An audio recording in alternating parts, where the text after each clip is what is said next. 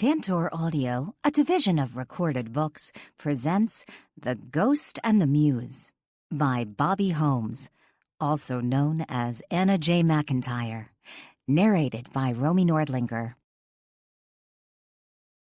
1. Steve Klein went fishing every Thursday evening. At least, that was what he led his wife Beverly to believe. On Thursdays, she played bridge with her girlfriends. She had missed the last 2 bridge nights because she had been out of town. What Steve had failed to tell his wife was that he hadn't been fishing for over 6 weeks. But here he was, after almost 2 months of skipping his weekly fishing night, sitting alone on the Frederickport Pier, fishing pole in hand, and cursing himself for leaving his thermos of decaf coffee sitting on the kitchen counter back at home. Had he remembered his coffee, he wouldn't have run into Carla at Pier Cafe. If he had just realized his oversight before pulling into the parking lot, he could have stopped somewhere else and picked up some coffee. He certainly wouldn't return home to grab his thermos. What would Beverly say? She'd wonder why he bothered returning home when it would be easier to buy takeout coffee on the pier. The bridge ladies had started showing up at his house before he had stepped onto his front porch. Beverly had practically pushed him out the door, which was one reason he had forgotten his thermos and had left it sitting on the kitchen counter. She had shoved the sack with the tamales Barron had given him into his hand and kissed his cheek, telling him to have fun. Steve had to admit, Beverly was a good wife and mother. Having the affair with Carla was nothing personal. It had nothing to do with his feelings for Beverly. In fact, it wasn't even about his feelings for Carla. He had no feelings for Carla. But a man had certain needs, Steve told himself. As long as he didn't neglect his wife or get some foolish notion to leave her for his mistress, then what was the harm? Steve congratulated himself for doing the right thing and breaking it off with Carla before things got awkward. The next time, it won't be someone in Frederickport, Steve told himself. Too close to home. I won't make that mistake again. He glanced over to the unopened sack and cup of coffee sitting on the pier next to his chair. His stomach began to grumble.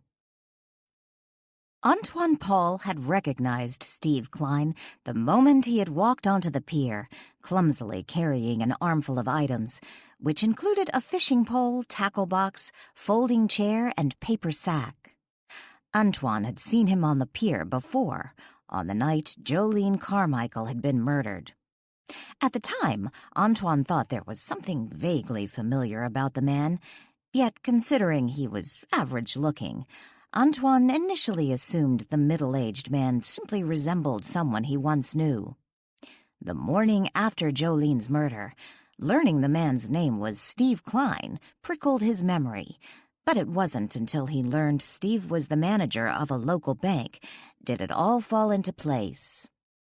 Naturally curious, considering he now knew who Steve was, Antoine discreetly shadowed the banker, watching as he entered Pier Cafe, and set what he had been carrying onto a bench in the front entry of the diner before he went up to the counter and ordered coffee. A waitress with rainbow-streaked hair took his order and didn't seem particularly friendly. In fact, she was downright hostile, and Antoine imagined she wouldn't be getting a tip. After placing the order and paying for it, Klein turned his back to her, waiting for his order. Antoine watched as the waitress went to pour coffee into a large styrofoam cup. He found it curious when her eyes darted to Steve, whose back still faced her, and then she hastily slipped something into his drink before securing the lid onto the cup. That alone would not have piqued Antoine's curiosity, but when Steve placed his coffee on the bench with his other items and then went to use the men's room, Antoine watched as the waitress quickly scurried from behind the counter and began going through Steve's belongings. From Antoine's vantage point, he could tell she removed something, but what exactly he wasn't sure. By the time Steve returned from the restroom, the waitress had disappeared into the kitchen. Steve collected his belongings, never knowing they had been tampered with. Steve sat on the folding chair under the moonlight, his feet propped up on the railing. Eyeing the styrofoam cup, he set his fishing pole by his side, its line still out in the water, and reached for the coffee. Antoine leaned back against the railing, the line of Steve's fishing reel just a few inches from his left elbow. With his arms folded across his chest, he looked down at Steve. "I wouldn't drink that coffee. She put something in it." Steve removed the lid from the styrofoam cup, but instead of taking a sip, he tossed the lid aside and set the cup back on the pier. He then picked up the sack and opened it, removing a foil package. Antoine reserved comment, yet continued to watch as Steve quickly ate the contents of the first foil packet and then the second. When he was done, he scrunched the foil into tight balls and shoved them back into the sack before picking up the coffee. Antoine began shaking his head. "I wouldn't do it. Really, you don't want to drink that." Steve quickly downed his first swig of coffee. Antoine surmised it must be lukewarm. Steve was about to take another drink when he suddenly froze, his hand gripping the cup so tightly it began to crumple. Antoine watched in fascination as Steve released hold of the now smashed cup, paying little notice to the fact it had just fallen onto his lap, the remainder of its contents spilling onto his pants and soaking his crotch. Steve began to cough, and then he gasped for air. He reached frantically for his tackle box and flipped open its lid.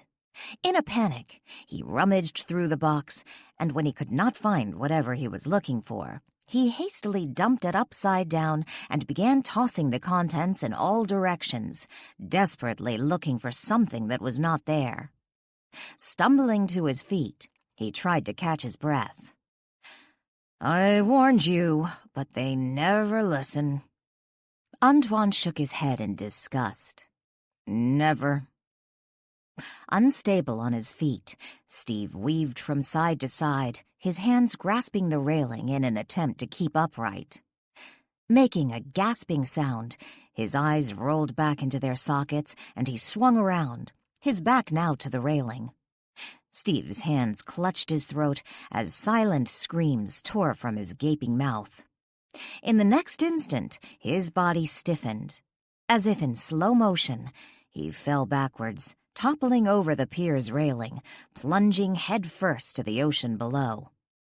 Casually, Antoine looked over the railing. He heard the splash as Steve's body hit the seawater. Shaking his head in disgust, Antoine continued to gaze down, the moonlight casting a golden glow on the rippling water. He couldn't see Steve. Antoine assumed he had simply sunk to the bottom, or he had already been washed out to sea. Turning from the rail, Antoine's gaze moved over the now empty folding chair and the scattered tackle. With a shrug, he stepped over the debris and made his way down the dock. As he walked, he reached up to his red bow tie and gave it a gentle tug, straightening it. Danielle had grown accustomed to seeing Walt wearing the fashions from his era, typically a gray or blue pinstriped three-piece suit circa 1920s. What she didn't know, he rarely gave much thought to his clothing, unless it was a dream hop, and then he would make it a point to dress for the occasion. But in his day-to-day life, or more accurately, death, his manner of clothing was simply a habit, wearing what he had normally worn when he had still been alive. Yet this evening, he was dressed more casually than what was typically his norm, wearing dark slacks and a white dress shirt, its unbuttoned cuffs casually pushed up toward his elbows. He lounged lazily on the parlor sofa, his stockinged feet propped up on the sofa's armrest, crossed at the ankles. "I can't say I'll miss the sound of that damn typewriter." Absently, he watched the smoke curl upward from his thin cigar. Danielle glanced up from the book she was reading and looked over at Walt. Watching him a moment, A random thought flashed through her head. Sitting there fidgeting with his cigar, dressed casually for his era, yet overdressed for her generation, considering the setting, he suddenly reminded her of a character from one of those old movies, his role being that of the handsome yet elusive bachelor. Pushing this silly thought from her head, she shrugged. I can barely hear it in my room. Walt flicked the cigar from his hand. It vanished. Then maybe you need to get your hearing checked. Danielle shrugged and closed her book, setting it on her lap. Hillary's visit has taught me one thing. Typewriters will no longer be allowed on the premises? Danielle laughed. Walt, no one uses typewriters anymore. I don't think that'll be an issue. Meeting her gaze, Walt arched his brows. What have we been listening to the last month? Okay. I mean, aside from Hillary, most people really don't use typewriters these days. Even writers. Well, at least I don't think so. If not outlawing typewriters, then what exactly has her visit taught you? Well, I prefer the short-term guests, those who stay for the weekend or the week at most. The fact is, even if it's someone I really like, after a few weeks under the same roof, they kind of get on my nerves. Walt didn't respond immediately. Instead, he stared expressionlessly at Danielle for a few moments before asking, Do I get on your nerves? Surprised by the question, Danielle stared back at Walt. After a moment, considering it, she smiled. No, actually, you don't. Walt cocked his brow. Why do you sound so surprised? I don't know. Danielle shrugged. I never really thought about it before. But no, you don't. Walt smiled. How about Lily? You know I love Lily. Walt laughed. That wasn't the question. Does she get on your nerves? After all, you two have been under the same roof for months now. Danielle fidgeted with a book on her lap. Well, that's different. How so? Walt sat up on the sofa, placing his feet on the floor, his eyes still on Danielle. She's like family, and with family, even if they sometimes get on your nerves, well, it's okay. What about me? Walt frowned. What do you mean, what about you? Do I get on your nerves? Walt smiled. All the time. Oh, you. Wrinkling her nose, Danielle hurled the book at Walt. It disappeared through his body and fell onto the sofa. Walt's laugh was interrupted by Hillary's voice at the open parlor door. Danielle! Oh, I'm sorry, I didn't know you had company. I didn't mean to interrupt, but I just wanted you to know I'm taking a little walk on the beach since this is my last night, and it's a full moon out. Danielle stared dumbly at the now empty doorway. She looked from it to Walt. Did she just say she could see you? Danielle stood up, rushed to the doorway, and looked into the hallway. Hillary was no longer there. Danielle stood there a moment, staring at the front door, before walking back into the parlor. Walt stood up. Is she still out there? Danielle shook her head. No, she already left. I didn't hear the door. Walt, she saw you. He chuckled. No, she didn't. She heard you talking to me and assumed you were in here with someone. With a frown, Danielle sat back down. It just seemed like she saw you. Don't be ridiculous. She barely looked in here, and considering the only light on is the reading lamp by your side, it's not really surprising she made that assumption. And if I was you, I'd let her continue believing someone was in here with you tonight. Danielle stood back up. Why do you say that? When she leaves here tomorrow, do you really want her telling people you regularly talk to yourself and occasionally fling objects around the room? Walt picked up the book from the sofa and handed it to Danielle. "By the way, that is no way to treat a book." Reluctantly, Danielle accepted the book and set it on the desk. "True, it's not the book's fault you're a brat." Walt laughed again. Max, who had been napping on the back of the sofa, lifted his head and opened his eyes. Yawning, he looked at Walt and meowed. Danielle turned off the reading lamp. "I think I'm going to bed now. Come on, Max." "You aren't going to wait up for Hillary?" Danielle walked to the doorway. "No, she has a key, and I'm exhausted." Together, Walt and Danielle made their way up the staircase, with Max reluctantly trailing behind them.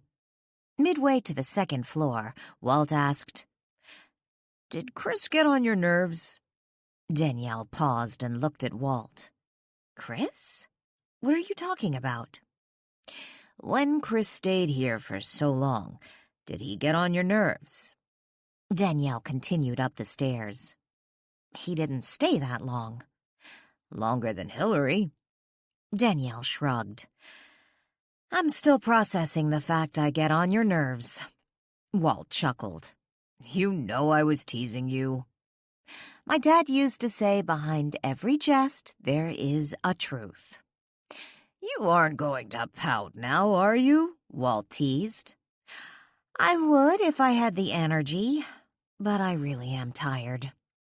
Danielle yawned. Just as they reached the second-floor landing, Lily stepped out of the bathroom, a towel wrapped around her recently shampooed hair. Wearing plaid pajama bottoms and a gray T-shirt, Lily paused in the hallway a moment and faced Danielle. "You going to bed?" Lily removed the towel from her head and briskly rubbed it over her damp, rusty curls. "Yeah, I'm exhausted. It's been a long day." Danielle nodded to Walt. "Walt's with me." "Hi, Walt." Lily glanced from where she imagined Walt stood to the closed door leading to Hillary's room. In a whisper, she said, "I guess Hillary will be leaving in the morning?" "You don't have to whisper," Danielle told her. "Hillary went out for a walk. But yeah, she told me earlier she wants to get on the road right after breakfast." Lily frowned and glanced back to Hillary's door. "Night, Lily." "Walt." Danielle yawned and walked to her bedroom. Flashing a weary smile in Lily's direction, Danielle opened her bedroom door. Once inside, she waited for her cat Max to join her before shutting the door again. Still standing in the hallway, Lily was just about to say something to Walt when she heard the door open and close in the attic. Glancing to the ceiling, Lily let out a sigh. She knew Walt didn't need to open doors to enter a room. It was simply his way of telling Lily he had left the second floor. Letting out a sigh, she walked toward her bedroom, yet paused by Hillary's doorway. Impulsively, Lily opened the bedroom door and looked in. Frowning, she gently shut the door. Glancing back to Danielle's room, she shook her head and muttered, "I don't know what you've been smoking." 2. Hillary had forgotten to bring along a jacket for her late-night stroll. Spring evenings in Frederickport tended to be chilly and damp. She didn't miss the jacket, nor would she have noticed the oversight had she not run into Heather Donovan. Pausing in front of Heather's house, Hillary watched as the young woman clad in a flannel bathrobe struggled to drag her trash bin to the curb. Instead of the pigtails she normally wore, Heather's jet-black hair fell straight past her shoulders, gently swaying from side to side as she made her way to the street. "I forgot, it's trash day tomorrow," Heather explained when she reached the curb and found Hillary standing there watching. "Looks like you remembered." "Yeah, after I was already in bed." Heather looked Hillary up and down. "What are you doing out in the dark? Aren't you cold?" "I'm checking out in the morning." Thought I'd get in one more moonlight walk along the beach. And why would I be cold? Heather frowned. You aren't wearing a jacket. She shivered. It's freaking freezing out here. Hillary shrugged. Maybe I'm not over those hot flashes. Hugging her robe tightly around her, Heather shivered again. I don't know about hot flashes, but I'm freezing. Have a nice walk. Heather turned toward her house and started back up the driveway. You will one day, Hillary called out with a laugh. Chuckling, she continued down the block several doors before crossing the street and cutting between two houses, making her way to the ocean. Hillary found herself alone on the beach under the moonlight, its glow casting a golden shadow over the water. Breathing in the salt air, she stood at the water's edge, looking out to sea. She wasn't sure how long she had been standing there before motion in the water, some distance from shore, caught her attention. Leaning forward and narrowing her eyes, she studied the stretch of rippling water illuminated by the moonlight. The shimmering path glimmered and sparkled, reminding Hillary of buoyant diamonds, a fanciful notion, but one that popped into her head. In the midst of those diamonds was what appeared to be the arms of a man swimming toward her, his feet kicking furiously behind him. With a steady stroke, he persistently made his way toward her. The moment he reached the shore, he stumbled from the water and stood upright. By his expression, it was obvious he was surprised to find someone standing on the beach, watching him. Hillary's eyes widened. She recognized the man. Steve Klein? What in the world are you doing out swimming at this time of night? And do you always go swimming in your clothes? Steve stared at Hillary. At first he hadn't recognized her, but it was Hillary Hemingway, the mystery writer staying at Marlow House. He had initially met her after she had first arrived in town, when she had come into the bank and needed some assistance in transferring funds. He'd seen her around town a few times, the most recently less than 2 weeks earlier, when he'd seen her at Pier Cafe the night Jolene Carmichael had been murdered. I fell off the damn pier. Isn't that obvious?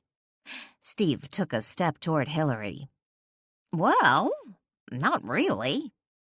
Hillary glanced up the beach in the direction of the pier. Are you saying you swam all the way down here? Why didn't you just swim up to shore by the pier?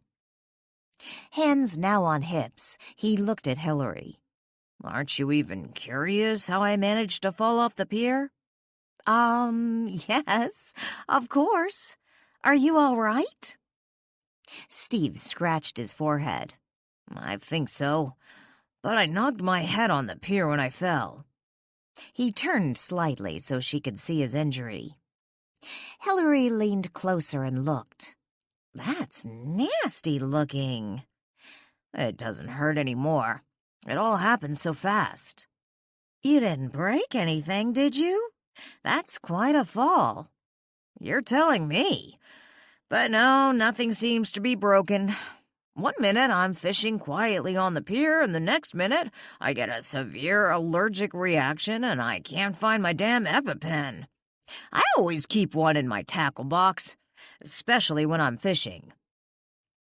Hillary frowned. Why, especially when you're fishing? I'm allergic to shellfish. It's a pretty bad allergy. Sometimes just handling shellfish can cause me a problem. Hillary arched her brow. You've a severe allergy to shellfish, and you were fishing? On the pier in the ocean? He shrugged. Well, it's only shellfish, and while I've had a couple mishaps before, I always had the EpiPen. It's not like I'm fishing with shrimp. So what happened? Hands still on his hips, he turned to face the pier, shaking his head. I just finished eating my tamales. drank some of my coffee, and then, well, it just hit. I couldn't breathe, and the next thing I know, I'm falling off the damn pier. Hit my head.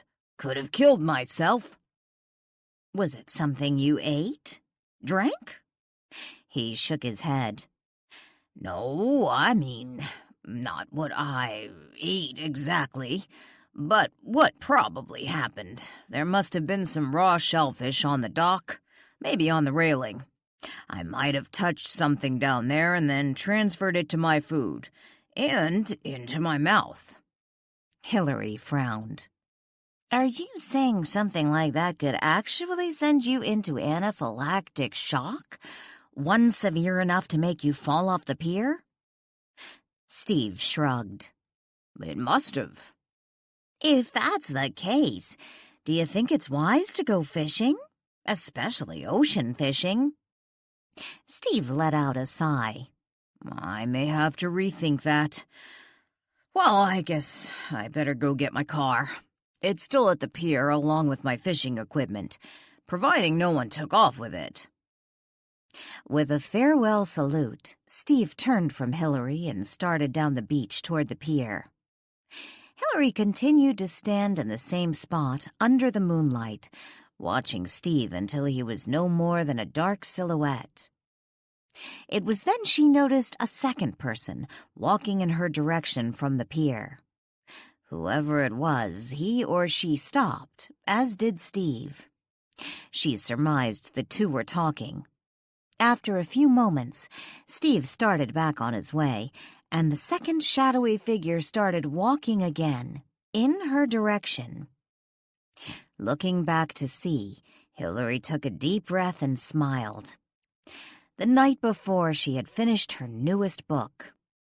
She had already tucked the manuscript into her briefcase. After she returned to Vancouver, Washington, she would have it typed up, using a word processor so she could do the rewrites on the computer. While it was true she used a manual typewriter when writing her first draft, she'd never consider making tedious rewrites using the typewriter. She often led people to believe she never used a computer, which she felt better fit her image, that of a serious, old-school writer. Her thoughts shifted from the tools of her craft to the source of her inspiration, her muse. If she wanted to get technical, the term muse was somewhat misleading. A muse was typically a female. Her muse was definitely not a female.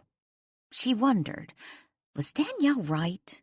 Was she really a clairvoyant, and the regular appearance of her muse was nothing more than her clairvoyant gift, showing her real events in her dreams, giving her clues that might help her solve over a dozen cold cases?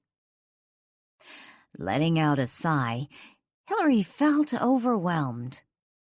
She had promised Danielle she would try remembering her past dreams and pay closer attention to the faces of the killers, and perhaps use that information to help local authorities solve the old crimes. Yet the truth was, Hillary didn't really want to get involved. After all, how would she explain her information to the police? The more she thought about it, the more she didn't want to have anything to do with playing real-life detective. She could recall what it had been like when the police had once brought her in for questioning, suspecting she might have been involved with the past murders, because why else did she know what she did?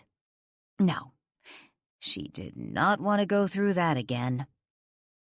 Turning from the ocean, she glanced back toward the pier. She could no longer see Steve in the darkness, but the second person, the shadowy form who had minutes earlier been talking with Steve, stepped into view. Hillary's eyes widened when she saw his face. Without thought, she asked with a gasp, "What are you doing here?" "Hillary? Seriously?" he groaned. "What are you doing here?" "Oh, never mind. I know the answer to that question." "You know who I am?" she asked in surprise. Well, of course. Haven't we known each other, 10, 11 years now? Confused, she shook her head in denial. This doesn't make any sense.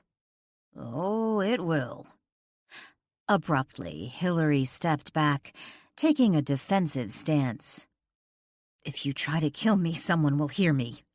I can scream very loud, and we're not that far from a house. I imagine I could scream loud enough for someone at the pier to hear me. He laughed sardonically. Seriously? That's what you're thinking? Turning from her, he continued his walk down the beach, away from her, away from the pier. Perplexed, she watched him for a few moments and then called out, "Wait!"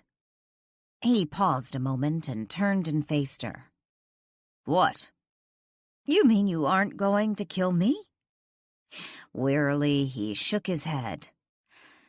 Now I understand why it never worked. You were never the right one to help me. What are you talking about? It really doesn't matter now. You don't care that I recognized you? She asked. He shrugged and turned away again. You don't care that I saw you kill her? She called out, unable to resist asking the question. Pausing a moment, he turned back to face her again and smiled. Not particularly. She stared at him for a moment before asking, Who are you? What's your name? He smiled again. Do you know that's the first time you've ever asked me that question? In all these years, you never asked. Antoine Paul. I'm Antoine Paul. Antoine Paul? The name meant nothing to Hillary. Shoving his hands into the pockets of his black dress slacks, he turned from Hillary again and proceeded to walk down the beach, leaving Hillary Hemingway staring at his departing form with a look of confusion on her face. 3. Danielle overslept on Friday morning.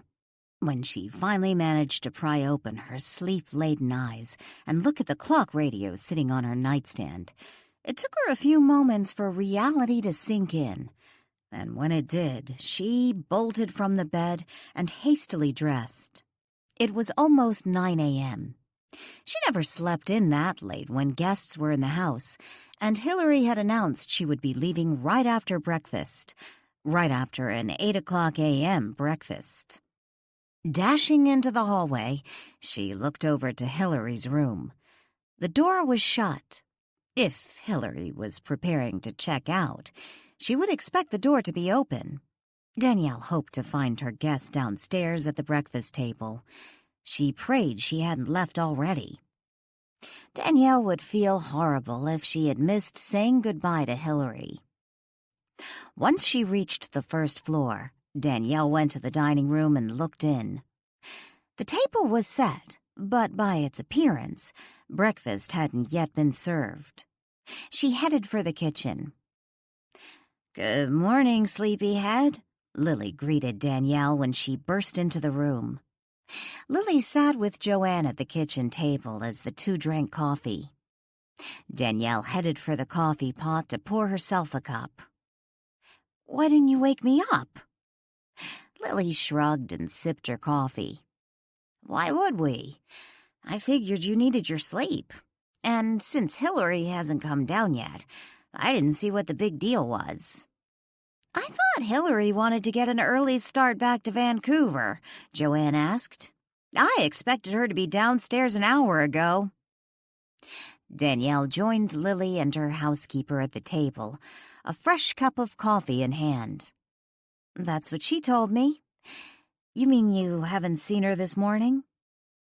Her door was still shut when I came downstairs, Lily said. Maybe she got in late last night. Danielle sipped her coffee and then paused. She looked at Lily. She did come back, didn't she? Lily frowned and set her cup down on the table. About that, I don't know what the heck you were talking about last night, but Hillary was sleeping soundly in her room when you went to bed last night. Danielle shook her head and frowned. No, she wasn't. I was in the parlor when she stopped by to tell me she was going for a walk. Did you see her leave the house? Lily asked. No, but I just assumed she did. When I walked out into the hall, she was already gone. She must have changed her mind and came back upstairs and went to bed. Who knows, maybe Hillary's a sleepwalker. All I know, when I looked in her room after you went to bed, she was sleeping. I don't know anything about Hillary going out last night, Joanne said. But don't you think one of you should wake her up? She did say she wanted to get on the road early. From what she told me yesterday, she intended to leave by now. Danielle stood up. You're probably right. I'll get the bacon on. Joanne stood. You don't have to come upstairs with me, Danielle told Lily as the two headed to the second floor. I just wanted to tell you I thought you were losing it last night, Lily said in a low whisper before giving way to a mischievous giggle. Why didn't you tell me she was in her room last night? I didn't know until after you went to bed. Lily shrugged. Why did you look in on her anyway? Danielle stepped onto the second floor landing. I don't know. Being nosy, I guess. You know she never locks her door. Lily followed Danielle to Hillary's room. I noticed that. I always lock my bedroom door, at least when there are guests in the house, Danielle confessed. Me too. Together, the two women stood outside Hillary's bedroom door. Danielle knocked. No response. Danielle glanced to the bathroom across the hall from Hillary's room. Its door was open and the light was off. Hillary was obviously not in the bathroom. Danielle knocked again, this time louder. No response. Wow, I didn't realize Hillary was such a sound sleeper, Lily said. Danielle knocked again, even louder. When there was still no response, she gingerly turned the doorknob and pushed the door open. She peeked inside. The morning sunlight streamed through the window. The curtain had not been closed the night before.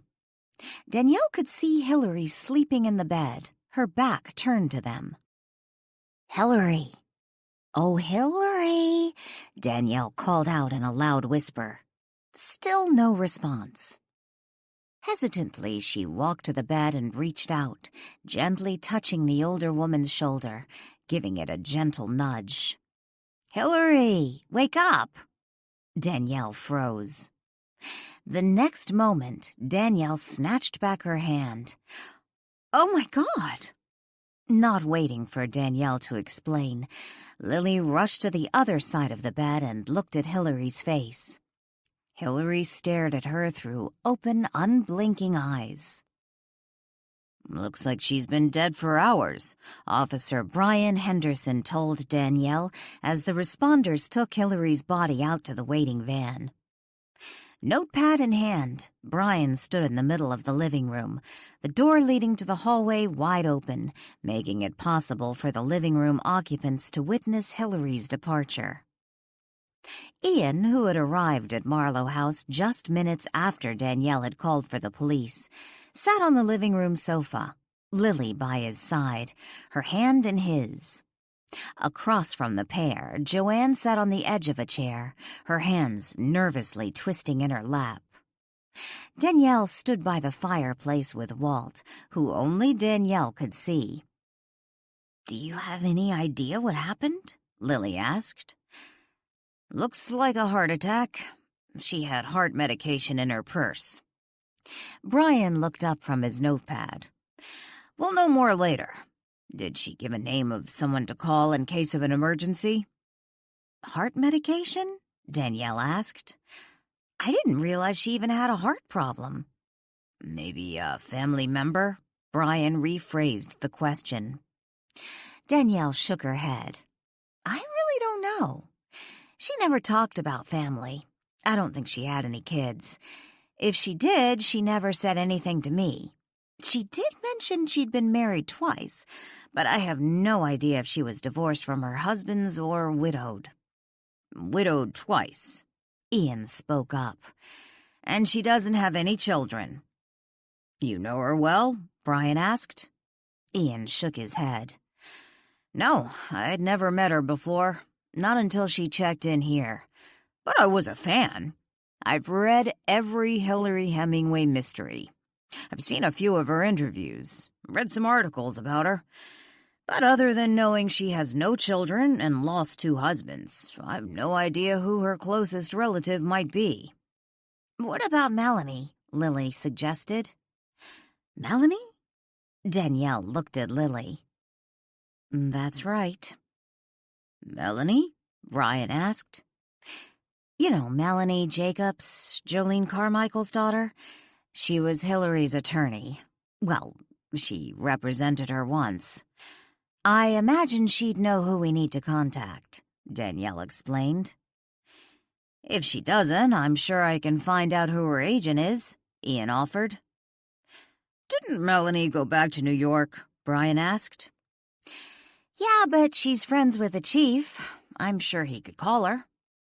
Brian nodded and jotted something down in his notepad. He then looked up.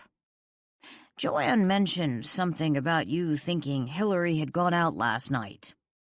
Oh, that was just a misunderstanding, Danielle said quickly. I thought she had gone out, but she must have gone back to bed. And died, Brian mumbled, again jotting something down on the paper. Hillary did see me last night, Walt said suddenly. Danielle looked over at Walt, her expression questioning. Last night when she came into the parlor, she saw me. That was Hillary's spirit we saw last night.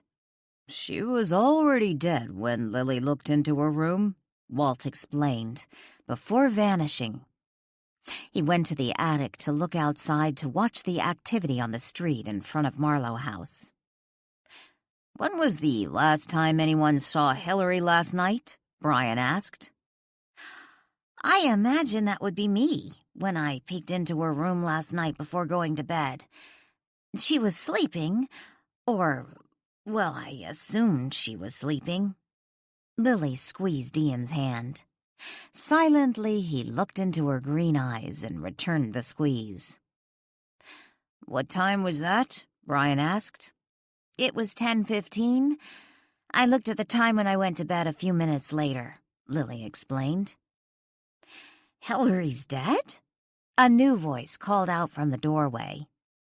They all turned to face the new arrival. It was Danielle's neighbor, Heather Donovan.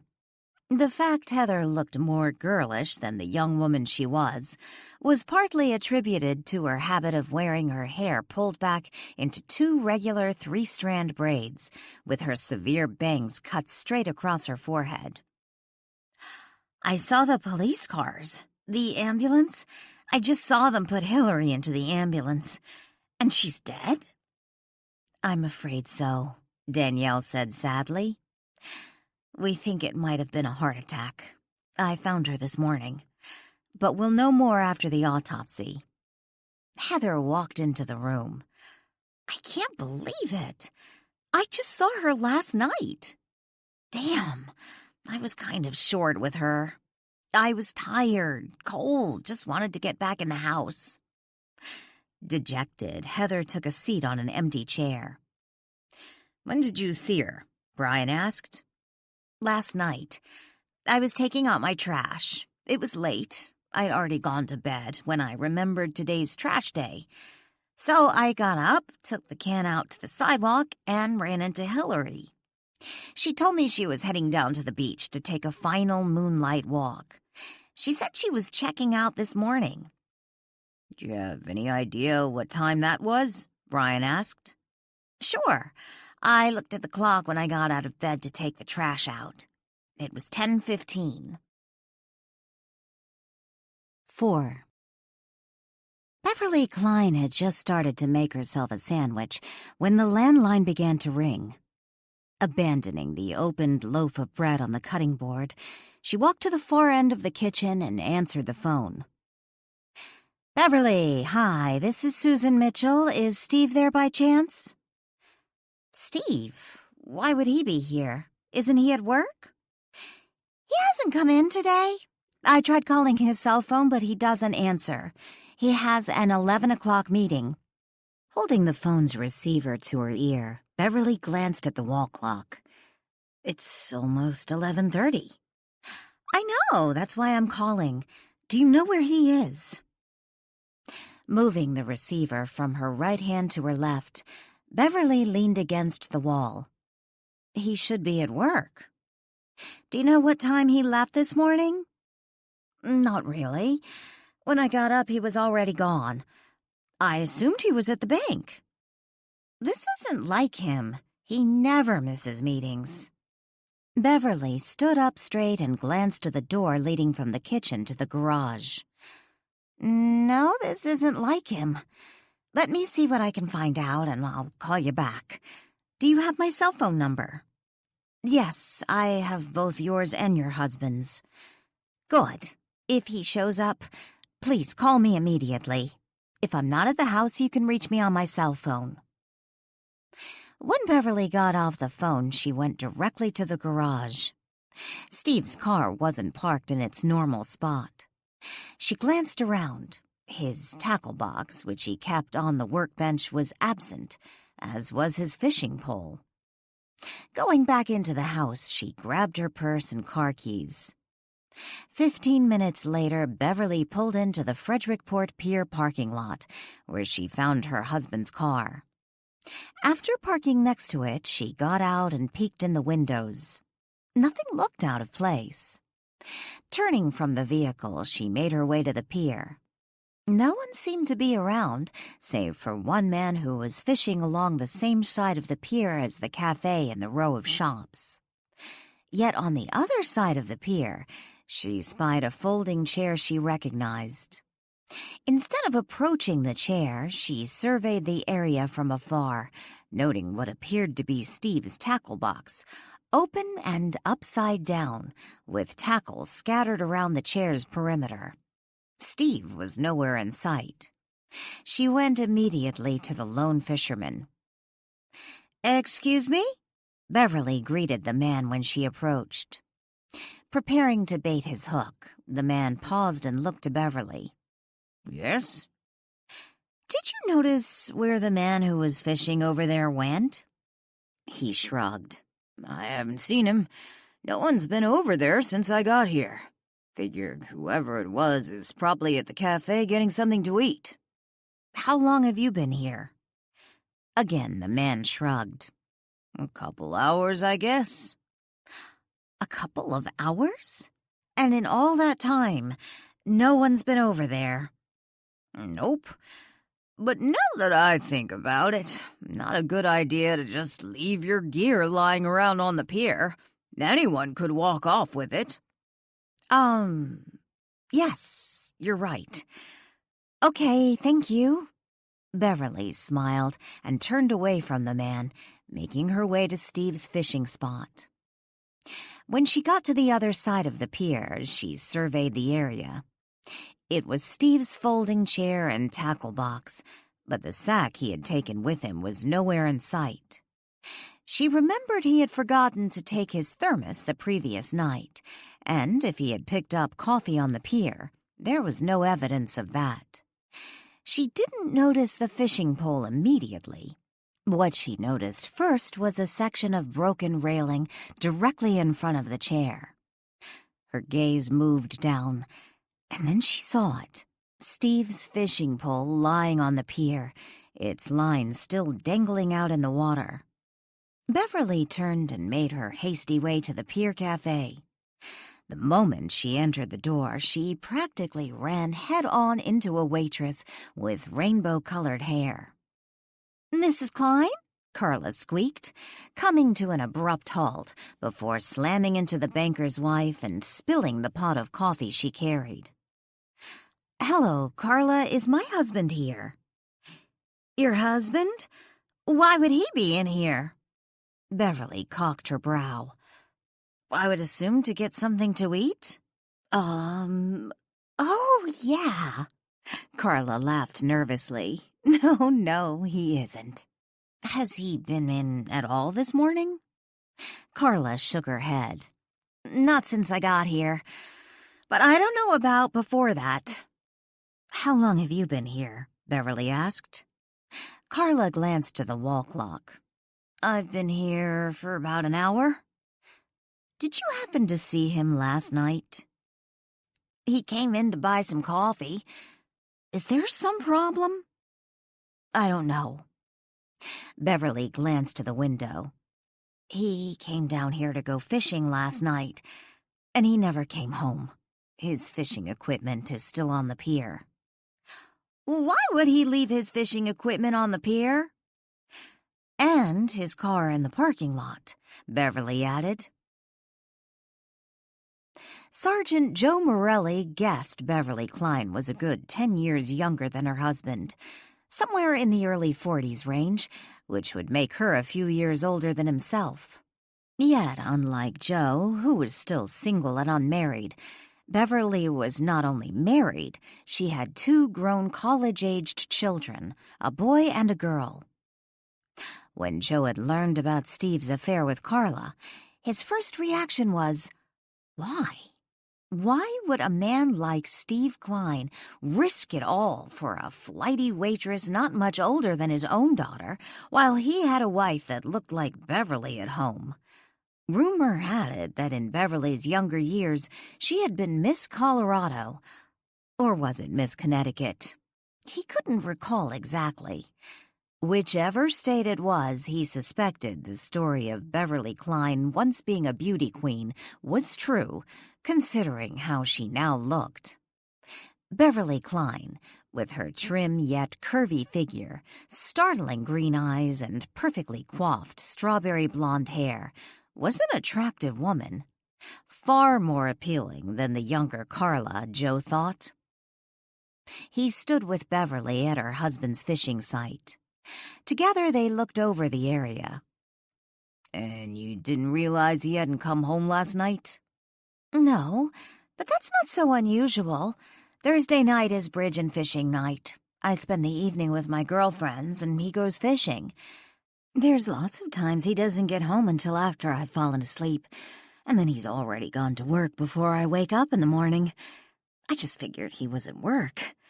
I didn't realize anything might be wrong until Susan from the bank called me, looking for Steve after he missed a meeting. When I went into the garage, his car wasn't there, and neither was his tackle box. He never leaves that in his car when he comes back from fishing. He always keeps it on the workbench in the garage. When I didn't see that tackle box this morning, I just knew he never came home last night. Hands on hips, Joe looked at the upside-down tackle box, its lid askew and its contents scattered along the wooden pier under and around the folding chair. When Beverly leaned down, preparing to right the box, Joe reached out and grabbed her wrist, stopping her. No, I don't want you to touch anything.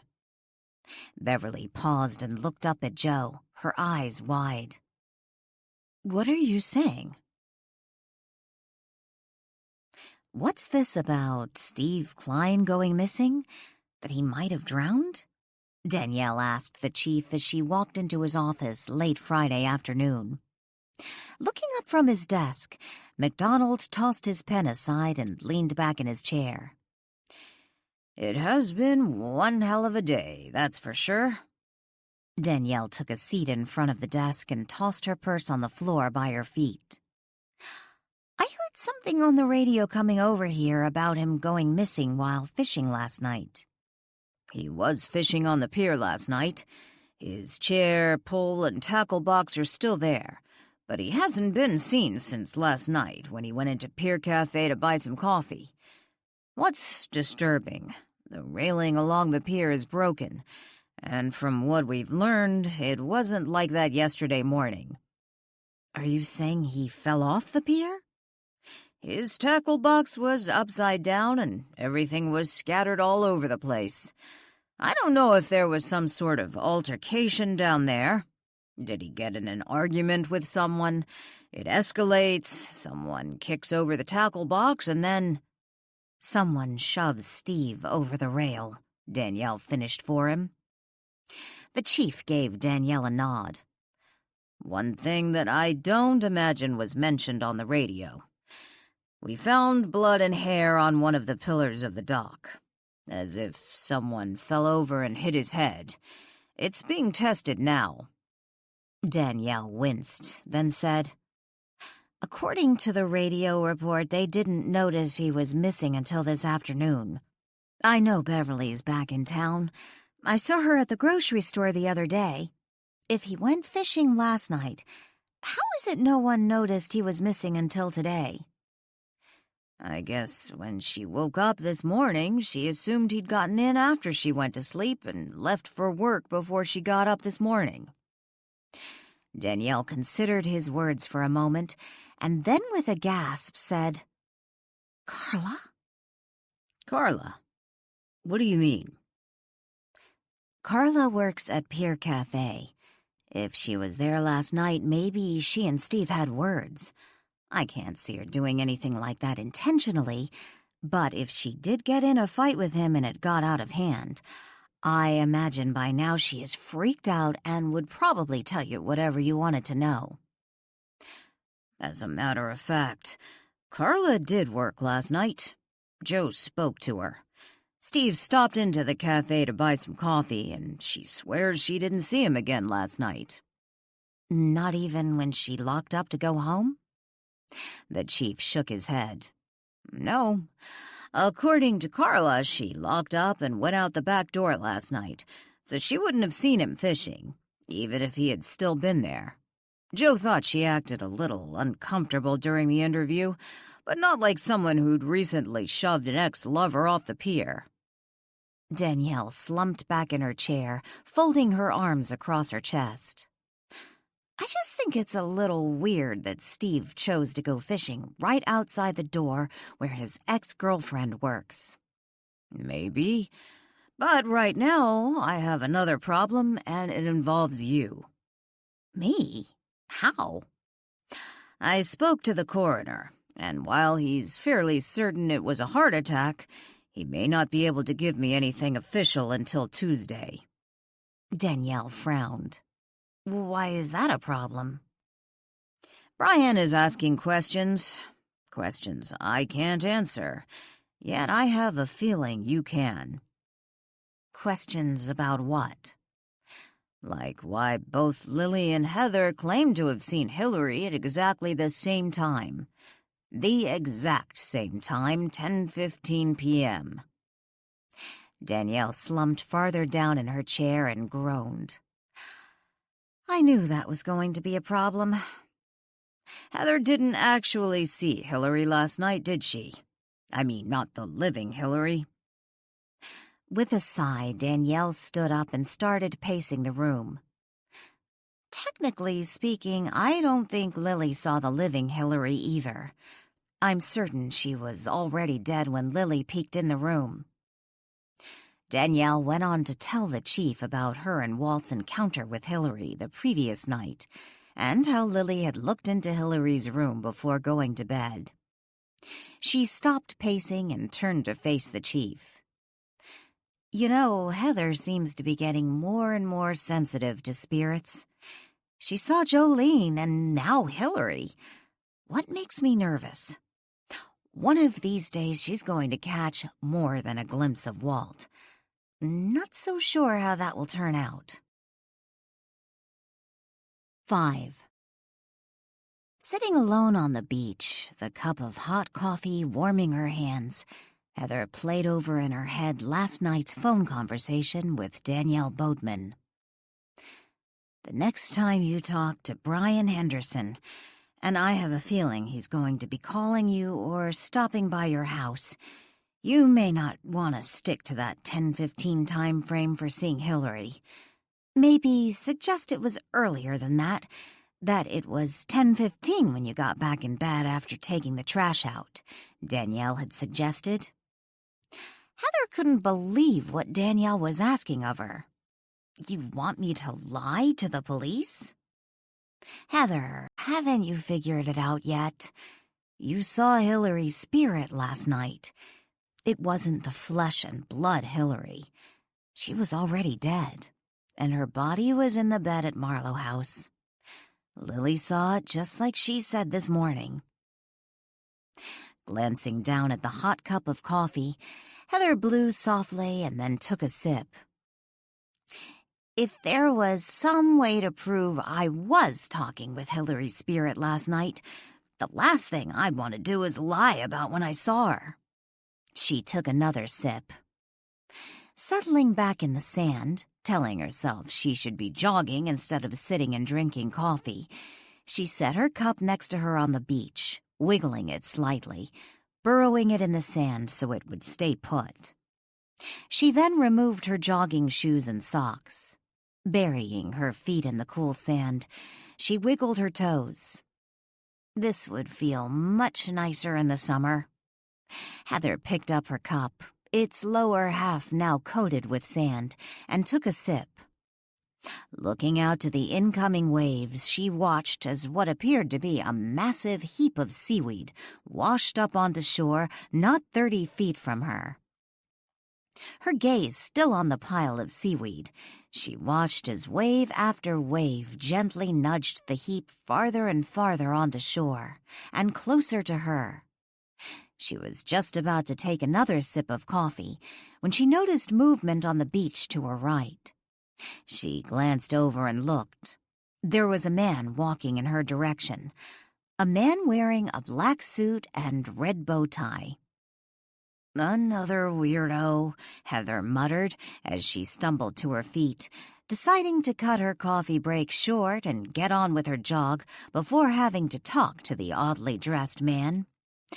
Oddly dressed for a stroll on the beach. Just as she stood and started to toss out what remained of her coffee, she glanced back to the heap of seaweed and noticed something sticking out of it. "Oh, crap!" Heather cried out. She looked to the man walking in her direction and shouted, "Quick! It looks like a body!" Dashing to the seaweed, Heather looked down and discovered she had been correct. There, tangled in the massive sea foliage, was the bloated body of Steve Klein, and by the way the back of his head looked, it appeared as if he had been hit in the head. When she looked back to the approaching man, she discovered he was no longer there. What the... Heather looked around and then promptly dug her cell phone from her pocket. "I'm giving up jogging," Heather told Brian later that morning. She sat on a bench along the boardwalk and watched Steve's body being loaded into the waiting van. "If that would cut down on the number of bodies we've been finding on the beach lately, then I'm all for that," Brian mumbled as he jotted something down on his notepad. "No, I'm serious." She sounded serious. "This is just getting ridiculous. Dead bodies, ghost ships.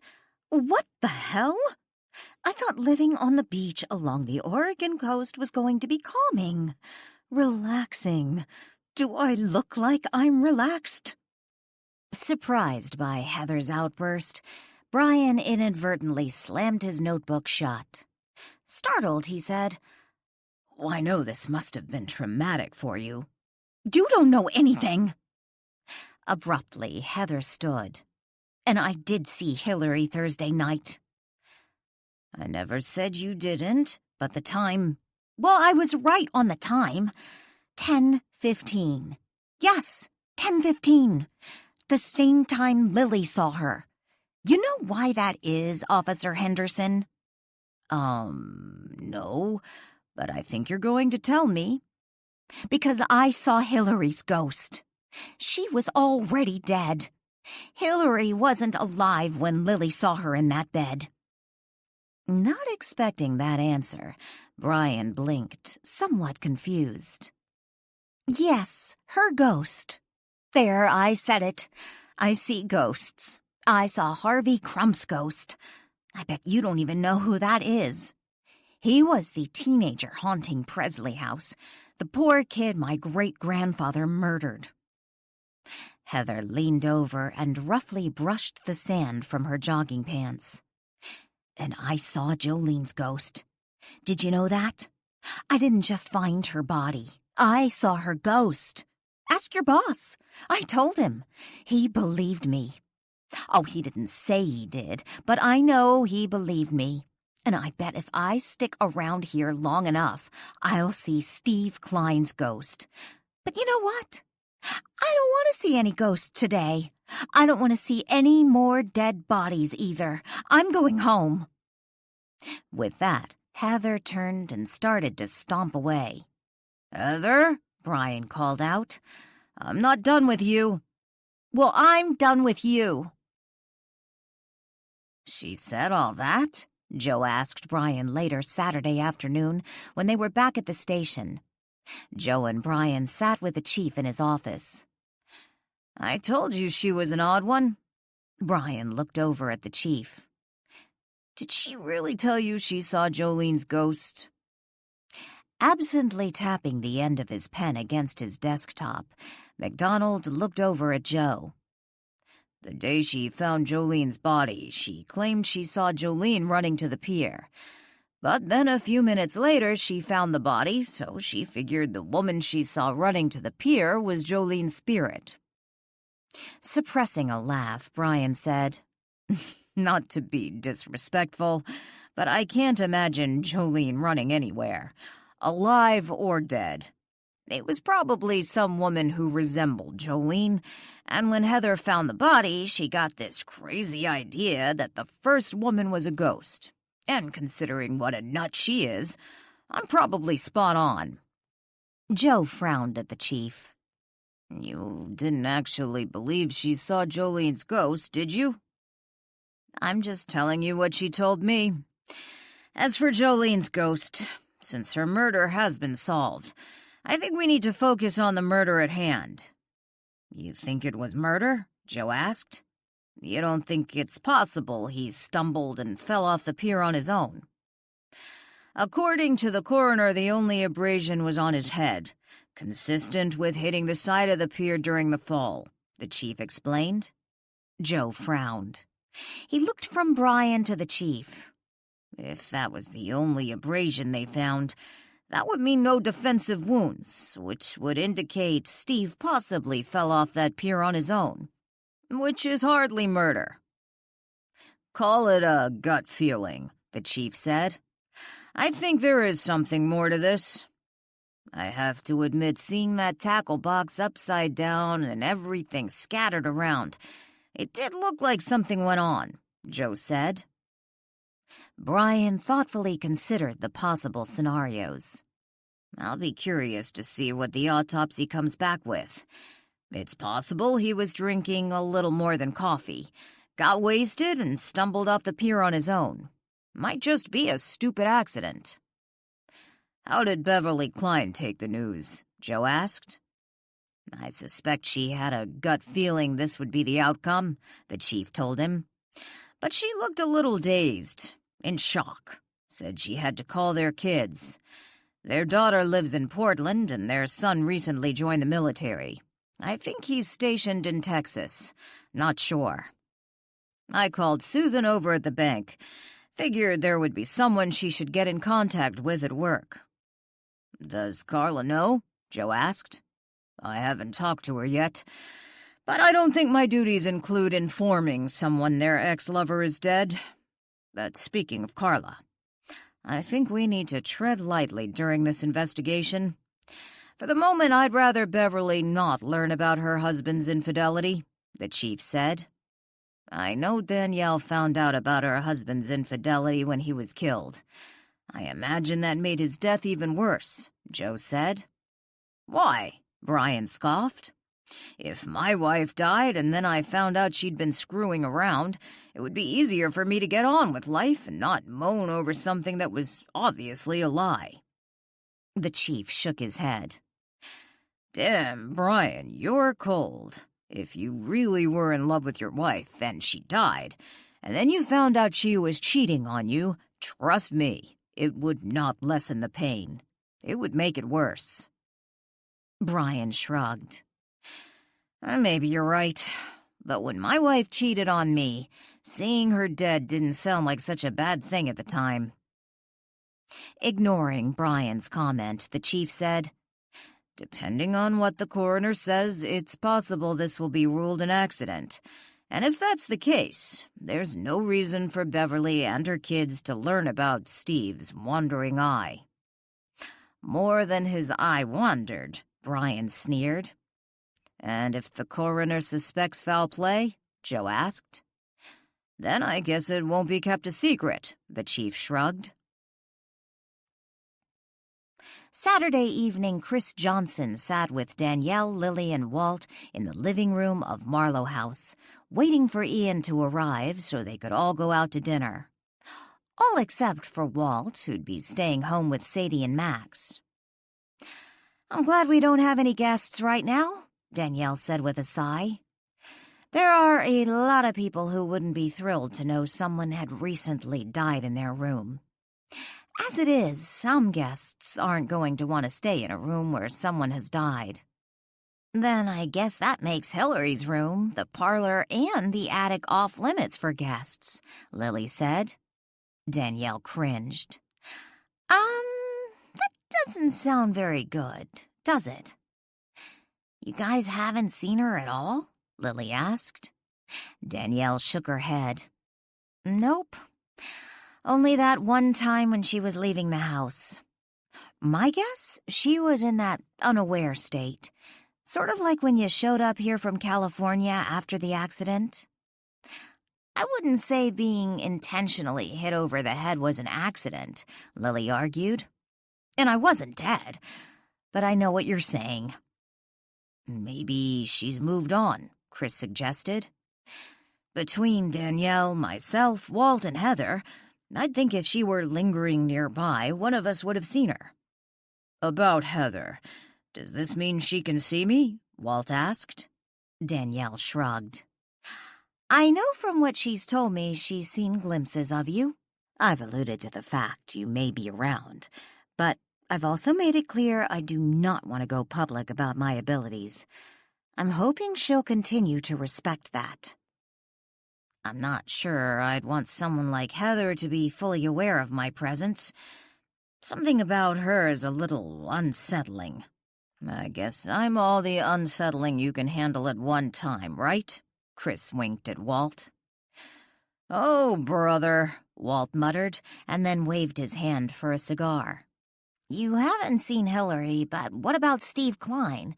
Do you think his spirit is still lingering? Lily asked. I haven't seen it, but maybe I will when we go over there tomorrow, Danielle said. Chris looked curiously to Danielle. Why are you going over there? Lily and I are going to take a casserole over to Beverly and give her our condolences. 6.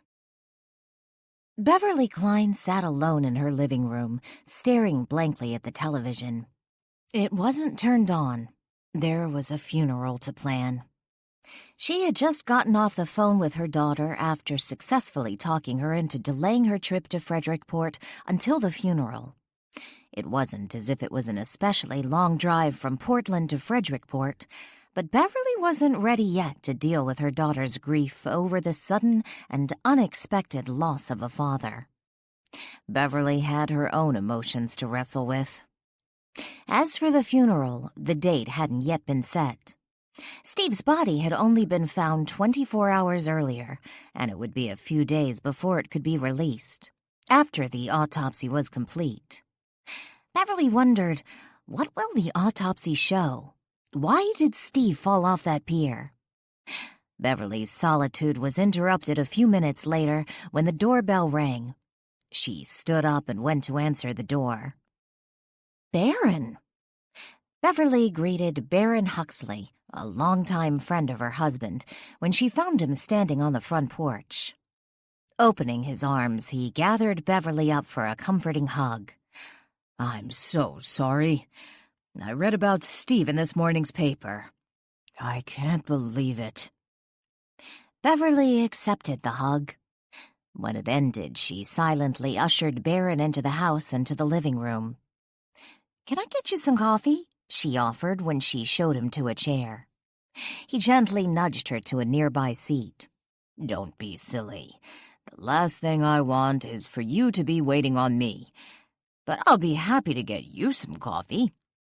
I want you to know, if you need anything, I'm here for you." Now sitting, Beverly smiled sadly and patted Barron's hand, which lingered on her knee.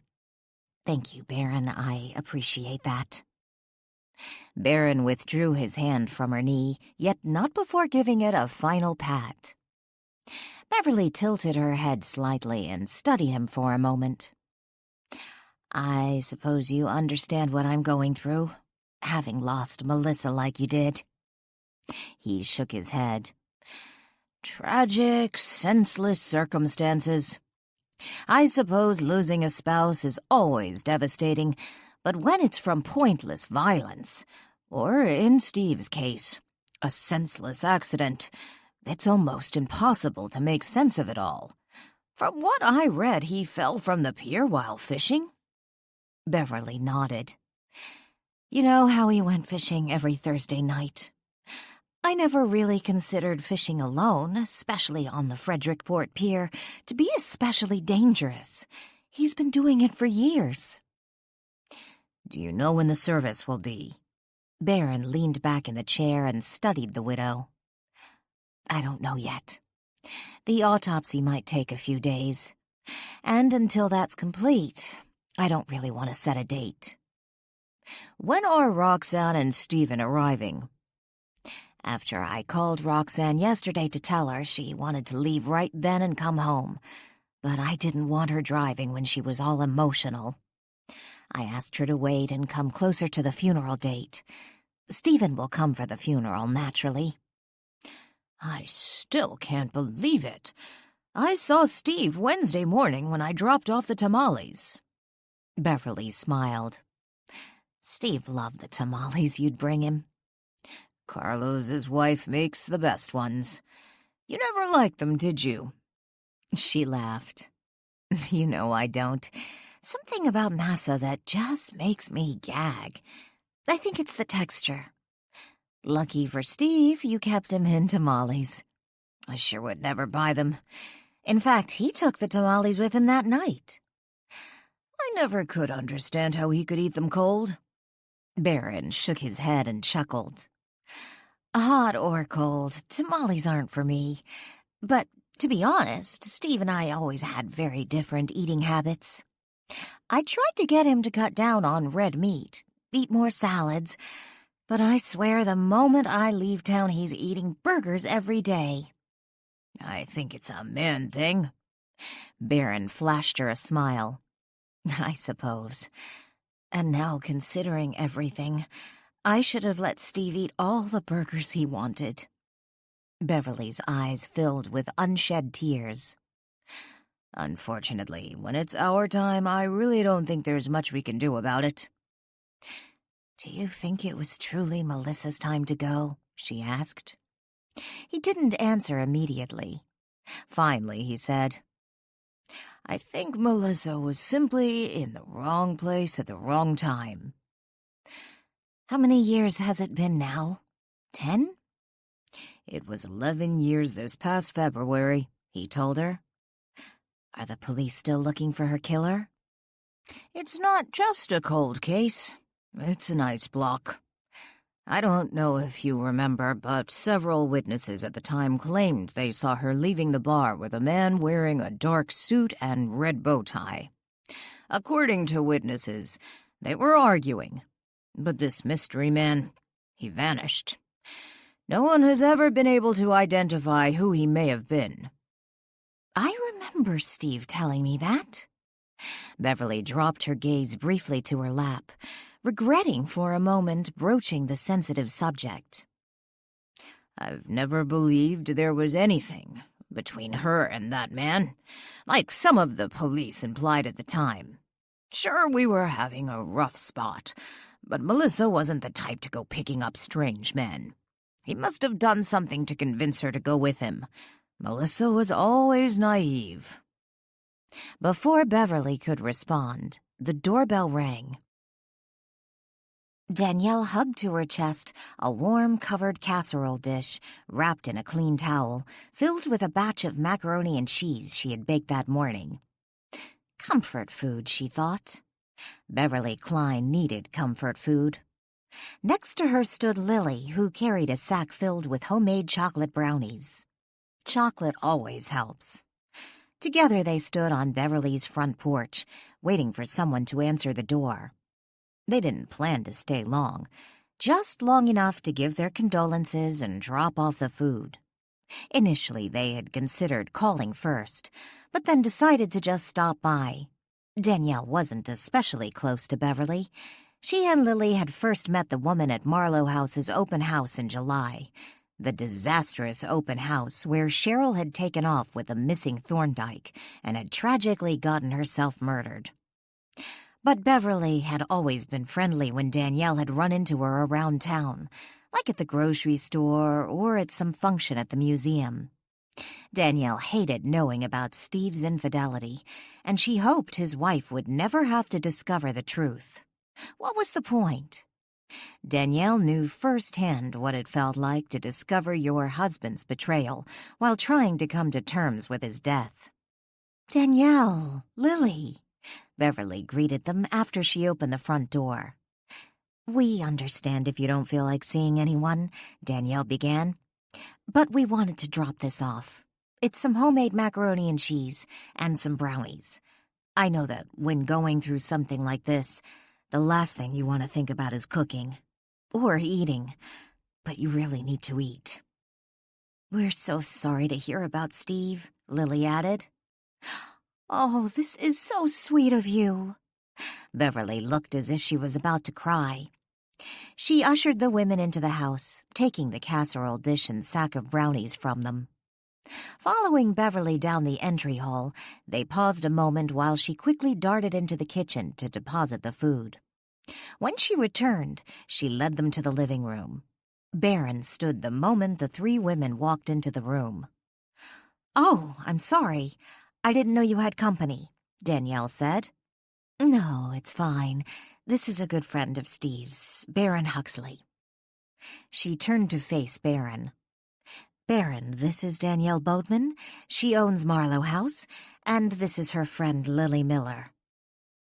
After a brief round of hellos and nice-to-meet-yous, Lily and Danielle took a seat on the sofa while Beverly sat back down in the chair next to Baron. "If there's anything you need, please let us know," Danielle said. "If you need a place for any of your family to stay, I'll be happy to let them use a room at Marlow House. No charge, of course." "That's so sweet, Danielle. I really appreciate the offer. But to be honest, I'm not really sure when the funeral will be. I don't want to plan anything until after the autopsy, and they release Steve's body." Danielle glanced toward the doorway leading to the hallway and asked, "Are your kids here?" "No, but they'll be here for the funeral. Roxanne wanted to come right away, but I didn't want her driving right now. She was so upset." Danielle frowned. "I thought you had small children." Beverly smiled. "No, not so little anymore, although they'll always be my babies. Roxanne is 21 and lives in Portland. Stephen is in the Army stationed in Texas." "Oh my, I had no idea your kids were that old. I just assumed they were in grade school," Danielle told her. "You look way too young to have college-aged kids," Lily added. Beverly smiled. "Why, thank you. But at the moment I feel every year of my age." "Times like this, people often say they know what you're going through," Danielle began. "They're just trying to be helpful, I suppose. In some ways, I guess I know a little of what you're going through, because I lost my husband in a car accident over a year ago. But even then, I have no idea what you're going through. We all grieve in our own way. And I imagine right now you're probably feeling something akin to shock, trying to process it all. But if you ever need someone to talk to, you can call me." Beverly smiled sadly at Danielle. "Thank you. I appreciate that. I remember Steve telling me you had lost your husband." She turned briefly to Barron and said, "Barron here is a widower. I suppose in some ways it helps to know that there is life after such a loss. You both have done it." There was a moment of awkward silence.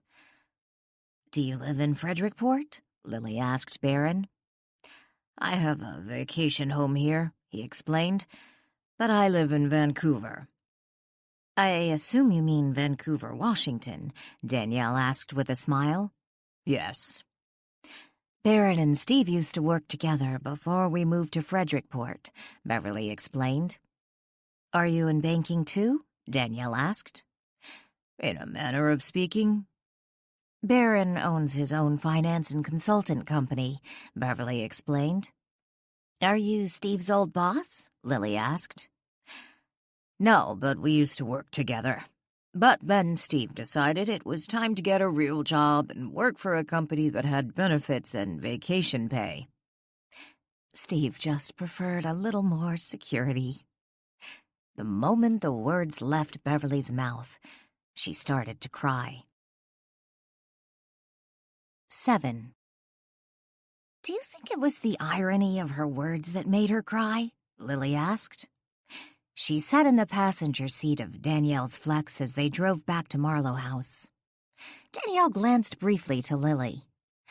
"How so?" "You know, the thing about Steve wanting security, which implies playing it safe, planning his future. Then here he goes and gets himself killed, falling off the pier while fishing. Either that or it just hit her that she's a widow. That friend of Steve's was sure good looking for an older guy." "How old do you think he is?" Lily asked. "I don't know. Late 50s, I guess. He has great hair. Why don't all men let themselves go gray like that? What was it that my mother used to call it? Oh, yeah, a silver fox. He was that." "I was sort of surprised he was in financing." Lily reached up and adjusted the sun visor. "Why did his line of work surprise you?" "He's built pretty good for a man of his age. Solid, nice shoulders, arms, like he's in construction." "I think he's a little old for construction," Danielle said. "I know, I just meant his build. And from what I could see, he had a nice tan. He's solid, like he's used to manual labor. Although I imagine if I inspected his hands, they're probably all soft like a baby's bottom, considering those slacks he was wearing and that designer golf shirt." Danielle laughed. "He had nice gray eyes, too." "Yes, he did. Sexy." "And did you notice how they were always on Beverly?" Danielle asked. "What are you saying?" "I don't think he was there just to offer his condolences. I got the impression he was staking an early claim, getting there before anyone else." "Danielle, why would you say that?" "Beverly said he was a good friend of Steve's and had just learned about Steve's death this morning. I certainly don't think the first thing he'd think about is jumping the widow." Danielle laughed. "Oh, Lily, so naive." Lily frowned over at Danielle. "Why do you say that?" "I remember once my mother telling me that after her father died, a number of Grandpa's friends hit on Grandma, and I'm talking about married friends. Mom said that often happens to a woman when a husband dies. I didn't really take it seriously. Not until Lucas died." Turning in her seat, Lily faced Danielle. "Are you telling me some of your married friends hit on you after Lucas died?" "Yep. I would have been totally shocked had I not remembered what my mother had told me. Beverly is an attractive woman, and I imagine she'll encounter more than one of her married friends making a pass. At least with this Barron guy, he's not married. At least I don't think he is. She mentioned he'd lost his wife, and she didn't say anything about a current wife, and I didn't see a ring, so at least it won't be quite as sleazy. Still sleazy if you hit on a vulnerable widow before her husband is laid to rest, even if a guy is single. Danielle shrugged, her eyes still on the road and her hands steering the wheel. "So, who were they?" Lily asked. "Who was what?" "The married guys who hit on you." Danielle tossed out 2 names, and Lily gasped. "Why didn't you ever tell me? Is that why you dropped out of that book club?" "Well, I didn't have time to read for any book clubs back then, with Lucas suddenly gone and me trying to deal with the business. But I certainly didn't feel comfortable sitting around discussing books with a couple of women whose husbands dropped by my house uninvited to offer their condolences in what they hoped would be the most intimate way." "I hope they didn't stop by at the same time," Lily teased.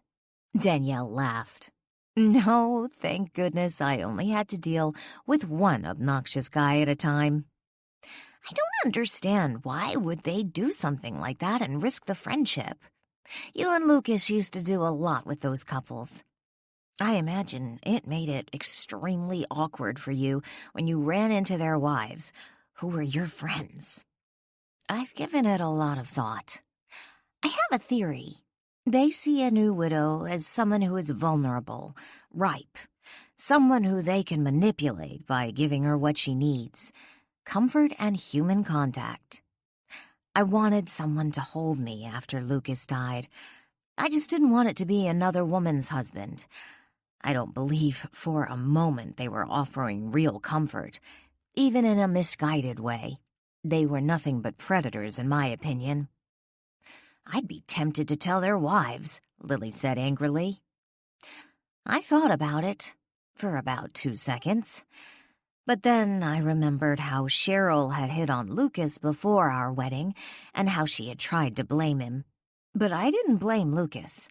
I blamed Cheryl, and it caused a bigger rift in our relationship. I thought she really was the one at fault. She was, that time. Lucas really was innocent. But my point is, chances are those women would not have believed me. Their husbands would have probably made up some story about how I hit on them, and then I wouldn't just lose them as friends. They would hate me. No, it was better to just pull away. That really sucks." Just as Danielle turned onto Beach Drive, she spotted a man walking on the sidewalk. Something about him looked familiar. She slowed down and glanced up in the rearview mirror. "Did you see him?" Danielle asked. Lily looked out the back window. "See who?" "There was a man walking on the sidewalk. I swear he looked like Hillary's Muse." Lily rolled down the window and looked up the street where they had just come from. "I don't see anyone. If he really is a ghost like you suspect, maybe you really did see something. You suppose he's haunting the neighborhood, looking for Hillary's spirit?" Danielle parked the car along the street in front of Marlow House. She quickly got out of the vehicle and looked back up the street. She didn't see anyone. "There's no one there now, but I swear I saw something. Someone." Heather Donovan stood at the bathroom mirror staring at her reflection. She had just removed the rubber bands from her hair and combed out the tangles, leaving her jet-black hair smooth and straight, falling past her shoulders. Why can't anything go right for me? Heather asked herself. I've tried to be a good person. I've tried to make amends for past sins. Turning from the mirror, she walked from the bathroom, flipping off the light on her way out. In the hall, her calico Bella greeted her, weaving in and out around Heather's feet. Stopping for a moment, Heather reached down and scooped up the cat, taking her in her arms as she headed to the living room. Sitting on the coffee table was the laptop computer. It mocked her. The book she had promised to write was never going to get written. At first, she wanted to blame her failure on Danielle.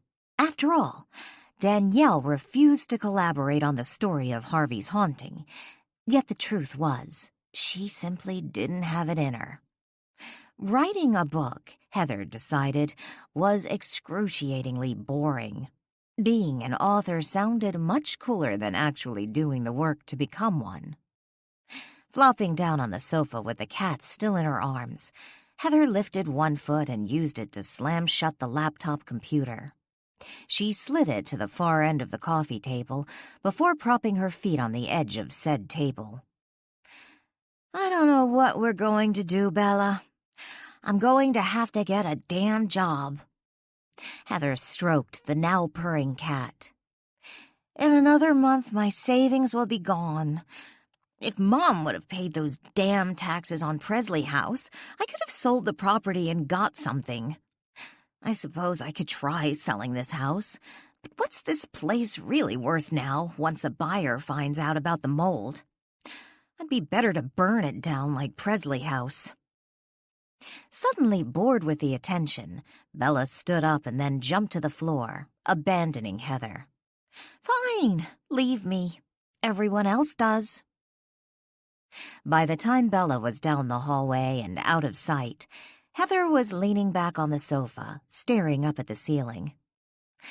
"What is the point in all this? Why couldn't it have been me that died in my sleep instead of Hilary Hemingway? Maybe she was an old woman, but at least she had something to live for. What do I have?" Letting out a dejected sigh, she lifted her head from the back of the sofa and proceeded to stand up. Just as she did, she glanced to the living room window, its blind wide open. To her surprise, there was a man looking through the glass pane. He stood in her flower planter just outside the window, staring in. Heather let out a scream. He was right there! Standing in her front yard, Heather pointed to the flower planter under her living room window. Sergeant Joe Morelli stood next to her and looked down into the planter. "I don't see any footprints, and none of the flowers are smashed. Are you sure that's where he was standing?" "Are you calling me a liar?" she shrieked. "No, but maybe he wasn't standing in the planter." "He was standing in the planter. I saw him. He was the same man who was down on the beach when I found Steve Klein's body. Of course, then he couldn't be bothered to help. Now he turns into some freaking peeping Tom and starts looking into windows." With a sigh, Joe took out his notepad and pen. "Okay, can you give me a description of what he looked like? How old do you think he was? How tall? Any distinguishing marks you might have noticed? Anything that might be used to identify him?" "I guess he was about your age. Not really sure how tall he was. Average, I suppose. Not short, but not tall. He had dark hair. Oh, and dark eyes. I noticed that. Kind of an olive complexion. Nice looking. Or at least he would have been had he not been looking in my window. What kind of sicko does that?" "And you say you saw him on the beach yesterday?" "Yes, and he was wearing the same thing he was wearing yesterday. I can understand wearing the same thing 2 days in a row, but a suit and red bow tie to the beach?" "What kind of suit?" Heather shrugged. "Black suit with a white shirt and this goofy red bow tie. Such a nerdy thing to wear." "You sure this was the same guy you saw yesterday?" Joe asked. Heather looked at Joe as if he had just said the most stupid thing in the world. She rolled her eyes, exaggerating the gesture. "You honestly believe there are 2 guys walking around the neighborhood wearing a black suit and red bow tie? Seriously?" Joe shrugged and jotted down a note, and then closed the notepad. "What are you going to do?" "We'll keep an eye out for this guy. I'll see if there's anything out on someone who meets that description. While technically it is illegal for someone to be going onto private property and looking into people's windows, It's not really that uncommon here. Tourists are always checking out potential rental houses and often assume something is empty when they look in. I doubt this guy is dangerous, but we'll see what we can find out." Heather expelled a frustrated growl and turned abruptly from Joe, making her way to her front door. "You people are useless. Utterly useless." 8. The room had been closed up like a tomb since they had found her body. Other than Hillary's purse, which had been rummaged through on Friday morning in search of emergency contact information, nothing else had been disturbed. The only information the purse had offered up was proof Hillary had a heart condition, if the medication she was taking was any indication. Joanne wasn't coming back to work until Friday. On Friday, she would clean the room and change the sheets. But Danielle couldn't leave the room untouched until then. She needed to pack up Hillary's belongings and send them. Send them where? She wasn't sure yet. And so Danielle found herself on Monday morning standing at Hillary's now open doorway, looking into the room and dreading the task at hand. Why am I always left to sort through a person's belongings after they've moved on? Danielle asked herself, thinking of how that task had fallen to her after her parents' death, and Cheryl's. Of course, this time it was only one room, yet still it was not something she wanted to do. Telling herself to stop being a wimp, Danielle marched into the empty room and went straight to the window. What this room needs is some fresh air. She attempted to open the window, yet its rusted latch refused to budge. Prying and pushing had little influence over what now appeared to be a stubbornly stationary object. Danielle let out a curse and then heard Walt's voice. "You need a little help?" The latch suddenly unlocked and the window flew open. Danielle leapt back in surprise. With a laugh, she turned from the now open window and faced Walt. "Thanks," she said with a smile. "No problem." Walt glanced around the room. "Are you packing up Hillary's belongings?" "Yeah. You haven't seen her, have you?" Walt shook his head. "Not since she left the house on Thursday night." Danielle walked to the bed and proceeded to pull off the sheets, dropping them in a heap on the floor. I sort of expected her to return. She obviously had no clue she was dead when we saw her. I wonder, is she just wandering around, or has she moved on? "Each of our journeys is different, Danielle. Hillary is traveling her own path. She'll get to where she needs to go." You sound like a philosopher now. Danielle tugged the pillows from their cases. "Would you like me to help? I could pack Hillary's things. I'm quick." Danielle laughed at Walt's offer. "No, thanks. I remember how you packed Cheryl's suitcase." Walt shrugged and took a seat at the desk chair. He glanced down at the typewriter. "I won't miss that." "I'm sort of sad I have to send that back. I'm tempted to ask her estate if I can buy it from them." Danielle picked up the linens and blankets now on the floor and tossed them on the center of the bed while neatly piling the pillows next to them. "Why in heaven's name would you want that annoying machine and its clacking keys? Your laptop is much quieter." "Oh, I don't want to use it. I thought it would look good in the library. Sort of a tribute to Hillary. After all, she wrote her last book here, on that typewriter." "A nice promotional gimmick." Danielle paused and looked at Walt. She scrunched her nose. "True, but that's not why I want it. Poor Hillary is dead." Walt shrugged. "We're all going to be dead someday. I already am. Actually, I think it's a good idea. You should ask to buy it. It's not like you're asking them to give it to you.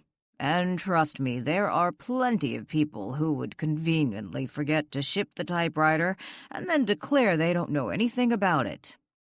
"That would be just wrong." Before Walt could respond, Danielle's cell phone beeped. She had an incoming text message. Removing her cell phone from her pocket, she read the message and then looked up to Walt. That was from the chief. He got the addresses from Melanie where to send Hillary's belongings. I'm going to go ahead and box them up and then take them to the post office. The sooner I get this done, the better. Even the typewriter? Yeah, even the typewriter. I think I have some boxes in the attic. Let me get those for you. In the next moment, Walt vanished. Flashing a smile to the space Walt had occupied just a moment before, Danielle walked to the dresser. Before she had a chance to open the first drawer, her cell phone rang. It was Chris. "What are you doing?" he asked. Holding the cell phone to her ear, Danielle glanced around the bedroom. She sat down on the edge of the unmade bed. Getting ready to pack up Hillary's things. Walt went to get me some boxes from the attic. Handy to have a ghost around the house. It can be. Danielle smiled. I was wondering if you wanted to go out to lunch with me. We could stop at the post office first and send Hillary's boxes. Sure, lunch sounds good, and I could use some help wrestling with the boxes. What are you doing about Hillary's car? I guess her estate is having someone pick it up. I'm not mailing that. Danielle and Chris sat together at Pier Cafe. Carla had just brought them their order. She wasn't her normal talkative self. I think Carla's taking Steve's death hard, Danielle whispered after the waitress left their table. She looks like she's on the verge of tears. Chris picked up his French dip. It's hard enough to deal with losing someone you care about, but to have to hide your grief? Well, I feel sorry for her, even though I don't approve of what she and Steve did. Chris shrugged. We never know what goes on behind closed doors. You mean, like what Steve's marriage was like? That and all of it. We don't know what brought Carla and Steve together, or why Steve didn't just leave his wife. People are complicated. Relationships are complicated. Who am I to judge? Danielle paused and looked up from her plate. You think I'm judging? Chris shrugged again. A little, but that's okay. We all do it to some extent. And I know where you're coming from, considering what you went through with your husband. True. Danielle took a bite of her chicken salad. In the next moment, Heather Donovan walked through the diner's doorway. Danielle stopped eating a moment and looked Heather's way. The young woman, her hair pulled up on top of her head and haphazardly secured with a clip, glanced around the diner, looking for some place to sit. Heather's here. Can we invite her to sit with us? Danielle asked in a whisper. Sure. Chris took a bite of his French dip. Danielle called out to Heather. She looked their way. Danielle waved her to the table. Reluctantly, Heather approached. I don't want to interrupt anything, Heather said when she reached the table. Don't be silly. Join us, Danielle said as she scooted over to make room. When Heather sat down, Chris said, And I'm treating. You don't have to do that. Heather sounded out of sorts.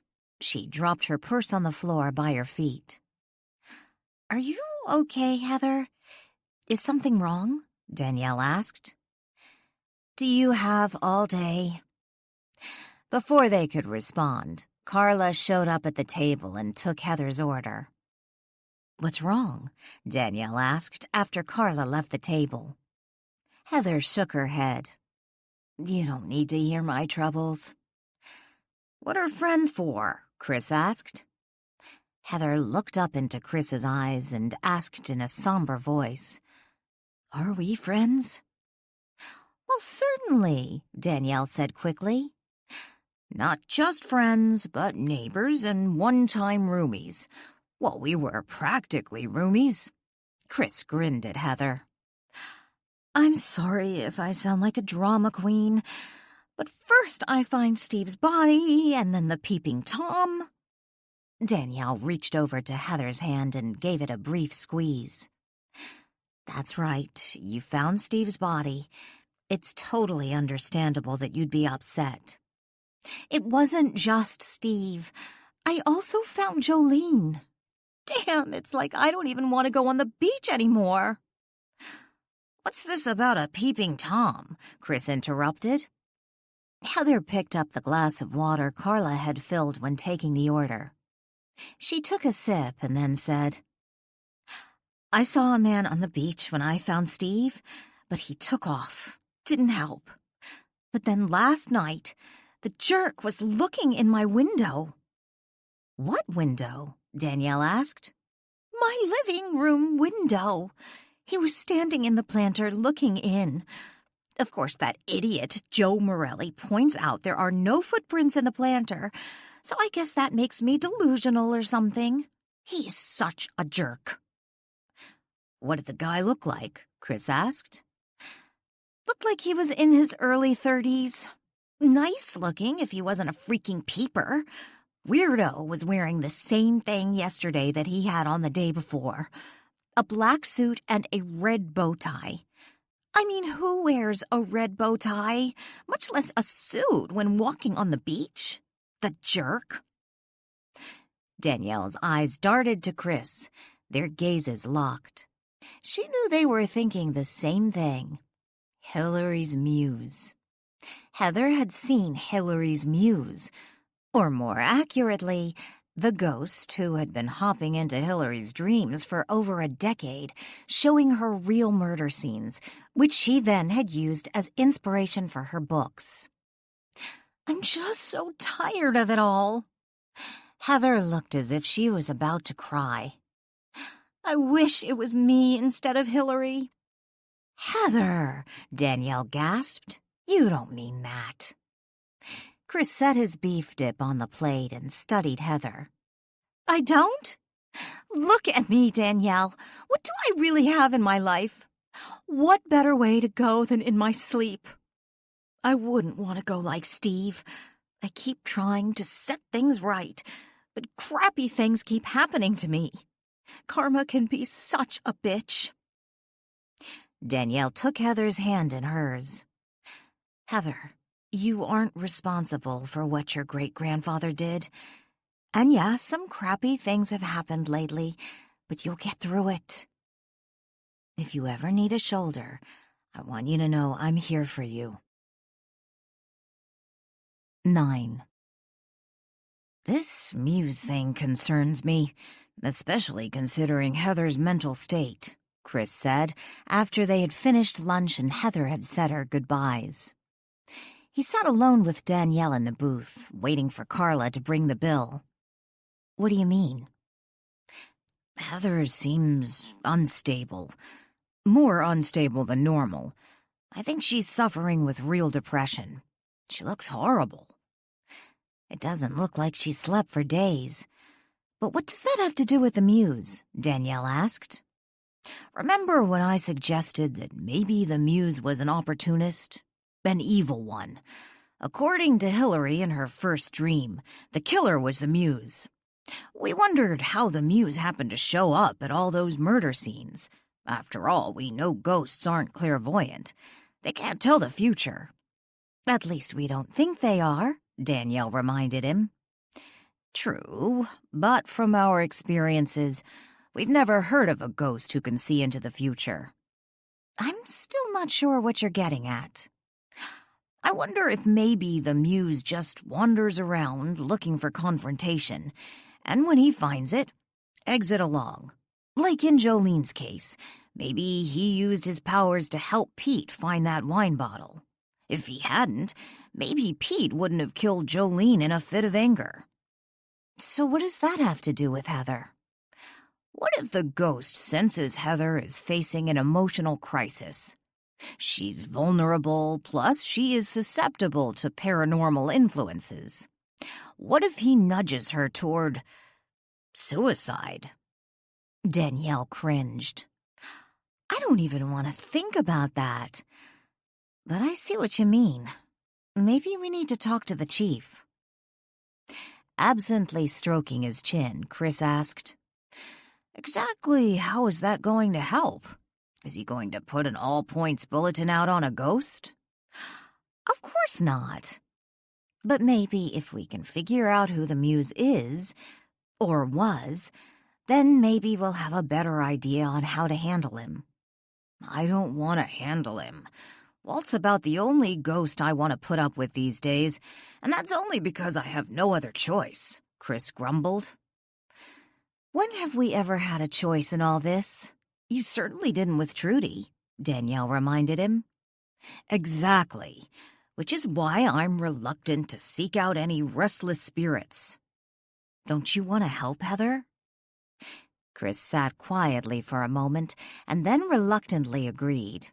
"I suppose we don't have a choice.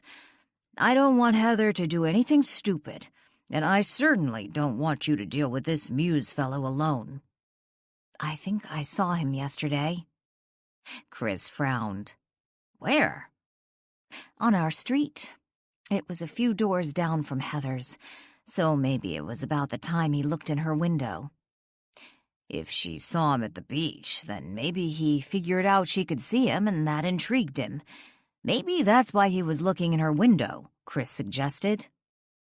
Before Danielle could respond, Carla came to the table. "I think I changed my mind," Chris said when Carla handed him the bill. "What, you want me to pick up the tab?" Danielle teased. Chris grinned. "No, I'm paying." Chris handed the bill back to Carla. "But I've decided I want dessert. Apple pie. Warm it up and add a scoop of vanilla ice cream, please." Carla, who seemed to be only half present mentally, took back the ticket and then looked at Danielle. "You want something?" Danielle sighed. She considered the question for a minute. "I probably shouldn't." "Give her a hot fudge sundae, extra fudge, no nuts," Chris instructed. After Carla left the table, Danielle chuckled. "I think you know me too well, but I really shouldn't." "Ah, screw it. Life's short, and you can afford a few extra calories." "Not really." Danielle sighed again. "You look great to me." Just as Carla returned to the table with the desserts, the diner door opened. It was Adam Nichols. The minute Adam walked into the diner, he spotted Danielle and Chris and headed to their table. "That looks good. I think I'd like some pie, too," Adam said. "But first, bring me a cheeseburger." Without invitation, Adam sat down on the booth's bench next to Danielle, forcing her to hastily scoot over toward the wall. "Hello to you, too," Danielle half-heartedly grumbled as she dragged her dessert to her end of the table, yet not before Adam grabbed the spoon and helped himself to the first bite of the ice cream. When he started to take a second bite, Danielle snatched the spoon from Adam. "No double dipping." Danielle looked at the spoon and then realized she didn't have a clean one. Adam laughed. "Sorry, that was bad of me." Adam stood up and snatched a clean spoon from the next booth. He handed it to Danielle. "You aren't sorry." Danielle took the spoon. Across the table, Chris chuckled and scooped up a bite of pie. "True, but are my germs really that scary?" Adam asked with a faux pout. Danielle scrunched her nose at Adam. "Seriously? I don't even want to imagine what kind of stuff you've picked up." Adam frowned and then slumped back in his seat. "I wish you were right. Sad to say my life is boring." "Have you heard from Melanie?" Chris asked. "Nah, but I didn't really expect to." "How come? I thought you two had something going on. I like Melanie. I think she's good for you." "Lord, Danielle, now you're starting to sound like Grandma," Adam groaned. Danielle shrugged and took a bite of her sundae. "At least I figured you'd be talking to her about her mother's house. I thought she was going to list it." "She isn't ready to sell yet. I don't think she knows what she wants to do with it. I sort of got the idea she wanted to move back to Frederickport, Danielle said. Adam shrugged. She talked about it, but I don't think she was serious.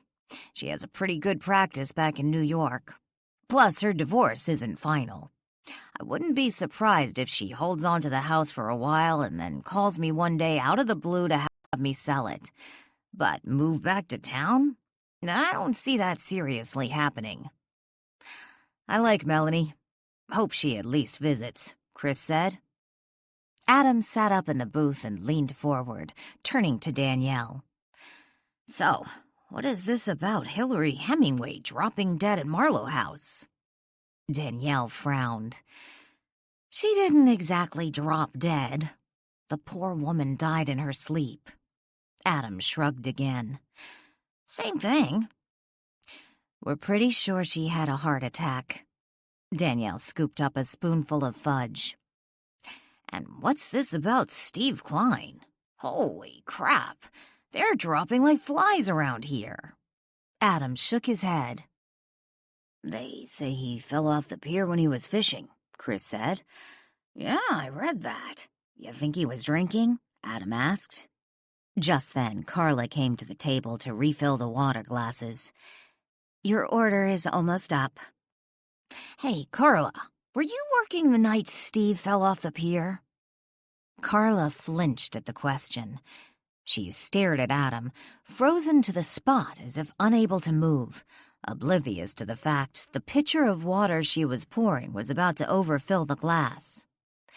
Adam reached out and grabbed the pitcher, tipping it upright just as the water began to spill onto the table.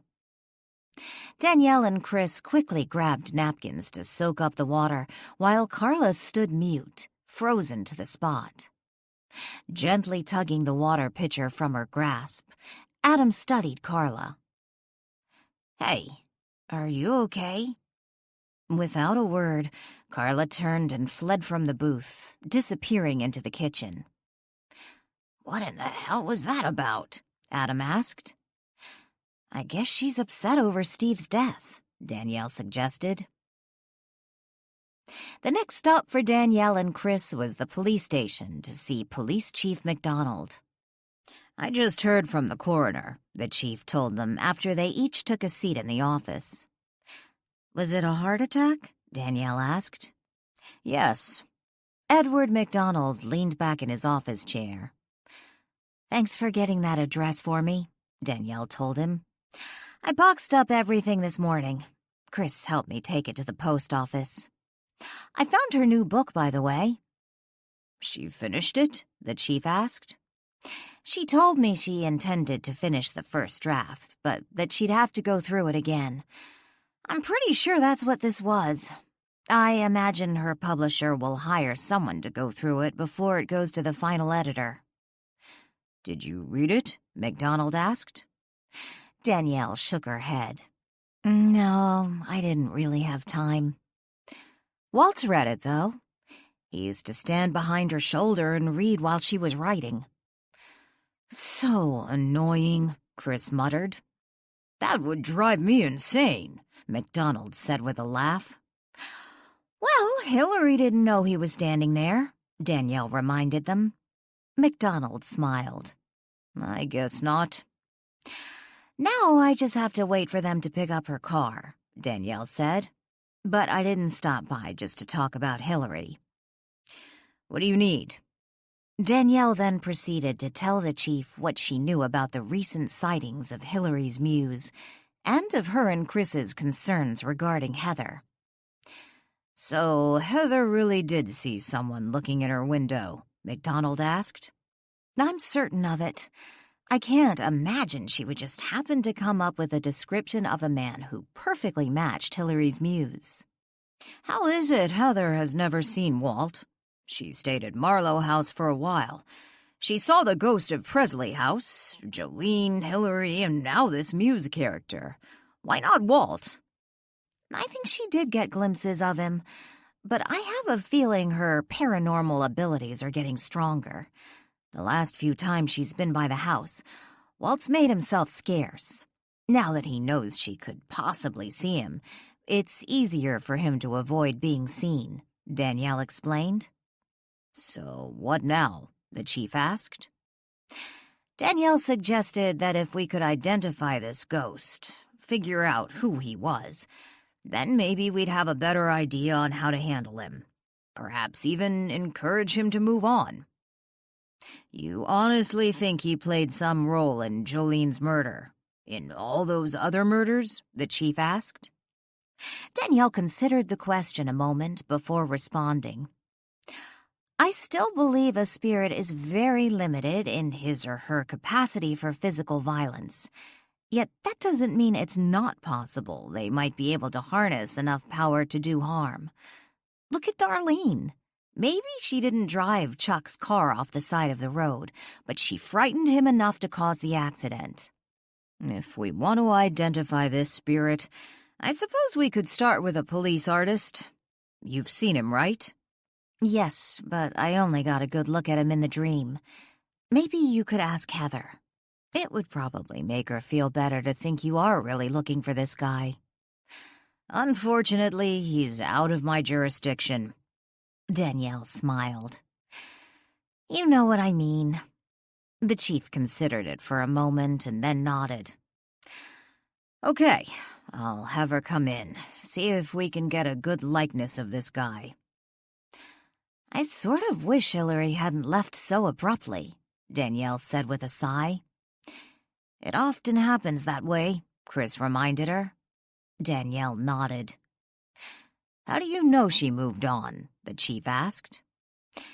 Heather saw her in front of her house, and according to her, she was going down to the beach. Maybe she's still there. Have you tried looking? I haven't gone looking, but my house does face the ocean. I haven't seen any sign of her, Chris said. What about Steve? The chief asked. Chris and Danielle shook their heads no. How is that investigation going? Danielle asked. I saw his wife yesterday. Lily and I went over there to take her some food and give her our condolences. She said she hadn't planned the funeral yet, that she didn't know when they're releasing his body. And they probably won't for a few days, the chief said. Why is that? From what I read in the paper, it looked like he simply stumbled and fell off the pier. There was some mention of him hitting his head as he fell, but that there were no other marks on his body to indicate foul play, Chris said. I can't go into it right now, but the blow to the head didn't kill him, and it wasn't exactly a simple drowning. Do you suspect foul play?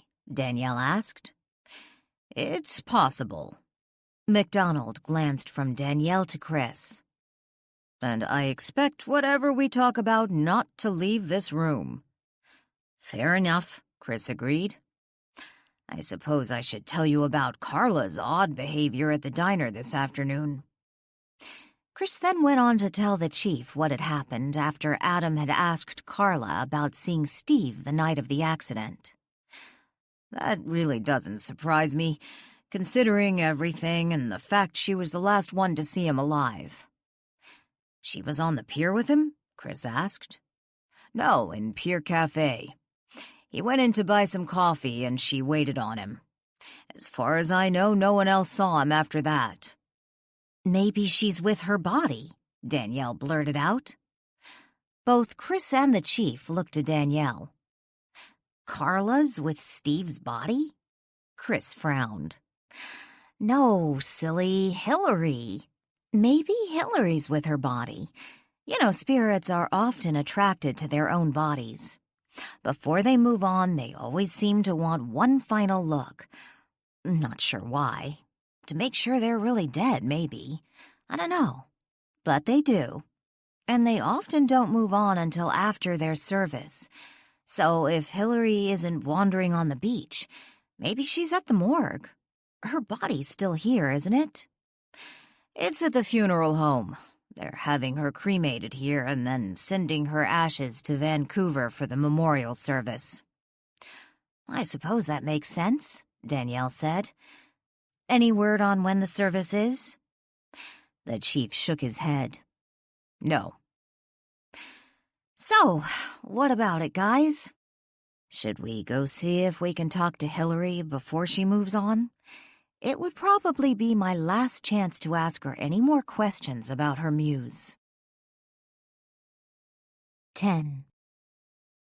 Before leaving for the funeral home, Danielle called Lily, telling her where she and Chris were heading. She asked Lily to pass on the information to Walt. Both Danielle and Chris were a little reluctant about going to the funeral home. Neither one was especially anxious to bump into any lost spirits. As it turned out, there were no spirits lingering at the funeral home, not even Hillary's. How can they call themselves a funeral home? Not one stinking ghost, Danielle said as she got out of Chris's car. She slammed the door shut and looked into the open window. Chris sat in the driver's seat, the engine running. They were parked in front of Marlow House. It's not really necessary to talk to Hillary. If you and Heather can help the artist draw a good likeness, it's possible we can figure out his true identity. You're right. Hillary didn't even know her muse was really a dead guy. Chris flashed Danielle a grin. I wouldn't let Walt catch you referring to a ghost as a dead guy. True, but Walt isn't too thrilled with the term ghost either. Speaking of Walt, he's standing at the parlor window watching us. Chris pointed to the house. Danielle glanced behind her. Sure enough, Walt was standing at the window, and he didn't look happy. She waved at him. Instead of a wave in return, Walt gestured for her to come into the house. I guess he needs something. Danielle frowned. Instead of hurrying to see what Walt needed, she turned back to Chris and said, Thanks for going with me to the post office and for lunch. No problem. I enjoyed it. Oh, and I like your new car, too. Danielle stepped back on the sidewalk. She gave Chris a little wave and watched him drive down the street to his house. By the time Danielle got to her front door, Walt was pacing in the entry hall waiting for her. What's up? Danielle asked as she walked inside, closing the door behind her. Where have you been? Didn't Lily tell you? We went to see if we could find Hillary. I thought maybe she was with her body. She wasn't. I know that, he said impatiently. Danielle set her purse on the entry table. If you knew that, why did you ask where I've been? I meant I already knew Hillary isn't with her body. How did you know that? Danielle frowned. Walt gestured up to the ceiling. Because she's here, in her room. Hillary is here? Danielle glanced up to the ceiling. When did she get back? Not long after you talked to Lily, who is over at Ian's, by the way. I've been dreading her coming back and having to explain to Hillary why Lily's ignoring her. You're saying Hillary doesn't know she's dead? Walt nodded. That seems to be where she's at. She's been looking for you and for her things. She's especially panicked because she can't find her manuscript. I hate having to tell someone they're dead. Danielle started for the stairs. I know what you mean. Nothing like ruining someone's day by informing them they're dead. I assume she saw you? Danielle asked as she started up the stairs. Of course, she's dead. Spirits on this plane see other spirits. We aren't invisible, you know. Who does she think you are? A new guest, although she kept looking at me as if there was something vaguely familiar. The portrait? Probably. Danielle found Hillary in her room, sitting on the edge of the bed, the pile of soiled linen still heaped in the center of the mattress. The moment Hillary noticed Danielle, she jumped up. Where are my things? My typewriter, my manuscript. They're safe, don't worry. But we need to talk. Hillary's gaze darted about the room. Why aren't they here? Don't you remember? You were checking out on Friday. Everything has been packed up and safely stored. Who packed for me? Hillary frowned. I don't remember packing. I had to do it for you. You weren't here. I waited, but it's Monday, 3 days after checkout. I did it this morning. It's Monday? Hillary looked confused. Hillary, do you remember going to bed on Thursday night? You told me you wanted to check out the next day after breakfast. Yes, I guess so. Do you remember getting up and seeing me that night? Hillary sat back down on the edge of the mattress and considered the question. Why, yes, I remember now. I wanted to take a walk on the beach. A final walk. You were in the parlor with that handsome young man, your new guest. He was here when I got back. What else do you remember about that night? I remember heading for the beach. Oh, and I ran into your neighbor Heather. She can be rather abrupt, by the way. Oh, I saw Steve Klein. I almost forgot. How could I forget? Danielle turned the desk chair to face Hillary and sat down. What do you mean you saw Steve Klein? You know, the bank manager. I know who that is, but what do you mean you saw him? That silly man fell off the pier. Hillary laughed. Can you imagine that? I was standing on the beach enjoying the evening, and all of a sudden I noticed something in the water. It was Steve Klein, fully clothed, swimming to shore. When he got out of the water, he had a nasty gash on his head. He told me he hit his head on the side of the pier during the fall. Did he say how he fell? Danielle asked. He said something about having an allergic reaction. He has a severe shellfish allergy and went into anaphylactic shock after eating something, and then his EpiPen wasn't where he kept it in his tackle box. The next thing he knows, he's falling off the pier. Did he say what he ate? He just assumed there was raw shellfish on the pier, which he happened to touch and somehow ingested when he was eating. I told him it's awful foolish to be ocean fishing if he's that allergic. Did he say anything else? Not that I can recall. He headed back to the pier to get his car and fishing gear. Do you remember what happened after that? Well, I remember him walking down the beach toward the pier, and then... Hillary let out a gasp and stood up abruptly. I saw him. The man from my dreams. Your muse?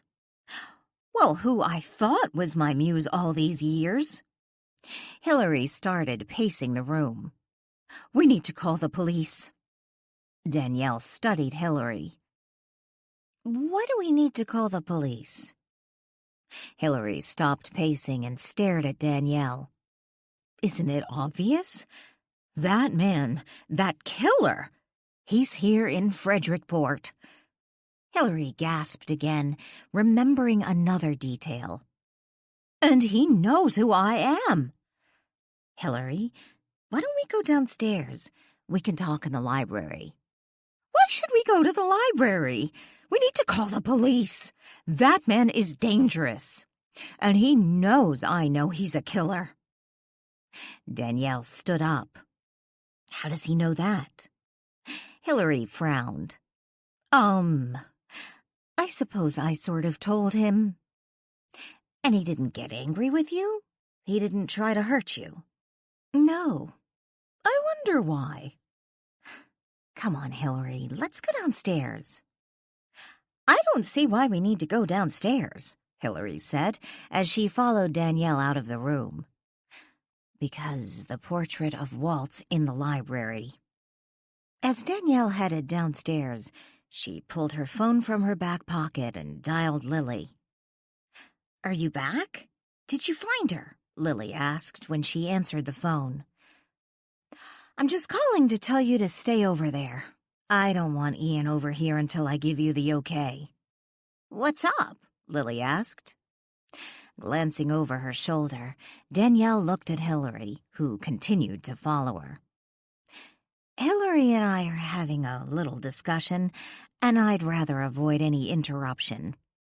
Hillary? She's there? Yep. 11. Once they were in the library, Danielle asked Hillary to take a seat on the sofa. I really think we should be calling the police, Hillary told her. We will, but I have a few things I need to tell you first. Hillary let out a sigh and leaned back against a cushion. Okay, what is it? Some people believe that after a person dies, their spirit can visit you in your dreams. Oh, I believe that, Hillary said with a nod. You do? Danielle asked in surprise. Oh, why, certainly. After my first husband died, I used to dream about him all the time. I think he really came to me. I don't believe it was just a dream. I call it a dream hop. A dream hop? Hillary asked. Yes, when a spirit enters your dream. Do you believe in ghosts? Ghosts? Hillary frowned. Ghosts. You know, a spirit of someone who has died. Hillary shrugged. I suppose I believe in the possibility.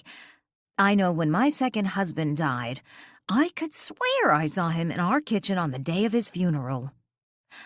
I believe all people have a little bit of psychic ability, where you're sensitive to paranormal activity. You probably did see your husband. Hillary smiled. I like to think so. The thing is, I am very sensitive. The first spirit I ever saw was my grandmother when I was a little girl. Hillary didn't say anything. You know who else is sensitive to paranormal activity? Hillary shook her head. My neighbor Heather. She swears she saw Jolene Carmichael's ghost not long after she was murdered. Hillary leaned forward and whispered, I think Heather is a little odd. You know who else can see ghosts? Who? Other ghosts. Take Lily, for example. She can't normally see ghosts. Oh, like you, she has had a rare occasion of seeing one, but generally speaking, she can't. However, when Lily dies, if she were to run into another spirit, she could see him. I suppose it's nice to know when I'm a ghost someday, I'll be able to see other ghosts. Danielle pointed to Walt Marlow's portrait. Hillary, I want you to look at Walt Marlow's portrait and tell me if you notice anything. Growing impatient, Hillary shook her head and said, I don't know what you expect me to see. She stared at the painting. Several moments later, Walt appeared in the room. Danielle, can't you just get to the point? Must you drag this thing on so? Hillary slowly stood up, her gaze moving from Walt to his portrait and back to him. You're Walt Marlow. It's nice to meet you, Hillary Hemingway. I like your new book. It's not even published yet. How do you know you like it? Walt smiled and leaned against the edge of the library desk.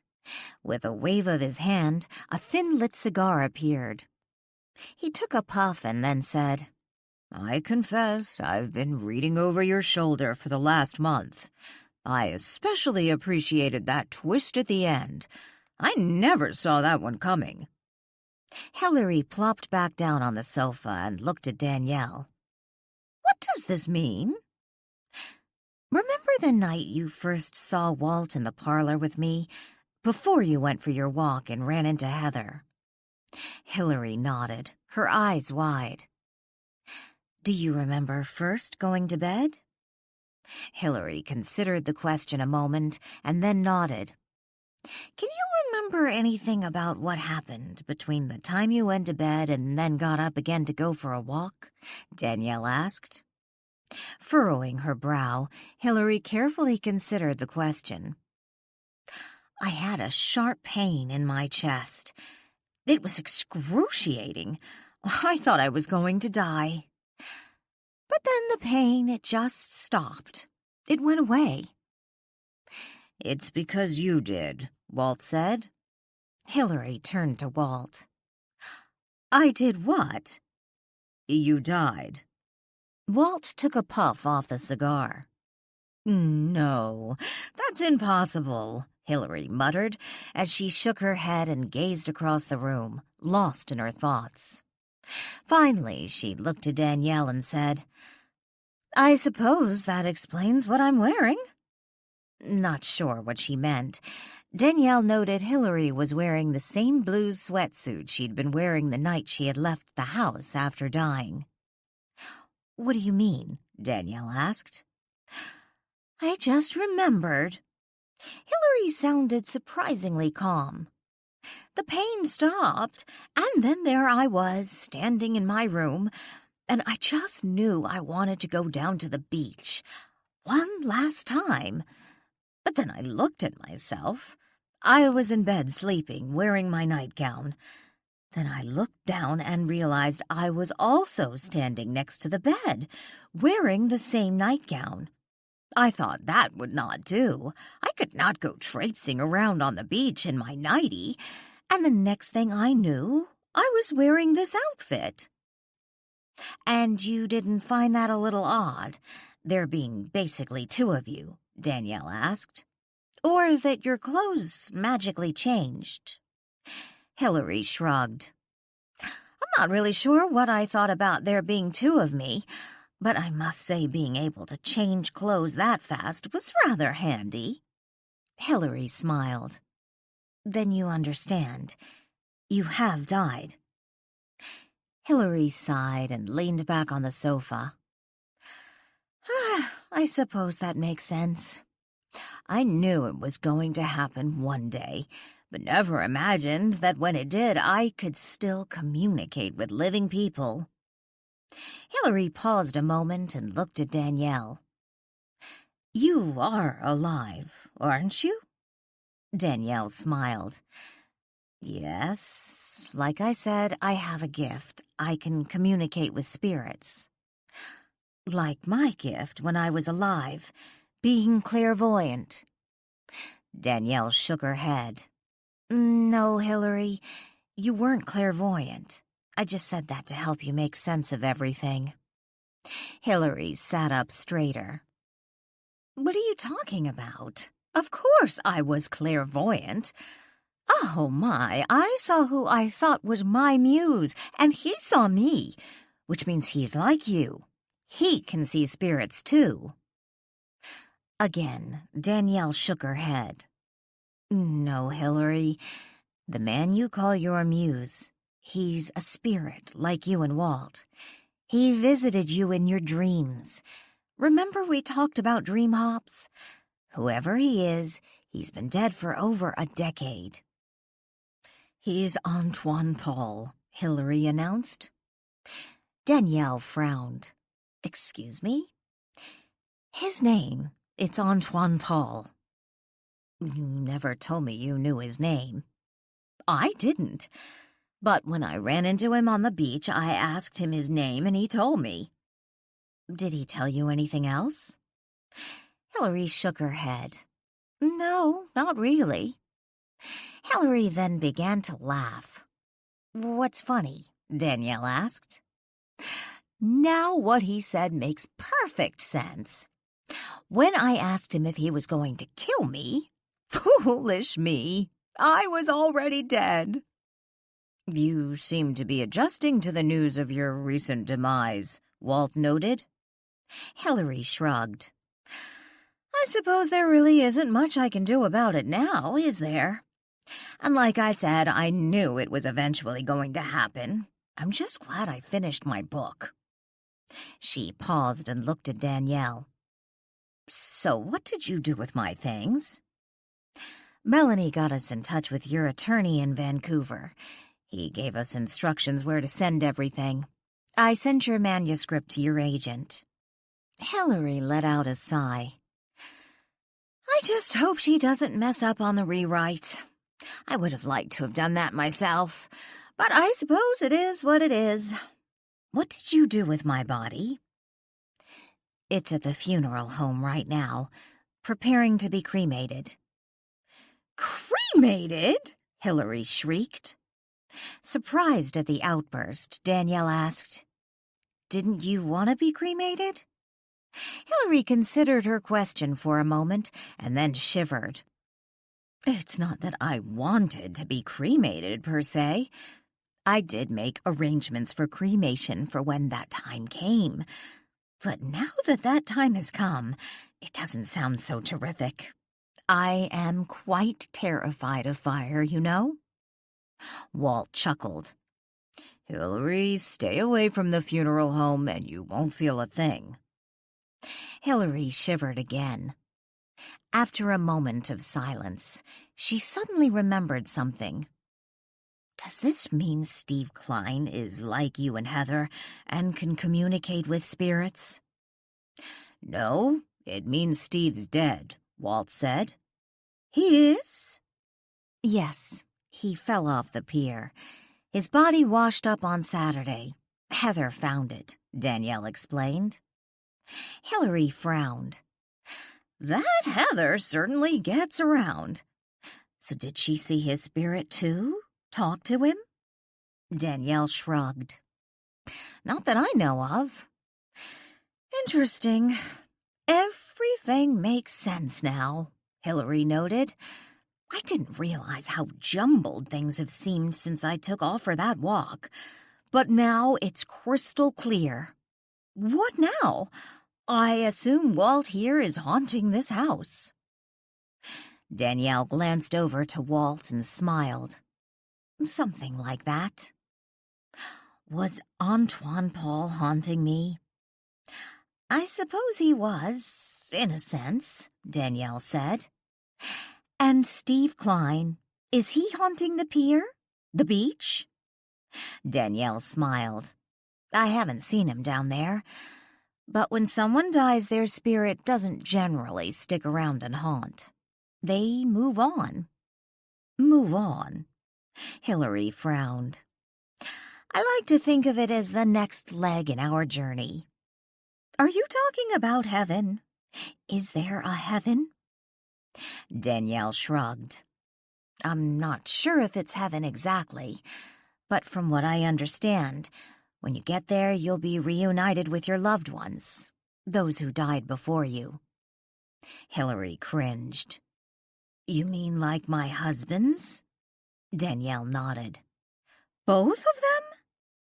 "I suppose." Hillary shook her head, folded her arms across her chest, and stubbornly declared, "Then I'm not going." "What? You don't want to see them?" Danielle asked in surprise. "If you had 2 dead husbands, would you want to see them? Both of them?" Well, I don't know. I never really thought about it." Hillary shook her head again. "I can't even imagine what those 2 have been doing all these years. Comparing notes. And when I get there, who will I be married to? Will I be a bigamist?" "I don't really think it works that way." Danielle smiled. "I certainly am not going to chance it. I'm staying here." "Here? You can't stay here," Danielle insisted. "Why not? He is." Hillary pointed to Walt. "In my defense, this was my house. So I'll find somewhere else to haunt." "Hillary, you really don't want to do that. Our spirits aren't meant to stay here and haunt indefinitely. You have a journey. You need to take it." "Oh, pooh. What do you know? I don't see you asking Pretty Boy here to leave." Walt arched his brows. "Pretty Boy?"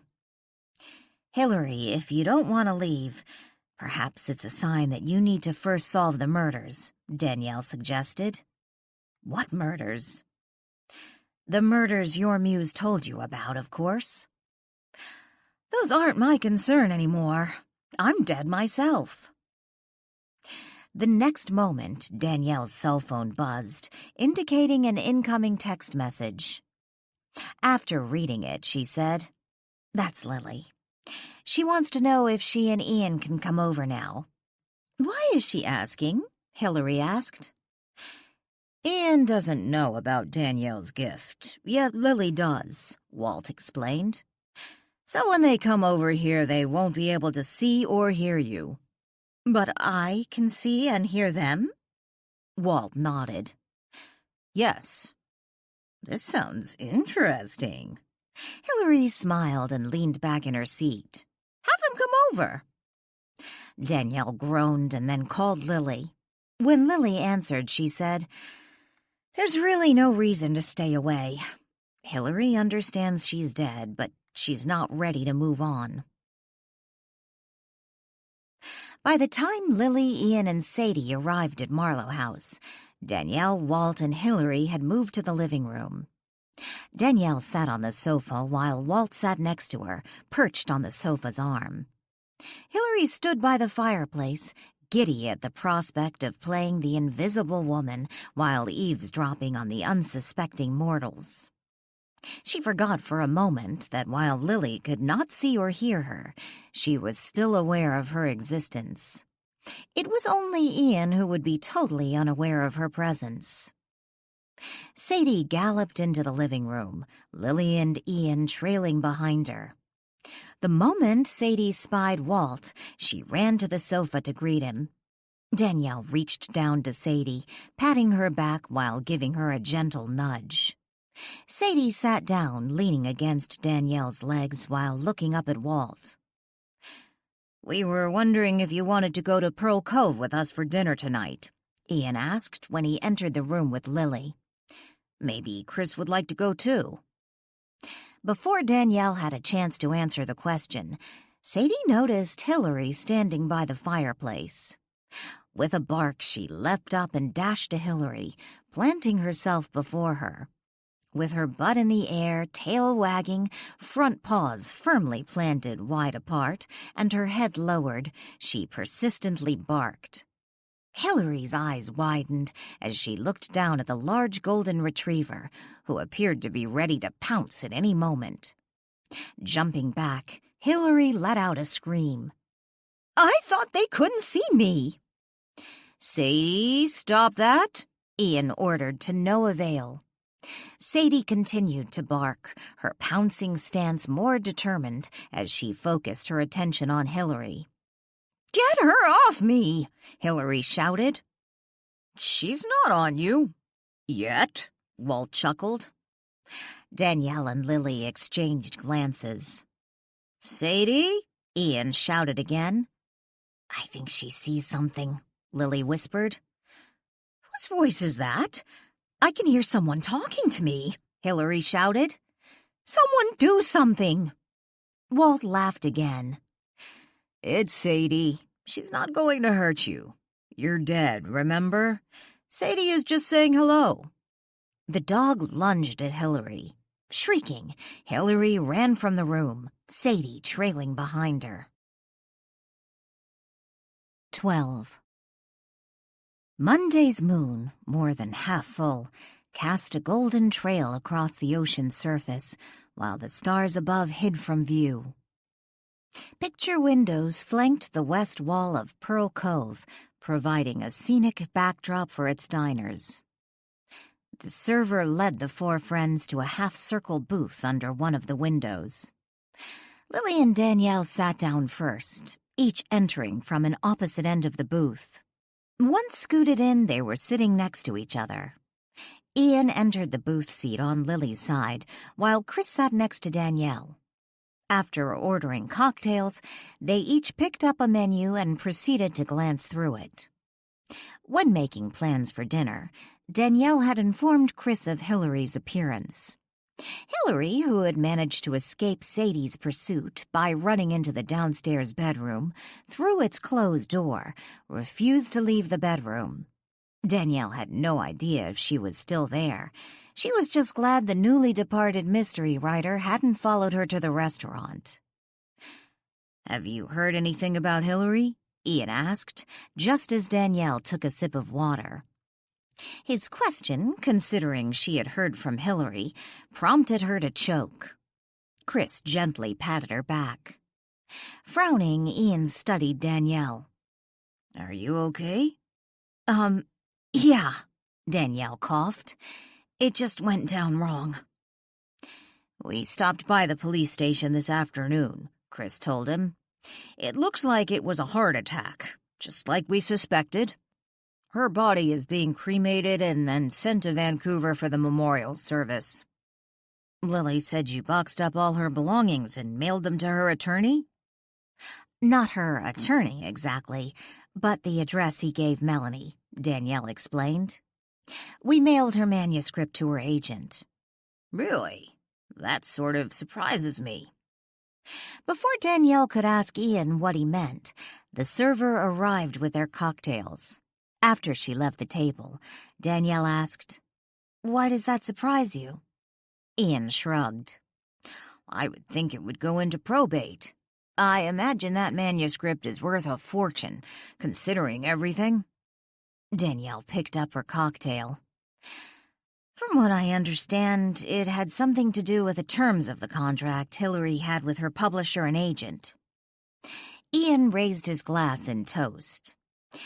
"Here's to Hillary Hemingway. May your books remain on the bestseller list for decades to come." Joining Ian in the toast, they all raised their glasses briefly and then took a sip. After a few moments, Danielle asked, "Ian, do you know which of Hillary's books was her first murder mystery? I remember her telling me she used to write romance, but switched genres about 10 years ago." Pondering the question, Ian sipped his cocktail.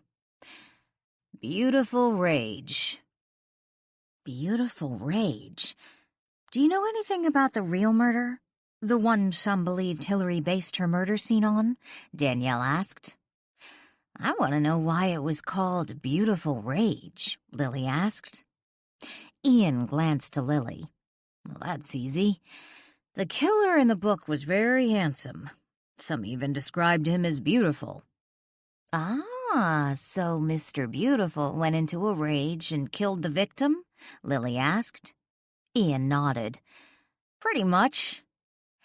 "Do you know anything about the real murder?" Danielle asked again. "Actually, I do." Ian sat back in the booth seat, his left arm casually draped over Lily's shoulders. "In the book, the victim is a young woman, mid-20s, and she's coming out of a restaurant with—" He paused a moment and smiled at Lily. "Mr. Beautiful." "They're arguing. It appears they're walking to a car parked in the parking lot, but then Mr. Beautiful grabs hold of her arm and drags her off to a nearby alley. They're arguing, and the next thing we know, he begins shaking her and she falls to the ground. The scene ends with him kneeling by her body as he strangles her." "So what happened in the real story?" Danielle asked. "The woman who was really killed, if Hillary did pattern the scene after her murder, was also in her mid-20s.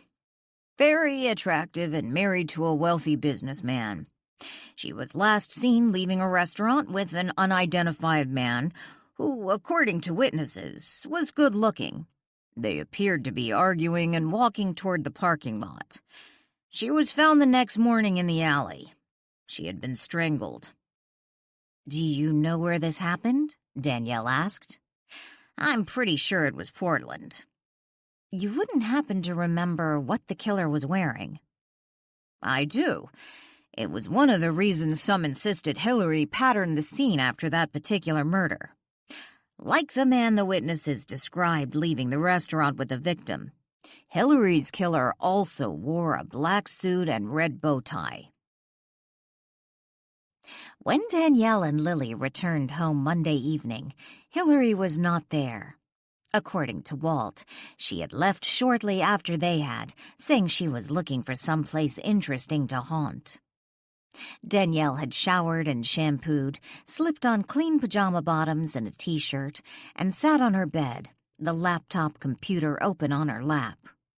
Her damp hair, still wrapped in a towel, was piled atop her head. "I thought you were going to sleep," Walt asked when he appeared in her room, taking a seat on the edge of her mattress. Danielle looked up from her computer. "I'd like to find out a little more about Hillary's Muse, since the guy seems to be hanging around." "Do you honestly believe he's dangerous?" Walt asked, remembering what Danielle had told him earlier. "Like Stoddard, I'd rather he not hang around. If I just knew something about him, maybe I can figure out some way to nudge him onto the next level." "Considering he murdered that woman, I don't imagine he's anxious to move on." "Perhaps. Do you think Hillary's going to come back here?" Walt shrugged. "If she can't find anyone to talk to, I wouldn't be surprised. I imagine she'll get a little bored wandering around, being strictly an observer, unable to make any comment someone can actually hear. After all, she is a writer. Writers tend to want to express themselves. And if she continues to wander about, she won't have enough energy to do anything more than make an occasional light flicker." Of course, if she decides to land somewhere, she could manage to harness her energy. "True, but let's not tell her that, okay? I would prefer she not attach herself to Marlow House." "I agree." Danielle turned her attention back to the computer. "I'll leave you to play detective." Walt disappeared. It took Danielle just a few keystrokes to find Hillary's Beautiful Rage.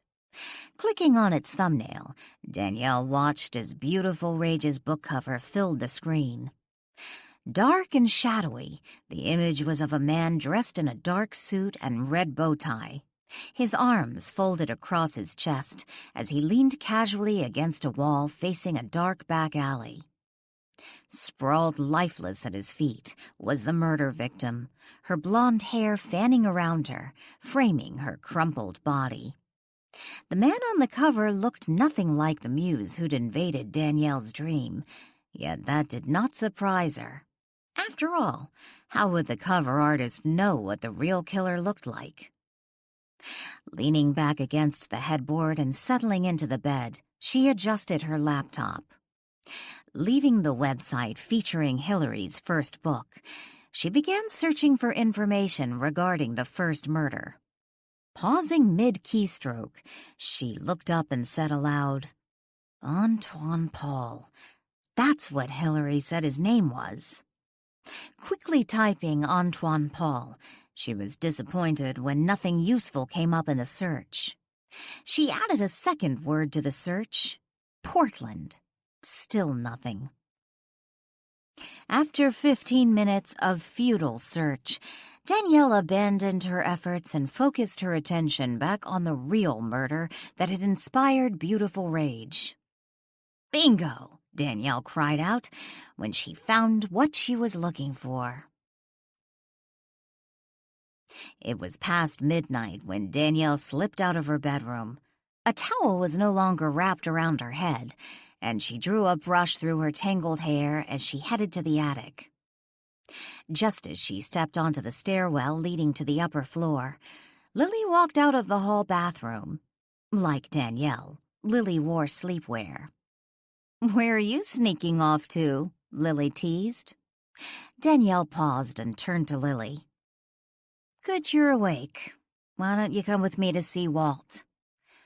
"Gee, are you sure you want me to come?" Lily smirked. Danielle tossed her head dramatically. "I did a little research on the Muse's victim. I thought you'd like to hear too, but if you aren't interested..." Danielle turned back to the stairs, resuming her brushing as she continued on her way. "Hey, you aren't getting rid of me that quick." Lily hurried to the stairwell, following Danielle to the attic. When they entered the attic, Danielle found Walt standing by the spotting scope, while Max napped on the nearby sofa bed. Danielle glanced around quickly. "Any sign of Hillary?" "None." Walt strolled to the sofa and sat down. Looking toward the spotting scope, Lily smiled. "Hi, Walt." "He's no longer standing there, Lily. He's sitting on the sofa next to Max now." Lily glared at Danielle. "I think you do that just to mess with me." Danielle frowned. "Do what?" "Look where Walt's not standing when talking to him." "He was standing by the window when we came in. I can't force him to stay in one spot." Walt leaned back on the sofa and casually summoned a cigar. "You two didn't come up here just to argue, did you? There was a purpose for this midnight visit?" Danielle let out a sigh and walked to the sofa, taking a seat next to Walt. "Of course. I wanted to tell you." Danielle paused a moment and looked at Lily, who now stood by the spotting scope. "And Lily, what I found out tonight. I did a little online sleuthing." "Ah, playing Nancy Drew again, are we?" Lily grabbed a nearby folding chair and dragged it to the sofa. She sat down and faced Danielle. "Yep, I first did a search on the name Hillary gave me for the Muse, but nothing came up. Oh, I found a few people named Antoine Paul, but none looked remotely like the spirit who barged into our dream hop." "Maybe that's not his real name," Lily suggested. "Perhaps, but the murder took place over a decade ago. If that was his name, he didn't leave any sort of online presence." Walt fiddled with his cigar, absently watching the smoke curl as he asked, "Did you find anything interesting about the real murder?" "Not really. I saw a picture of the woman who was killed. So sad. Just like Ian told us, she was young, mid-20s. I guess she was married to an older guy. He had a lot of money. They didn't have any kids. It's still a cold case. What they do know about her last hours pretty much matches what Hillary wrote in her book. She left the restaurant with this good-looking guy. He was wearing a dark suit and a red bow tie, and she was strangled." "What about the husband?" Walt asked. "What do you mean?" Danielle asked. "It's been my personal experience a spouse is often the killer." "Yeah, well, this spouse was in California when his wife was murdered. I don't think he was considered a suspect for more than 2 seconds." Walt shrugged. "My wife was in Portland when I was murdered, and we know how that turned out." "I suspect Melissa Huxley's murder had more to do with a bored young wife looking in the wrong place for a little excitement and finding more than she bargained for," Danielle suggested. "Melissa Huxley? Was that the name of the woman who was murdered?" Lily asked. "Yes." Lily frowned. "Why does that name sound familiar?" "You know a Melissa Huxley?" Lily shook her head. "No, the name Huxley. I swear I just met someone with that name." 13. When Danielle went to bed that night, she kept thinking about what Lily had said. When had she heard that name?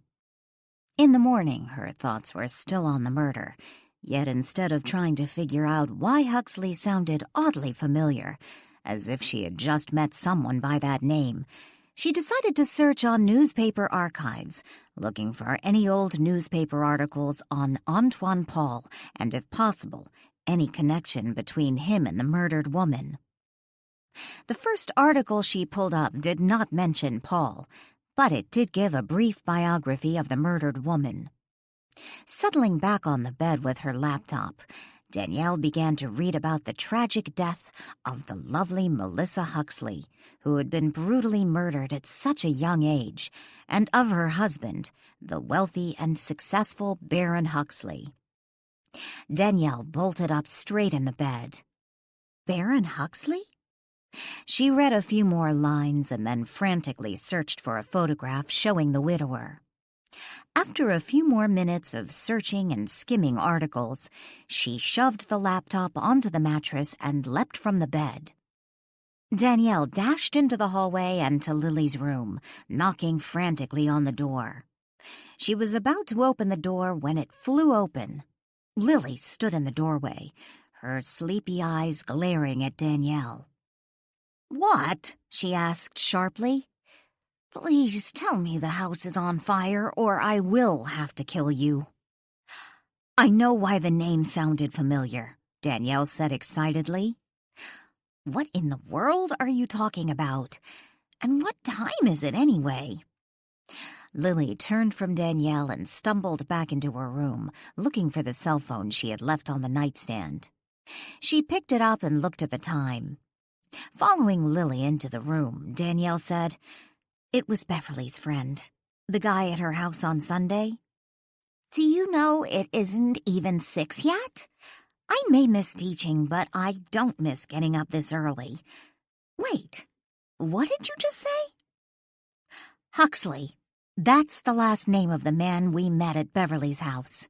Not only that, he has the same first name as Melissa's husband." Rubbing sleep from her eyes, Lily sat down on the edge of the mattress. "I don't get it." The first murder, the one that inspired Hillary's first book, the victim in the real crime was named Melissa Huxley. Waving her hand dismissively, Lily shook her head and said, Yeah, I get that. But what's all this about a husband?" "Melissa Huxley, the one who was murdered, her husband's name was Baron Huxley." Lily frowned. "Baron Huxley?" Danielle pulled the chair out from the dressing table and sat down facing Lily. "Yes.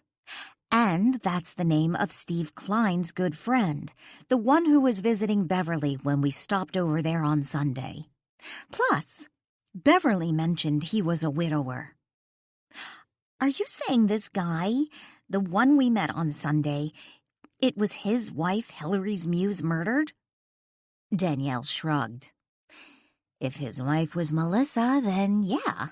I tried to find a photo of him online but couldn't." "No photo at all? Seems like everyone has a business website these days." "I was only searching the newspaper site, looking for articles about the murder.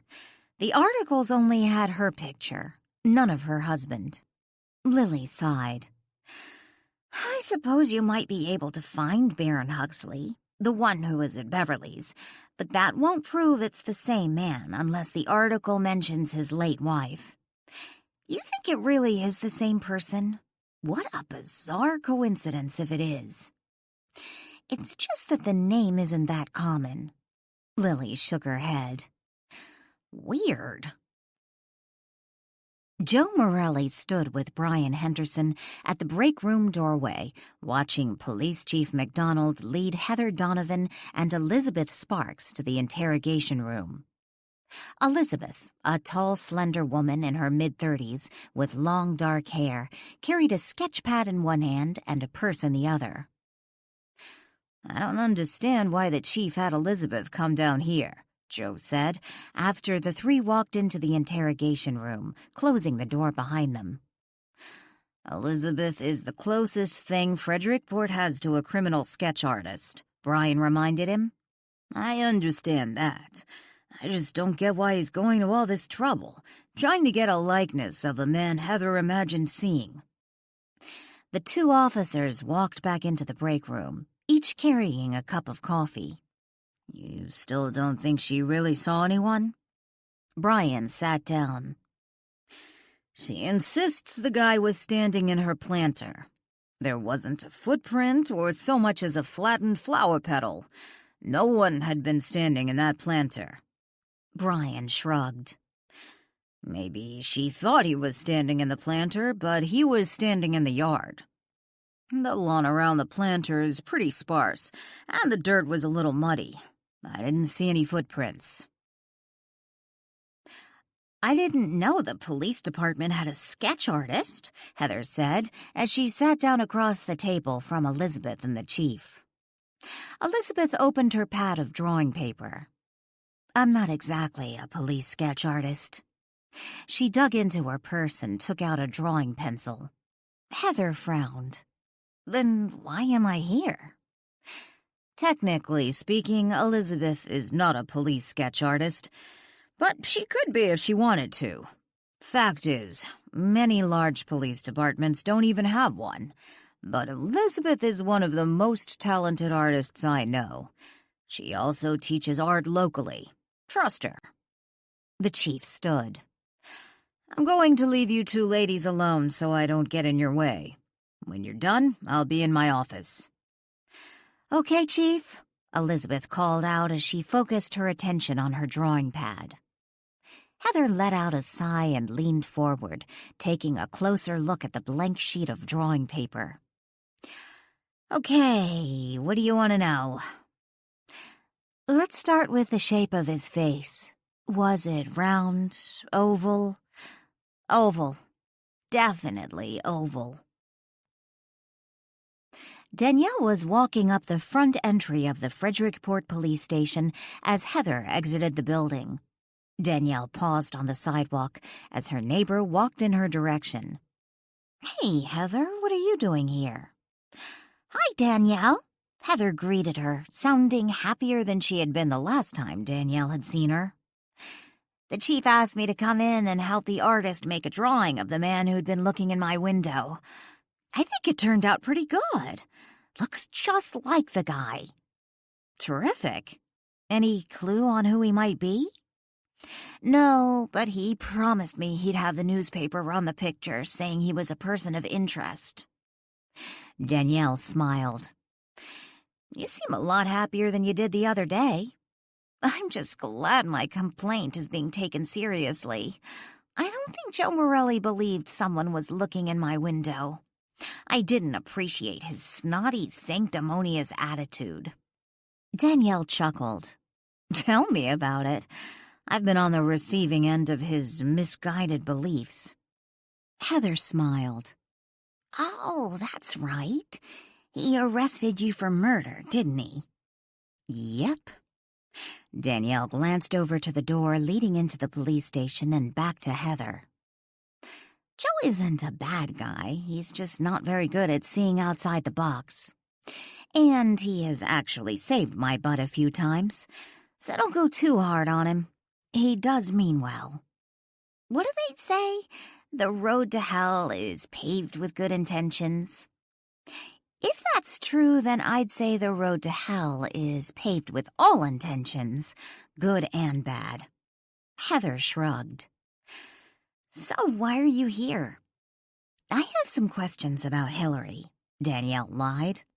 Oh, right. Do you know what her service is? I don't know, but I imagine it will be in Vancouver. Are you going? Danielle shrugged. I'm not sure. I probably should. I suppose it will depend on when they have it. Heather glanced at her watch. I'd better get going. I wanted to stop at the store on the way home. Okay, see you later. Danielle watched as Heather practically skipped to the parking lot. I have to say you made Heather happy, Danielle told the chief when she walked into his office a few minutes later. MacDonald looked up from the sheet of paper he was holding. How's that? Sitting behind his desk, he waved to one of the empty chairs for her to sit down. I ran into her outside. I haven't seen her that cheerful since... Well, not sure if I ever have. She was thrilled you got a sketch artist. I didn't know you really had one. We discussed getting one. Don't you remember? Sure, but I didn't think the Frederickport Police Department actually had one. We don't.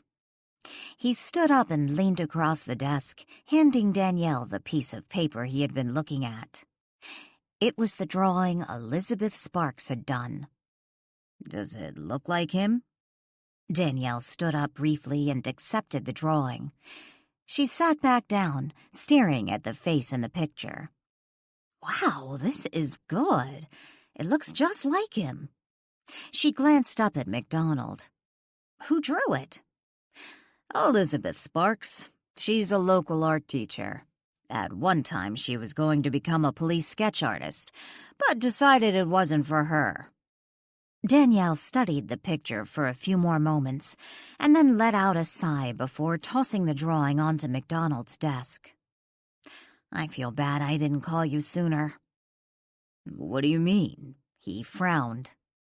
Hillary dropped in for a visit yesterday. MacDonald leaned back in his chair and studied Danielle.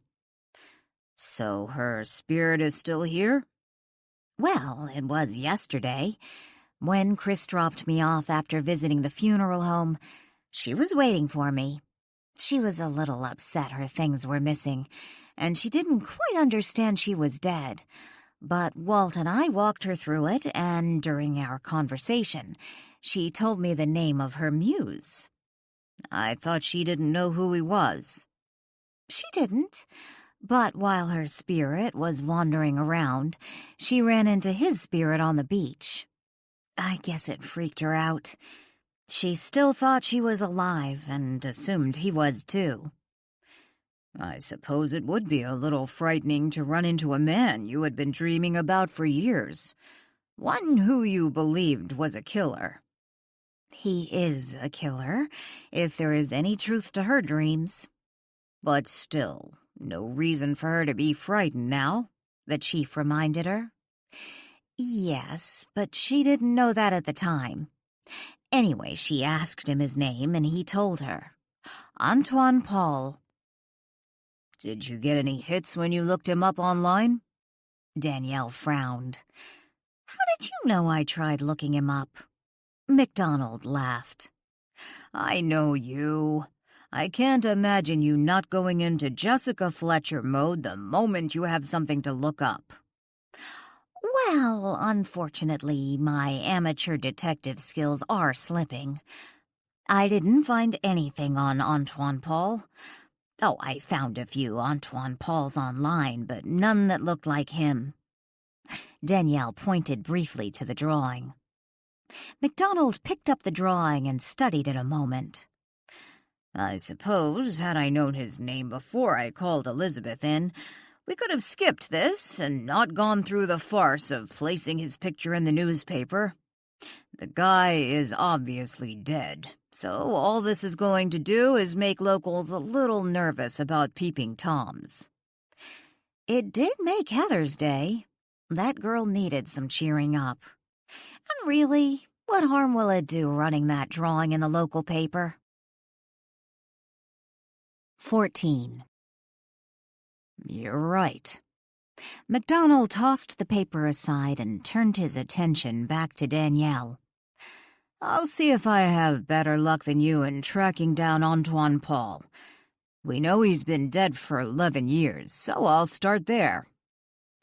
I did try some obit sites, but I came up empty. Don't worry, Jessica. I've got some better sources than Google. Danielle wrinkled her nose. Oh, hush. At least I got the name. You mean Hillary told you his name? You cheated. He chuckled. Since you're obviously unimpressed with my detective skills, I won't bother telling you about the bizarre coincidence I stumbled on. What bizarre coincidence? I thought you said you weren't interested. I didn't say that. Danielle flashed him a grin. Okay, I suppose you didn't. She leaned forward, propping her elbows along the edge of his desk.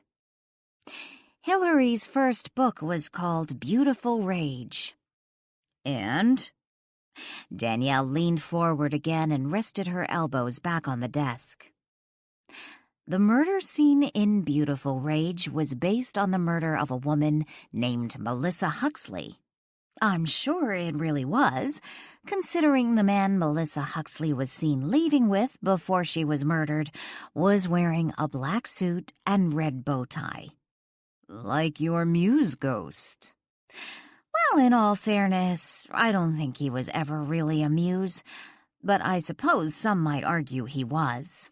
Anyway, the description of Hillary's villain from that book, as well as its book cover, featured a handsome man dressed in a black suit and red bow tie. I suppose we need to figure out how Antoine Paul was connected to the victim. The interesting thing, Chief, I think I may have met Melissa Huxley's husband the other day at Beverly Klein's house. Why do you think that? Beverly's friend was named Baron Huxley. According to one of the articles I read, that's the same name as Melissa Huxley's husband. Actually, he was more Steve's friend. He'd stopped by to pay his condolences. I guess he and Steve used to work together. I've never heard of the guy. Does he live in Frederickport? Seems like I would have heard of him if his wife had been murdered. He has a vacation home here, but he doesn't live here full-time. That's interesting. The chief picked up the drawing again and looked at it.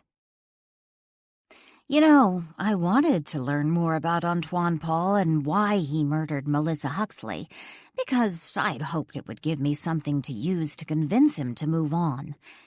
It makes me nervous, him hanging around, especially if he attaches himself to someone who's vulnerable and sensitive to spirits like Heather.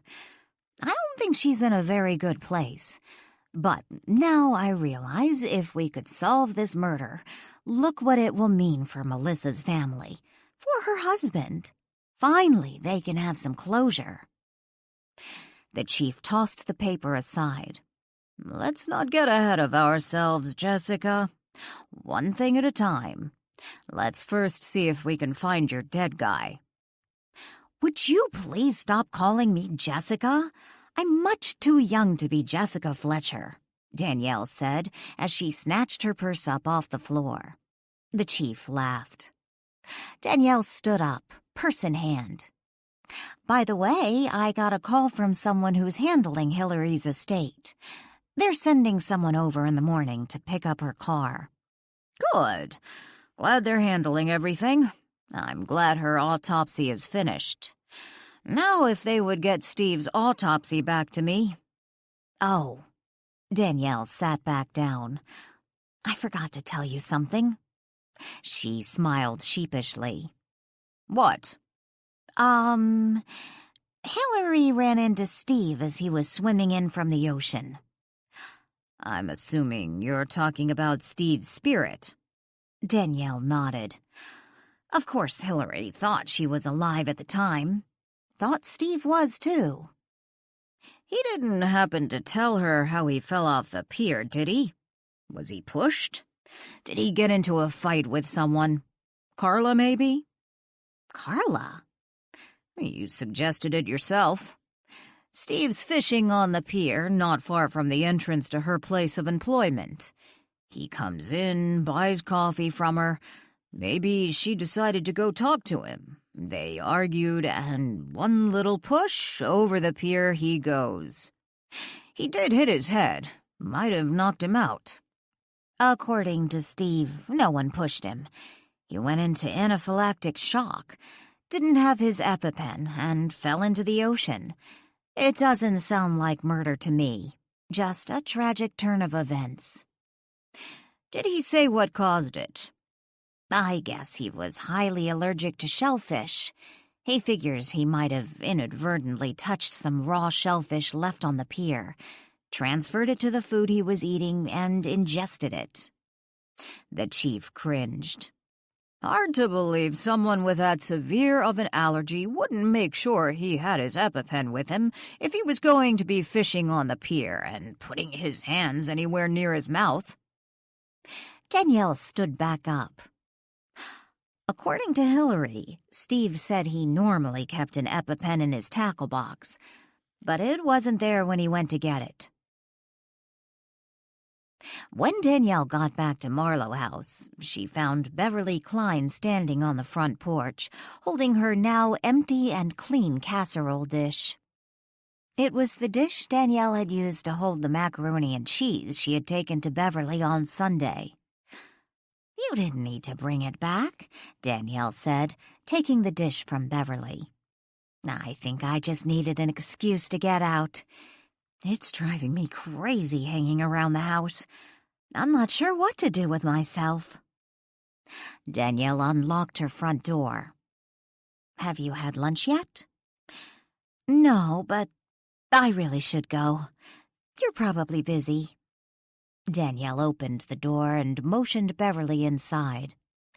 "Don't be silly. I'd love to have some company. We don't have anyone staying here right now, and if you like chicken salad..." Beverly stepped into the house as Danielle continued to hold the door open. "If it's half as good as your macaroni and cheese, I don't think I can pass it up." "Who do we have here?" Walt asked as he appeared in the entry hall. He looked the attractive woman up and down. Beverly stood in the entry hall and glanced around as Danielle closed the door. "The last time I was here was at your grand opening. We spent most of our time out back playing croquet. That was a lot of fun." Beverly closed her eyes for a moment and then let out a sigh. "I can't believe he's really gone." "Who is this woman?" Walt asked. Danielle set the dish on the entry hall table and dropped her purse to the floor.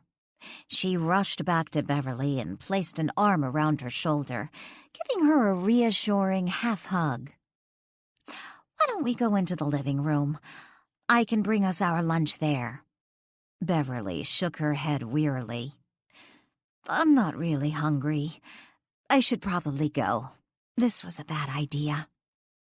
"Come, Beverly," Danielle urged, nudging her toward the living room. "I'll bring us some tea. And in a while, if you feel like eating, I'll make some sandwiches. It's not good to be alone at this time. I know.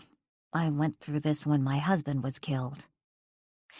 "Is this Steve Klein's wife?" Walt asked, following them into the living room. "Now that I look at her, she does look familiar. I seem to recall her from the open house." 15 minutes later, Danielle and Walt sat together on the sofa while Beverly took her place in a chair across from them, balancing a saucer with a cup of hot tea on her knee. The moment Beverly had entered the room, she had been greeted by Max, who weaved in and out between her ankles, yet took his place on Danielle's lap after she returned with the tea. "I think it's starting to set in," Beverly said as she took a sip, "that he's really gone." "You still don't know when Steve's service will be?" Beverly shook her head. "They haven't released his body yet." "When will your kids be coming in?" "Stephen is waiting until we schedule the service. Our daughter wants to come now, but frankly, I'm not quite ready to deal with her grief." "I imagine that sounds horrible. A mother should be there to comfort her children." Danielle smiled softly at Beverly. "Maybe it will be better for her if you get a handle on your own emotions before you have to deal with hers. At least she has a good support system where she is. I like her boyfriend. He seems to adore her. I think that's important in a relationship." "What was her husband thinking?" Walt asked. "Why don't people realize what they have before they risk losing it all?" "Family keeps calling, asking when the service will be. To be honest, I don't even want to answer the phone or deal with it. Like I told you before, there's no one staying here right now, so we have plenty of rooms. The fact is, we're going to be closed until May." "Why? You'll be missing spring break." Oh, is it because of Hillary Hemingway? I was so wrapped up in myself, I forgot. She died here, didn't she? The same night as Steve's accident. Yes, it was a heart attack. She went peacefully in her sleep, so I suppose that's to be considered a blessing. But no, her death isn't the reason. We'd already planned to close down for about a month. Why? Are you taking a vacation? We've been having issues with the furnace. It has to be replaced. I want to do it before next winter, but I don't want to do it in the middle of the summer season, so we had already decided to close down after Hillary left. I'm not really sure how long it's going to take. This house is old, and it's going to involve a little more than just replacing a unit. I didn't want to risk being in the middle of repairs and having clients checking in. 15. A while later, after the conversation had shifted directions, Danielle asked, Beverly, you know that friend of Steve's who was at your house on Sunday? Beverly looked up at Danielle. Baron? What about him? His name sounded familiar. I remember reading about a murder case in Portland, and the woman who was killed had the same last name. Beverly moved her saucer and tea to the side table and nodded. That was Baron's wife, Melissa. Such a tragic story. They never did find the killer. That's awful. Was she a friend of yours? Beverly shifted her position in the chair, making herself more comfortable. More of an acquaintance. I met her a few times socially. We were already living in Frederickport when she was murdered. She wasn't really a friend of mine. In fact, neither is Baron. And if I want to be completely honest, I don't think he and Steve were on the best of terms. What do you mean? I got the impression they were good friends. Danielle sipped her tea. The two used to work together.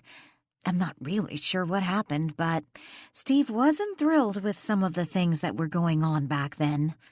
I don't really know what it was all about, and Steve wasn't big on bringing his work home.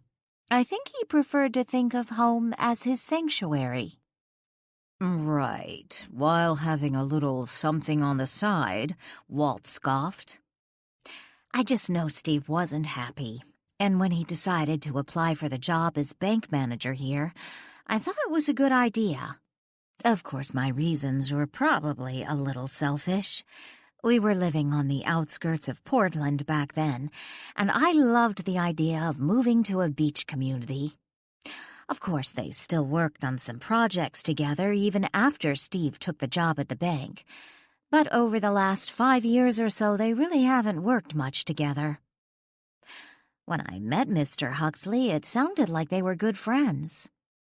Oh, I'm not saying they weren't still friends, exactly.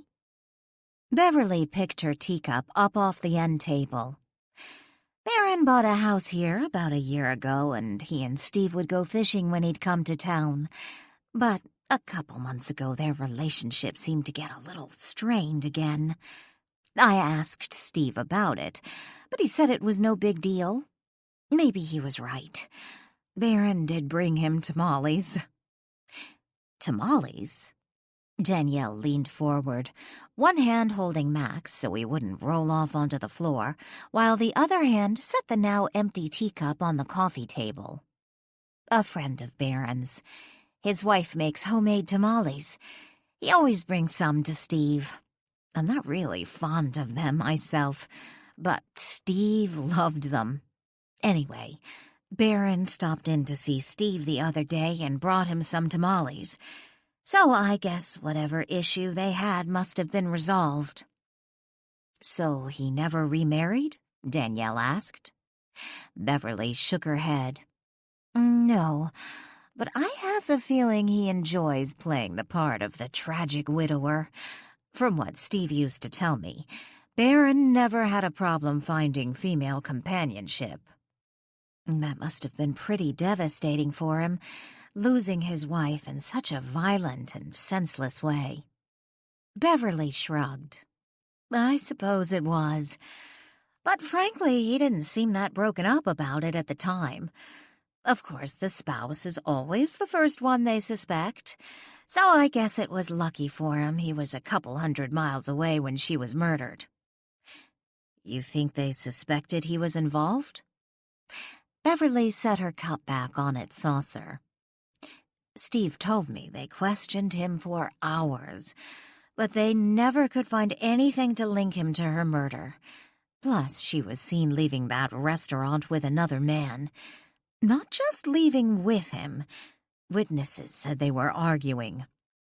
I read that, Danielle muttered. Can I tell you something, just between you and me? Danielle nodded. Certainly. Should I leave the room? Walt asked with a chuckle, making no attempt to leave. I got the most unsettling feeling when Barron stopped by to give his condolences. How so? He was much too, well, touchy. I've never really considered him anything more than a friend of my husband's. He just made me uncomfortable. Beverly shivered. Like he was trying to hit on you? Beverly sat up straight.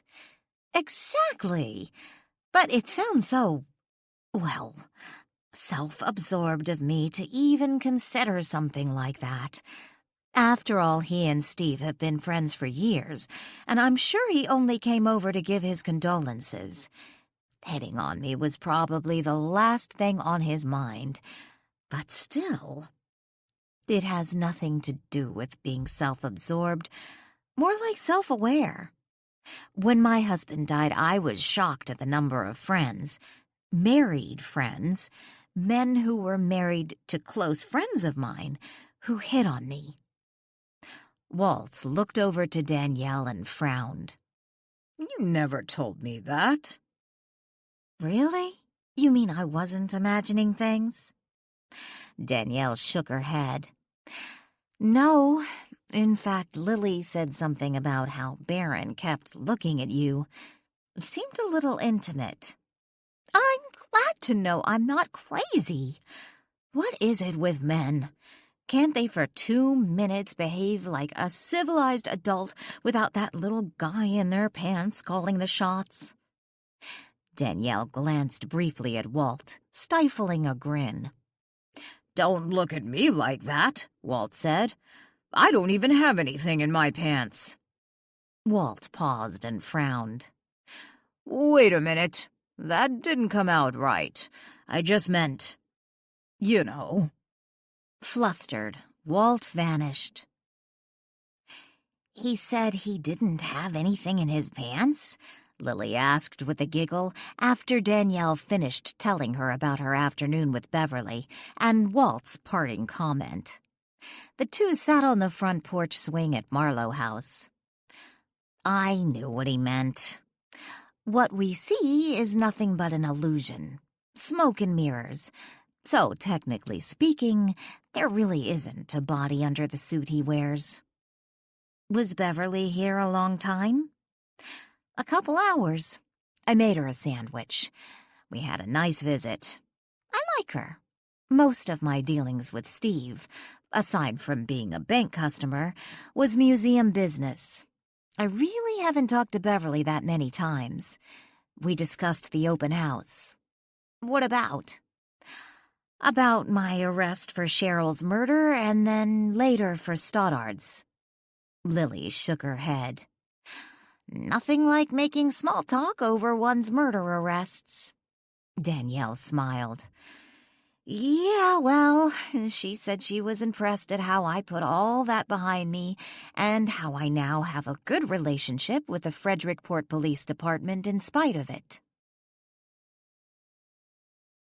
Police Chief McDonald sat behind his desk, reading the autopsy report, when Joe and Brian knocked at his open door. He looked up and waved them in, gesturing to the 2 chairs facing his desk. What is it, Chief? Brian asked as he took a seat. I just got the autopsy report back on Steve Klein. The coroner says he was in anaphylactic shock when he went over that rail. He was allergic to something. So allergic that he was probably disoriented when he fell off the pier. The coroner believes it was probably a food allergy. What was he allergic to? Joe asked. I don't know, the chief lied. According to what Steve's spirit had told Hillary, he was aware of his allergy to shellfish. So aware that he normally kept an EpiPen with him, but he didn't have one with him that night. Do they have any idea what caused it? Brian asked. According to the coroner, he had crab meat in his stomach. There goes the theory Danielle suggested that he touched something with shellfish and transferred it to his food. I know a lot of people are allergic to shellfish, Brian said. My cousin is so allergic to fish that she can't even stay in the house if someone's cooking it.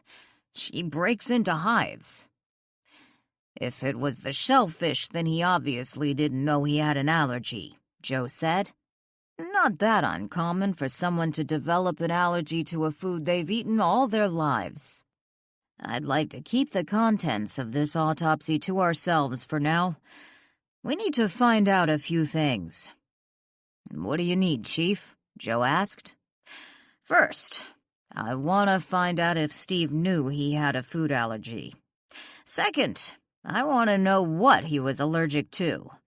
And then I want to find out who knew about his food allergy. Brian frowned. Do you suspect foul play? If it turns out he was allergic to shellfish, which he knew about, and he had crab in his stomach, I don't see Steve as having a death wish. If he knew about his food allergy, it probably isn't shellfish, Joe said. Why do you say that? Brian asked. Lots of other allergies out there. Take peanut allergies, for example. I know that can be deadly. Bite into a muffin that has a nut you don't know about, and then, pow, you're a goner. The chief stood up. Let's not waste our time speculating. I need to find out what he was allergic to. Brian stood up. That's if he was even aware of the allergy. As Joe said, it's possible to go all your life eating something before it decides to kill you. Joe Morelli sat with Carla in a booth at Pier Cafe. You doing okay, Carla? Carla shrugged indifferently, her fingers tugging nervously on a stray lock of purple hair. Just getting used to the fact Steve's really dead. I still can't believe it. Wearing her waitress uniform, she shifted nervously and glanced over to the counter. I need to ask you a few questions about Steve. Carla shifted again on the bench seat. Yeah, I figured that. What do you need to ask me? Do you know if Steve was allergic to anything? She absently twisted the lock of hair around her finger. He said he was allergic to lobster, but I think he just said that because he didn't want to take me to the seafood restaurant in Astoria. He said he was allergic to lobster? Well, not that exactly. He said he was allergic to fish. Did you ever see him eat fish? Steve? Carla laughed. He was strictly a burger guy. He told me his wife was always griping at him to stop eating red meat, but he'd eat a burger for lunch every day if he could get away with it. Do you know if he carried an epinephrine auto-injector with him? Carla frowned. You mean one of those pins you stick yourself with to stop an allergic reaction? Joe nodded. Yes. I know he always had one in his car. He showed me where he kept it. Told me if he ever had an allergic reaction when he was at my house, I was to run to his car and get it for him. Joe jotted down a note on his pad of paper. Carla studied Joe for a moment and then released the strand of hair she had been playing with. Why are you asking me all this? We're just trying to figure out why he may have fallen off the pier." Combing her hand through her hair, she leaned forward, propping her elbows on the table. "You know, Joe, you're a good guy. How come you never asked me out?" Joe froze a moment and glanced up, noting how Carla was leaning over the table toward him. "Well, I have a girlfriend." Carla let out a snort and then plopped back in the seat. "Joe Morelli, I know for a fact you didn't have a girlfriend a couple months ago. How come you never asked me out back then?" "Carla, can we stick to business, please?" She rolled her eyes. "Whatever. I really need to get out of this town. What's wrong with me? I'm not a bad person. Sure, maybe I did get too close to a married man, but was that my fault? Can I help who I fall in love with?" Joe arched his brow. "You were in love with Steve Klein?" Carla let out a sigh. "No, but I could have fallen in love with him." 16. Officer Brian Henderson pulled the squad car up in front of Beverly Klein's house and parked. He sat in the vehicle, his hand still on the steering wheel, and studied the house a moment before getting out. It was one of the nicer homes in town. Of course, nothing like Stoddard's house, which was actually Chris's now. But Brian's modest home looked like a shack in comparison to the Klein home. Beverly Klein was a good-looking woman. He couldn't understand why Steve had strayed with someone like Carla. It's not that Carla is unattractive, but why forfeit filet mignon for a hamburger?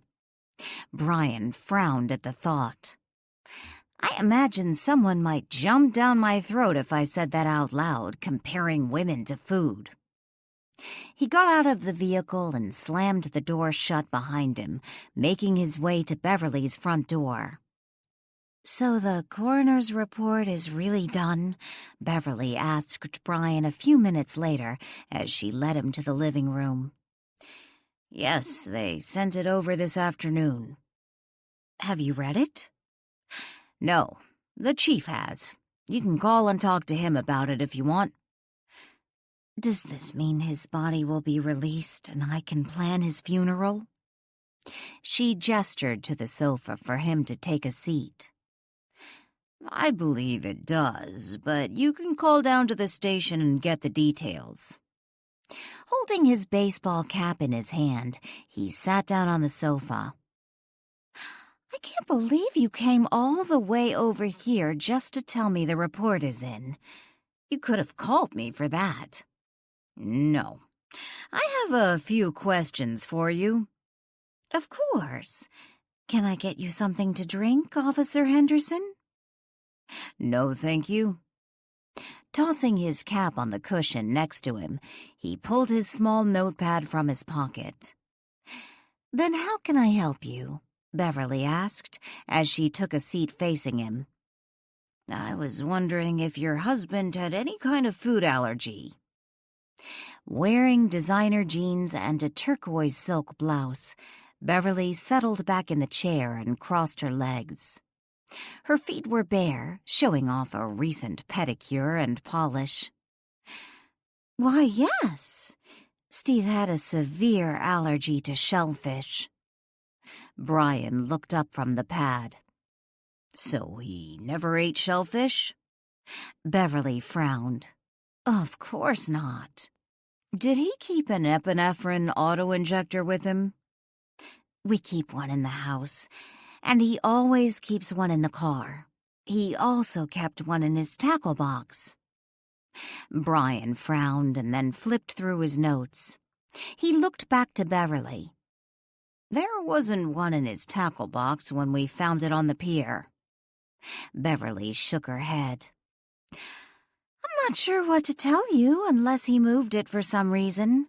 He always keeps one in there, but then I never go in his tackle box." Brian nodded and jotted something down in his pad. Officer Henderson, what is this about?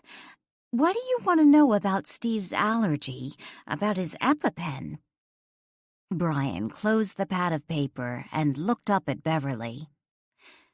We're just trying to figure out why your husband fell off that pier. Did something happen to him that made him lose his balance and fall? Maybe he had an allergic reaction to something. I'll admit it used to make me a little nervous when Steve would go fishing off the pier. People touch things. We put our hands in our mouth without thinking. Cross-contamination in something like this could be deadly. That's why I always nagged him about keeping an EpiPen with him. Beverly paused a moment and then stood up abruptly, staring at Brian. Oh my God. You don't think that's what happened, do you? What do you mean? Did he touch something down there? Did he accidentally put his hands in his mouth? Oh my God. She turned abruptly from Brian and started pacing. Please, sit down, Mrs. Klein. We don't believe his allergic reaction, if he had one, was caused by him putting his hands in his mouth.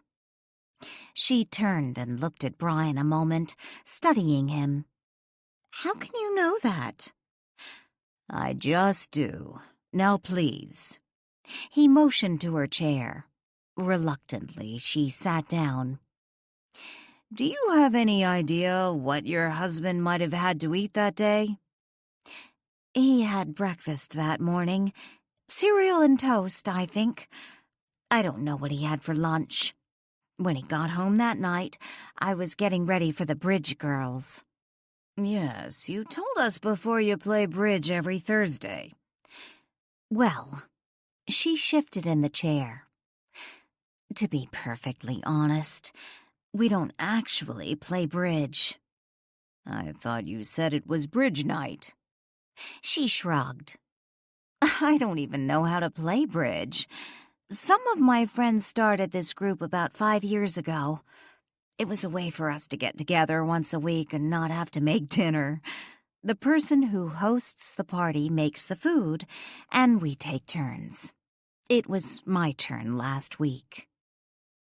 Did Steve eat here before he went fishing? Like I started to say, he had breakfast here that morning, but that was it. I don't know what he had for lunch. I made quiche that night. It was still in the oven when he left. So no, he didn't eat anything at home that day except for breakfast. Do you have any idea what his plans were for dinner? Just the tamales. He had 2 of them. Told me that was going to be his dinner. He also had a thermos of coffee, but he forgot that. Left it sitting on the counter. Do you know where he got the tamales? His friend Baron Huxley gave them to him the day before. Beverly wrinkled her nose. Personally, I can't stand tamales. It's the texture. But Steve even liked them cold. He liked to take them with him when he went fishing. Do you know where this Baron Huxley gets his tamales? I believe he has a friend whose wife makes them. When he comes to town, he usually brings Steve a few. They say she makes the best tamales, but I wouldn't know about that. Beverly watched as Brian jotted more notes down in his pad. Do you know anyone else who knew about your husband's food allergy? It certainly wasn't a secret. Most of our friends knew. Would this friend who gave Steve the tamales have known? Certainly. Baron and Steve go way back. They used to work together.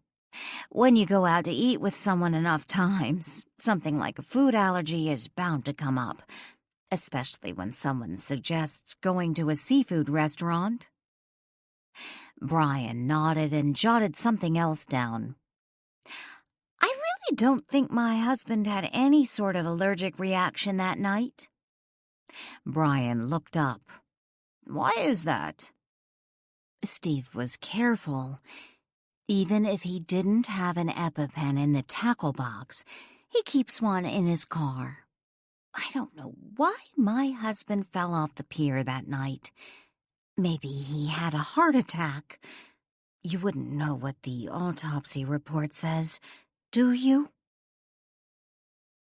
Chris Johnson tossed the steak on the grill and took a swig of his beer. It was chilly out, but not too cold to grill. As far as he was concerned, it was never too cold to barbecue a steak. He stood alone on his back patio, admiring the ocean view beyond his property. He hadn't stopped congratulating himself on purchasing his beach home. Just as he was about to take another sip of beer, motion from the right caught his attention. He looked up. There, standing just beyond his patio, on the beach, was a man dressed in a black suit, wearing a red bow tie. Chris instantly knew who the man was. It was Antoine Paul, the ghost who had been visiting Hillary's dreams for over a decade. The man who she believed was her muse. Chris said nothing but simply stared at the intruder. Antoine Paul studied Chris a moment. Finally, he said, "You can see me, can't you?" Instead of answering the question, Chris looked away and took another sip of beer and turned to his grill, flipping his steak. "I thought for sure you could see me," Antoine muttered. "The way you were looking at me." Instead of leaving, he walked onto the porch and took a seat in an empty chair. He continued to study Chris.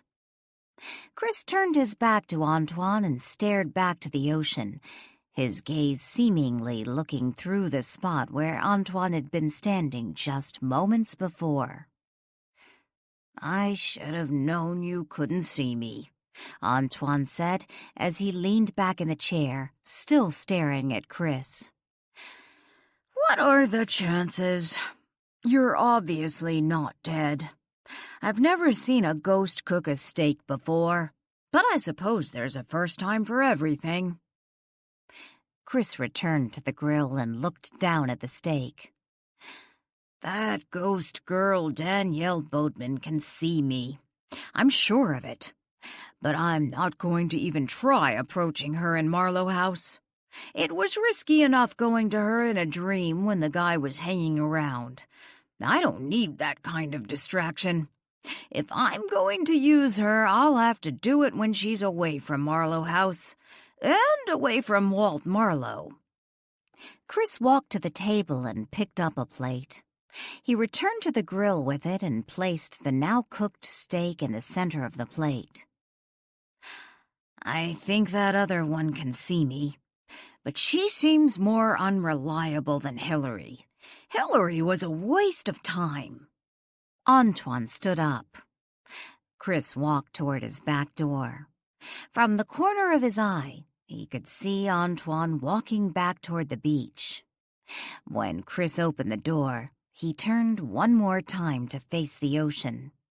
He could see Antoine in the distance, walking away from his house. Hurrying inside and closing the door behind him, Chris tossed his plate with the steak onto the counter and hastily picked up his cell phone and dialed Danielle. "Hillary's Muse was just here," Chris told her. "I don't have a good feeling about this." 17. Cupping a steaming mug of coffee in her hands, Danielle leaned back on the library sofa, her feet propped up on the coffee table, as she watched Chris and Walt. They paced the room together, each walking in the opposite direction, and then would do an about-face, turning to go the other way, where they would pass each other and then repeat. She thought it amusing how they avoided running into each other.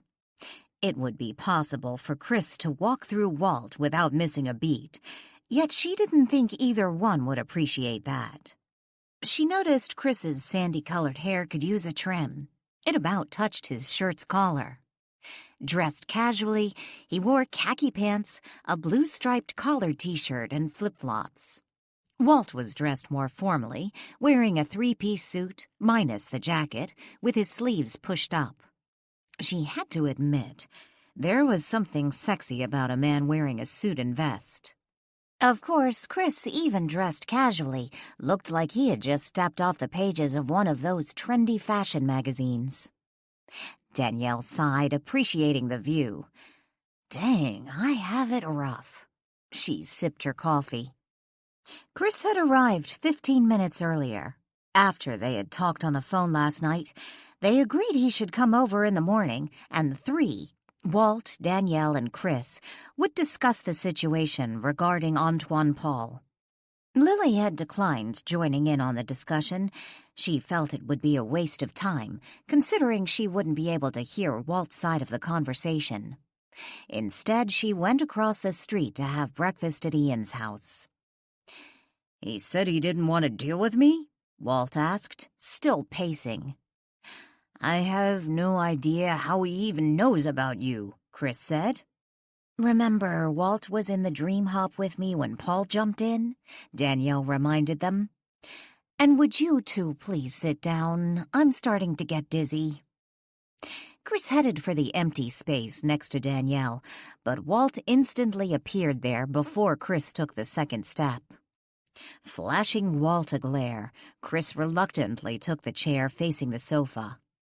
Smiling, Walt waved his hand for a cigar. "I still don't know how Paul knew Walt was a ghost," Chris said. "Spirit," Walt corrected. "Same thing," Chris reminded him. Ignoring their banter, Danielle said, "I think there's some sort of spirit information pipeline. Something beyond two spirits bumping into each other and exchanging info. Look at Angela. She knew about Walt being here. How did she know that if no other spirits had been through Marlow House to encounter Walt back then?" "I do feel cut off," Walt grumbled. "You know how to fix that," Chris said with a smile. "You could step outside." "Yes, and be forced to move on." Walt frowned. "You'd like that?" Chris studied Walt a moment and then sighed. "Nah, who would I have to argue with?" "Chris, do you really think this Antoine Paul is some sort of danger?" Danielle asked. "He did warn you to stay out of his business," Walt reminded her. "That doesn't necessarily mean he's dangerous," Danielle pointed out. "He's up to something," Chris said, "and I really don't like the fact he's managed to be on the scene of all those murders. I still think he did something to nudge the killers to act, like assisting Pete in finding that bottle at just the right moment." Danielle glanced from Walt to Chris. "I don't like how he's hanging around Heather. You know, she really seemed depressed the other day.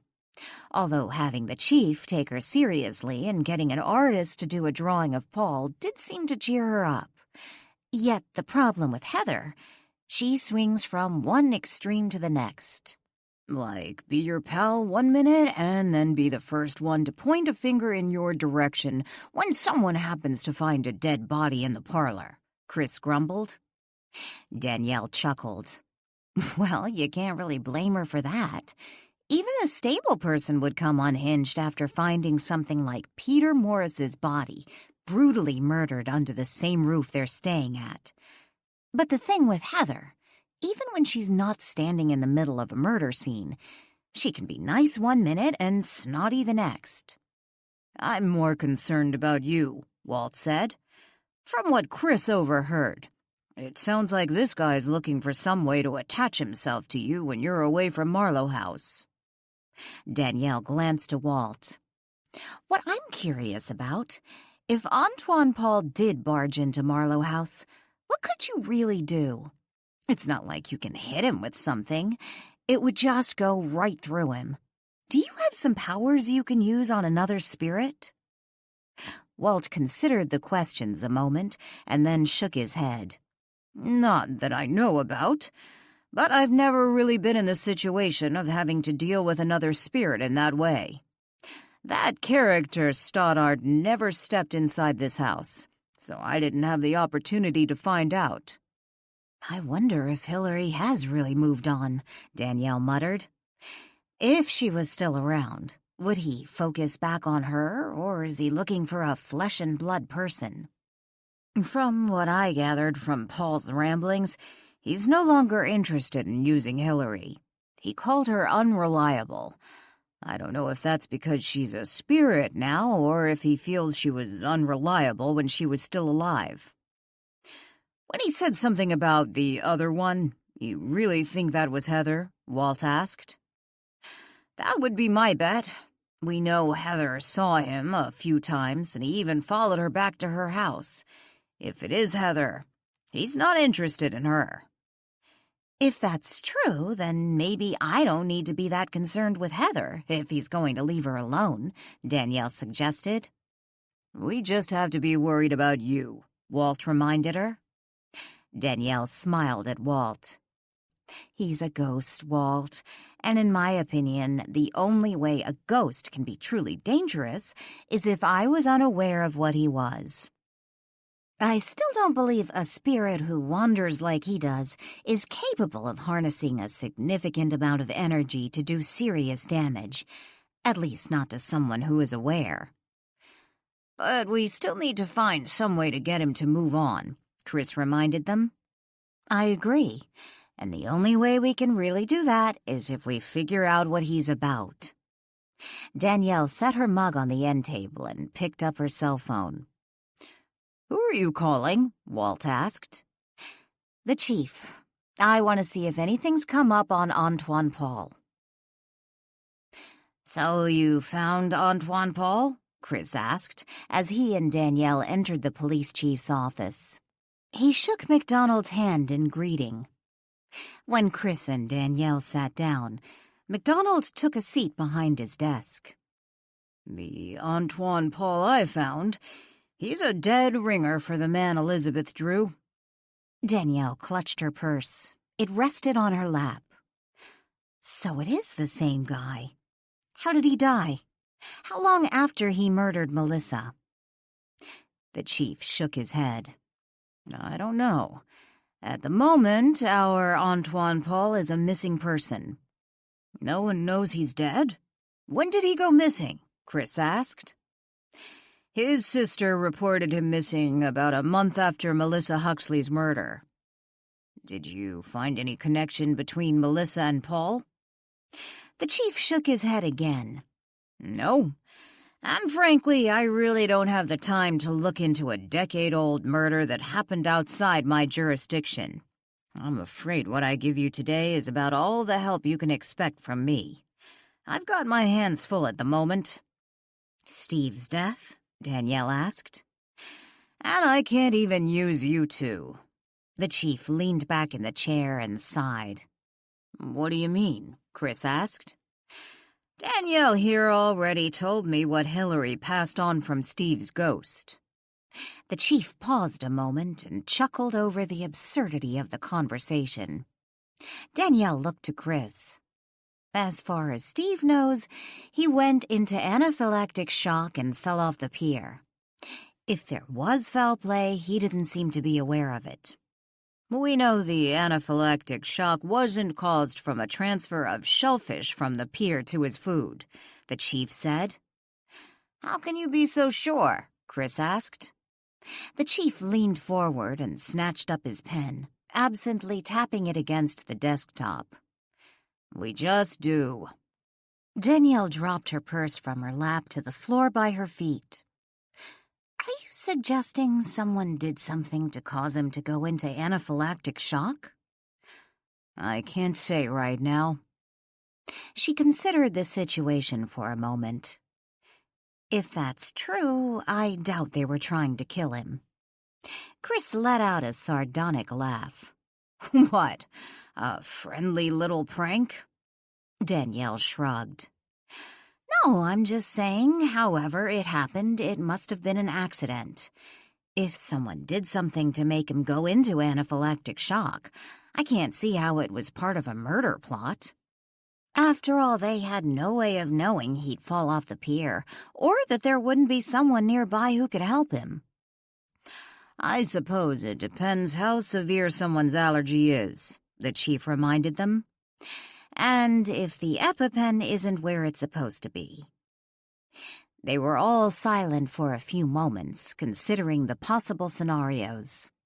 Finally, Danielle said, "Steve's wife dropped by yesterday." The chief cocked his brow. "I wasn't aware you were friends." "Casual acquaintances, but I like her. She dropped by to return my dish from the casserole Lily and I took her on Sunday. Although I think she just wanted to talk to someone. I felt so sorry for her. Oh, and I learned Steve's friend Baron Huxley is the widower of Melissa Huxley." "It is a small world," the chief mused. I felt so sorry for her. I really hope she doesn't find out about her husband's infidelity. She seems so lost as it is. That would just destroy her. "You don't think she knew he was fooling around? I've always heard a wife often knows," the chief suggested. I had absolutely no idea Lucas had been cheating on me. That totally threw me. "Would it be so bad if she learned the truth of her husband?" Chris asked. Danielle turned to Chris. "I don't know what purpose that would serve. Sometimes ignorance is bliss. And she and Steve have 2 kids together. Do they really need to know their father cheated on their mother? I lost my parents when I was about their age. It's rough. They really don't need to deal with anything more." The chief let out a sigh. "I'd love to be able to accommodate you, Danielle, and keep Steve's sordid secret, but I'm afraid it's going to come out." "Why does it have to?" Chris glanced from Danielle to the chief. "This is a murder investigation now, isn't it?" "Even if it is, I can't believe Beverly had anything to do with Steve's death. She seems sincerely crushed." "Come on, Danielle. You're seeing yourself in her. You aren't being objective," Chris said. Danielle frowned. "What do you mean?" "Danielle, maybe you're right," the chief said. "Maybe she doesn't know anything about her husband's affair and had nothing to do with his murder. But if someone killed Steve, we have to look at motives. Top of our list, we have a wife who was being cheated on and an ex-lover who was recently dumped." "Damn." Danielle slumped back in her chair. "If it was Carla, then the truth will come out at trial." Danielle looked up at the chief. "But I can't even imagine Carla doing something like that." "I'm not saying it was Carla or Beverly. I'm just saying they're the 2 likely suspects." "Is it possible to keep Steve's affair quiet for now? If Steve really was murdered, then maybe you'll find someone else who had more of a motive to want him dead. If so, then why heap unneeded pain on the family?" Danielle asked. "We're going to be discreet, Danielle, but we have to do our jobs." Danielle sighed. "I suppose." 18. After Chris and Danielle left the police station, they stopped at Lucy's diner for lunch. Sitting across from Chris, Danielle opened the file MacDonald had given her. It contained the information the chief had gathered on Hillary's Muse. "It seems our Antoine Paul was a freelance writer," Danielle said as she skimmed through MacDonald's notes. "According to this, his sister hasn't heard from her brother since right before Valentine's Day. She reported him missing mid-March." "Melissa Huxley was killed right before Valentine's Day, wasn't she?" Chris asked. Danielle nodded. "I wonder when he was killed, and how. Did something happen right after the murder? like when Chuck Christensen murdered Bart Haston and ended up driving off Pilgrim's Point. And his body has never been found? Apparently not. Danielle continued to read through the papers. We'd have a better chance of nailing down the time of his death if we could find anyone who saw him from the time of Melissa's murder until he was reported missing. Just because his sister hadn't heard from him, it doesn't mean he vanished at the same time as Melissa's murder. True, but since the guy worked from home, it's not like he went to an office each day, so there's really no one to say he hadn't shown up for work. From what the chief wrote down, I guess the police talked to some of his neighbors, but no one could recall seeing him for a couple months. Chris picked up his glass of water. Before taking a drink, he said, "So basically, as far as we know, his sister was the last one to see him alive."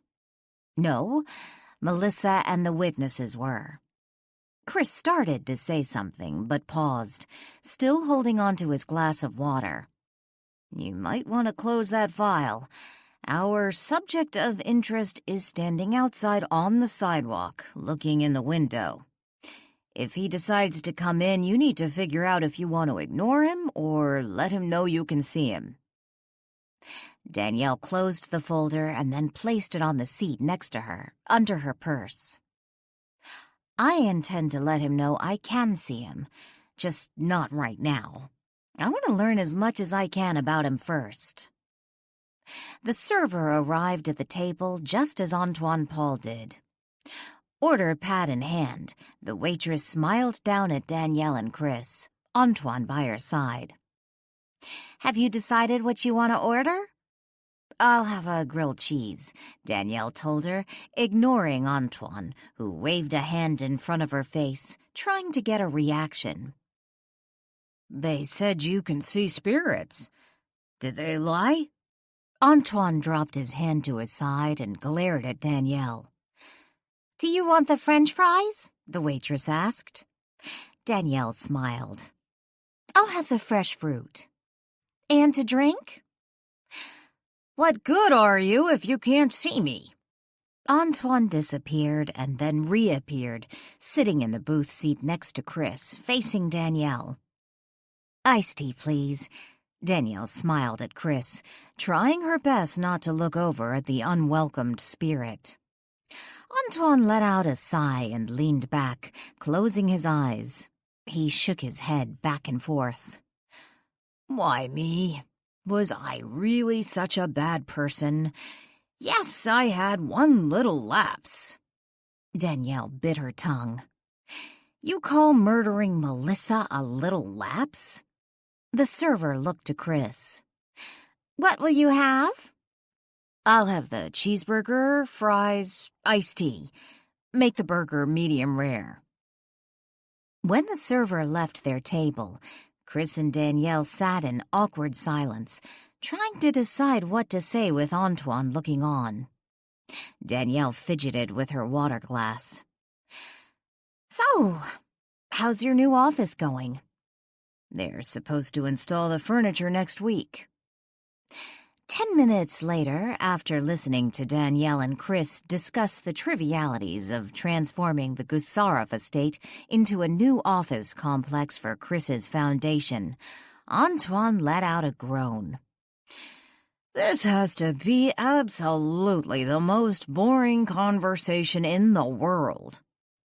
Antoine disappeared, yet not before Heather Donovan stepped into the diner and saw him sitting with Danielle and Chris. Danielle glanced around, looking for Antoine. Yet it wasn't the ghost she spied, but her neighbor Heather, who stood at the entrance of the diner, staring blankly at Chris and Danielle's booth. Chris looked toward the door and spied Heather. Do you think she saw him? By her expression, I think she did. Danielle forced a smile and waved at Heather, urging her to join them. Instead of accepting the invitation, she turned abruptly and fled the diner. Danielle groaned. I need to talk to her. She's going to think she's crazy." Chris shrugged. In all fairness, I suspect she was already partway there. "That's not fair, Chris. You know what it's like having the ability to see spirits. And with Heather, hers is pretty hit and miss, although I suspect it's getting stronger." Their conversation was interrupted when the server arrived with their order. The two sat in silence as plates were set on the table. After asking if they needed anything else, the server turned and walked away. Watching the parting server for a few minutes, Chris finally said, "The thing is, I really don't feel comfortable having someone like Heather know I can see spirits. If she starts to broadcast that, and then people start taking a closer look at me." "Hey, I get it." Danielle picked up her grilled cheese sandwich. "Heather already knows about me, although I haven't gone into detail with her. She doesn't have to know about you, but I need to let her know about Antoine. Before, she thought he was a real person, and now seeing him vanish before her eyes, I can't imagine what she's thinking now." After lunch, Danielle dropped Chris off at his house and then drove down the street to Heather's. She sat in her car for a few minutes, trying to decide what she wanted to say. When Heather opened her front door a few minutes later, she carried her calico Bella in her arms, her face devoid of expression.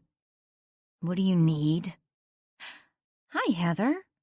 Danielle reached out and scratched behind Bella's ears. "Bella?" Dropping her hand back to her side, she smiled at Heather. "I was hoping we could talk." With a shrug, Heather turned from the doorway, leaving it wide open, and headed to the living room. Danielle took that as an invitation to come in and followed Heather, closing the door behind them. She smelled lavender. Glancing around, she noticed the diffuser sitting on the fireplace mantel, a pillar of steam wafting up to the ceiling.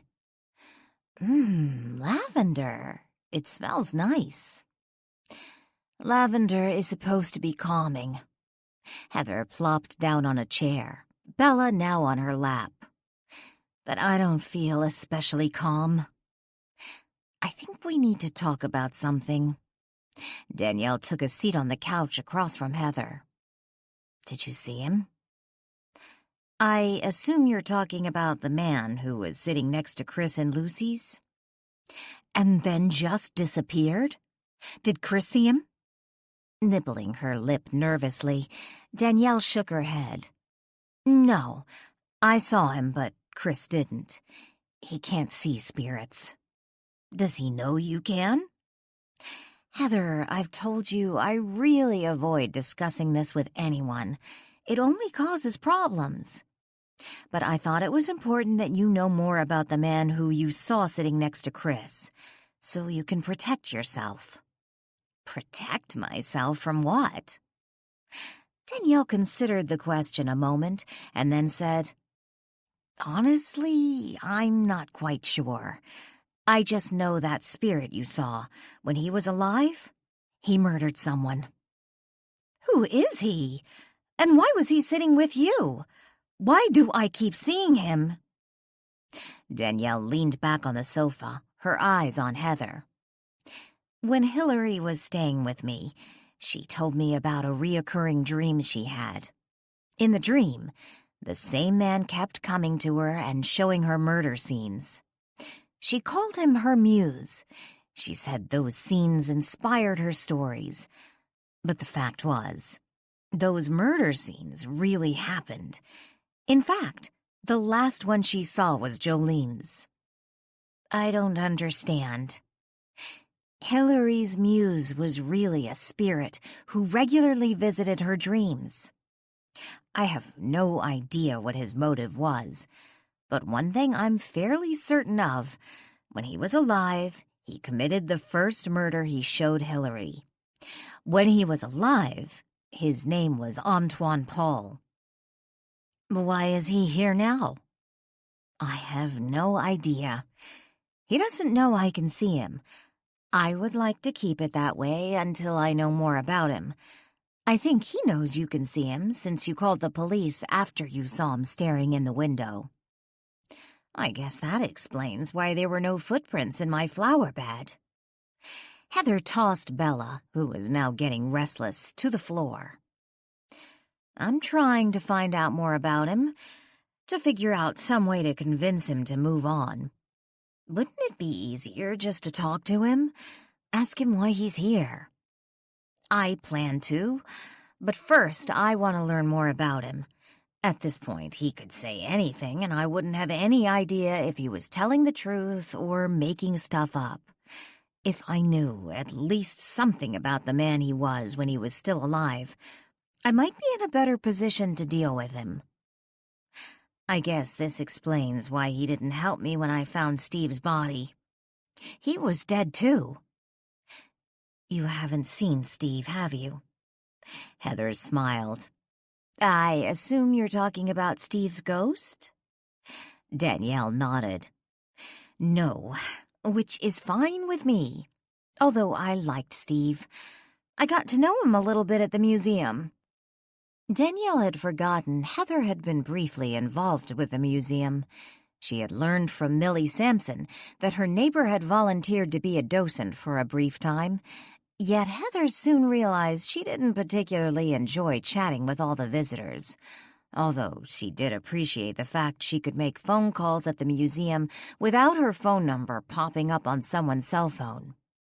She had used the museum's phone when looking for a diver to help her locate the Eva Aphrodite several months earlier. I just wanted you to know you aren't going crazy. You did see Antoine Paul. I guess I should tell the police chief not to run the picture in the paper, Heather suggested. It's not going to hurt if he runs the picture. I wouldn't worry about it. But he knows about you, doesn't he?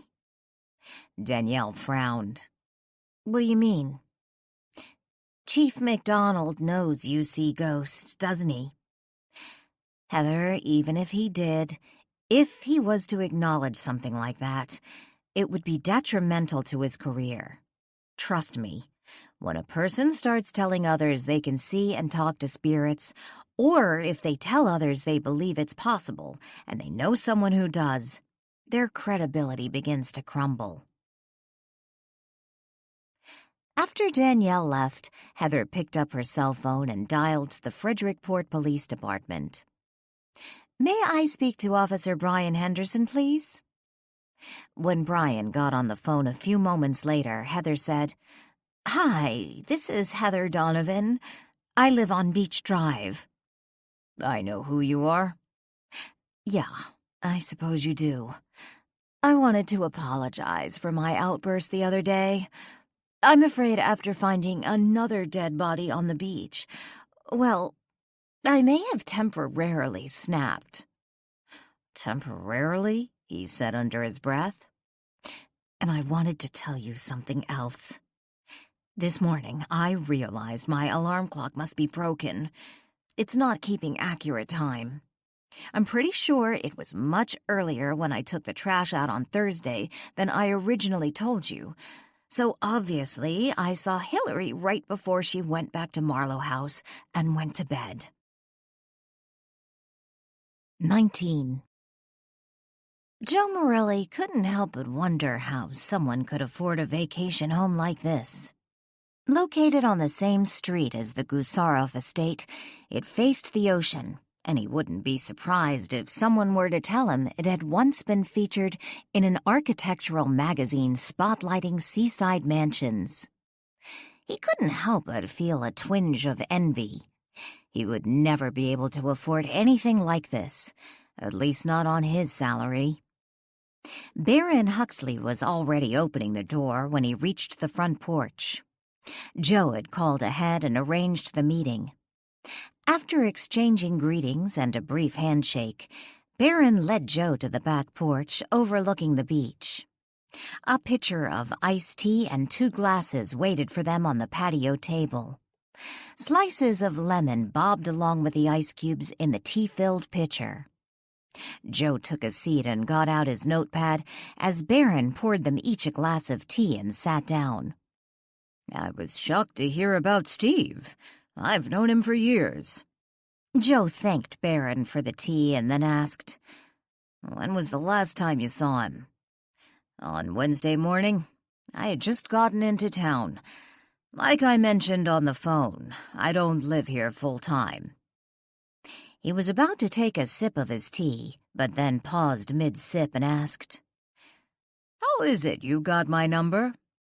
Mrs. Klein gave it to us. Barron took his sip and then set his glass back on the table. I'm not really sure why she would give you my number. I thought Steve's death was some sort of accident. Didn't he fall off the pier, hit his head? At least that's what the paper said. Apparently, Mr. Klein had gone into anaphylactic shock shortly before he fell off the pier.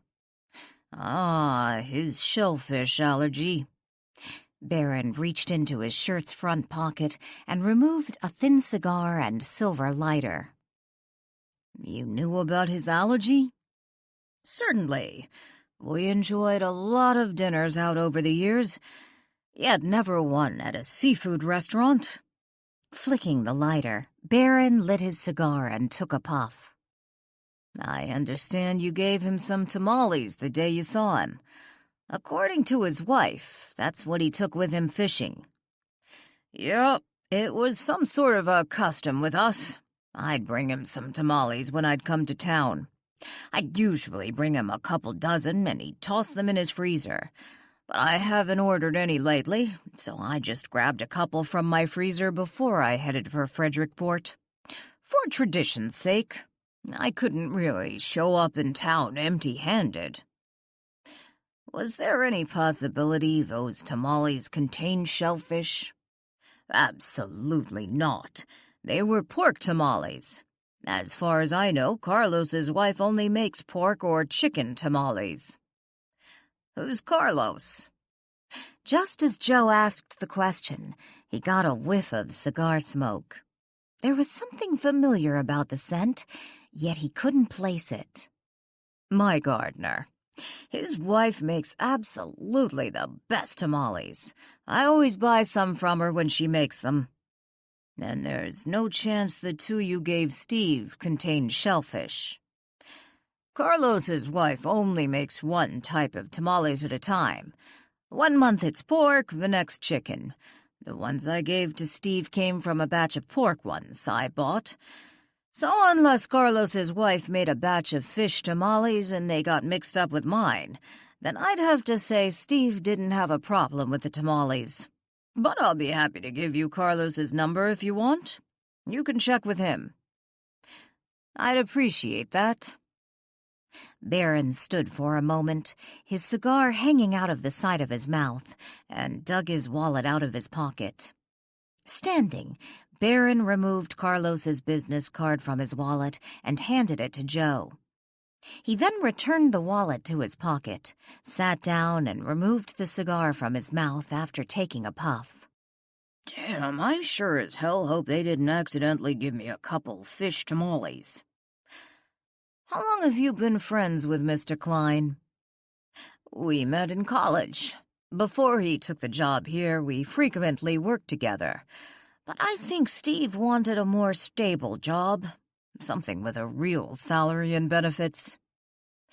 Joe glanced over at Barron's house. While the Kleins had a nice home, it was nothing like this. Looks like you did all right for yourself. Barron smiled. When it comes to business, I've been fortunate. But Steve came out the real winner. He had a lovely wife and 2 great kids. I envied him that. You aren't married. Barron let out a sigh. I'm a widower. Oh, I'm sorry. Barron shrugged. It's been a while now. Like they say, it gets easier over time. Of course, I still miss her every day. I'm sorry for your loss. Joe closed his notepad. Thank you. I hope you find out those tamales I gave Steve didn't have any seafood. I don't think I could live with myself if I discovered I'd inadvertently gave seafood to Steve. I can't even imagine how I could tell his wife and kids. When Joe returned to his vehicle 20 minutes later, he pulled out the business card Barron had given him for Carlos's landscaping service. Instead of waiting to make the call, he dialed the number on his cell phone. Less than 5 minutes later, he had his answer. Carlos's wife never made fish tamales. Just as Barron had said, she only made chicken or pork. Instead of putting his phone down, Joe made a second call. "Where are you? What are you doing?" Joe asked Brian when he answered the phone. "I'm at the station getting ready to call it a night. Where are you?" "I just wrapped it up with Baron Huxley." "The tamale guy?" Brian asked. "Yeah. What are you doing for dinner?" "I don't know, probably a TV dinner. Something exciting like that." "Why don't you meet me at Pier Cafe? We can have dinner." "Is this a work dinner? What do you think?" Joe slipped the key in the ignition. "So, what's this all about?" Brian asked Joe 20 minutes later. They sat together in a booth at Pier Cafe. "The tamales Steve ate were pork, not fish. I spoke to the person Huxley bought them from. Some guy named Carlos. He's Huxley's gardener. Carlos's wife makes tamales, and Huxley regularly buys them from her and shares them with Steve. According to Huxley, they were pork. Carlos verified that. Said they would have to be pork or chicken. Those are the only kinds his wife ever makes. So if there was fish in the tamales, someone had to put it in there later, intentionally." Joe nodded. "I just wish we'd found something on the pier. According to Beverly Klein, Steve had a paper sack with him, and the tamales were wrapped in foil. But we never found the sack or the foil. Probably blew off the pier overnight. Or someone removed it later. So why did you want to come down here?" Brian glanced over to the waitress station. He didn't see Carla. "Did you want to talk to Carla?" "I called after we hung up. She's not working right now, but the cook who was working that night is." Brian frowned. "And? I'm curious. Did Steve order something else to eat that night? We know he bought coffee. Did he order something else we don't know about?" "Pier Cafe doesn't have shellfish on its menu," Brian reminded him. "True, but Carla could have brought some with her," Joe suggested. "After Steve ordered his food, she slips it in. Right now, she's the only one with a motive. As far as we know, Beverly had no idea about the affair, and Carla couldn't have been happy being dumped like that." "How did Carla even know he was coming in that night?" "According to Beverly Klein, her husband came down every Thursday night to go fishing. It's a safe bet he wasn't fishing all those Thursdays he was fooling around with Carla. But I see what you mean. Carla probably figured he'd be on the pier that night. Obviously, if she gave him something she made at home, then the cook won't be of any help. But at least we can see if he had any takeout orders that night. Something that she could have added to." Earl Sweeney had been flipping burgers at Pier Cafe for over 10 years. If it were possible to turn back the clock 20 years, his co-workers wouldn't recognize him. That Earl Sweeney had a wife, son, and a corporate job. But somewhere around his 41st birthday, something had snapped and he dropped out, leaving behind his wife, son, mortgage, and 401k. He wasn't especially worried about the family he had left behind. His wife had had an even better job than he'd had and was on her way up the corporate ladder. Now he rented a room from an elderly woman on the south side of town. There was no way he could afford renting a house or an apartment in Frederickport, not with his wages. Below average height and slightly overweight, with thinning, perpetually greasy hair. His fingernails needed a good scrubbing. He spent his money on cigarettes, cheap scotch, and used paperback books. Earl loved to read. "How can I help you, boys?" Earl asked as he took a seat next to Joe. "We were wondering if you remember Thursday night," Brian asked. "You mean the night Steve fell off the pier?" "Yes." "Sure. What do you want to know?" Earl leaned against the table and looked from Joe to Brian. "Do you remember Steve coming into the restaurant that night?" Joe asked. "Sure. He came in to get some coffee. Carla waited on him." Earl lowered his voice and glanced around. "Have to admit, took a lot of nerve for him to come in here." "Why do you say that?" Joe asked. Earl chuckled. "I just figure when you fool around with the waitress, you switch restaurants after you dump her. Or at least come in when she's not working." Brian arched his brow. "You knew about Carla and Steve?" "Sure. We never talked about it, but it was pretty obvious the way he was always slipping his hand up her skirt when he thought no one was looking." Earl shook his head.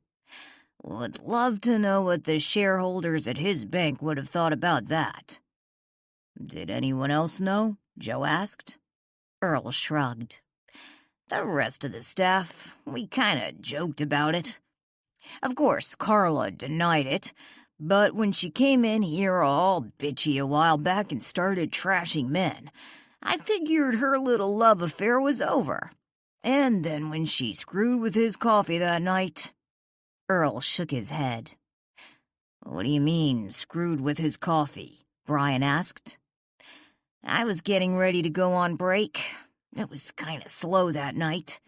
I looked out to see if we had any new customers. I saw Steve ordering something from Carla. Figured I'd wait a minute, see what it was in case I needed to toss a burger on the grill before I grabbed a smoke. But he just ordered coffee." "So he didn't order any food that night?" Joe asked. Earl shook his head. "No, just coffee." "What did you mean, screwed with his coffee?" Brian asked again. "I watched as she filled his cup. Then, when he wasn't looking, she grabs a pack of sugar and dumps it in his coffee." "I don't get it. Was she not supposed to put sugar in his coffee?" "Steve drinks his coffee black. He hates sugar in his coffee." Joe glanced at Brian and shrugged. "Carla's not a bad gal, but she shouldn't have been getting in his things when he went to the bathroom." "What do you mean?" Brian asked. "After she gave him the coffee, I went outside to have my smoke. I looked in and Steve was headed to the bathroom. He'd left his coffee with his fishing gear on the bench up front. While he was in the bathroom, I saw Carla rushing up to the front while looking back to the bathroom, like she didn't want to get caught. She was carrying something, but I couldn't tell what it was. She started going through his things. Looked like she took something, but I couldn't tell what. If it had been any other customer, I would have jumped all over her. But I figured whatever was going on between the two of them was their business." 20. "Where's Lily off to?" Walt asked Danielle when he appeared in the dining room on Thursday morning. Danielle sat alone at the table, reading the morning paper and drinking a cup of coffee. Looking up from the newspaper, Danielle smiled. "Morning, Walt. She's off to Portland with Ian and Chris. Did you forget?" "Is that today?" Walt took a seat at the table next to Danielle and focused his attention briefly on the newspaper. Seemingly moving on its own volition, The front page slipped from the paper lying before Danielle and slid over to Walt. He picked it up. "Hey, paper thief." She didn't attempt to snatch it back. Instead, she picked up the remaining pages and skimmed the headlines. His gaze focused on the front page article. "I forget. Why are they going to Portland today?" Danielle turned the page she was reading. "They're going to see Kelly, and Chris is taking his new car back to the dealer for them to fix something. He's driving, and they're picking him up while the dealer has his car, so he'll hang around with Lily, Ian, and Kelly today." Lowering the front page slightly, Walt gazed over the top of the page. He's going to spend the day with Ian's sister? Kelly is an attractive young woman. I always thought she would be a good match for Chris. Her eyes still on the paper, Danielle flipped the page. Kelly is still dating Joe. From what I hear, it's getting serious. Chris has more to offer, Walt said with a shrug. When he comes back, I'll be sure to tell him you think he's a great catch. Walt set the paper on the table and looked over at Danielle. Why didn't you go with them? I have a lunch date with Marie. I don't dare cancel it. I know she probably has a million questions about Hillary. Are you going to her funeral? Lily and I were discussing that. I'd really like to talk to Antoine Paul's sister. See what she can tell me about her brother. She lives in Vancouver. That's where Hillary's service is. I thought I'd go to the service and then see if I can talk to the sister.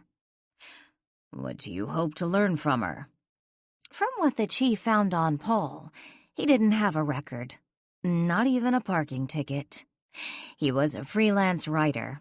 One reason he didn't show up on my initial Google search, he used a pen name.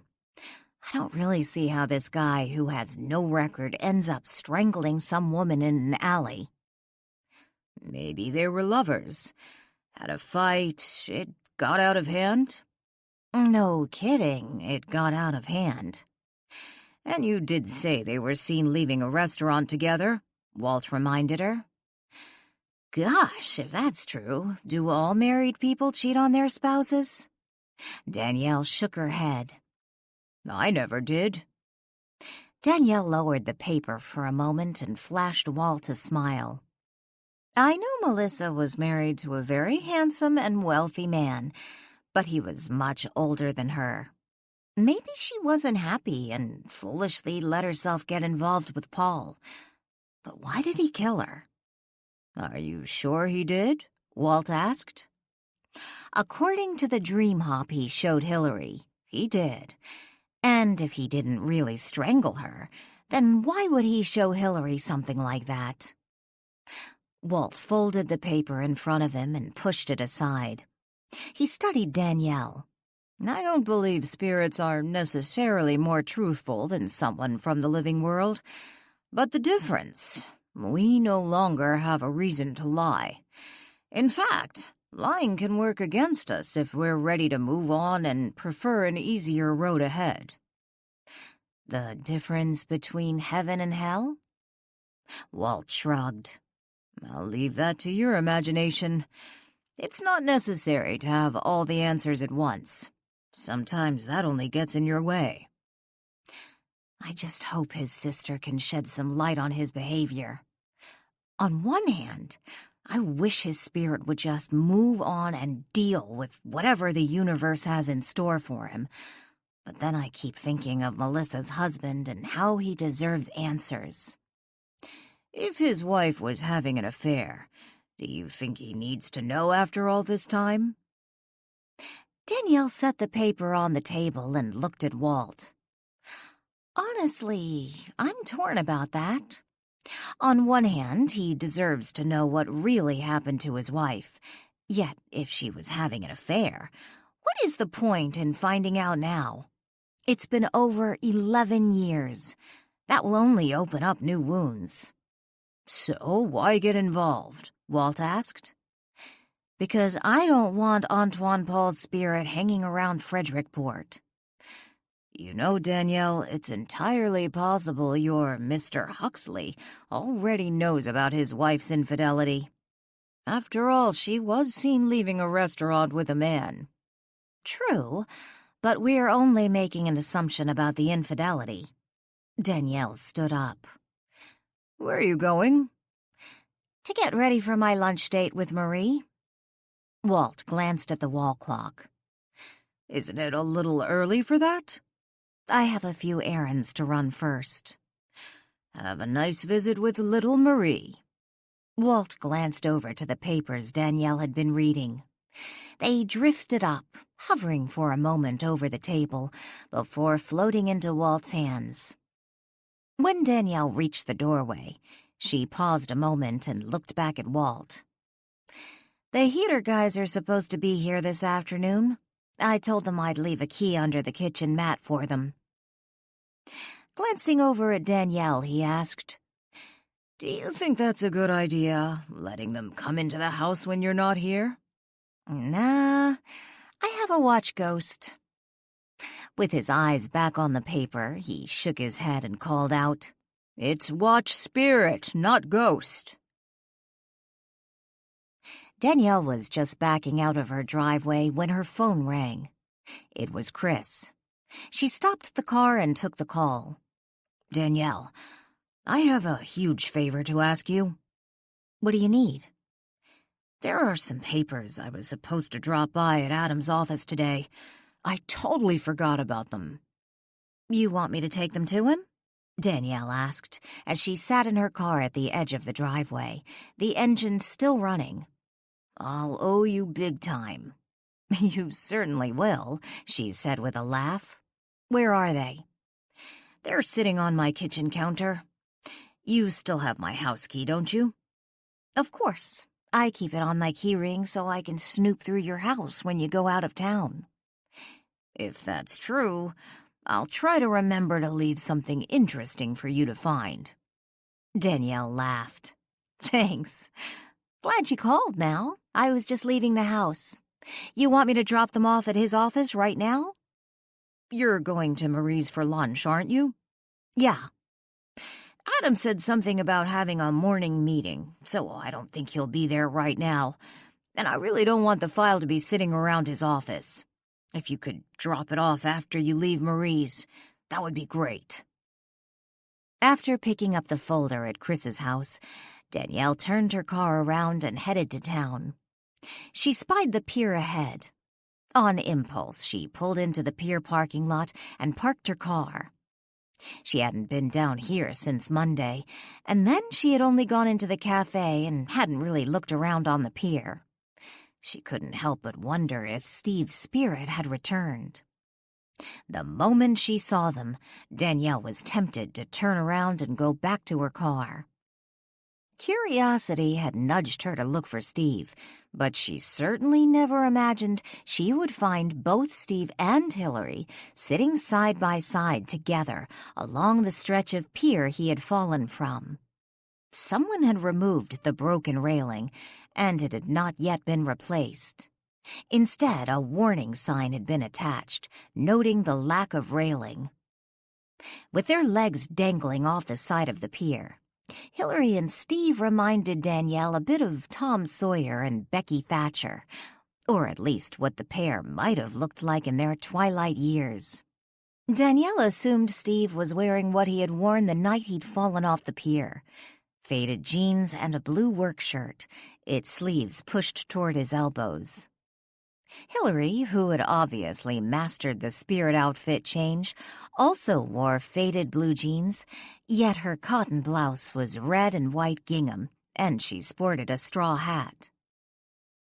Contemplating her next plan of action, Danielle debated returning to the car or talking to Steve and Hillary. After a moment, she took her cell phone out of her pocket and walked to the two ghosts. With her cell phone now to her ear, Danielle glanced around. Hillary and Steve sat chatting amongst themselves, their backs to Danielle, unaware of her presence. "Hello, Hillary? Steve?" Both ghosts turned abruptly and faced Danielle. Hello, Danielle. Who are you talking to on the phone? Hillary asked. She can see us? Steve asked. Hillary nodded. I told you you didn't believe me. I'm pretending to be on the phone, Danielle explained as she glanced around. On the other side of the pier, a fisherman cast his line out, his back to her. Makes sense. Hillary nodded to the empty place next to her. Care to join us? Thanks, but I don't think I want to risk falling off the pier. And according to that sign, they don't want me to sit there. Yeah, well, that first step is a bitch, Steve said with a laugh. I suppose one good thing about being dead is you don't have to follow signs anymore. So you understand you're dead? Steve looked up to Danielle. By his expression, he obviously thought her question was stupid. Danielle shrugged. Many spirits don't right away. Steve looked back to see. To be honest, I didn't right away. After I ran into Hillary the first time, I came back here to get my stuff. Tried like hell to get my things, but my fishing pole kept falling out of my hand. I couldn't hold on to anything. Hillary looked up to Danielle. After I left you, I came back down here to find Steve. I figured he needed to know the truth. So, now that you know, why haven't you two moved on? We have to go to our funerals, Steve said. I'd like to see everyone one more time. My kids, and of course Beverly. She's going to have a lot on her plate now. Poor thing. You're going to your funeral too? Danielle looked at Hillary. Yes. Are you going? Hillary smiled cheerfully. Yeah. I was planning on it. Good. I'll drive with you. You know that really isn't necessary. I mean, I think you can just get there on your own. You expect me to walk all the way to Vancouver? No, of course not. But Hillary, you're a spirit. It's like being your own airline. I'd rather drive with you, unless it's too much trouble. Danielle let out a sigh. Fine, you can drive with us. Are you moving on after the funeral? Hillary shook her head. I told you I don't want to see my husbands. Who needs that kind of drama in their life? Death. Still holding the phone next to her ear, Danielle glanced around. By any chance have you seen Antoine Paul? Yes, but we haven't talked to him. Grouchy spirit, if you ask me. Hillary shook her head. He is definitely a strange guy, Steve said. Danielle frowned. What do you mean? After I left Hillary that first time, after falling off the pier, I ran into the guy when I was walking back here to get my stuff. Of course, I couldn't. I was dead. What did he say that made you think he was strange? He said Carmel was a bitch, whatever that was supposed to mean. That is an odd statement, Danielle said with a frown, and then asked, Steve, are you moving on after your funeral? Well, I suppose so. Nothing really to keep me here. He glanced at Hillary, who sat to his right. No offense. Hillary looked down at her bare feet and wiggled her toes. None taken. Maybe I shouldn't bring this up, but, Steve, the police are looking into your death. They suspect there may be foul play. Steve frowned. He glanced up to Danielle. What are you talking about? I fell off the pier. Serves me right for being careless. From how the chief was talking, they must have found something in your autopsy. He didn't say what exactly, but he did say your allergic reaction wasn't caused by you carelessly transferring shellfish from the pier to your food. Why else would I have had the allergic reaction? Autopsy, you say? Hillary glanced from Danielle to Steve. I believe they check the stomach contents when they do one of those. My guess, the autopsy found seafood in your stomach. Someone must have put fish in your food. Any idea who would want you dead? 21. Bright yellow paint had recently been brushed over the clapboard siding of Marie's bungalow and fresh white paint over its trim. It was the same color the house had been before the painters had arrived on Monday.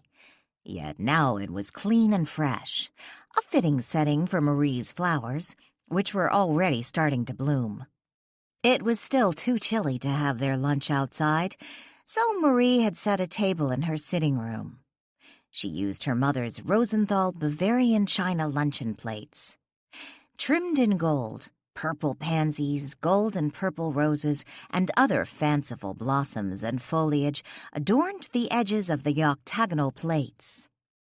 Crystal goblets were already filled with iced tea, each garnished with lemon slices, while the luncheon plates waited for slices of warm quiche, and tiny bowls from the same set of Bavarian china sat at the head of each setting, each filled with fresh-cut fruit. "This looks beautiful," Danielle said as she took a seat at the small table. The first thing she noticed was the colorful bouquet of flowers tucked in a sterling silver pitcher at the center of the table. Gently removing the cloth napkin from its place under the fork on the left side of her octagonal luncheon plate, she placed it on her lap as she watched Marie dish up a slice of quiche and set it on her plate. "It's spinach and ham," Marie explained. "Oh my, you made quiche?" Marie chuckled and scooped up a slice for herself. "I warmed it up.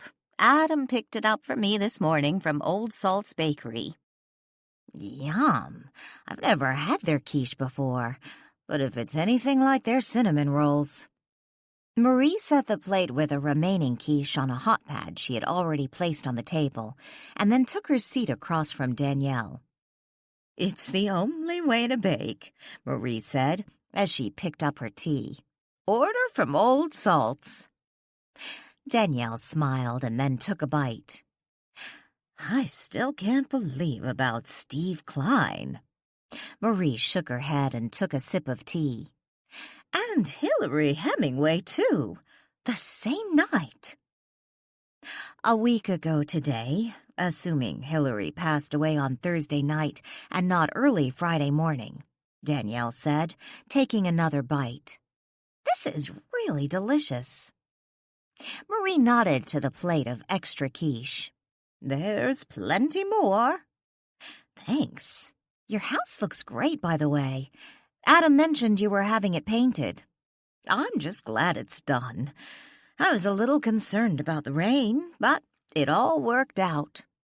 "So you don't have any guests staying with you right now?" "No. We've been having some issues with the furnace. We decided to have it replaced after Hillary left. She was supposed to check out on Friday morning, the morning we found her." "The poor dear definitely checked out." Danielle cringed and speared another bite of quiche with her fork.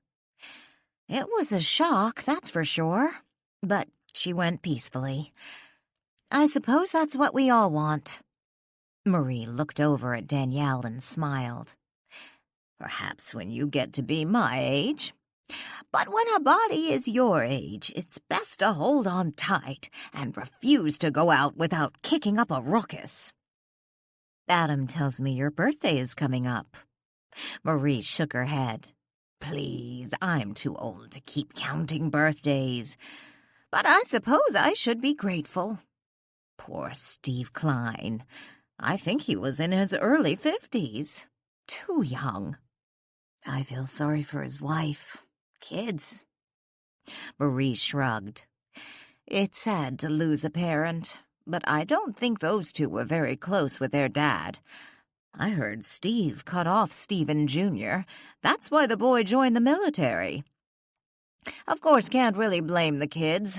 Parents spoiled them shamefully. Can't let your kids run wild and expect them to grow up into responsible adults. Funny, for some reason I thought they had small children. I guess because Steve's wife looks so young. Well, she is a good 10 years younger than her husband. I've seen her a couple times since the accident. I feel so sorry for her. She seems devastated.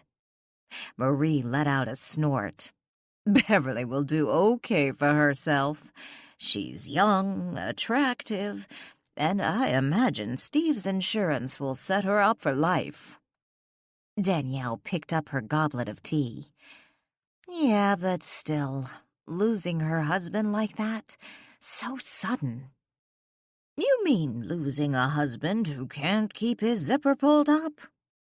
Marie shook her head. Never understood how a woman puts up with that. Setting her glass on the table, Danielle looked over at Marie. Steve fooled around? Marie let out a chuckle. Wasn't exactly a secret, at least not in some circles. Danielle cocked her head slightly and studied Marie. What circles are that exactly? Taking a bite of quiche, Marie chewed slowly and considered how to answer the question. After washing down the bite with a sip of tea, she said, When they first organized the Historical Society, I naturally joined. Steve was one of the people instrumental in getting it going. There were a lot of meetings back then. Beverly wasn't particularly interested in the project. One of the early members, can't recall her name. She has since moved from town, but let's just say she and Steve had more than a few private meetings, supposedly, to work on the museum project. He was fooling around with another member from the Historical Society? Oh, yes. Marie nodded. Everyone knew, but just ignored it. I think Millie Sampson was relieved when the woman and her husband moved from town. He was fooling around with a married woman? Danielle gasped. Why not? He was married. Danielle speared a chunk of melon, looked over at Marie, and shook her head. So you think Beverly knew? Honestly, I always figured she had to have, but I suppose it's possible she didn't. So you think he fooled around after that? Danielle knew he had, but she asked the question anyway. I'm sure it wasn't his only affair. I've heard rumors over the years. Danielle looked down at her plate and silently ate her quiche. I suppose that's why Jolene so easily figured out Steve and Carla were having an affair. He was a serial cheater. So tell me about Hillary, Marie asked. Danielle then went on to tell Marie about how they had found Hillary on Friday morning and how she had cleaned out her room, leaving out the details involving Hillary's lingering spirit. You didn't even peek at her new book? Danielle looked up from her plate to Marie and smiled. No, I just wanted to get the stuff sent off. And frankly, I've never read any of her books. Please don't tell her. Marie chuckled. Dear, I don't think you're going to have to worry about her finding out now. You'd be surprised. Adam Nichols sat alone in his office, feet propped up on his desktop, eating a meatball sandwich. He had muted the speakers on his computer. He didn't need them for what he was watching, and he certainly didn't want Leslie to walk by and overhear the heavy breathing and foul language from the nude actresses featured in the soft porn film he was currently watching on his computer. A knock on the open office door caught his attention, and he looked up, startled. It was Baron Huxley, a previous client.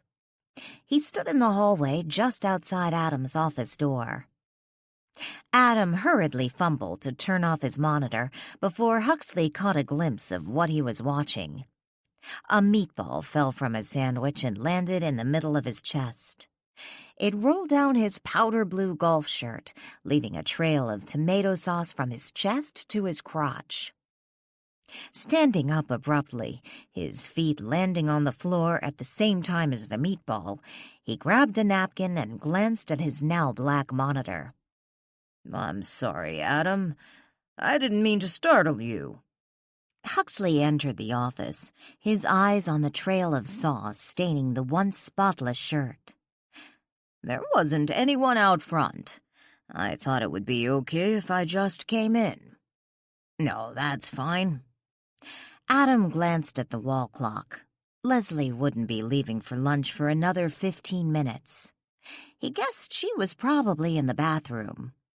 Using the napkin to wipe off the sauce, he took a step and his shoe promptly landed on the meatball, smashing it into the carpet. Looking down, he lifted his foot up and glanced at the bottom of his shoe, now coated with smashed red meat. "I really am sorry," Huxley said, as he looked from Adam's shirt to the meatball divided between the floor and Adam's shoe. Adam shook his head and laughed. "No problem. Have a seat and tell me what I can do for you. I hope you don't mind if I don't shake your hand." Barron chuckled and sat down. "Not at all." Removing his right shoe, Adam sat back down on his chair. Reaching over to the trash can, he scraped off the shoe on the can's edge and then used another napkin to wipe off the shoe's sole.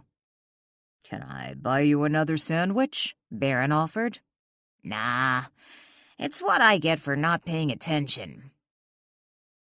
Giving his shirt another swipe with a napkin, he then picked up meatball remnants from the floor and tossed the napkin into the trash can. Sitting back in his chair, he asked, "What can I do for you?" "I wanted to talk to you about selling my house here." "Seriously? I thought you loved that house. I mean, hey, I'm more than happy to list it for you. I'm just surprised." Barron let out a sigh. "I have a lot of things going on right now. I don't have the time to use it, and I don't want it to just sit. Have you considered putting it into my rental program? I wouldn't have a problem keeping that house rented, and I could get you a great price." Barron shook his head. "No, I'd rather just sell it, and I'd like a quick sale." "Quick? It's a great property, and I know I can find a buyer for it. But I can't really guarantee quick. A house in that price range takes a little longer." "How about if we underprice it?" "Underprice? Well, as you know, there isn't a loan on the property. I own it outright, so I can afford to price it a little lower than what it's worth." "Exactly how far undervalued do you want to go?" Adam asked. $50,000. 22. Danielle arrived at Adam's office a few minutes after his assistant, Leslie, left for lunch. None of the other property managers were in the front office, so she assumed they were all on lunch break. Adam's car was parked outside, and the front door was open, so she entered and headed down the hall to Adam's office. Standing outside his open doorway, she started to knock when she realized he wasn't alone. Hesitating a moment, she considered going back to her car and calling him on her cell phone, letting him know she had Chris's papers, when he noticed her and motioned for her to come in. "Hey, Danielle, did you bring Chris's papers?" Adam asked as she stepped into his office. Waving the folder in her right hand, she told him yes, and then glanced over to the other man. From the hallway, his back had been to her. But when he turned, she recognized him immediately. It was Baron Huxley. Adam took the file from her. "Danielle, I'd like you to meet Baron Huxley. Baron, this is Danielle Bodeman. She's the owner of Marlow House." "I believe we've already met." Barron said graciously, accepting Danielle's hand for a brief shake. "Nice to see you again, Mr. Huxley," she said politely. "Please, call me Barron. May I call you Danielle?" Danielle grinned. "Certainly." Adam frowned. "When did you two meet?" Danielle swung around and faced Adam. "Wouldn't you like to know?" She paused a moment, taking in the bold red trail of sauce streaking down his shirt. "What happened to you?" "He got in a fight with a meatball and lost," Barron said with a chuckle. "The polite thing to do would be to ignore the stain," Adam said with faux primness. "Kinda hard to ignore that thing," Danielle teased. "Did I hear that right? Are you the one who owns Marlow House?" "I think I remember Beverly mentioning that," Barron said. "Guilty." Danielle smiled. "You still haven't told me. When did you two meet?" Adam asked. "When Lily and I stopped by Beverly's to give our condolences and take her a casserole. Mr. Barron was there." "Steve's the one who introduced me to Barron," Adam explained. "Adam here sold me my Frederickport home."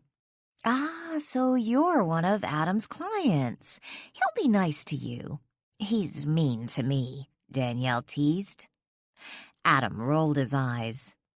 "Danielle here is a close friend of my grandmother's, who I happened to have had lunch with a little while ago.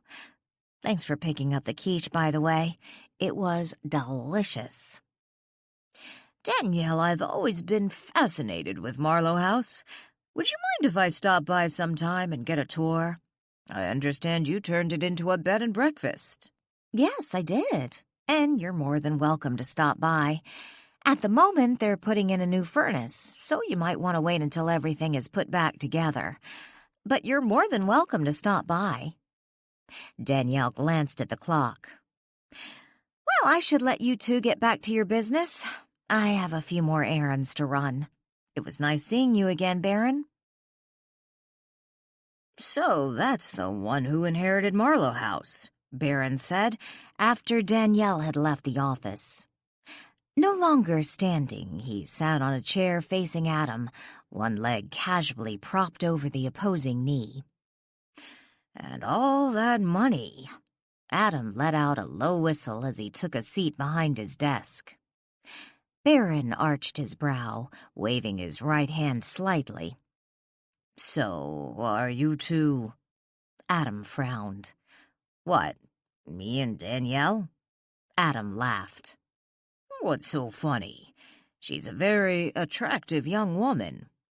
No argument there, but, like I said, she's close to my grandmother. Grandma considers Danielle a surrogate granddaughter." "Ah, so hands off?" Adam laughed again. "Just the opposite. If Grandma had even an inkling there was something between Danielle and me, she'd start planning the wedding." Barron laughed. "When I first met Danielle, we, didn't quite hit it off. But for some reason, Grandma had it in her head Danielle had some sort of crush on me. Truth was, Danielle wanted to crush me all right, with a heavy object." "Seems like you two are friends now." "Yeah, I like Danielle. She's all right." Adam glanced down at his shirt and absently rubbed his tomato stain. "From what I read, she found the missing Thorndyke." "Found it and got to keep it." "Yeah, I remember Steve telling me how she brought it over to the bank right after she found it and put it in a safety deposit box. That thing must be worth a fortune. Does she plan to sell it? Or has she already?" "I know she planned to sell it one time, but then she inherited all that money from her cousin, so it really wasn't necessary." "Ah, you mean for the taxes?" Adam nodded. "Right. The taxes were going to kill her, and when she first found it, All she thought she had inherited was Marlow House and a little cash, not enough to pay the inheritance tax without selling something. What did you mean she thought she had just inherited Marlow House? You didn't read about it in the paper? Baron shrugged. I must have missed that. Apparently, her great-aunt intended to leave the bulk of her estate to Danielle, which was considerable. But Clarence Renton, her aunt's lawyer, diverted the funds before the aunt died, leading Danielle and the courts to believe the estate was much smaller. And the aunt didn't realize what he'd done. Adams shook his head. By then she had Alzheimer's. Renton. Baron pondered the name for a moment. I think I had a couple dealings with him. I do remember now hearing about how he was arrested for embezzling from his clients. He was killed a while back in prison, wasn't he? Adam nodded. At first they said it was a suicide.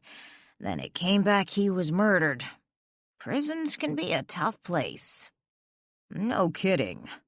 One place I intend to avoid.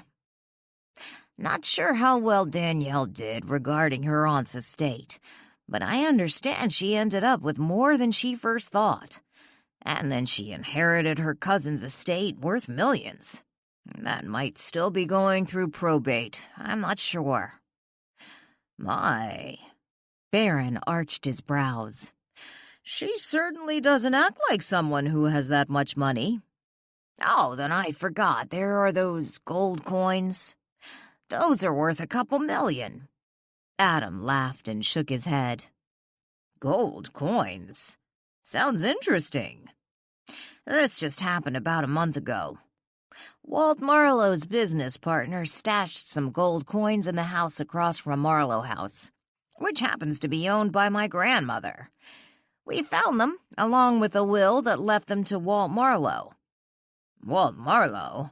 The one who built Marlow House? No, that was Frederick Marlow, Walt Marlow's grandfather. Ah, the one the town's named after. Exactly. Walt Marlow left his estate to his housekeeper, who was the mother to Danielle's great-aunt. Baron laughed.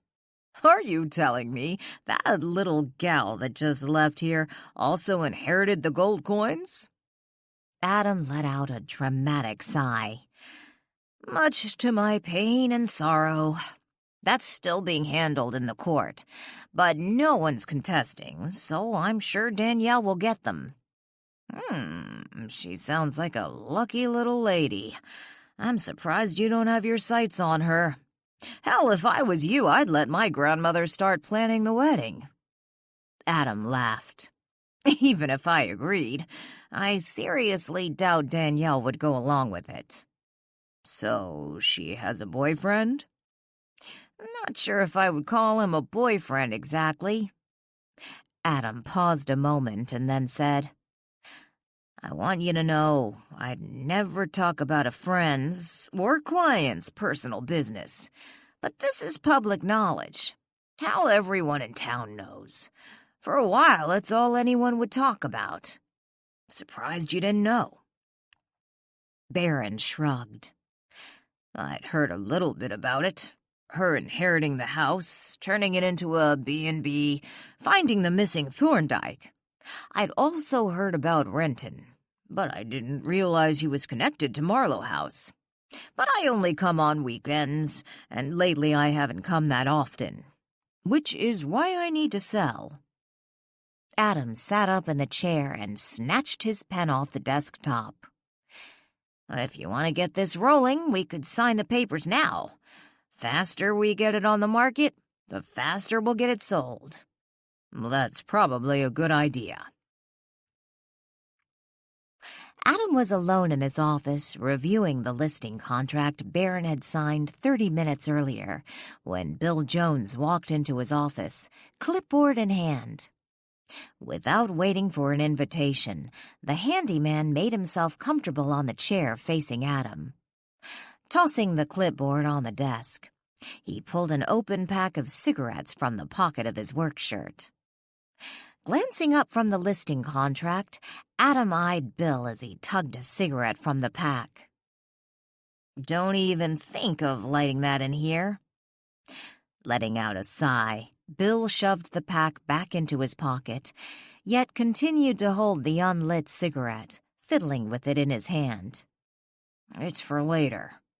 "Yeah, sure it is."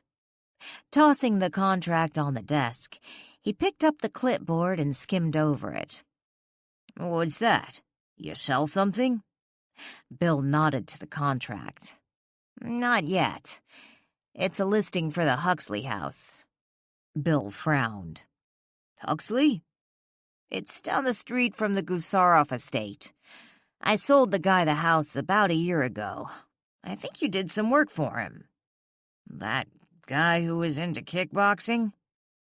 Adam paused a moment and then said, "That's right, I forgot about that." Bill let out a low whistle. "No kidding. He's selling that place. That's going to be one fine commission. I think you need to start paying me more." Adam rolled his eyes. "Yeah, right. So what's he asking?" When Adam told him the price, Bill frowned. "I thought the houses went for a lot more over there." "Yep, but he wants to move it fast." "With that price, I imagine he will. Still, a good commission for you, and fast. Does he owe much on it?" Adam shook his head. "No, he paid cash, never took out a loan. In fact, I suggested he might want to carry paper, but he wasn't interested. He also doesn't want a long escrow." "Sounds to me like he needs the money. And fast." Tossing the clipboard back on the desk, Adam picked up the listing contract again. Flipping through it, he said, "I have to agree with you. I wonder why." 23.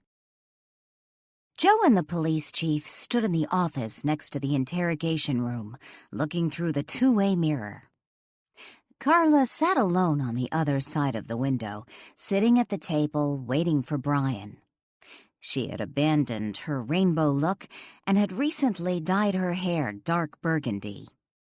With her purse sitting on the table in front of her, she fidgeted nervously with a lock of hair while continually glancing to the door, waiting for someone to come in. When Brian entered the interrogation room a few minutes later, Carla nervously removed her purse from the table and set it on the floor by her feet. Sitting up straight, she folded her hands on the table and watched as Brian silently took a seat across from her, a notepad and pen in his hands. "Thanks for coming in this afternoon, Carla." Carla nodded. "Sure." "I need you to think back to Thursday night when Steve came into Pier Cafe to order coffee. I'd like you to go back and tell me exactly what happened from the first time you saw him that night to the last time." Shifting nervously in the chair, Carla shrugged. "Not much to tell. He just came in and ordered coffee, then left." "Did you talk at all?" Carla shifted in her chair again and then leaned forward, propping her elbows on the tabletop. She shook her head. "Not really. In fact, it sort of pissed me off, which kind of makes me feel crappy now. I mean, Steve is dead, and I was pretty snotty to him that night. But in all fairness, he acted like he barely knew me, like I was just a nobody." "So you didn't have any type of conversation? You didn't talk about the weather, what he was doing down there, anything?" Carla shook her head. "No, he just came in, said, 'I'd like a large decaf coffee to go.' That was it. No, please, or how are you tonight, Carla? Nothing. He didn't even thank me when I gave him the coffee. But I guess that sounds kind of petty now, considering everything." "Then what did he do?" "He took the coffee and left. I didn't see him again. He just left? Right after you gave him the coffee. When you say he left, did he go out to the pier to go fishing, or did he use the restroom first? Biting her lower lip nervously, she squirmed in the chair. I guess he used the bathroom first. Where was his fishing equipment? I know he had a chair with him, tackle box, fishing pole. Did he leave that outside? Carla shook her head. No. He left all his stuff on the bench right inside the door. Did he leave his stuff there while he went to the restroom? Yeah, I guess. Did anyone touch his fishing equipment when he was in the bathroom? Maybe look through it? Take anything? Did you? Carla stared blankly at Brian, her eyes wide. Finally, she let out a groan and threw her head down on the table, pillowing her face in her arms. What happened, Carla? What did you do? Carla lifted her head slightly and peeked up at Brian. Someone saw me, didn't they? She groaned again and repillowed her face as she rocked her head from side to side, moaning. I am such an idiot. Tell me what happened, Carla. After a moment, she lifted her head up and sat up straight in the chair, her hands once again folded in front of her on the table. Steve just really pissed me off when he came in. He didn't even say hello. Did you still love him? Carla frowned. No. She let out a sigh. To be honest, I never did. I know that sounds horrible, but it's true. What happened that night? Steve hates sugar in his coffee. Brian arched his brow. And? I put sugar in his coffee. She shrugged. I figured if he was going to act like nothing ever went on between us, then screw him. So I put sugar in his coffee. That was it? Not exactly. Carla slumped down in her chair. When he went to the bathroom, I started to regret putting sugar in his cup. I figured that was kind of a lame thing to do, and I didn't want him to think I cared that much. You know, like I was broken-hearted or something and lashing out. So when he went to the bathroom, I poured another cup and switched it with the one I put sugar in. You took the coffee? You didn't open his tackle box. Take anything else? Carla frowned. Just the coffee. I told you that. After Carla left the police station, Brian met with Joe and the chief in the break room. I think she was telling the truth, Brian said when he sat down at the table with them.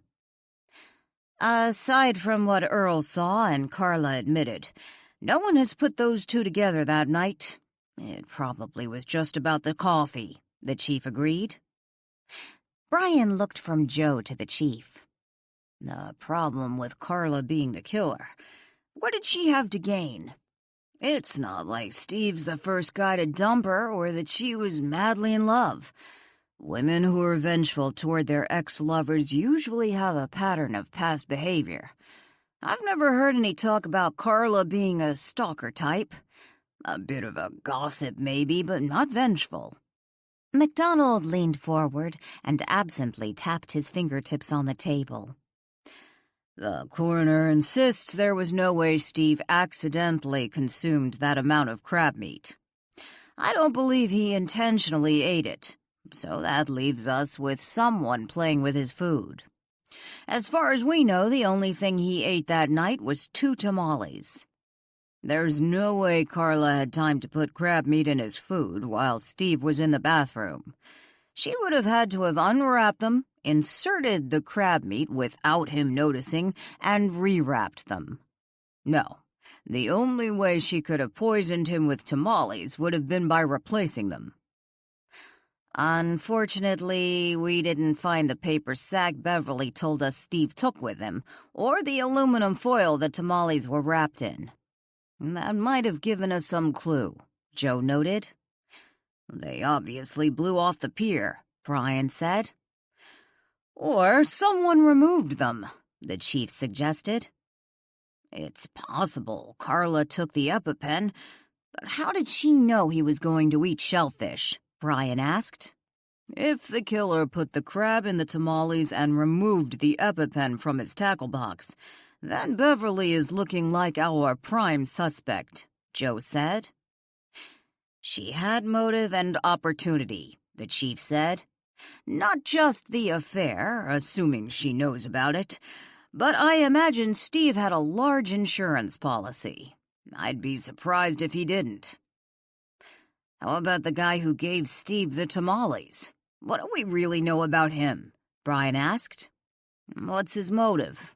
He and Steve go way back. He mentioned he'd been fishing with Steve before, so he'd probably know Steve kept an EpiPen in his tackle box.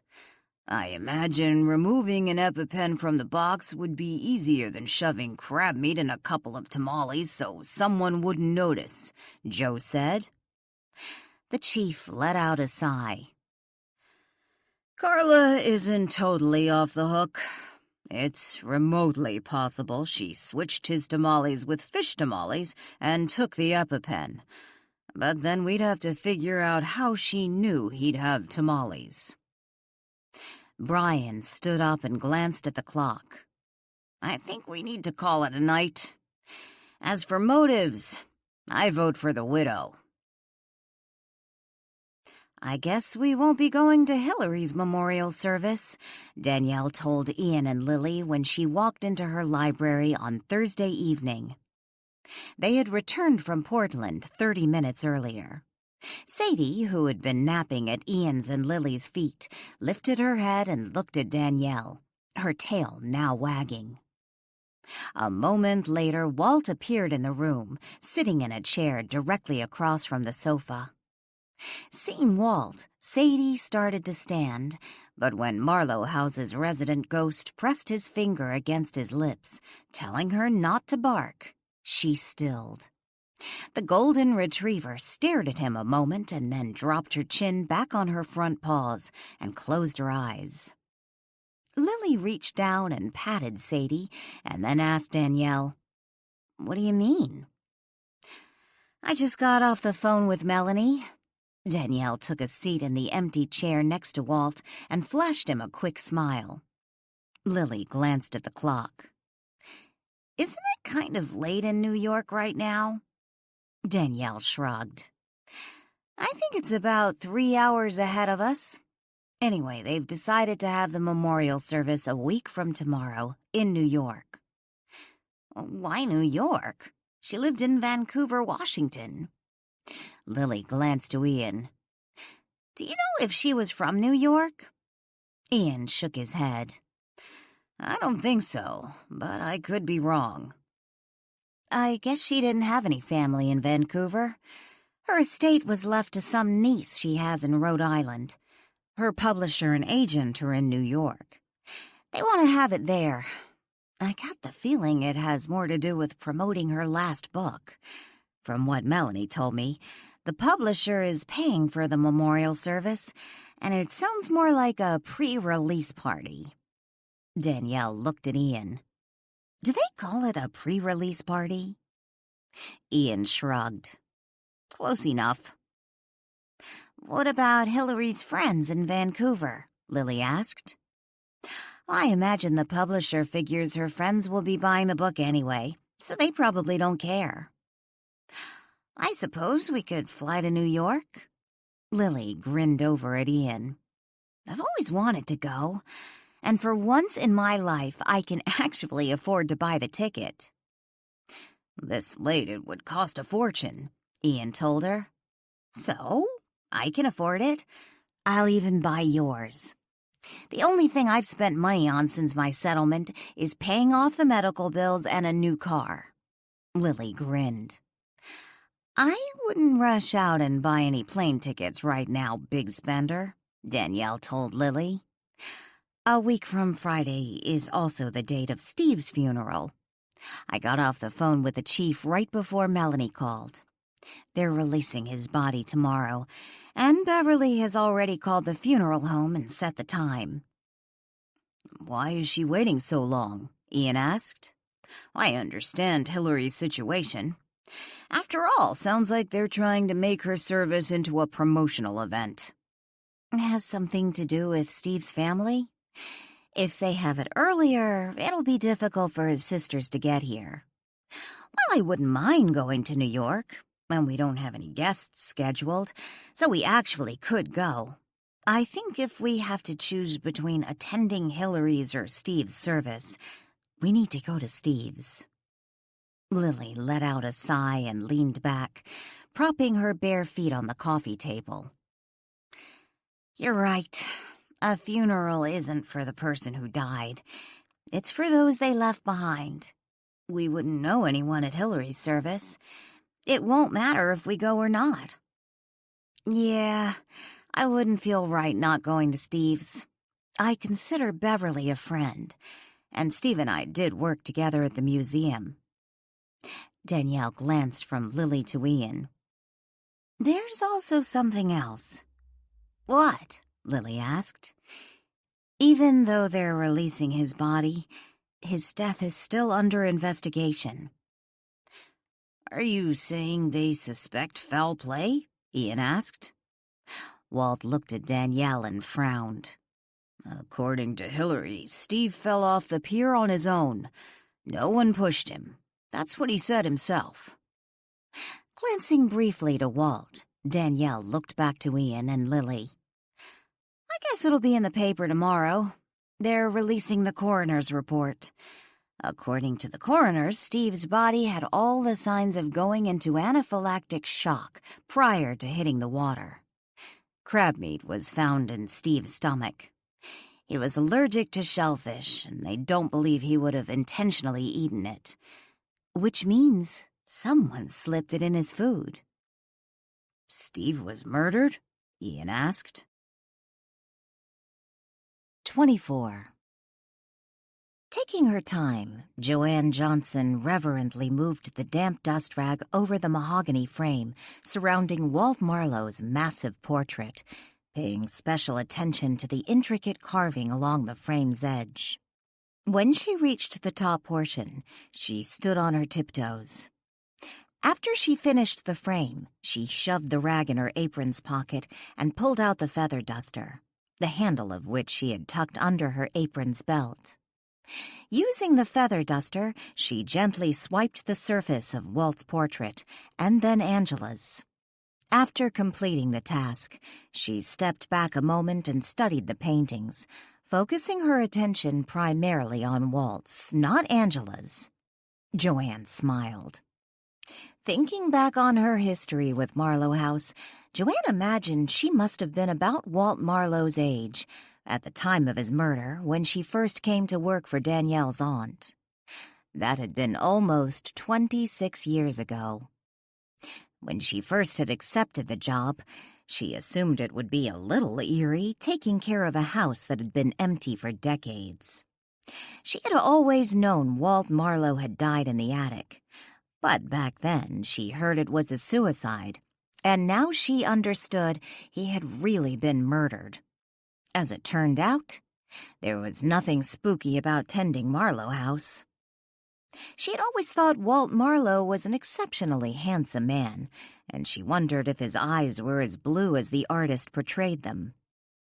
In the days before Danielle Boatman's arrival, when she believed his death had been a suicide, Joanne had often stood in front of the portrait and wondered what demons had driven such a beautifully handsome man to end his own life. Now when she looked at the portrait, she thought it so tragic his wife's greed had ended his life. Shifting her gaze over to Angela's portrait, she frowned. If Joanne had her way, she would burn Angela's painting. It didn't deserve to be displayed next to the man she had plotted to kill. While it was all just speculation, no one could prove Angela had really conspired with her brother to murder her husband, or that Angela's twin brother had been the one to place a noose around the unconscious Walt Marlow's neck, and some in the Historical Society still clung to the old story that Marlow had ended his own life. Joanne preferred to believe it was murder. "Here you are," Danielle said, as she walked into the library and found Joanne standing before the 2 life-size portraits. "I was just finishing up," Joanne said, as she tucked the handle of the feather duster back under her apron's belt. "Everything looks spotless." Danielle smiled. "I thought they were supposed to be here today to work on the furnace." "They called me this morning. Something about a part on back order." "I suppose you were wise to wait until the work's completed before you start taking guests." Danielle handed Joanne a sealed envelope. "I wanted to give you this." Without comment, Joanne accepted the envelope and opened it. Inside was a check. She looked from the check to Danielle and frowned.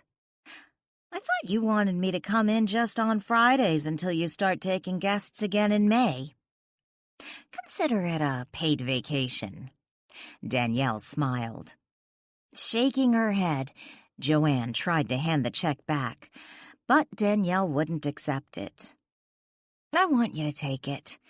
It's not your fault the furnace went down and we had to close up until we got a new one installed." Danielle glanced around. And if this house wasn't so old, installing a new heater and air conditioner wouldn't be such a production. "Air conditioner? I didn't know you were putting in an air conditioner, too." Danielle shrugged. "I know it's something we won't use very often, but I figure this is the time to do it since we have to install a new furnace. And hey, with global warming, we might start experiencing warmer summers. Might as well be prepared." Joanne looked at the check.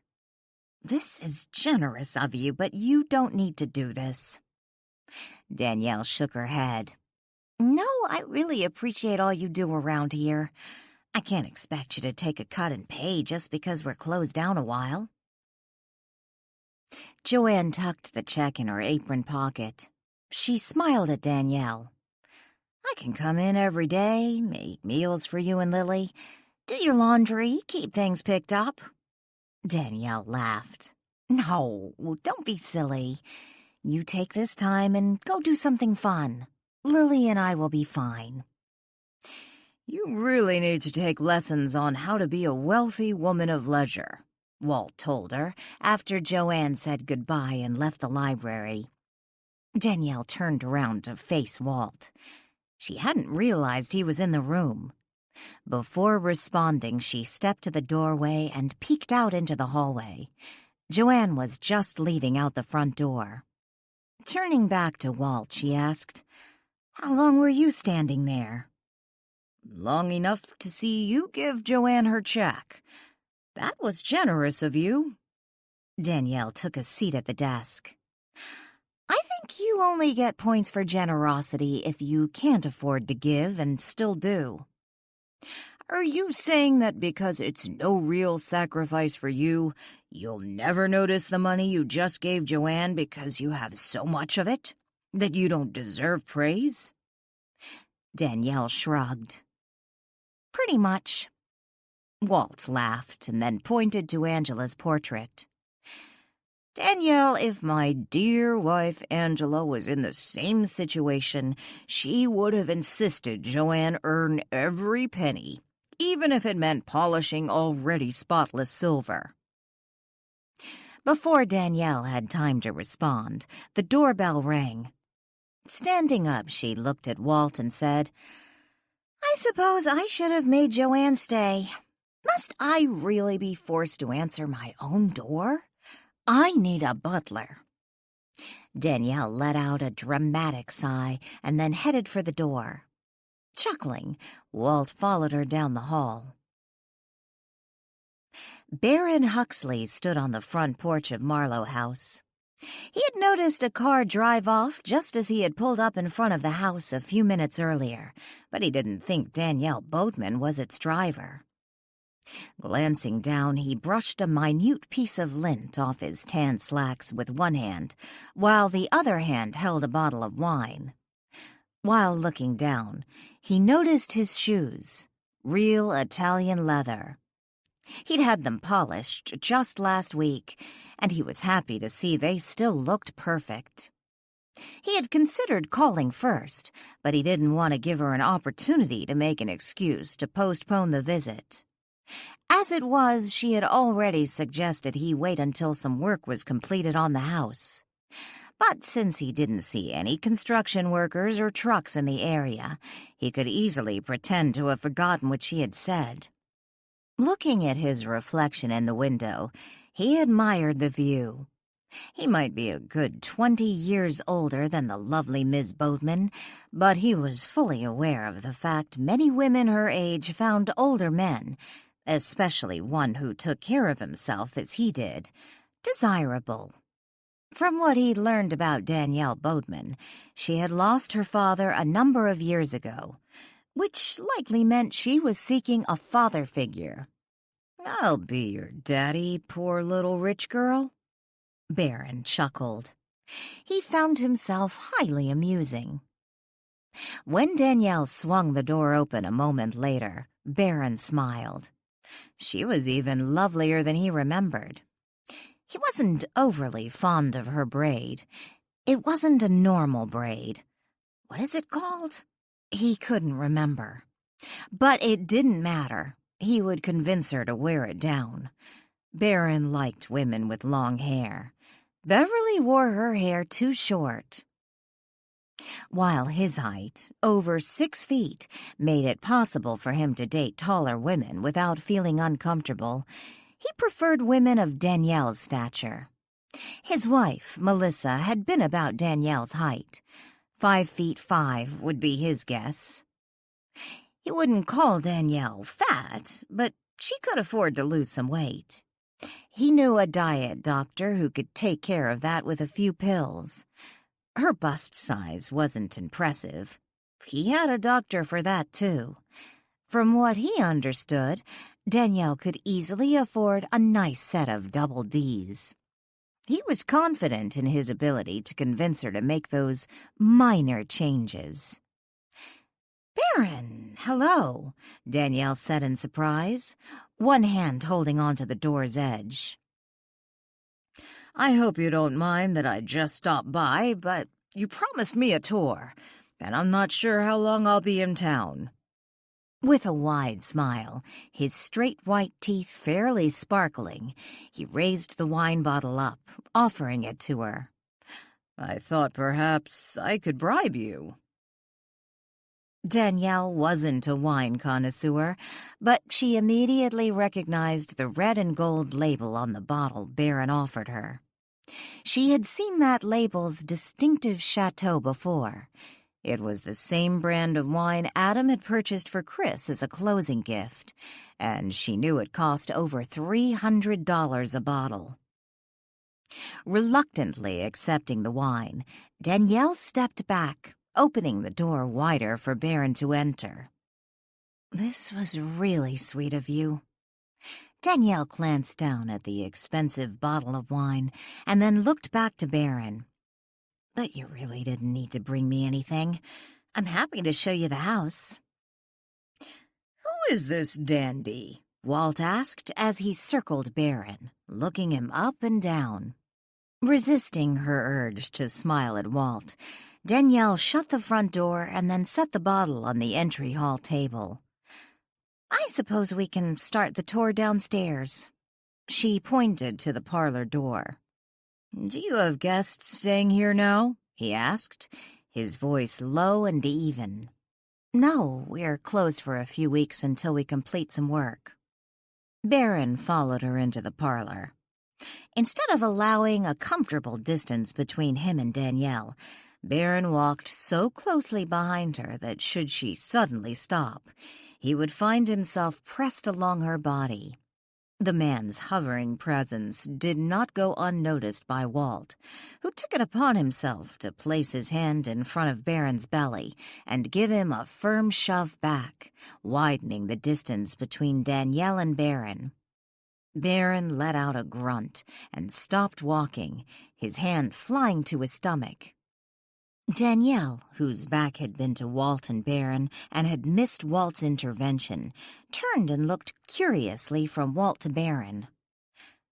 "The man needs to know when to give a lady her space," Walt grumbled, giving Baron the evil eye. "Is everything okay?" Danielle asked, wondering what had just happened.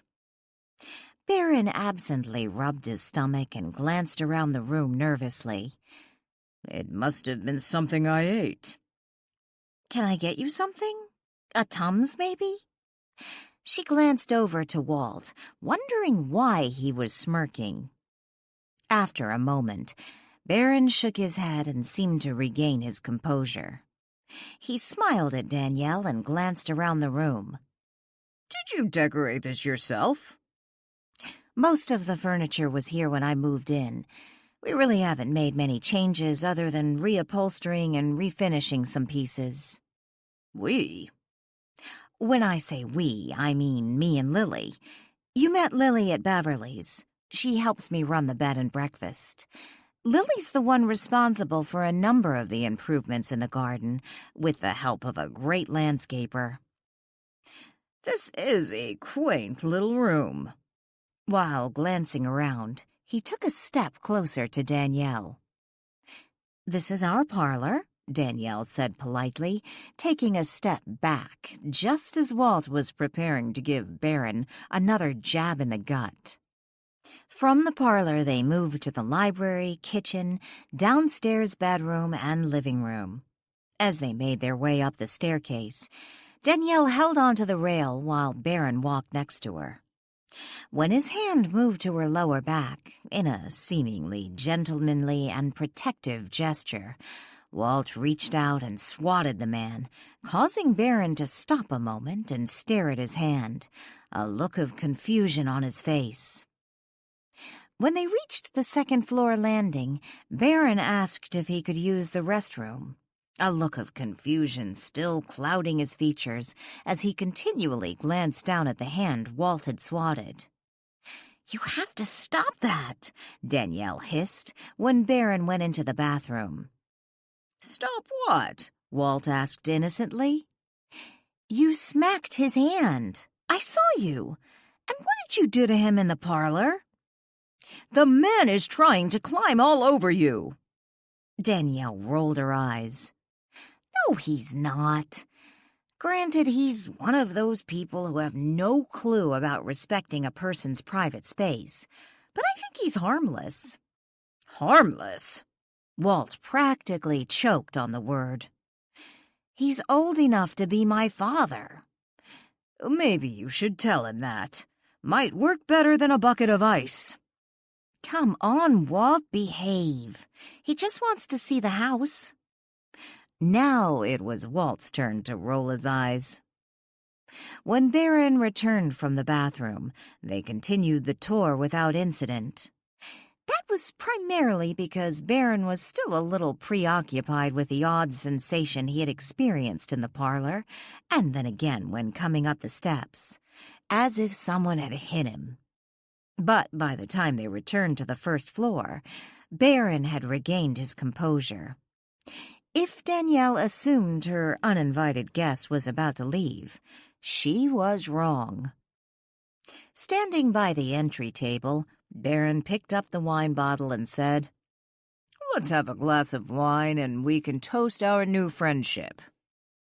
When Danielle didn't respond immediately, he asked, "I hope we can be friends." "Isn't it a little early for wine?" Danielle asked awkwardly. "Don't tell me you're one of those people who believes they have to wait until 5 to have a drink." I guess not. And I'd love to see how you like this wine. It's absolutely my favorite." Knowing how expensive the wine was, Danielle felt a little guilty just keeping it. She supposed the least she could do was share it with him. Reluctantly, she flashed Baron a smile and led him into the kitchen. 25. "So you're closed down for a while?" Baron asked as he watched Danielle open the bottle of wine. Yes, we'll be open again for sure in May. She filled 2 wine glasses and handed Baron one. A toast, Baron said, picking up the other glass off the counter and handing it to Danielle. I hope this is the beginning of a rich friendship. Feeling awkward, Danielle tapped her glass against Baron's and took a sip. She paused a moment and looked at her wine. Wow, this really is good. He smiled. I told you. Walt shook his head in disgust and sat down at the table. He watched Danielle and Baron, who stood next to the counter, each with a glass in hand. So, tell me, Ms. Boatman, do you like to be spontaneous? Spontaneous? How? She took another sip. Why don't you fly to San Francisco with me tonight? I know a great little restaurant I'd love to show you. Danielle choked on her wine. After a few unfeminine sputters, she caught her breath. Placing a hand on her shoulder, he asked, Are you okay? Yeah, I'm afraid it went down the wrong way. I think your offer to fly to San Francisco caught me off guard. Walt was just about to smack Baron's hand off Danielle's shoulder when Baron moved it on his own. It's just dinner out, Danielle. Can't 2 friends enjoy dinner together? Danielle looked in Baron's gray eyes. But fly to San Francisco? Smiling, he reached out, the back of his hand gently grazing the side of her face. I felt something the first moment I saw you. We could be so very good together. I just know it. I want to take care of you. The only thing that stopped Walt from breaking Baron's hand was the fact he spied Chris coming up the walkway leading to the kitchen door. The only reason Danielle didn't swat Baron's hand herself. She was in shock. Walt had warned her what the man was up to, but she hadn't taken him seriously. She should have. Danielle took a step back and set her wine on the counter, preparing to tell Baron she wasn't interested when the kitchen door suddenly flew open. Both she and Baron looked to the now open door at the same time. It appeared that Chris, who now stood just inside the kitchen, had just opened the door, when in fact it was Walt who had flung it open. For once, I'm glad to see you, Walt told Chris. Oh, Chris, hi, Danielle called out. I'm sorry. I didn't realize you had company. Chris looked as if he was about to turn around and leave. You aren't going anywhere. Walt snatched Chris's arm and yanked him farther into the kitchen, slamming the door behind him.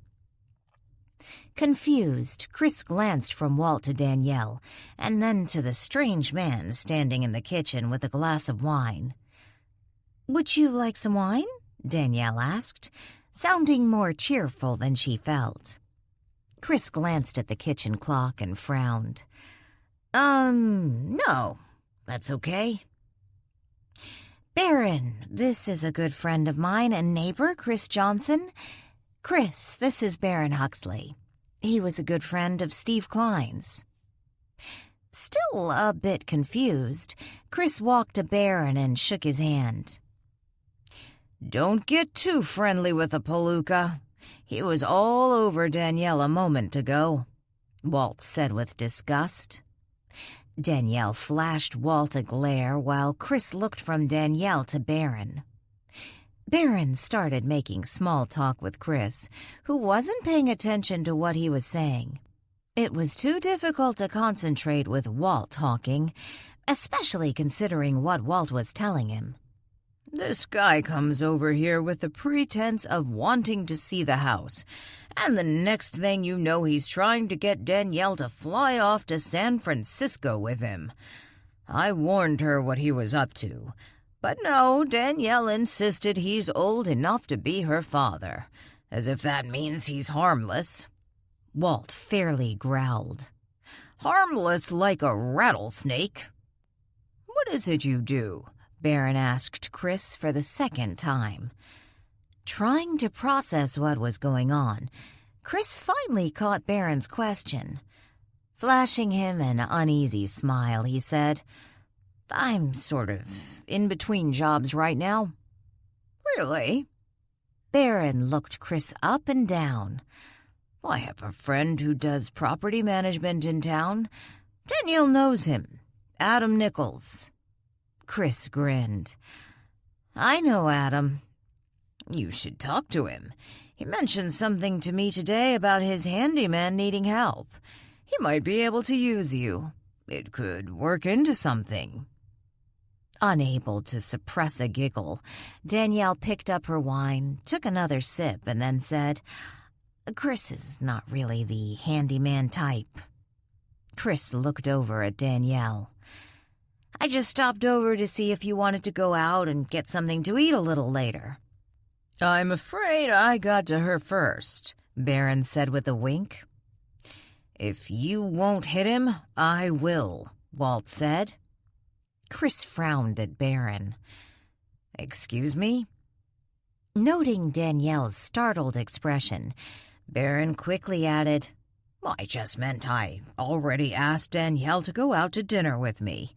We were just in the middle of negotiating where we should go. He's lying, Walt said. He told Danielle he wanted to fly her to San Francisco for dinner. She never agreed. Walt looked at Danielle. Am I wrong? I appreciate your offer, Baron, but I'm not interested in going out to dinner with you. Maybe we should discuss this after your friend leaves, Baron suggested.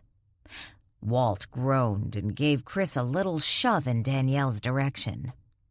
Are you just going to stand there like an idiot? Tell the guy to take a hike and keep his hands off your girl. Startled by his comment, both Danielle and Chris looked to Walt. Baron started to say something, but in the next moment, Walt pushed Chris again, sending him colliding into Danielle. Walt grabbed Chris's right wrist, forcing his arm around Danielle's shoulder, almost knocking the glass out of her hand. Danielle couldn't help it. She giggled. Chris, now standing next to Danielle with his arm casually draped around her shoulder, snatched the wineglass from her hand and took a sip. You see, Mr. Huxley, Danielle here is my girl. Danielle could swear Chris had suddenly taken on a hillbilly accent. Chris took another sip of the wine and paused. He turned to Danielle and said in a serious voice, Wow, this wine is really good. Danielle nodded. I know. It's the same brand Adam got you. The one that was stolen? Danielle nodded again. Chris took another sip. Damn, I should have filed charges against that vagrant. I think I'll be going now, Baron Huxley stammered. Setting his still full glass on the counter, he hurried out the kitchen door. So what was that all about? Chris asked, his arms still draped over Danielle's shoulder. It didn't stay there long.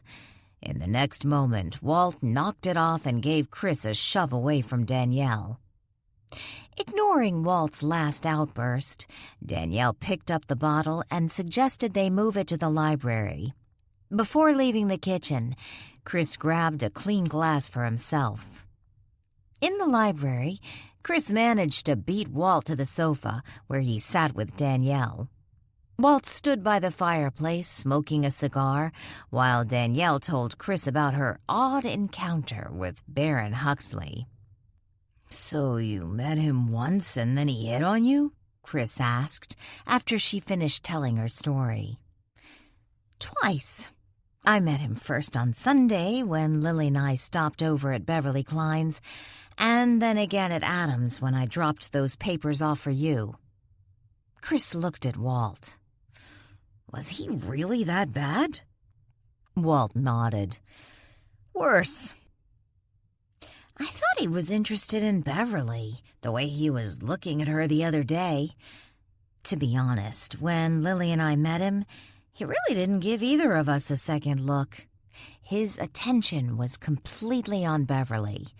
And when I met him the second time at Adam's, he was just polite. I really did think he just wanted to look at the house. I'd like to believe I could have handled him without your guys' help, but my radar was really off. When he asked me to go to San Francisco with him and started saying all that stuff, Danielle cringed. He certainly didn't seem overly concerned about Chris being competition. Walt smirked. Chris shrugged. He figured I was just a beach bum.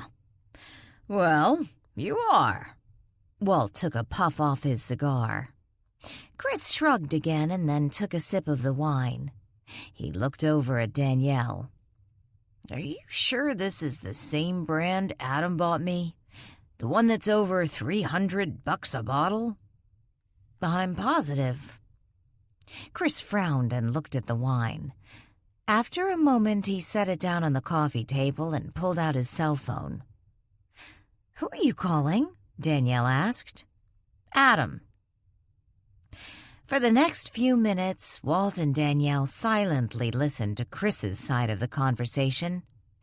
When he was off the phone, he turned to Danielle.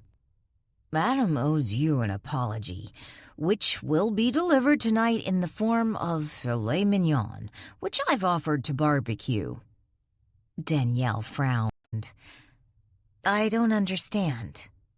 Danielle, you know I adore you. Chris glanced over at Walt and back to Danielle. And you know Walt adores you, but I think Baron Huxley is just after your money. Walt paused mid-puff and looked at Chris. Her money? What are you talking about? I got the impression he has his own money. Heck, he wanted to fly me to San Francisco for dinner. After you left Adam's office, your Mr. Huxley started asking Adam about you, and Adam being Adam, they talked about your two inheritances and the gold coins. In Adam's defense, he figured everything he was saying was public knowledge. So I jumped to the conclusion he's after my money. Not that I'm remotely interested in the guy, but still. The reason Huxley was in Adam's office is he's listing his beach house. He wants to dump it, and fast. He's so anxious to sell that he's having Adam listed way below market value, and he won't carry paper or consider a long escrow. It's pretty obvious the man needs cash. And if that's true, why bring over a $300 bottle of wine unless he figured he'd be seeing some return? You mean he wasn't just interested in my sunny disposition and wholesome good looks? 26. Saturday afternoon cartoons were playing on the television, yet Edward MacDonald suspected he was the only one listening to them.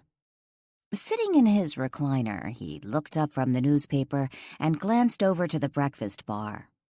His sons had abandoned their cereal bowls on the counter.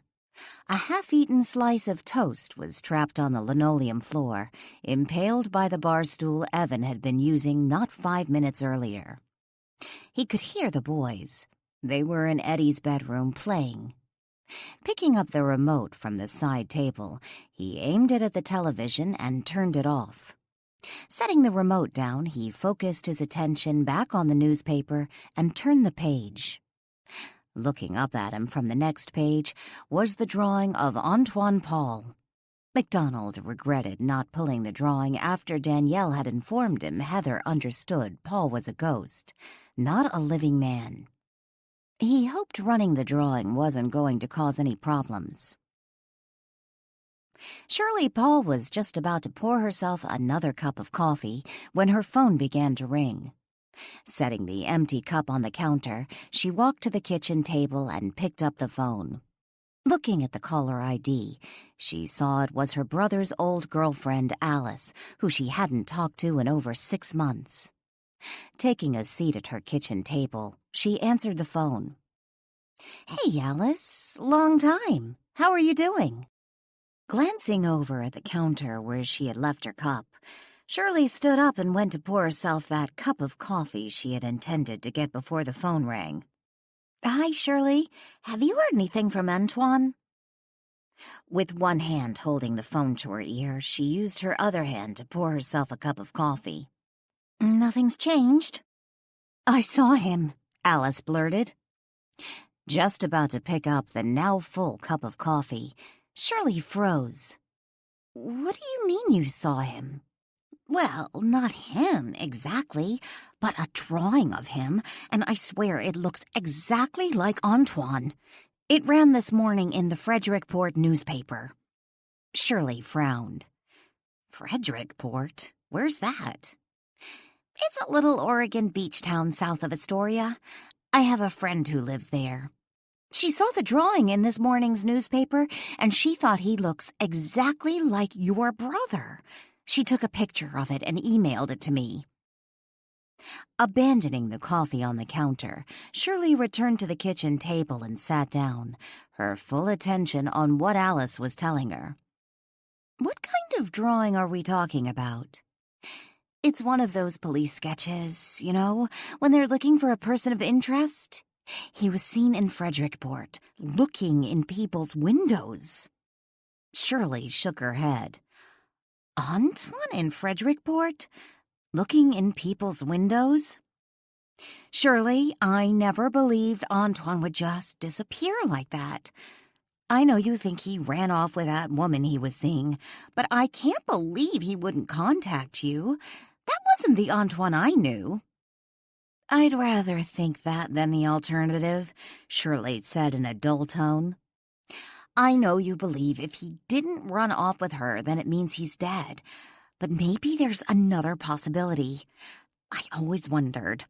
Perhaps something happened. He had an accident. He lost his memory. That would explain him doing something out of character, like looking in windows." Shirley could feel her heart race. "When was he sighted?" "I tell you what.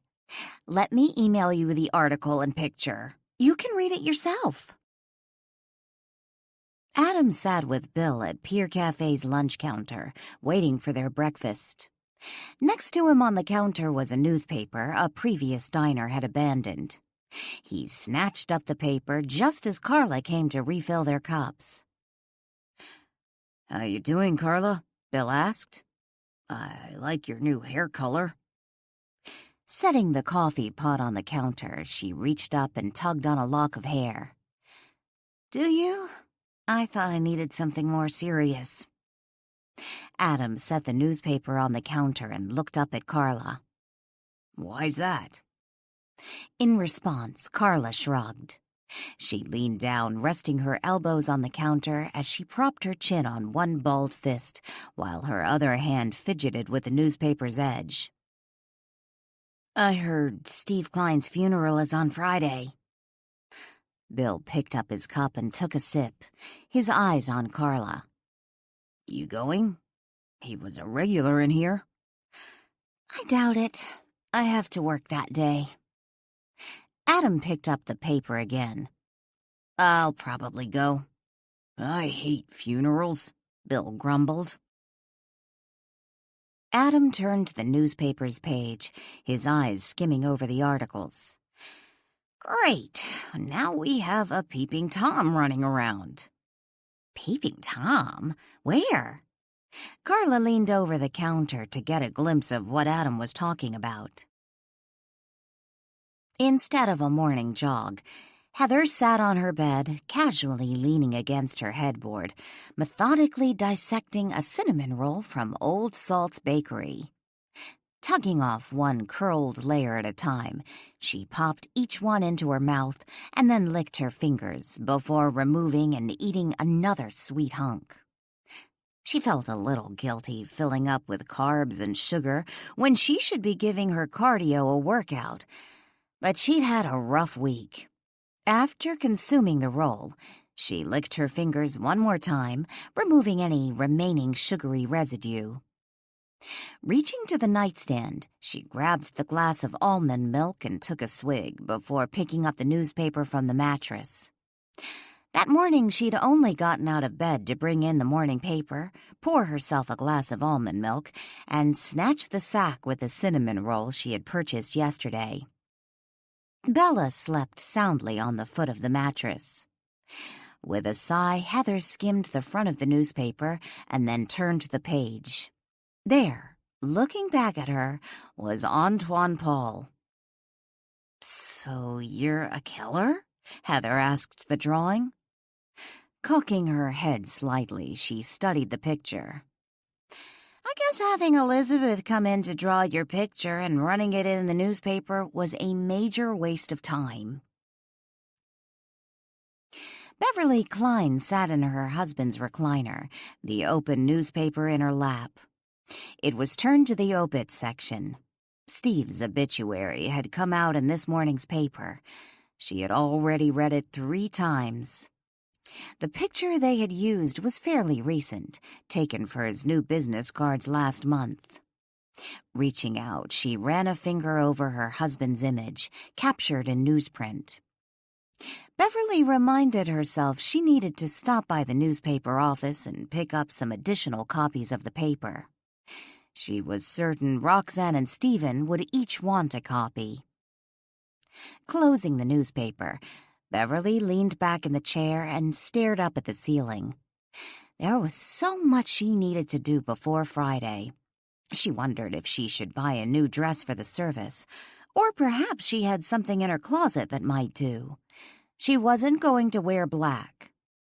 With a smile, she remembered how Steve insisted mourners attending a funeral should wear colorful clothes to celebrate the deceased's life. Looking back to the newspaper, she skimmed the front page and then turned to the next page. There, looking at her, was a drawing of a handsome young man. There was something faintly familiar about him, but she couldn't figure out what it was. Just as she was about to read the article accompanying the drawing, her phone began to ring. Tossing the newspaper to the floor, she got up from the recliner and went to find her phone. "I hope this isn't going to cause the chief a bunch of grief," Danielle said as she stared at the drawing of Antoine Paul in the morning paper. She sat at the kitchen table, reading the article while Lily stood nearby making French toast.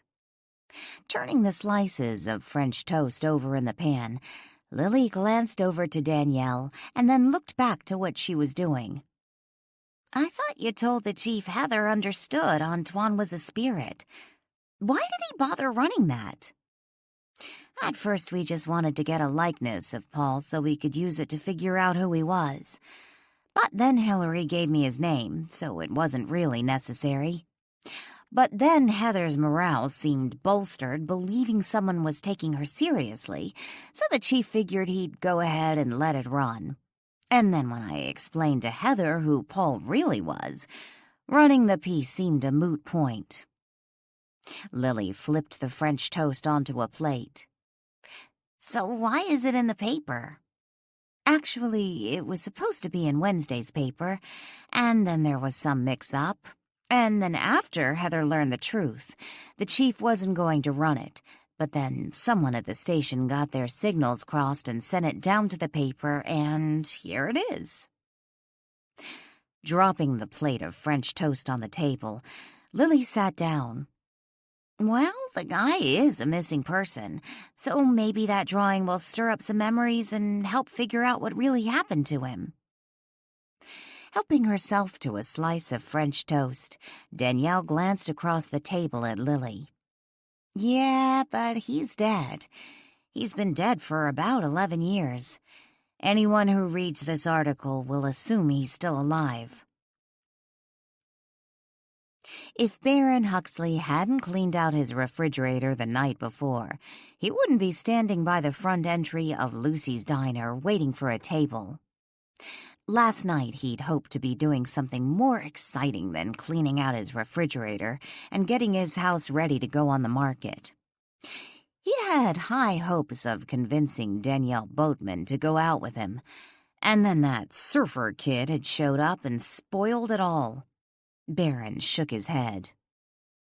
While waiting for a table, he dug a couple quarters out of his pocket and purchased a copy of the morning newspaper. He didn't normally read the local paper. What was the point? It wasn't as if he lived full-time in Frederickport, and he didn't really care what went on locally unless it affected the property values. But Baron was bored, and when eating alone, he preferred to read something. By the time he finished reading the articles on the front page, a booth opened up. After removing his reading glasses, he refolded the newspaper, slipped it under his arm, and then went to the booth. Sitting down, he tossed the paper on the seat next to him. A few minutes later, the server took his order and brought him some coffee. While waiting for his breakfast, he picked the newspaper back up and turned to the page. Absently glancing over it, he almost missed it, preparing to turn another page, and then he saw it. Antoine Paul. Baron felt as if someone had just kicked him in the gut. Momentarily frozen, he stared at the smug face staring back at him. Adjusting his reading glasses, he moved the paper closer and read the accompanying article. According to the piece, the nameless man in the drawing was a person of interest. The Frederickport Police Department was looking for any information on his identity. According to the article, he had been looking into the windows of a local resident, someone on Beach Drive. Baron set the paper on the table and removed his glasses. Staring off into blank space, he frowned. Marlow House is located on Beach Drive. Before he picked the paper up again, a couple teenage girls who had been sitting at the booth behind him stood up and were preparing to leave. As they passed Baron, one glanced down at the open paper on his table and looked at the drawing of Antoine Paul. "Oh, there's the picture of that creepy peeper I was telling you about," the girl told her friend. Both teenagers were now standing over Baron's table, gawking at the paper. Baron looked up at the girls. "Have you seen this man?" The teenager who'd pointed out the article shook her head. "No, but my mom showed me that article this morning. Told me to look out for the guy. What a creep." "Do you know anyone who's actually seen him?" Baron asked. The girl shook her head. "No." "Hey, I bet Elizabeth drew that," the other girl said to her friend. "Who's Elizabeth?" Baron asked. "Elizabeth Sparks," the girl who had mentioned Elizabeth said. "She teaches art classes. She's really good. Sometimes she does police sketches. You know, like in the movies where someone describes the bad guy and the artist draws him. Isn't that cool?" 27. It was surprisingly easy for Baron to locate Elizabeth Sparks. As it turned out, there was an art show at the museum, and she was one of the local artists being featured. When he arrived at the museum, he was happy to see the artists in attendance were all wearing name tags. It would make his task easier. There were about 20 or more people already milling around in the museum when he arrived. According to the name tags of some, they were members of the Frederickport Historical Society, while others were members of the local art guild and participating artists. Those without name tags, he assumed, were patrons who'd come to view the display. Taking his time, he leisurely strolled through the exhibits. By all appearances, he was taking in each piece of art, when in truth, His goal was to work his way to Ms. Sparks' section and then strike up a conversation. The museum was not large, so it didn't take long for him to arrive at his destination. "You're the artist?" Baron asked the attractive brunette. The answer to his question was obvious, considering her name tag and the signature on the painting. "Yes, I am. Thank you for coming." Elizabeth smiled brightly. Baron made an obvious show of reading her name tag. He then smiled at her and asked, "Are you the one that sometimes works as a police artist for the local police department?" Elizabeth blushed. "How did you know that?" With a broad smile, Baron showed off his straight white teeth. "I saw your drawing in this morning's newspaper. You're very talented." "Thank you." Elizabeth smiled and glanced down briefly, and then looked up into his gray eyes. "It's always amazed me how an artist can do something like that, to draw a likeness of a person you've never seen before." Baron shook his head. "Of course I have absolutely no artistic ability whatsoever. I'm in awe of people like you." "I'm sure you have more artistic ability than you realize." Baron grinned. "You're just being kind." "Well, maybe you should take one of my art classes, and you'll see I'm telling the truth." "Maybe I'll do just that," Baron said with a grin. "So tell me, do you think your drawing looks just like the man they're looking for?" Elizabeth shrugged. "Heather seemed to think so." "I assume that's the one who saw him. The article said the guy was looking in windows over on Beach Drive. Sounds like a sicko, if you ask me." "In all fairness, he's only a person of interest. One of the officers told me that she caught him looking in her window, but it's possible he was an overeager tourist looking in a house he assumed was vacant. You know, checking out a possible rental or maybe something to buy." "Has anyone else reported seeing him looking in windows around town?" Elizabeth shook her head. "Not that I've heard of." "So no one else has seen this guy?" "As far as I know, it was just that one time." Baron frowned. "Really? Isn't it a little unusual doing a composite sketch over something so minor?" Elizabeth shrugged. "Maybe there's another reason they want to get a hold of this guy. Frankly, they really don't tell me much."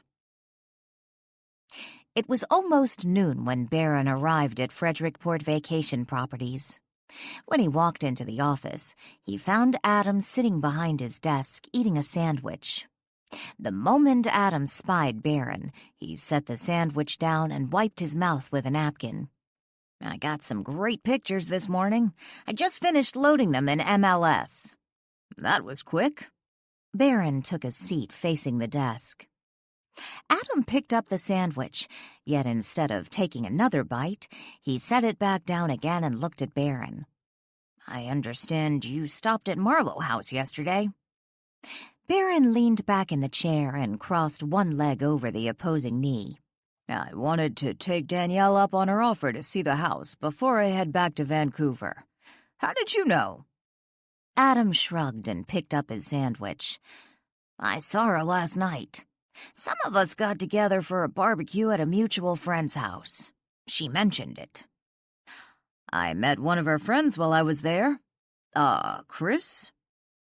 Instead of commenting, Adam took a bite of his sandwich. "Do you know him?" Baron asked. "Yeah." Adam took another bite. "So are those two an item?" Adam shrugged. "Nothing official. Why? You're not interested in Danielle, are you?" Baron smiled. "Would that be so bad?" "I just don't think she's really your type." Adam set what was left of his sandwich on a napkin and picked up his soda. "So what does this Chris do?" "Chris? He mentioned he was between jobs. I didn't realize he knew you. I suggested he talk to you about that handyman opening you mentioned when I was in here." Adam couldn't help it. He let out a short laugh and then took a drink of his soda. Baron frowned. Well, what's so funny? Adam set his soda back on the desk. Chris isn't exactly the handyman type, unless it has something to do with waxing a surfboard or something. Adam laughed again. So, what is this guy, a beach bum or something? He's all right. Don't you want to hear about your listing? Want to see the pictures I took? Adam picked up a paper napkin and wiped off his mouth. Baron shook his head. No, I trust you. Hey, did you read about that peeping Tom in the paper today? Adam wadded up the napkin and tossed it aside. Yes, read about it this morning. I hate crap like that. We've had our share of bad press the last couple months. I understand the guy was looking into someone's house over on Beach Drive. Someone named Heather. Heather Donovan? She was the one who reported it? You know her? Baron asked. Yeah, a little. She lives a couple doors down from Marlow House. You haven't seen this guy, have you? Baron asked. Does he look familiar? You mean the peeper? Nah, I've never seen him before. At least not if he looks like the drawing. In fact, I haven't heard anyone else in town talking about a peeping Tom. But to be honest, I wouldn't be surprised if Heather's imagination is working overtime. But why do you say that? She's a little different. Adam shrugged. Adam hadn't told Baron which exact house on Beach Drive belonged to Heather Donovan, but knowing it was a couple doors down from Marlow House helped narrow the search. What was especially helpful was the Donovan printed on her mailbox. Newspaper in hand, Baron made his way up the walkway to Heather's front door. There was a car in the driveway, so he assumed she was home. After ringing the doorbell, he noticed the front windows were open, something he found odd for someone who had recently reported a peeping Tom. Heather Donovan must not be overly concerned with her safety, he thought. Yes, can I help you? Heather asked when she opened the door. I'm sorry to bother you. My name is Baron Huxley, and I read in the paper this morning about the man you saw. Baron opened the newspaper and showed Heather the picture of Elizabeth's drawing. I was wondering if I could talk to you for a moment. Exactly how did you know it was me who reported seeing that man? Baron smiled. It's a small town. Does it really matter? What do you want? Heather eyed him coolly. Like I said, I was wondering if I could talk to you for a moment about the man. Why? Growing frustrated, Baron forced a smile. You see, he looks like someone I once knew. Someone I haven't seen for a long time. Heather stood silently at the doorway for a moment, considering the request. The silence was broken by a meow near her feet. She looked down. Bella weaved around her ankles. "Back, Bella," Heather said gruffly. With one foot, she gently shoved Bella back into the house. She then stepped onto the porch, closing the door behind her. Reaching out, she took the newspaper from Baron and opened it to the subject of the conversation. She sat down on the porch and looked at Antoine's image. With a reluctant shrug, Baron sat down on the stoop next to her. Staring at the picture, Heather asked, "What's his name?" Excuse me? Your friend, the guy in the picture. What's his name? Well, Baron stammered. I'm not really sure it's the same person. It just looks like him. Heather handed the paper back to Baron and looked at him. When was the last time you saw him? A few years. So, what is his name? Heather asked again. If he's your friend, I'd think you'd know his name. After all, he's a person of interest. The police are obviously looking for him. Knowing his name would help the police. That's why they ran that picture. I understand that, but to be honest with you, I don't really remember his name. Like I said, it was someone I knew a long time ago." Without expression, Heather studied Baron for a moment. Finally, she asked, "So, what did you want to ask me?" "When did you see him?" "Last weekend." "According to the article, he was looking in your window." "Yeah, my living room window." I screamed and he disappeared. "Disappeared?" Heather shrugged. "Well, he wasn't there anymore." "Have you ever seen him before?" "Yeah, the day before he looked in my window, I saw him on the beach." "Did you talk to him?" Heather shook her head. "No, I never talked to him. Do you want to find this guy or something?" "Like I said, it's someone I knew a long time ago. I always wondered what happened to him." "Well, maybe you should go talk to the police about it." Baron stood up. "Thanks for your time, Ms. Donovan." Baron turned and made his way down the walk to his parked car. Heather remained on the front stoop and watched as Baron got into his vehicle. After he drove off, she pulled her cell phone out of her jacket pocket and dialed Danielle Boatman. "Hey, Heather, what's up?" "I just had an interesting visitor." "Don't tell me it's our ghost Antoine Paul." "No, but it's someone who's looking for him. Some older guy named Baron Huxley." 28. Danielle didn't call the chief until the next morning to tell him what Heather had said about Baron Huxley stopping by. Reluctant to bother him on the weekend when he was with his boys, she figured she should wait until Monday to tell him. Yet by mid-morning Sunday, she broke down and called him. "Sorry to bother you at home, Chief," Danielle said when he answered her call. "What's going on, Danielle?" She then went on to tell him everything Heather had said about Baron Huxley stopping by and inquiring about Antoine Paul. "I suppose I should have expected that. That was one reason I tried to pull the article." "What do you mean?" she asked. "It's entirely possible there was a police composite sketch done back then of the man seen leaving the restaurant with his wife. One I didn't come across in my brief search on Paul. Huxley probably recognized it." "I figured it was probably something like that." "Thanks for telling me. I suppose I should expect a visit from Huxley tomorrow. I need to be prepared and come up with something. I feel terrible dredging up all those memories for the poor guy. I hate giving someone false hope. If I was in his situation, I couldn't stop looking for my wife's killer." Before leaving Vancouver, Shirley Paul went online and looked up Frederickport motels. She found the Seahorse Motel. It was located right on the ocean, but she didn't care about her room's view. This wasn't a vacation. It had taken some fast talking to get a few days off at work, but she had to come. It was late Sunday afternoon when Shirley pulled into Frederickport.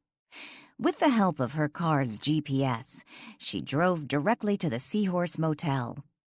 She found the rooms clean but well used, with the basic necessities. It was too chilly to open her sliding door, but she pulled back the curtain, exposing the ocean view. Exhausted, both physically and emotionally, she kicked off her shoes and laid down on the queen-size bed, not bothering to pull back the bedspread. When Shirley woke up several hours later, it was dark outside. Getting up from the bed, she rubbed her eyes and glanced at the alarm clock sitting on the nightstand. It was almost 9 p.m. She wondered if there was some place still open where she could get something to eat. She hadn't eaten since breakfast, and then it was only cereal and a piece of fruit. After slipping her shoes back on and running a brush through her hair, she grabbed her purse and car keys. Heading downtown, she found a little diner that was still open, Lucy's Diner. She hoped she wasn't too late to order something. It was 9:15. When Shirley entered the restaurant, the first thing she asked, "Are you still serving?" The waitress, clutching several menus to her chest, smiled and said, "We sure are. We're open until 10. Sit anywhere you like." Shirley chose a booth not far from the entrance, her back to the door. Baron Huxley had a lot on his mind. Just when things seemed to be working out, another obstacle would be thrown in his way. Antoine Paul wasn't an obstacle exactly, but a major distraction. When Huxley entered Lucy's diner shortly before 10 p.m. on Sunday evening, he paid no notice to the other diners as he made his way to an empty booth at the back of the restaurant. Just as he sat down, his cell phone began to ring. Before answering it, he looked to see who was calling. "What does he say?" Baron asked when he answered the phone. "Can he explain how Paul was seen in Frederickport? I sent you that picture. If that's not him, he has a twin brother." Baron listened to the caller's reply. Shaking his head, he leaned back in the booth seat, still holding the cell phone to his ear. "I just don't need this. Klein's out of the way. Everything should be smooth sailing from here on out." Baron's phone call was interrupted when the server showed up at his table. Covering his phone briefly, he looked up at her. "I'm on the phone. Come back in about 5 minutes and take my order." A pad and pen in hand, the waitress let out a weary sigh, yet she didn't acquiesce to his request. Clearly annoyed, the waitress, who should have retired 10 years earlier and wanted nothing more than to take her shoes off and soak in a hot tub, shook her head. "I'm sorry, it's after 10, and if you want something, you're going to have to order now," she said stubbornly. Glaring at the server, Baron knew instinctively she was not going to budge. Turning his attention briefly to his phone, he said, "I'll have to call you right back." Baron proceeded to give the waitress his order, and while doing so, his eyes wandered past her to a young woman at a booth facing him. The woman had just stood up and tossed money on the table. When she looked up in his direction, he almost jumped from his seat. Knowing he had to follow her, he attempted to get out of the booth, but the waitress was blocking his way. He almost told the waitress, who hadn't noticed his sudden shift of interest due to the fact she was busy scribbling his order on the pad, to get out of his way when he realized it was too late. The woman had stepped out of the diner. Sliding to the far side of the booth's bench seat, he looked out the window into the dark night. He couldn't see where she had gone, but he had to find her. The waitress, who now noticed her customer's odd behavior, looked up from her pad and frowned. "Is something wrong?" "That woman who just left. I think it's an old friend of mine. She didn't happen to say where she's staying, did she?" "What woman?" Baron pointed to where the woman had been. "She was sitting there. She just left." The server glanced around and looked at the now empty booth. With a shrug, she said, "No, she didn't say anything." After the server finally left his table to put in his order, Baron promptly called back the person he had just been talking to. "Antoine Paul has to be in Frederickport. I just saw his sister." On Monday morning, Police Chief McDonald sat at his desk, reviewing his file on Steve Klein's death. He was halfway through the file when Brian showed up at his door with a cup of coffee in each hand. Glancing up from his desk, McDonald smiled. "Please tell me one of those is mine." "You left your coffee sitting in the break room." Brian walked to the chief and set one cup on his desk. "I poured you a fresh cup." "Thanks." McDonald picked up the coffee and took a sip. Sitting down in a chair facing the desk, Brian nodded to the folder McDonald was looking at. Is that on Klein? Someone fed him crab meat, and we need to find out who it was. The obvious suspects, Carlo or his wife. They both had the opportunity. The motive. Brian took a sip of his coffee. I keep thinking of Baron Huxley. The tamale guy? Brian asked. He gave Steve the food he supposedly ate that night. According to Beverly, they had some issues. And according to Danielle, Mr. Huxley may be having some money problems. How would Danielle know that? MacDonald smiled sheepishly. Don't repeat this. Certainly not. Brian's grin widened. Danielle called me yesterday morning. She told me Huxley stopped by Marlow House, supposedly wanting a tour of the place. While he was there, he asked her to fly with him to San Francisco for dinner. Brian arched his brows. Wow, likes to sweep the ladies off their feet, doesn't he? I didn't even know she knew him that well. She doesn't.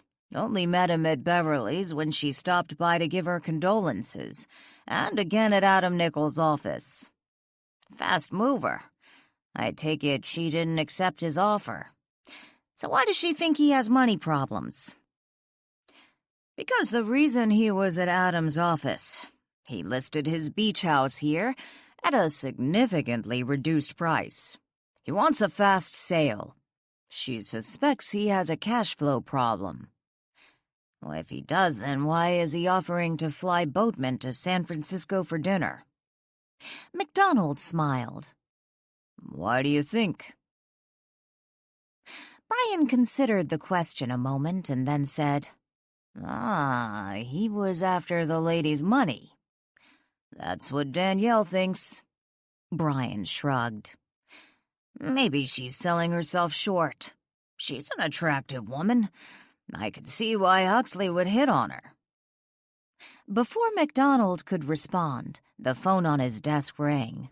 It was the receptionist at the front of the office. Yeah? There's a woman who insists on seeing someone regarding that picture we had in the paper. Her name is Shirley Paul. She says the man in the drawing is her brother. Who do you want me to have her talk to? MacDonald noticed the striking resemblance between Shirley Paul and the drawing of her brother the moment she walked into his office. He guessed she was about Danielle's age, which meant she was probably around 20 when her older brother went missing. The night before, he had decided what he would tell Baron Huxley about the man in the drawing, should he show up in his office and make an inquiry. While Huxley hadn't yet shown up, MacDonald decided he would give Shirley Paul the same story he had concocted for Huxley. Standing up from behind his desk, MacDonald shook Shirley's hand. They exchanged brief introductions, and he asked her to take a seat while he closed the office door. Like I told the woman at the front desk, I'm here about the picture that ran in Saturday's paper. About that person of interest you're looking for? Opening her purse, she pulled out a photograph of her brother, stood up and handed it to the chief, who now sat behind his desk. He accepted the photograph, and she returned to her chair. Studying the picture in his hand a moment, he looked up at Shirley and smiled. He does look a little like the man in the drawing. He looks exactly like the man in the drawing, she insisted. I believe the man you're looking for is my brother, Antoine Paul. Setting the photograph on the desktop, MacDonald looked at Paul's sister. I really appreciate you coming in, and I'm sorry for wasting your time, but we've already located the man we're looking for. It wasn't your brother. His name isn't Antoine Paul. Shaking her head in denial, she said, Then my brother must be using another name. I don't think he knows who he is. Are you saying you believe your brother has lost his memory? It's the only thing that makes sense. He went missing about 11 years ago. I haven't heard from him. Antoine wouldn't just disappear without letting me know where he was. MacDonald noticed the tears welling in the young woman's eyes. He felt it inhumane to give her false hope. Miss Paul, how old would your brother be now? Shirley frowned a moment and then said, "Late 30s. You see, the man in this drawing, the man who was seen looking into someone's window, is just 20. I saw his driver's license, and I've no reason to doubt he is who he says he is. So you see, he can't be your brother." Picking up the photograph from his desk, he stood up and handed it back to her. "I don't understand," she said numbly, standing up briefly to take back the photograph. Sitting down in the chair, she stared at her brother's picture. "I'm really sorry it isn't your brother. You see, the man in the drawing was a visitor in town and thought the house was empty. And he was a little over-curious and peeked inside. When he saw his picture in the paper, he came forward immediately, contacted me personally at my house. It was all a misunderstanding." 29. Antoine Paul's sister is here? In Frederickport? Danielle asked excitedly after MacDonald told her who had stopped in his office less than an hour earlier. Danielle had dropped by to see if Baron Huxley had come in to ask about the man in Saturday's newspaper. She was curious to find out what the chief intended to tell him. Leaning back in his office chair, he frowned at Danielle. "Why do you sound so excited?" "I intended to look her up when I went to Hillary's funeral in Vancouver." "I thought they were having her services in New York now." Sitting down, Danielle tossed her purse to the floor. "Exactly. I was thinking I was going to have to drive into Vancouver just to see her, and now I won't have to. Do you know where she's staying?" "She mentioned she got a room at the Seahorse Motel, but I imagine she's checked out already. Anyway, you don't want to bother the woman. I felt so sorry for her clinging to hope that her brother is still alive." "We already agreed I should talk to her," Danielle insisted. "You didn't see her." "I'll be sensitive, I promise." Picking up the pen from his desk, he absently fidgeted with it. "I've already convinced her the man in the newspaper isn't her brother." "What did you say to convince her of that?" MacDonald went on to tell Danielle the falsehood he had fed Shirley Paul. When he was done explaining, Danielle leaned back in the chair and crossed her legs. "Not a bad story, but what if she mentions it to someone?" "What do you mean?" "Isn't Joe the one who took the call at Heather's? Isn't this technically his case? How will you explain what you told her?" MacDonald smiled. "Brian was in my office when Ms. Paul showed up wanting to talk to someone about the picture in the paper, insisting the man was her brother. I already knew what I intended to tell Huxley, so I decided to stick to the same story. Basically, I lied to Brian. It's the same story I'll tell Joe." "What do you mean you lied to Brian?" "Before I talked to Paul's sister, I told Brian some guy stopped by my house on Saturday. He had found out where I lived, and I was out in the front yard. He confessed he was the one in the paper. I figured it was all just a mistake and let him go. He was a tourist, of course." Isn't someone going to wonder why you didn't do something more, I don't know, official? Like take the guy's name for some report?" "Well, I did write it all up, but damn, something happened to the papers, and I can't seem to remember the man's name. It might have been John. I'm fairly confident the citizen who made the initial report, Heather, is not going to push it." Danielle chuckled. What a thunket. Police Chief MacDonald making up stories. Until I met you, I never had to. Danielle pulled her car into the parking lot of the Seahorse Motel and turned off the ignition.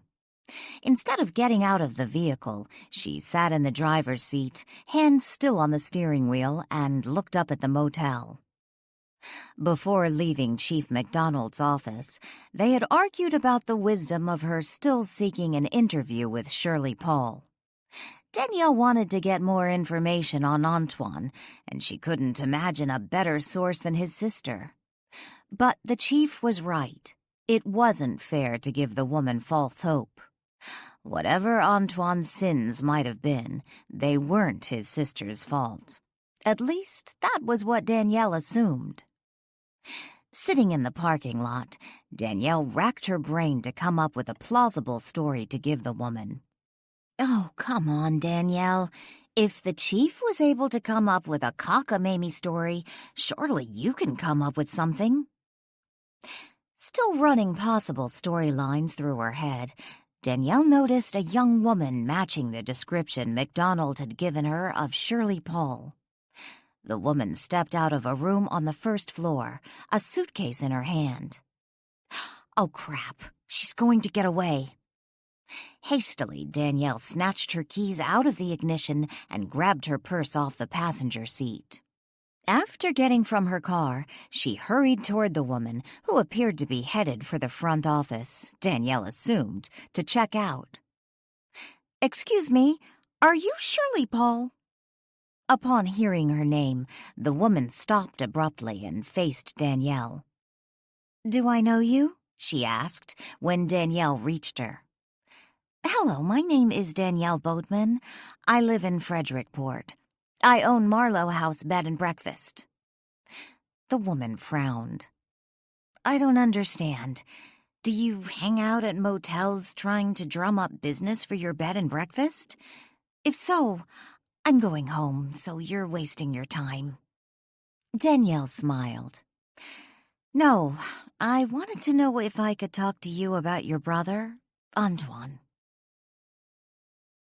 Shirley tossed her suitcase on the unmade bed of her motel room and then went to open the blinds on the sliding door to let in the sunshine. Danielle, who had followed her into the room, closed the door and then took a seat on one of the two chairs. A moment later, Shirley sat down and looked at Danielle. "What do you know about my brother? How did you know I was here?" Taking a deep breath, Danielle prayed she could pull off the elaborate tale. According to Walt, there were times she lied brilliantly, yet other times she was transparent. "I saw the drawing in Saturday's paper." It wasn't a lie. She had seen the drawing in the paper. "I thought it looked like your brother." "You knew my brother?" Danielle shook her head. "No, but a friend of mine knew who he was. She showed me a picture of him, from an article after he went missing. That was only half a lie. She considered Hillary her friend, and Hillary had known Antoine, at least his spirit. As for the photograph from an old newspaper article, she had also seen that, yet Hillary hadn't shown her." "I don't understand. They told me that drawing wasn't my brother. Are you saying it is? Was he in Frederickport?" "No, it wasn't him. Like you, I thought it was. When I went down to the police station, they told me who it really was, but they mentioned I wasn't the first one to think it was Antoine Paul. They said his sister had come in, that you had come in asking about the picture. We both thought the same thing, but it wasn't him." "Did someone at the police station tell you where I was staying?" She sounded upset. "Oh, no," Danielle lied. "But I'm in the hospitality business, so I figured the Seahorse Motel was probably where you would be if you were staying in town. In fact, this is where I stayed when I first arrived in Frederickport." Most of that statement was true. She and Lily had stayed at the Seahorse Motel when she had first moved to town. How did you know it was me?" "I didn't. But when I pulled up into the parking lot and saw a young woman around the right age of Antoine's sister, I figured I'd give it a shot." That was totally true.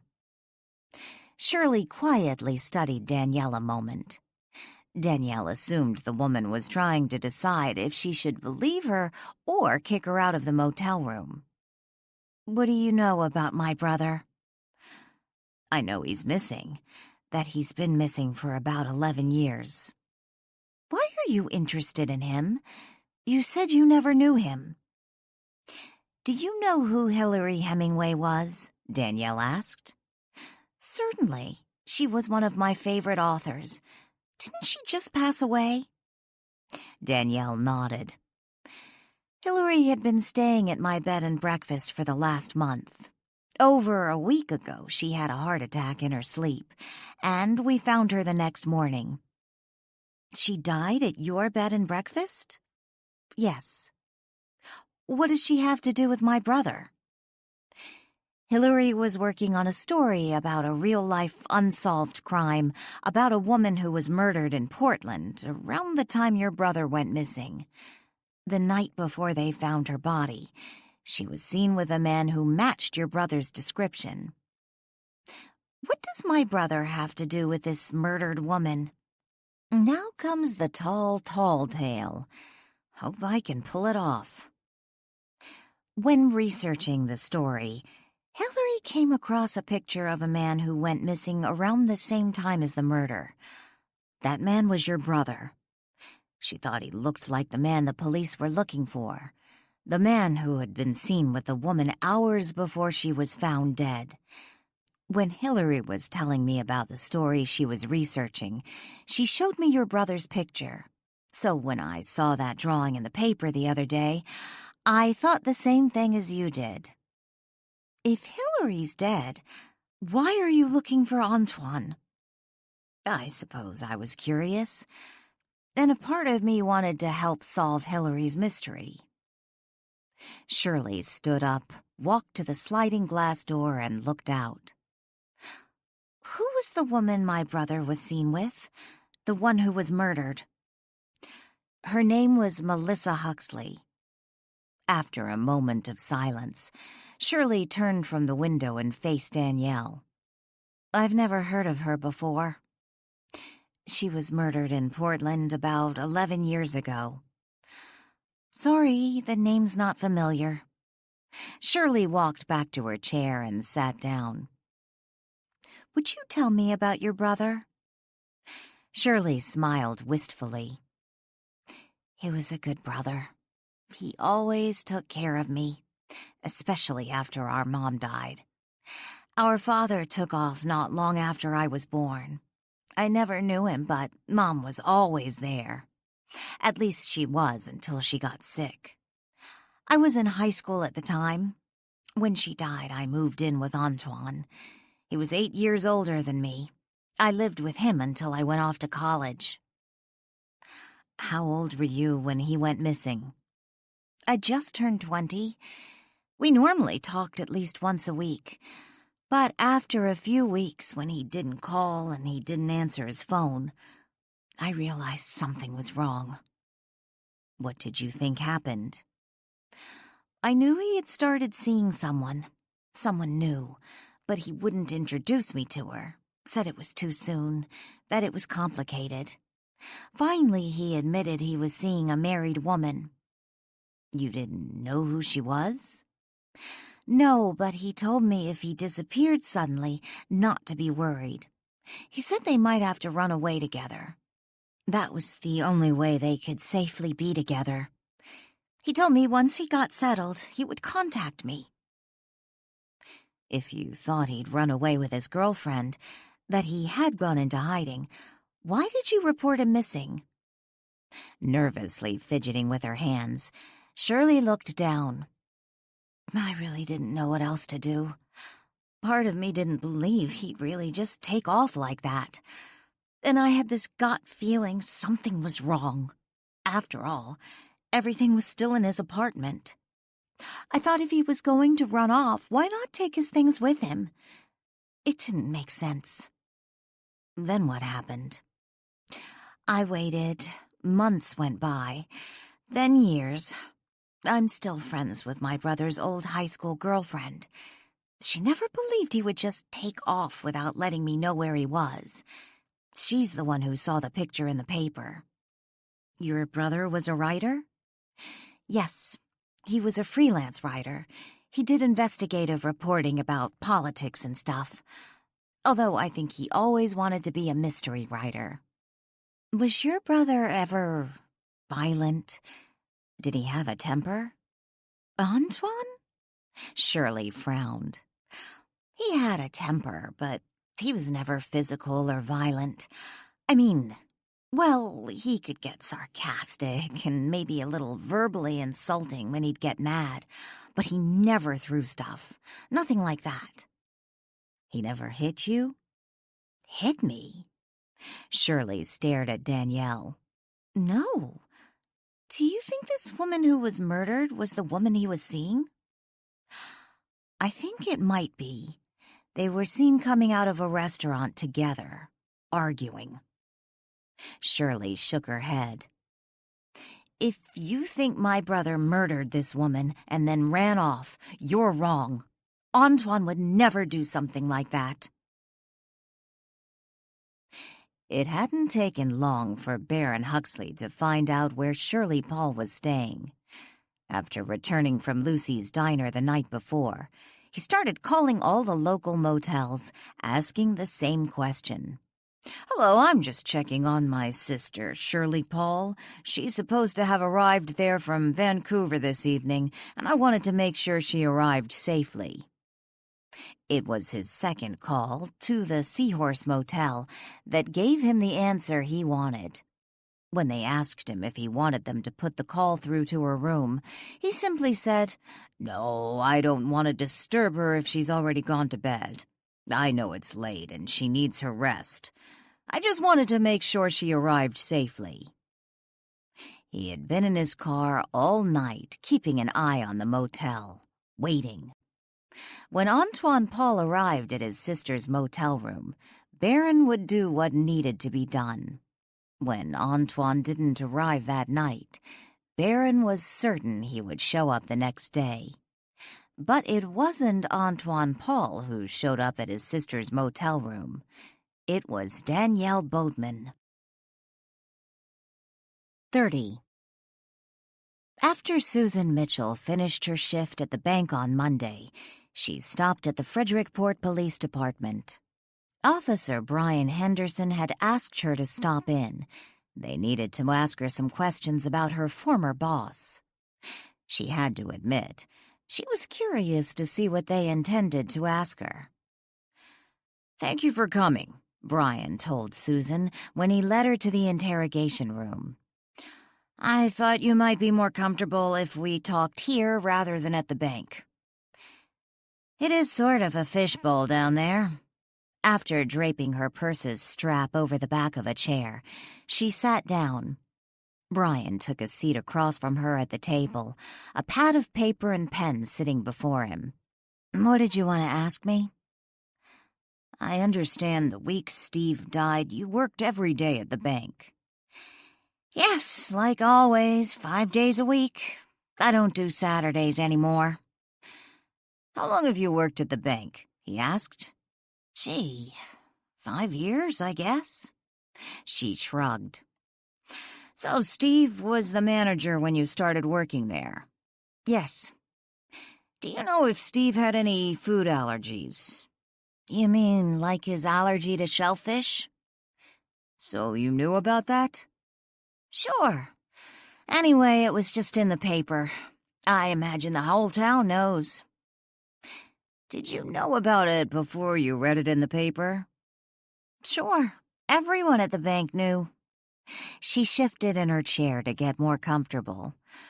Sometimes we'd make jokes about it. How so? Leaning over the table, she placed her hands on the tabletop. Well, it doesn't seem so funny now, especially considering what happened to him. According to the paper, he had some allergic reaction and fell off the pier. hit his head. What kind of jokes? It was nothing. You know how it is. Even if you like your boss, sometimes you get mad at him. If he called someone in his office to jump all over them, sometimes the person would later make a joke about bringing crab cakes to the next employee potluck. It was sorta a standard joke. No one was serious. Did Steve know about the joke? Susan shook her head. No, I don't think so. Do you know of anyone at the bank who had an issue with him? Not that I know of. Did you ever have a problem with him? Susan glanced down at her hands and then looked back up at Brian.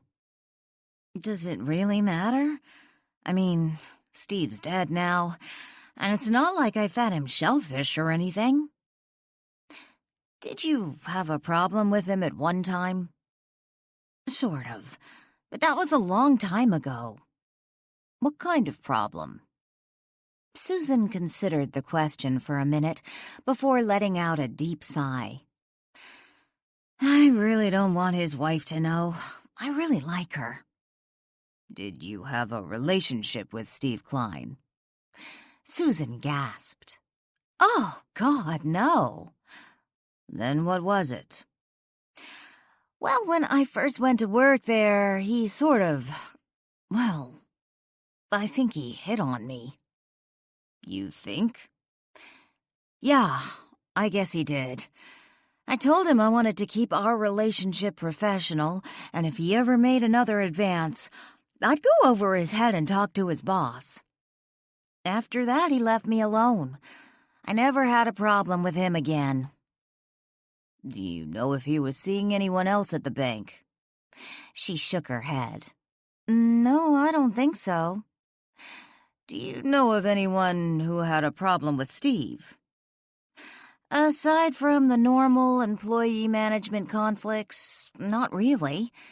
She paused a moment and then said, although the day before he died, he got into a bad argument with that friend of his.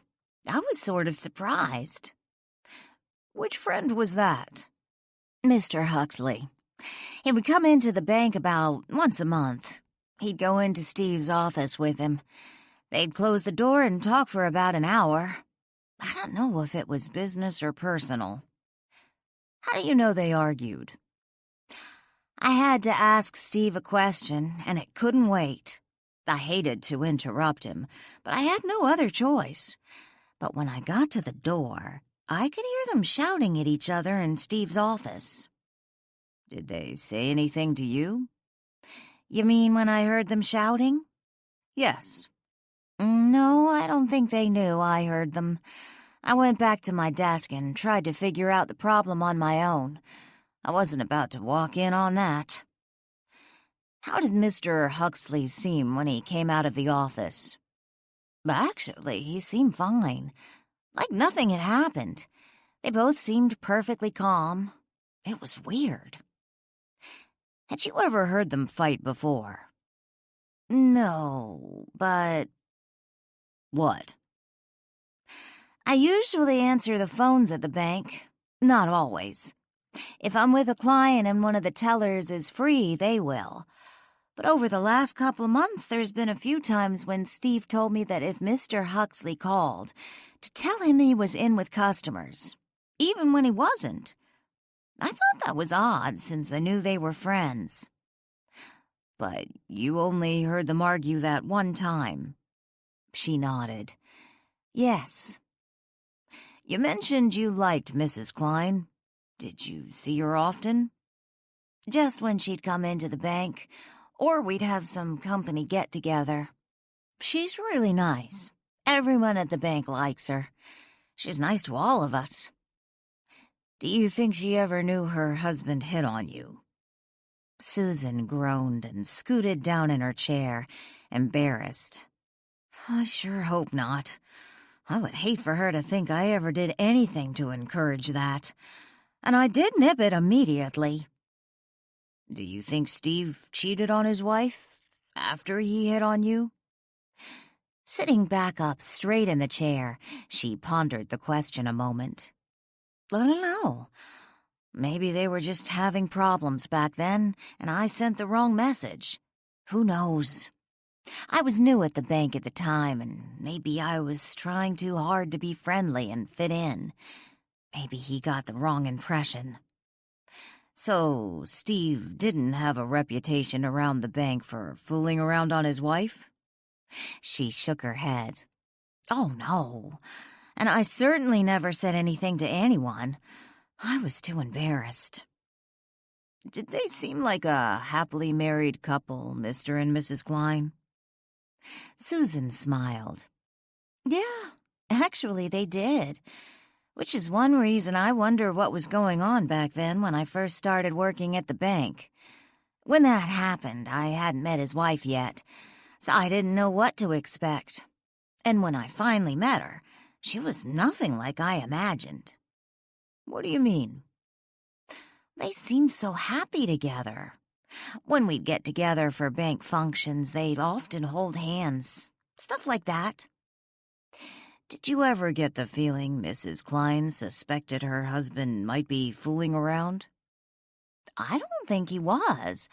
I mean, I know that one time he made a pass at me, but generally Steve was always very professional. He did everything by the book at the bank, and they did seem happily married. I always got the feeling his wife adored him, and if he ever cheated on her, I really don't think she ever knew. She acted like a woman who loved and trusted her husband. But you said he hit on you when you first went to work there. I never heard of any of the other women at the bank complain about him, so maybe it was my fault. Maybe something was going on in his life back then and I sent the wrong message. Why does it bug the hell out of me that Susan Mitchell makes excuses for Steve? Brian asked the chief after Susan left the station. We know he was a player. You think she was right? Did his wife have any idea he was seeing Carla? I don't know. If I hadn't talked to Steve about his affair with Carla after Jolene's murder, I might start to wonder if maybe Carla was a midlife crisis thing, his first affair. If he hit on Susan when she first went to work for him 5 years ago, then it obviously wasn't his first time, Brian reminded him. I know it wasn't. Not how Steve talked to me. How wouldn't his wife know her husband was a player? Don't wives often turn a blind eye to their husband's infidelity to make their marriage work? How wouldn't you know? When did you figure out your wife was cheating? Brian didn't answer immediately. Okay, you got me. I was clueless. I had absolutely no idea she'd been fooling around for over a year until she filed divorce papers. So maybe we need to take a closer look at this Baron Huxley. We know he gave Steve the tamales, and we know he argued with him the day before Steve died. Why don't you find out what they argued about? Brian stopped by Baron Huxley's house on the way home Monday night, but Huxley's car was not in the driveway, yet there was a new for sale sign in front of his house. He tried calling Huxley's cell phone, but there was no answer, so he left a message for Huxley to call him. 31. Lily paused at Danielle's open bedroom door a moment, looking in before making her presence known. She watched as Danielle stood at the dresser, looking into the mirror, weaving her hair into a neat fishtail braid. It always amazes me how you make that look so easy, Lily said as she entered the room. With both her hands holding on to strategic strands of hair, Danielle glanced to Lily and smiled, and then looked back in the mirror. After doing it for so long, it's almost second nature. I'll confess I've been considering getting my hair cut. Now standing next to Danielle looking into the mirror with her, Lily frowned. You wouldn't. You have beautiful hair. I would hope she wouldn't, Walt said when he suddenly appeared. He sat on the foot of the bed watching the two young women. Danielle glanced over her shoulder to see where Walt had landed. "Morning, Walt." "Where is he?" Lily glanced around the room. "He's sitting on the end of the bed." Lily looked to the bed. "Do you always just barge in Danielle's room like that?" "He does. I have no privacy." She sighed melodramatically. Putting the final touches on her braid, Danielle looked into the mirror. She could see her bed, but she couldn't see Walt. It didn't surprise her. Ghosts had no reflections. "Do you think Antoine Paul's sister left for Vancouver yet?"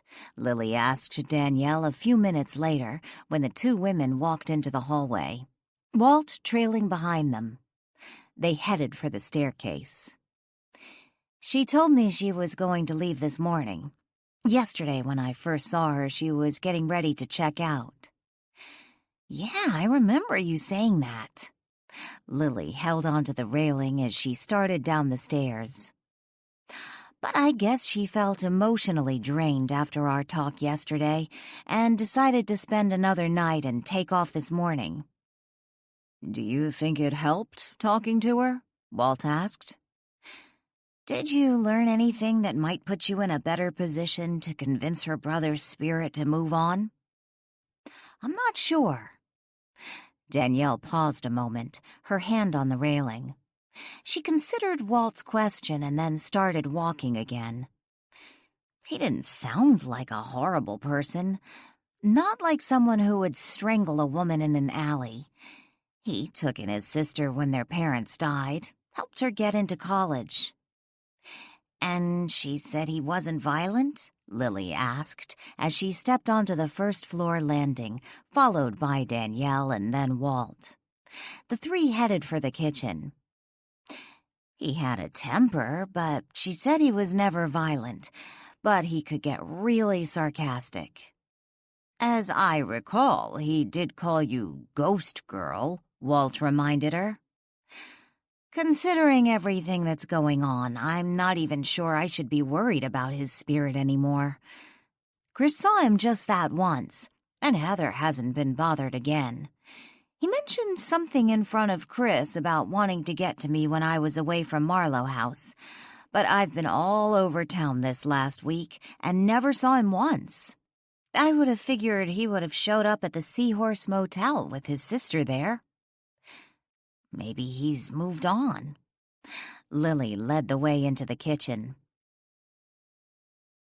Ian joined Lily and Danielle for breakfast that Tuesday morning. The three sat at the kitchen table while Walt lounged by the counter on the other side of the room, smoking a cigar.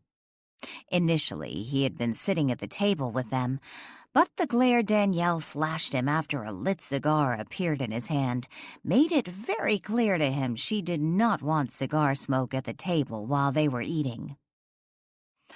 "I learned something interesting last night," Ian said as he spread peach jam over his toasted English muffin. "Yes? What's that?" Danielle asked. "You know that guy who wanted to take you to San Francisco for dinner?" In response, Danielle groaned and then popped a piece of bacon in her mouth. "You know how we talked about Hillary basing her murder scenes on real-life crimes?" Danielle and Lily stopped eating for a moment and exchanged glances. "Yeah?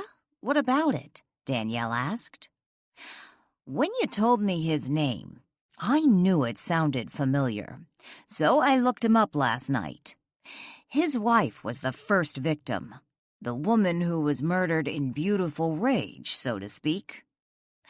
Danielle glanced at Lily. Obviously, her housemaid hadn't shared that bit of information with her boyfriend. And we say Lily can't keep anything to herself. Lily flashed Danielle a grin while taking a sip of her coffee. "You know he was a friend of Steve's. He was at Beverly's when Lily and I stopped over there on Sunday. I remember you telling me that. You obviously made quite an impression on him. Ian took a bite of toast. According to Chris, it was my money he was impressed with, Danielle scoffed. Chris might be right, Ian agreed. Hey! Lily reached over and gave Ian's forearm a light smack.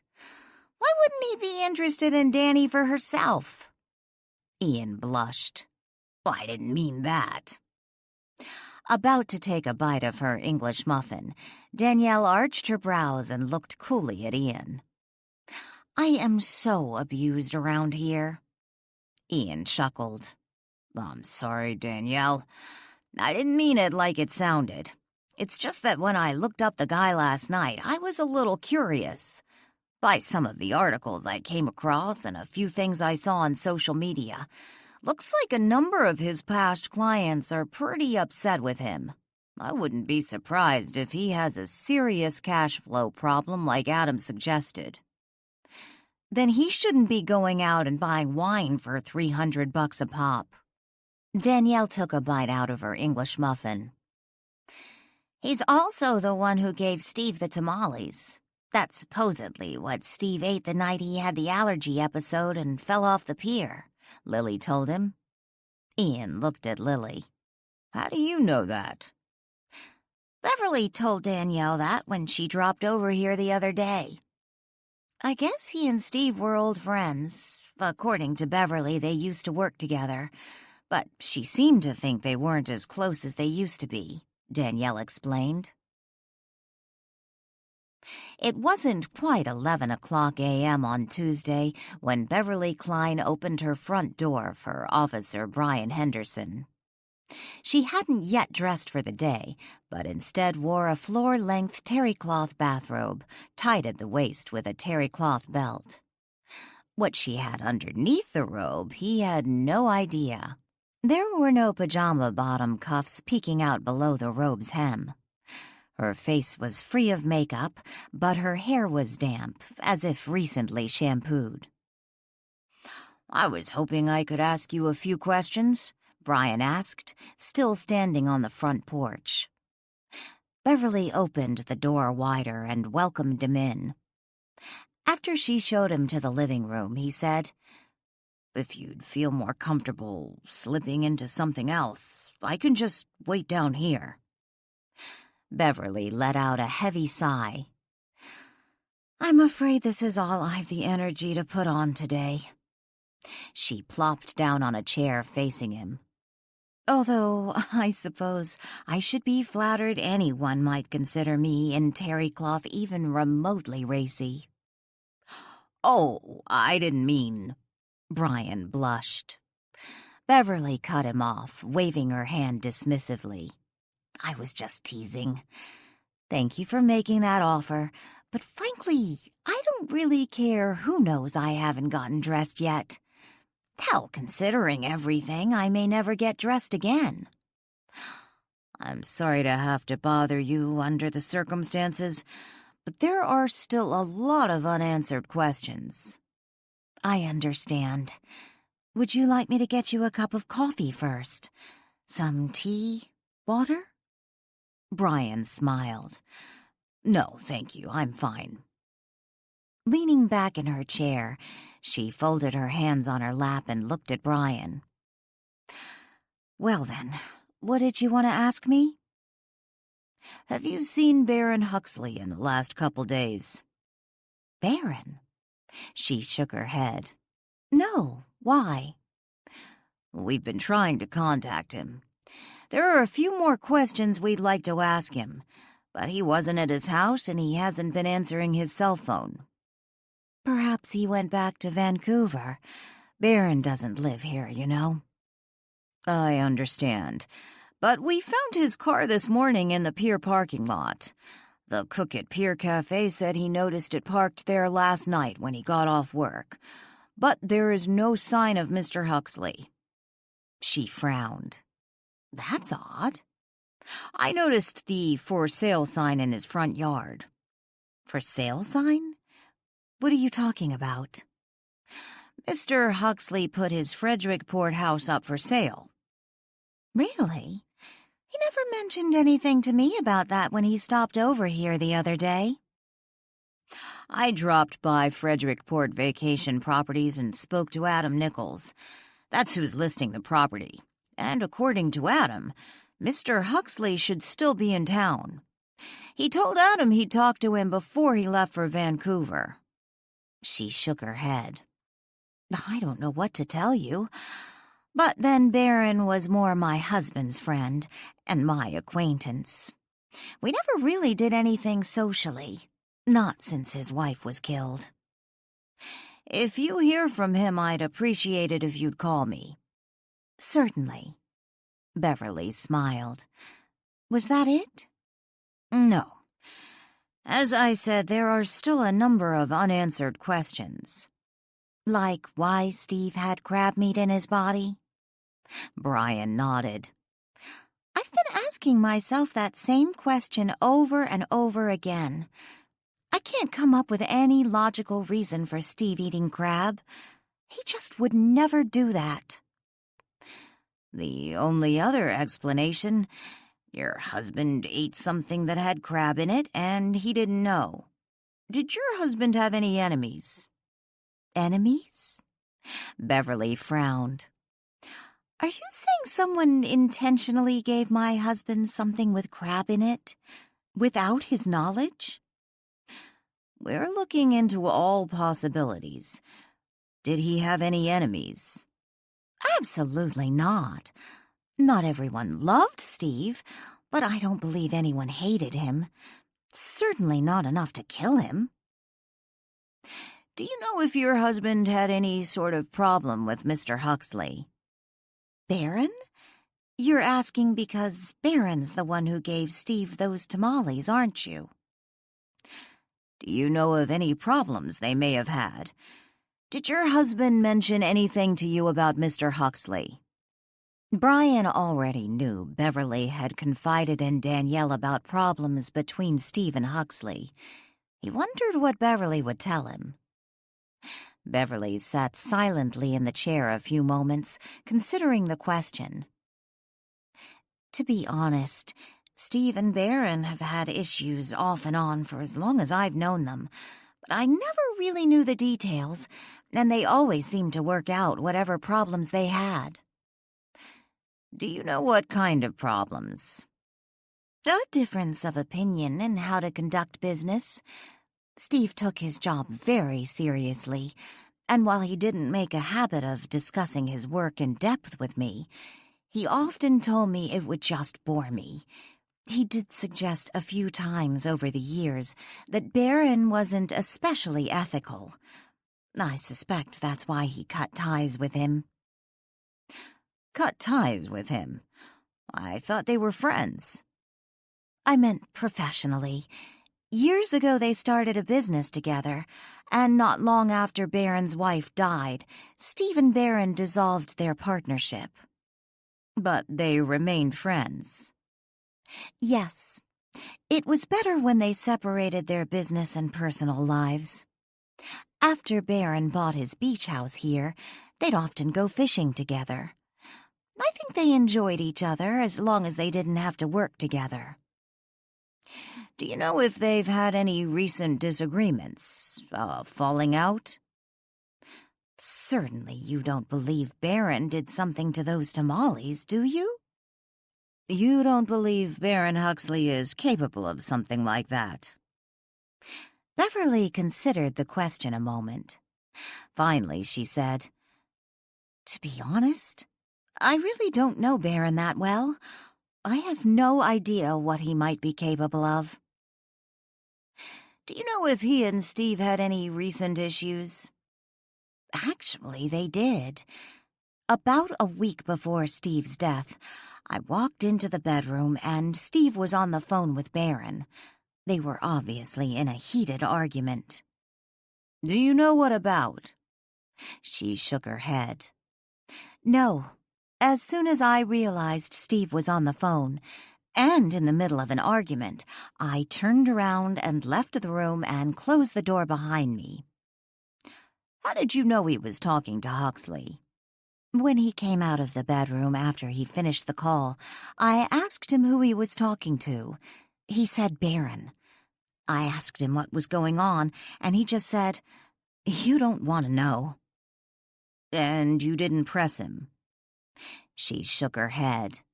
"No, but they've argued before, and then the next day everything's fine again." 32. Both Danielle and Lily moved their cars to the street so the truck belonging to the heating and air conditioning company could park along the side of the house. Inside Marlow House, Walt was following the workers around, keeping an eye on them and making sure they were doing a good job. Not that he actually knew anything about installing a heater and air conditioner, but it was keeping him busy, and he seemed to be enjoying himself. After parking her car on the street along the sidewalk in front of Marlow House, Lily went with Ian to go shopping. Danielle stayed home. There was a book she wanted to finish.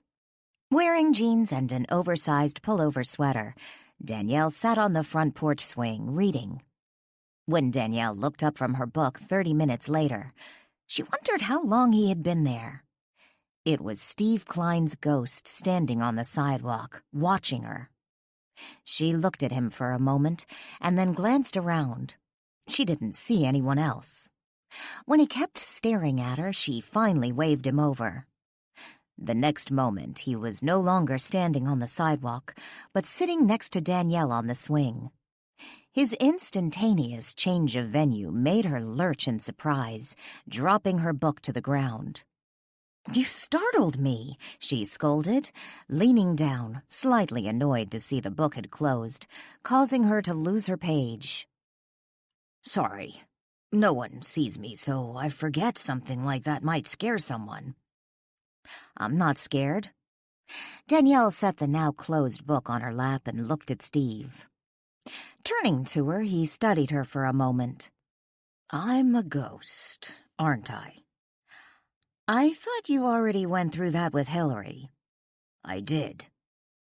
He looked out to the street and leaned back in the swing.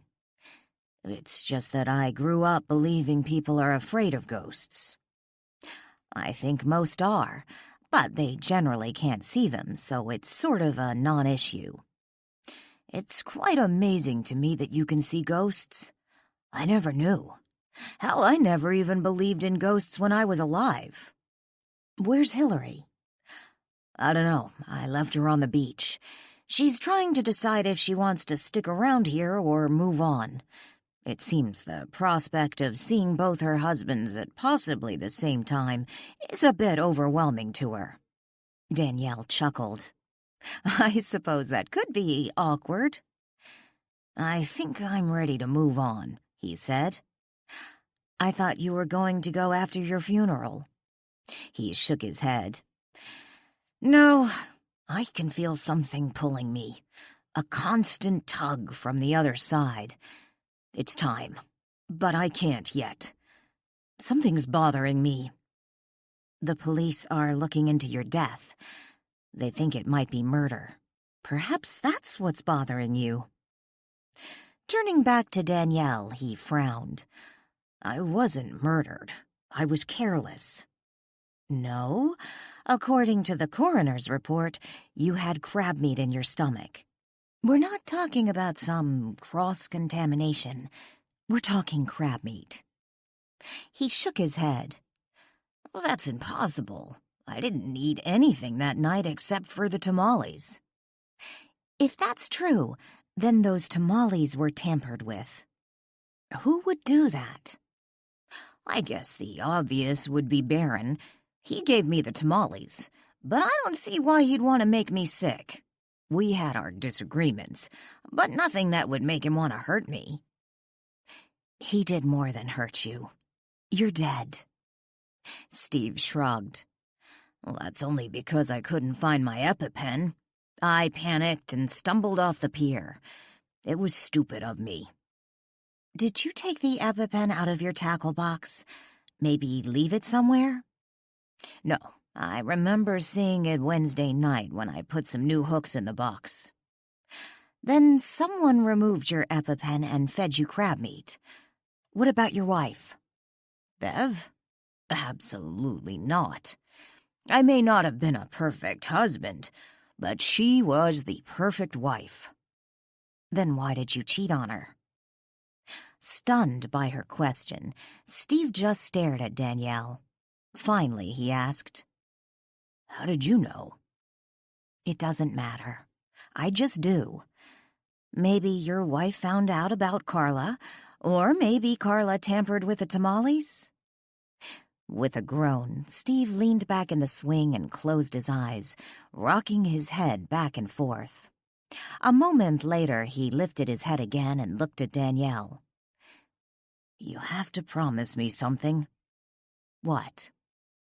If Bev finds out about Carla, please let her know that I loved her, that I never had feelings for Carla. She was the one I loved. Narrowing her eyes, Danielle glared at Steve. Why do some men say crap like that? You cheat on your wife and then have the audacity to declare, "Gee, it was you I always loved." Sheesh. She shook her head in disgust. Does that mean you won't tell her? I don't know, she grumbled. After a few moments of silence, Danielle asked, Tell me who had access to those tamales after you got them from Barron. I was at the bank when he gave them to me. I put them in the refrigerator in the lunchroom. So, basically, anyone who was at the bank had access to them. It's not like the room is locked, and the hallway to the public restroom is right near the door to the break room. Did you take them home that night? Yes, put them in our refrigerator at home, and then I took them fishing with me.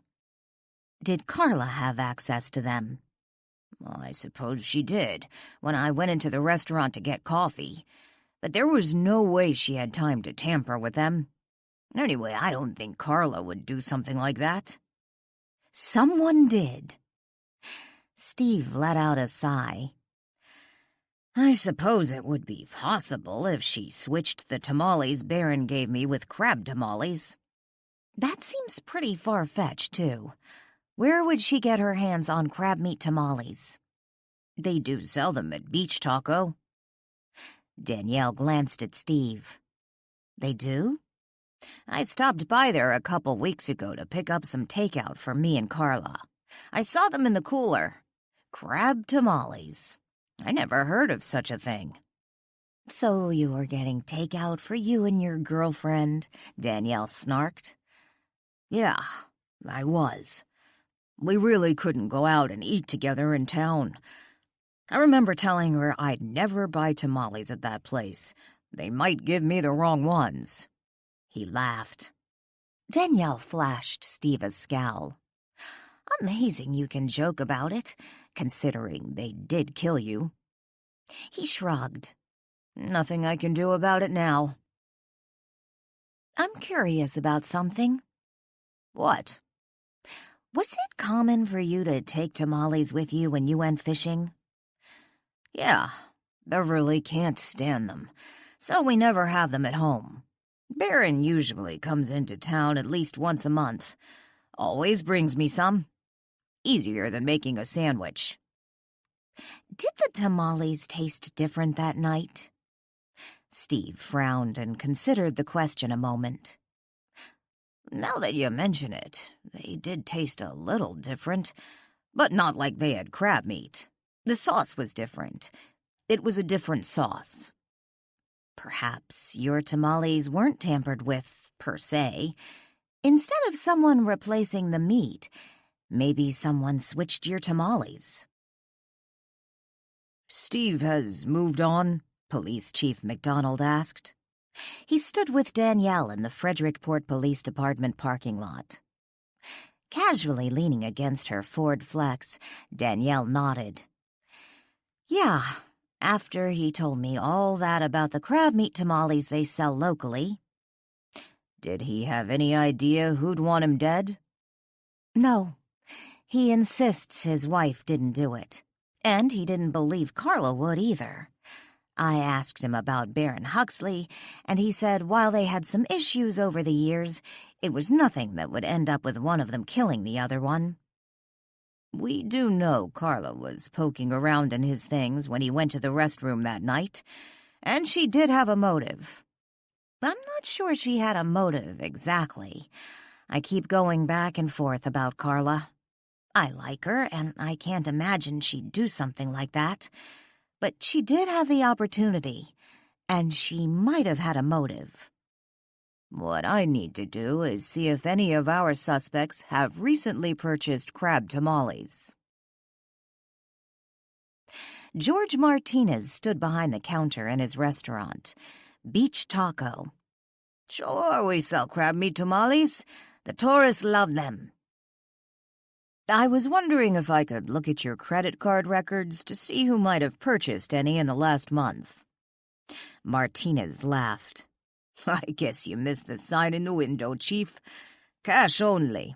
We don't do credit cards. The chief took out an envelope and removed several photographs. He placed them on the counter. Do you recognize any of these people? Martinez nodded. Sure, they're all customers.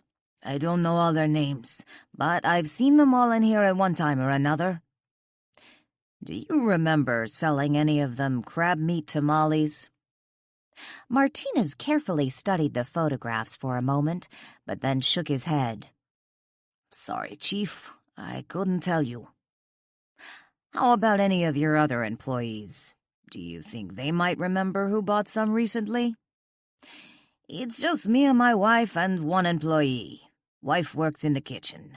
Never waits on customers. The girl who works for us just started yesterday, so I don't imagine she'll be of much help. What about the employee she replaced? She moved out of town. I have no idea where. Picking up the photographs, MacDonald slipped them back in the envelope. He looked up at Martinez. Any chance you have any cameras set up? You mean, like those surveillance cameras that capture holdups, like we see on the news? Yeah. Martinez laughed. What would I need those for? You take good care of us, Chief. I don't think any restaurant in town has ever been robbed. 33. Brian Henderson drove into the Frederickport Police Department parking lot at the same time as the chief. They parked their cars next to each other. When MacDonald got out of his vehicle, he was carrying a sack from Beach Taco. Lunch? Brian asked as he slammed his car door shut. I figured since I was at Beach Taco, I might as well pick up some tacos. I bought enough for everyone. Have you eaten yet? Nah, I just left Beverly Klein's. Why were you at Beach Taco? Did you know they sell crab meat tamales? Any of our suspects purchase any recently? Brian asked. Martinez didn't know. The girl who usually works the front counter quit a few days ago and moved out of town. Since the girl who replaced her started after Steve was killed, she won't be of any help. Now at the entrance to the building, Brian opened the door and let the chief go in first. While going through the doorway, MacDonald asked, How did it go with Beverly Klein? Did you learn anything new? Later that afternoon, after MacDonald returned to his office, he was surprised by two unexpected visitors from the FBI. They looked like FBI, MacDonald thought, as the two men walked into his office. He guessed they were in their 40s. Each wearing a dark suit, they were clean-cut with closely cropped hair and firm handshakes. They identified themselves as Agents Thomas and Wilson. After each took a seat facing MacDonald's desk, they explained they were there to discuss Steve Klein's death. MacDonald gave them a brief summary of the investigation to date, and then asked, Why exactly is the FBI interested in this case? It involves one of your suspects, Baron Huxley, Wilson told him. How so? "We've been investigating Huxley for over 6 months," Thomas explained. "It involves one of his companies, a mortgage consultant company that supposedly helps at-risk homebuyers who've fallen behind on their mortgage." "Supposedly?" the chief asked. "We believe he's used the company to take advantage of his clients, many of whom have lost their homes after dealing with him," Thomas explained. "What does Klein's death have to do with this?" MacDonald asked. "Klein was Huxley's business partner when the company was initially set up, but they had some sort of falling out and Klein left the company," Wilson told him. Agent Thomas then said, "Recently we came across some information we intended to use to convince Klein to work with us in exposing his former partner." Are we talking blackmail? MacDonald wondered, yet he kept the thought to himself. Instead he asked, "What is Huxley facing if charges are brought and he's convicted?" "Considering his age and the number of charges, it could send him away for the rest of his life," Wilson said. "You think Huxley is the one who murdered Klein?" Wilson shrugged. "He had the motive." "Did he know Klein was going to roll on him?" MacDonald asked. "We hadn't spoken to Klein yet." Wilson glanced to his partner and shifted in his chair. "You see, Chief MacDonald, this is very sensitive, and it can't leave this office." MacDonald nodded. "Understood." "We believe there was a leak in our office. Someone Huxley has been paying off, and we're fairly certain he tipped Huxley off about us going to Klein." "So Klein had no idea you were going to talk to him?" MacDonald asked. Wilson shook his head. "Not unless Huxley told him, which we don't think he did. If Klein knew everything we did about him, I imagine he would be calling us, considering his past history." "What do you want from me?" "Were you intending to bring murder charges against Huxley?" Smith asked. "I'm not there yet. In fact, we can't find Huxley." Wilson bolted up straighter in his chair. "What do you mean?" "We've been trying to locate him since yesterday afternoon. No one's at his beach house, and his car was parked overnight at the pier. Of course, it's always possible he had car trouble and left it down there overnight. It hasn't even been 24 hours yet." "You said he wasn't at his beach house last night. Have you checked this morning?" Thomas asked. "He wasn't there this morning, and we know he didn't return last night. My officer left a note on his door, and it was still there this morning. Plus, he hasn't been answering his cell phone." Thomas looked at his partner. "Did he skip town?" "I spoke to Adam Nichols about Huxley," the chief said. "He's Huxley's realtor. According to Adam, Huxley was planning to stop by the office before he left town. The last time I spoke to Adam, he still hadn't heard from him. So as far as Adam is concerned, Huxley is still in Frederickport." "Maybe his car broke down at the pier and he called a friend," Wilson suggested. "If it was a lady friend, it might explain why he didn't return home, but stayed with her. Not so unusual he wouldn't be answering his phone if that were the case." Thomas flipped through his notes and shook his head. "There's nothing on any women he was seeing locally." Wilson looked at MacDonald. "Do you know if he was seeing anyone in Frederickport?" MacDonald shook his head. "Not that I've heard of.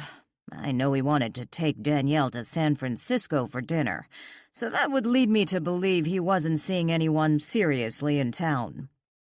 "Danielle?" Wilson asked. "I spoke to Danielle today. I know she hasn't seen him since he stopped over to her house on Friday night." Thomas took out his pen and looked up at the chief. "What's this Danielle's last name? Where does she live?" "Danielle Boatman. She owns Marlow House. But really, if she had seen him, she would have told me." Thomas jotted down something in his notepad and then looked up at the chief. Do you have her address and phone number? Edward MacDonald sat alone at his desk and stared at his phone. The temptation to call Danielle and give her the heads up was overwhelming, but the FBI agents had been crystal clear.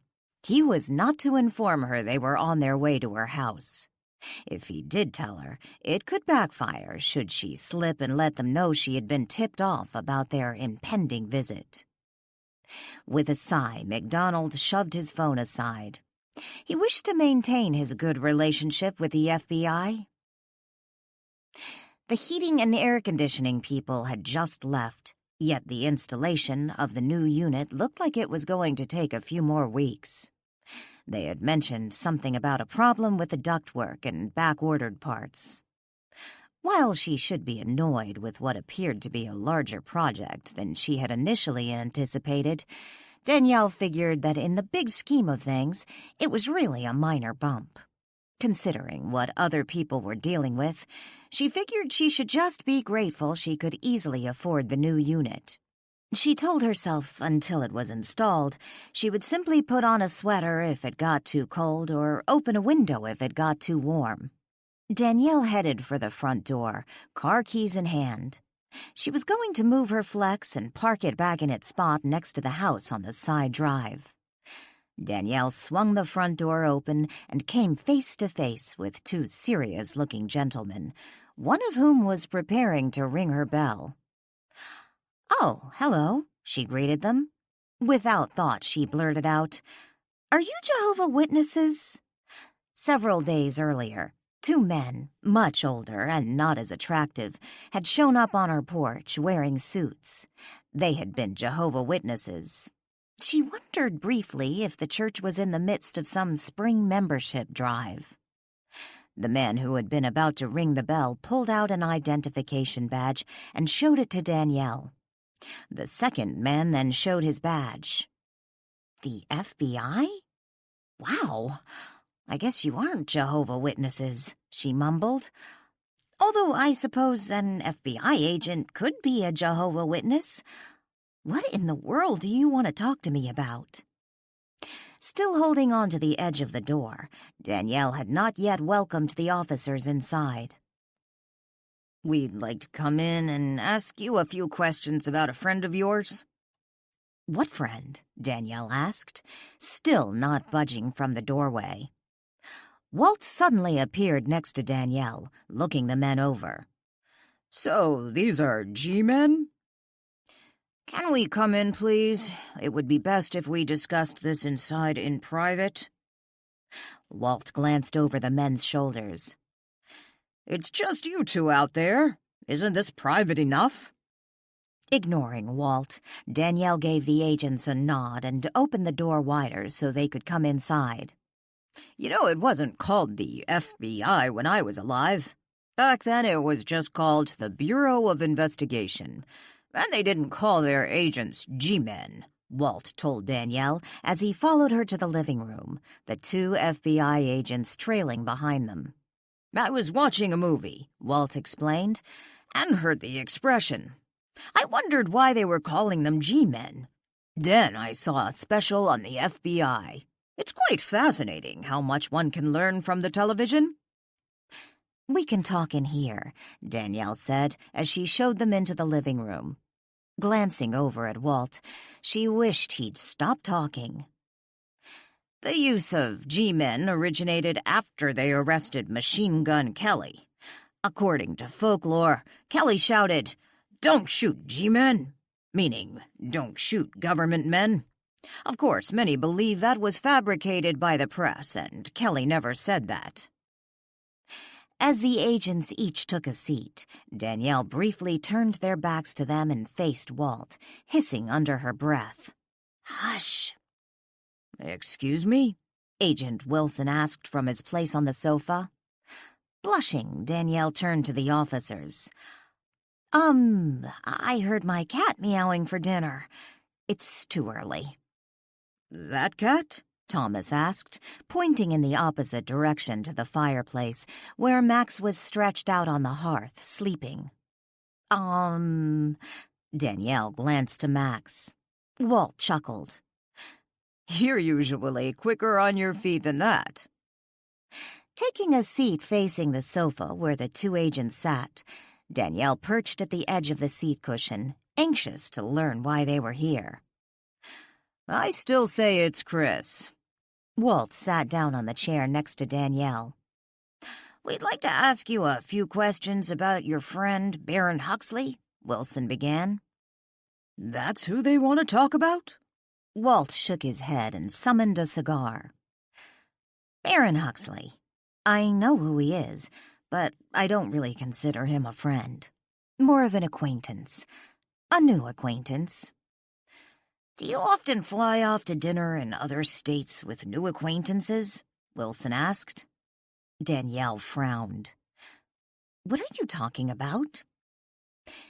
Isn't it true that Mr. Huxley asked you to fly to San Francisco to have dinner with him on Friday night? Yeah, but I didn't accept his offer. Still frowning, Danielle asked, Who told you that? Does it matter? Was it supposed to be a secret? Thomas asked. Not a secret, but it's my personal business. Danielle sounded less friendly than she had been when she had first answered the door. How long have you and Mr. Huxley been seeing each other? Wilson asked. I'm not seeing Mr. Huxley, Danielle snapped. I barely know the man. I just met him. Agent Wilson was about to say something, but paused and took a deep breath. He glanced around and then stood up. Looking at Danielle, he asked, When was the last time Baron Huxley was here? Danielle shrugged. He's only been here one time, this past Friday. Wilson's gaze locked with Danielle. In a menacing and threatening tone, he said, You're lying. Walt bolted up from his chair and glared at the agent. Without pause, he waved his hand, and in the next instant, Wilson flew backwards, crashing into the sofa with such force it bounced him off again, sending the agent toppling to the floor by the foot of the sofa. 34. Agent Thomas managed to get off the sofa before his partner landed on the cushion next to him and bounced to the floor. Standing over Wilson, he offered him a hand and asked, What just happened? Taking the offered hand, Wilson stumbled to his feet while shaking his head in disbelief. I don't know. It almost felt like someone hit me. Danielle flashed Walt a reproving glare. He shouldn't have called you a liar. Very ungentlemanly-like. And this is your home, Danielle. It's never acceptable to come into someone's home and insult them. Taking a drag off his cigar, Walt didn't appear the least bit sorry for his action. Sitting back on the sofa, Wilson looked at Danielle. If she was startled or surprised with his recent collision into her sofa, she didn't show it. The way she looked at him would make one believe she was quite used to seeing men flying across her living room and crashing into the furniture. Why did you call me a liar? Danielle asked calmly. If Mr. Huxley hasn't been here since Friday, why is it I can smell his cigar? Wilson asked. Agent Thomas stood and looked around. You're right. I thought I smelled something. Narrowing her eyes, Danielle glanced over to Walt. Walt looked from Danielle to the cigar in his hand. Huxley smokes the same brand? Still looking at Walt, Danielle arched her brows briefly and then looked back to the agents and smiled sweetly. I don't know anything about the cigars your Mr. Huxley smokes, but this is an old house, and I've been told before that it sometimes smells a little like cigar. I'm sure that's what you smell. Agent Wilson stood up. Then you wouldn't mind if we look through your house? Danielle let out a sigh. Well, you don't have a search warrant, but since I don't have anything to hide, go for it. We'd appreciate if you'd stay in this room while we look around, Thomas told her. Why, certainly. Had either agent been diabetic, Danielle's hypersanguine tone might have sent him into a diabetic coma. As the agents headed for the hallway, Danielle looked to Walt and gave him a little nod toward the doorway. Grinning broadly, Walt stood up. I'll keep an eye on the G-men. Make sure they don't get in trouble. Walt couldn't help himself. As he followed the agents around the house, he randomly poked, tripped, and at one point grabbed Agent Wilson's right earlobe and gave it a playful tug. Haunting, Walt decided, could be rather fun. He was careful not to hurt either man. After all, they were simply doing their jobs, and just because one had spoken rudely to Danielle didn't justify breaking any limbs or necks. By the time the two men returned to the library, Danielle thought they looked frazzled, reminding her of two little boys who'd just taken a tour of the haunted house on Halloween and had gotten far more than they had bargained for. Do you believe me now? Danielle asked. We didn't find Mr. Huxley, but that doesn't mean he wasn't here. We could smell his cigar smoke all through the house. Like I said, that is the way the house smells. You can ask anyone. What I don't understand, why are you looking for Mr. Huxley? I'd assume you could find him at his house. Mr. Huxley has been missing since yesterday. I still don't know why you think I might know where he is. The agent sat back down on the sofa. When you saw Mr. Huxley, did he say where he was going? Who he was meeting? Wilson asked. Danielle uncrossed and recrossed her legs while resting her elbows on the chair's arms. As I told you, I barely knew the man. I first met him a little over a week ago when I stopped by to give my condolences to a friend who recently lost her husband. Beverly Klein? Wilson asked. Yes. Danielle paused, suddenly hit by an aha moment. That's what this is about. You think he killed Steve Klein, don't you? Why do you say that? Wilson asked. Danielle shrugged. Huxley gave Steve the tamales he ate on the night he died. How do you know about the tamales? Wilson asked. I thought you weren't that close to Huxley. I think everyone knows about the tamales. So Huxley is really missing. You think he took off? Why did he kill Steve? I thought they were friends. We're here to ask you the questions, Thomas reminded her. With another shrug, Danielle uncrossed and recrossed her legs again. I just figured it was my turn to ask a question. Thomas asked another question regarding her relationship with Huxley.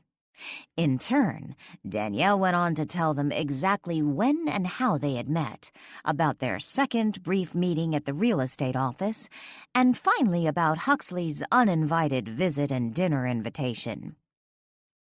If you had just met Huxley, why did he offer to fly you to California for dinner? A rather extravagant first date for a woman he just met, especially considering his recent financial difficulties, Thomas asked. Other than the obvious, my charm and beauty? Danielle flashed them a grin, and then with a more serious tone added, although it probably has more to do with my bank account. At least that's what one of my friends suggested. Thomas frowned. I don't understand. You're the FBI. I thought you knew everything. What did you mean, your bank account? Wilson did not sound amused. It's just that I have a lot of money. Danielle let out a sigh. That's probably the real reason Mr. Huxley wanted to sweep me off my feet. That's why you didn't accept his offer? Wilson asked. You suspected he was after your money. No, Actually, I really thought he was after my charm and beauty, Danielle said with a pout. But I wasn't interested. Heck, he is old enough to be my father. And yuck, the first time I met him, he was all over, figuratively speaking, poor Beverly Klein. We talked about it afterwards. She thought she was imagining things, the way he seemed to be hitting on her. I didn't think she was. So, really, why in the world would I accept a date from a man like that? Before the agents left, Thomas handed Danielle a business card and asked her to call them if Huxley contacted her, to which she agreed. Standing at the front door, Danielle watched the two men make their way back to their car and drive off. Taking her cell phone out of her back pocket, she dialed the police chief. "Was it you?" she asked when he answered the phone. "Were they there?" he asked. "Why didn't you warn me?" "I couldn't." "Why in the world did you tell them about Huxley asking me out for dinner?" Still talking to the chief on the phone, Danielle closed the front door and walked back to the living room to continue her phone call. What she failed to notice were the two spirits standing across the street in front of Ian's house. Hillary and Antoine, who stood watching as the FBI agents drove away. "You need to go talk to her," Hillary told Antoine after Danielle shut her front door. "What's the point? She can't see me." "Certainly she can. I told you Danielle can see spirits like us." Antoine shook his head. "No, I told you I tried. She was sitting in the restaurant with some guy and acted like I wasn't even there." "Of course she did. If she was sitting with someone, she couldn't let him know she could see you. He'd think she was crazy." Hillary laughed. "This isn't going to work." "I'm sorry I was never able to help you." Hillary reached out to touch Antoine's shoulder, but her hand simply moved through his arm as if it were air. "It's not your fault. I was limited by the restrictions placed on me. If I could just settle this, I could finally move on." Antoine looked at Hillary. "I'm so exhausted. I just want to move on." "Then let's go talk to her," Hillary insisted. Lounging on the sofa, her feet up on the cushions, Danielle had just gotten off the phone and was about to tell Walt about her conversation with the police chief when Walt bolted out of his chair and stood, facing the doorway. Sitting up, Danielle turned around and looked over the back of the sofa. There, standing in the doorway, were Hillary and Antoine. "Hello, Danielle," Hillary cheerfully greeted her. She looked at Walt. "Please be nice, Walt. I don't care for that nasty look you're giving poor Antoine." "Poor Antoine?" Danielle squeaked. "He didn't want to come over here," Hillary explained. And seeing Walt's expression, I can't say I blame him. Antoine stared at Danielle. "You can see me?" With a sigh, Danielle stood up from the sofa. "Yes, I can." "I met your sister, by the way." "Shirley? She's here?" Danielle shook her head. "I don't think she is anymore. She told me she was leaving this morning. She stayed 2 nights at the Seahorse Motel not far from here." "Why was she in town?" Antoine asked. "You looked in Heather's window. She saw you and didn't know you were a ghost. When she reported it, the police had a composite drawing done. Your picture was in the local paper. She saw it." "Oh, no," Antoine groaned. Dejected, he slumped down in a nearby chair. "I didn't want to drag Shirley into this, give her false hope. I don't want her hurt any more than she already is." "Danielle, you need to help Antoine," Hillary insisted. "Absolutely not," Walt roared. I don't appreciate how he just barges into her dreams, threatens Danielle. Hilary looked at Antoine. Did you threaten her? Antoine shrugged. I just told her to leave you alone, but in my defense you were still alive at the time. Hilary let out a sigh. He has a point, Walt. He does? Danielle and Walt said at the same time. Please, Danielle, do this for me. I've decided it's time for me to move on, but I can't do it unless you agree to help Antoine. You're ready to go? Danielle asked.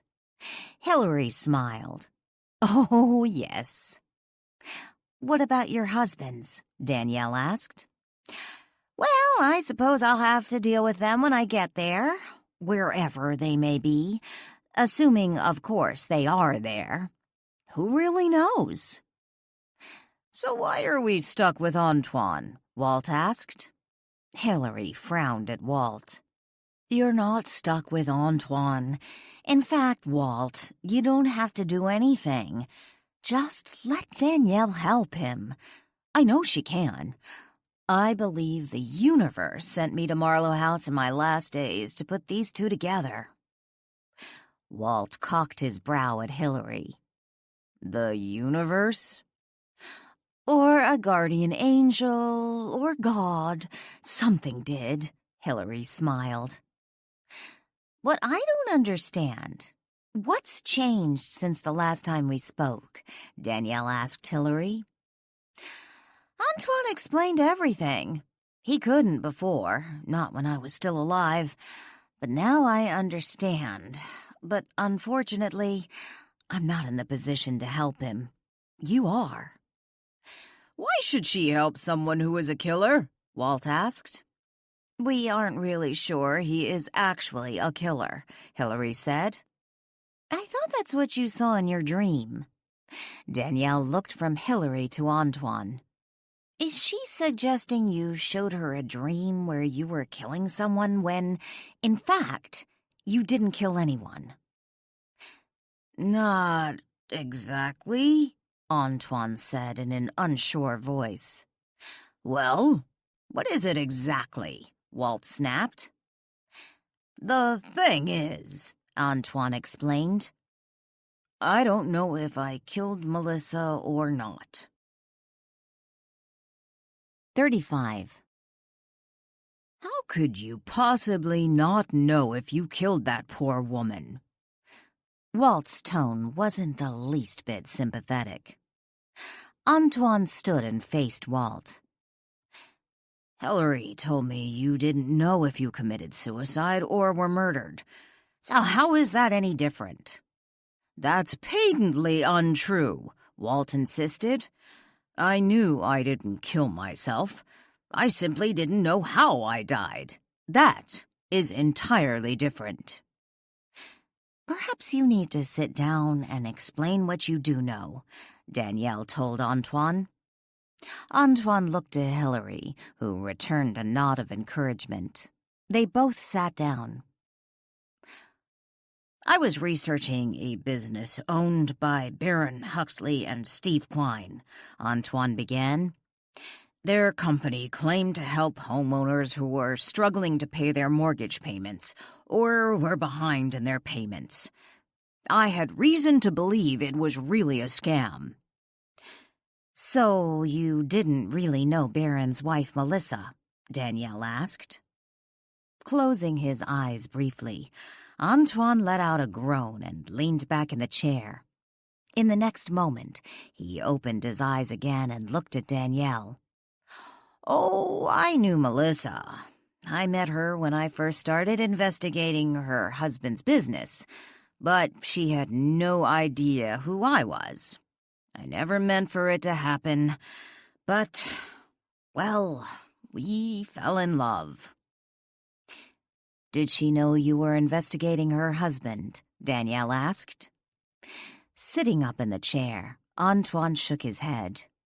No, not until that night. Her husband was out of town. It was right before Valentine's Day. She was talking about leaving her husband, and I knew I had to tell her everything." "How did she take it?" Danielle asked. "She was furious with me." Antoine paused a moment and fidgeted with his red bow tie. Danielle leaned closer to Antoine. She hadn't noticed before, but his red tie was embossed with tiny red hearts. "Are those hearts?" Releasing hold of his tie, Antoine smiled sadly. "We were celebrating Valentine's Day. I saw the tie a couple days before. Thought it would be fun to wear when we went out. But our Valentine's Day celebration didn't go as planned." "What happened?" Walt asked. "I came clean with Melissa. I told her everything. She was furious with me. She didn't understand. Melissa thought I had used her, that I really didn't love her." "That's why you were arguing when you left the restaurant?" Danielle asked. Antoine nodded. "Yes, we'd each driven there in our own cars. She was furious. As we were walking to the parking lot, she wouldn't listen to me. I knew she was just going to get in her car and drive off, drive out of my life. I grabbed her by the arm and dragged her into the alley. I just wanted her to listen to me." "And when she wouldn't listen, you killed her?" Walt snapped. "No." Antoine shook his head. I don't think so." "What happened in the alley?" Danielle asked. "We were arguing, and I remember grabbing her by the forearms. I shook her. I just wanted her to listen to me. When I let go, she stumbled and fell down. And then... "Then what?" Danielle asked. I knelt down next to her, and the next thing I remember, I'm at her funeral. She's in her coffin, and people are walking by looking at her. I hear them talking, whispering. I piece together what they're saying." Looking down, Antoine buried his face in his palms, unable to continue. "He learned she had been strangled," Hillary continued for him. "The people at the funeral believed whomever Melissa had left the restaurant with, a man wearing a red bow tie, a man she had been arguing with, had strangled her in the alley." "I'm assuming Melissa's spirit wasn't at her funeral?" Danielle asked. Antoine didn't answer immediately. Finally, he lifted his face from his palms and looked at Danielle. "If she was, I never saw her there. I haven't seen her since that night in the alley." "What did you want from Hillary?" Danielle asked. "Why have you been going into her dreams all these years? Why have you been showing her murders?" "I just wanted answers. I needed to know what had happened that night. I wandered around looking for someone to help me. Then I saw Hillary, and I recognized her." "Apparently, Antoine and I attended the same writing seminar," Hillary explained. "I was exploring other genres. At the time, I was burned out writing romance. It was a mystery writing seminar."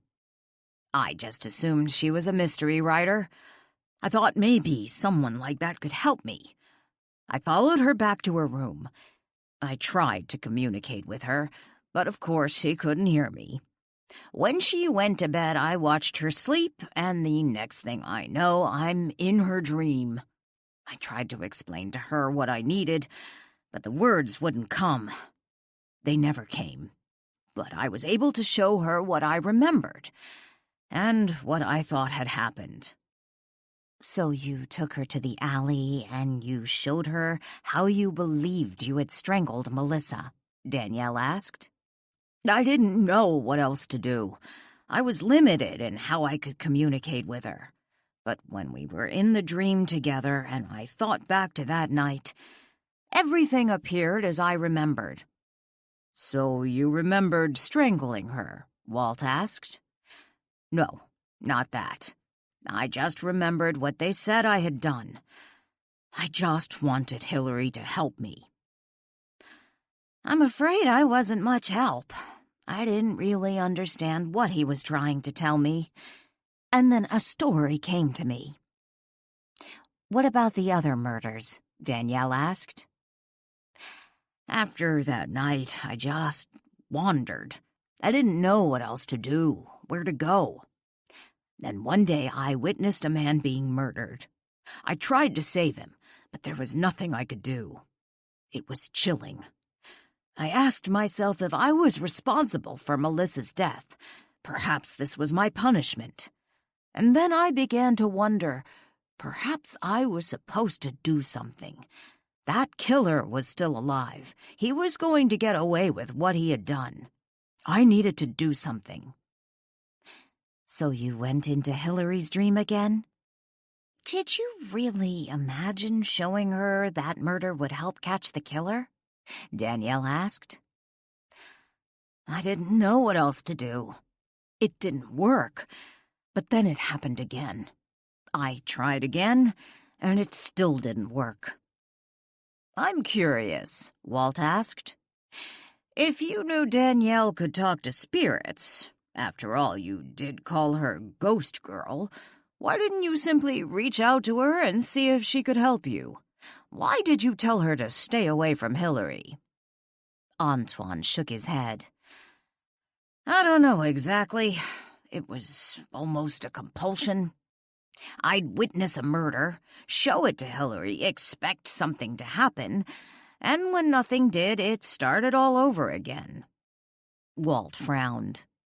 So you just kept doing the same thing over and over again with the same failed results? Danielle leaned back on the sofa. By her pensive expression, it was obvious she was considering Antoine's explanation. Finally, she said, "Don't be too hard on him, Walt. I don't think it's that unusual." The three spirits, Walt, Antoine, and Hillary, turned to her. What do you mean? Walt asked. I've heard stories of other hauntings where a spirit does the same thing over and over again. Sort of a loop. Take Harvey Crump, for example. He was in a loop. Each Halloween he'd show up at Presley House and look for something that hadn't been there for years. But each Halloween, he'd return and do it all over again. I suspect my interaction with Harvey and the fire broke the cycle. She then added under her breath, "At least I hope so." "My dying broke the cycle," Hillary suggested. "I believe so, but Antoine is still here, and I suspect he needs to know what really happened that night," Danielle said. "But how?" Antoine asked. "I don't know what else to do." Danielle sat up on the sofa. "I think another dream hop is in order." "What do you mean?" Antoine asked. "You need to take me on a dream hop. Show me that night, what you remember, not what you think may have happened. At the point in the dream where you can't recall what else happened, you need to step back and let it simply play out." Antoine shook his head, clearly confused. "I don't understand." Hillary frowned. "Neither do I." Walt let out a groan. "I'm afraid I do." Hillary and Antoine turned to Walt, waiting for an explanation. "If you take her on a dream hop where you're showing her something that actually happened when you were still alive, like you did with Hillary in the first dream, it's possible for the dream to play out as it really happened, even if you don't remember.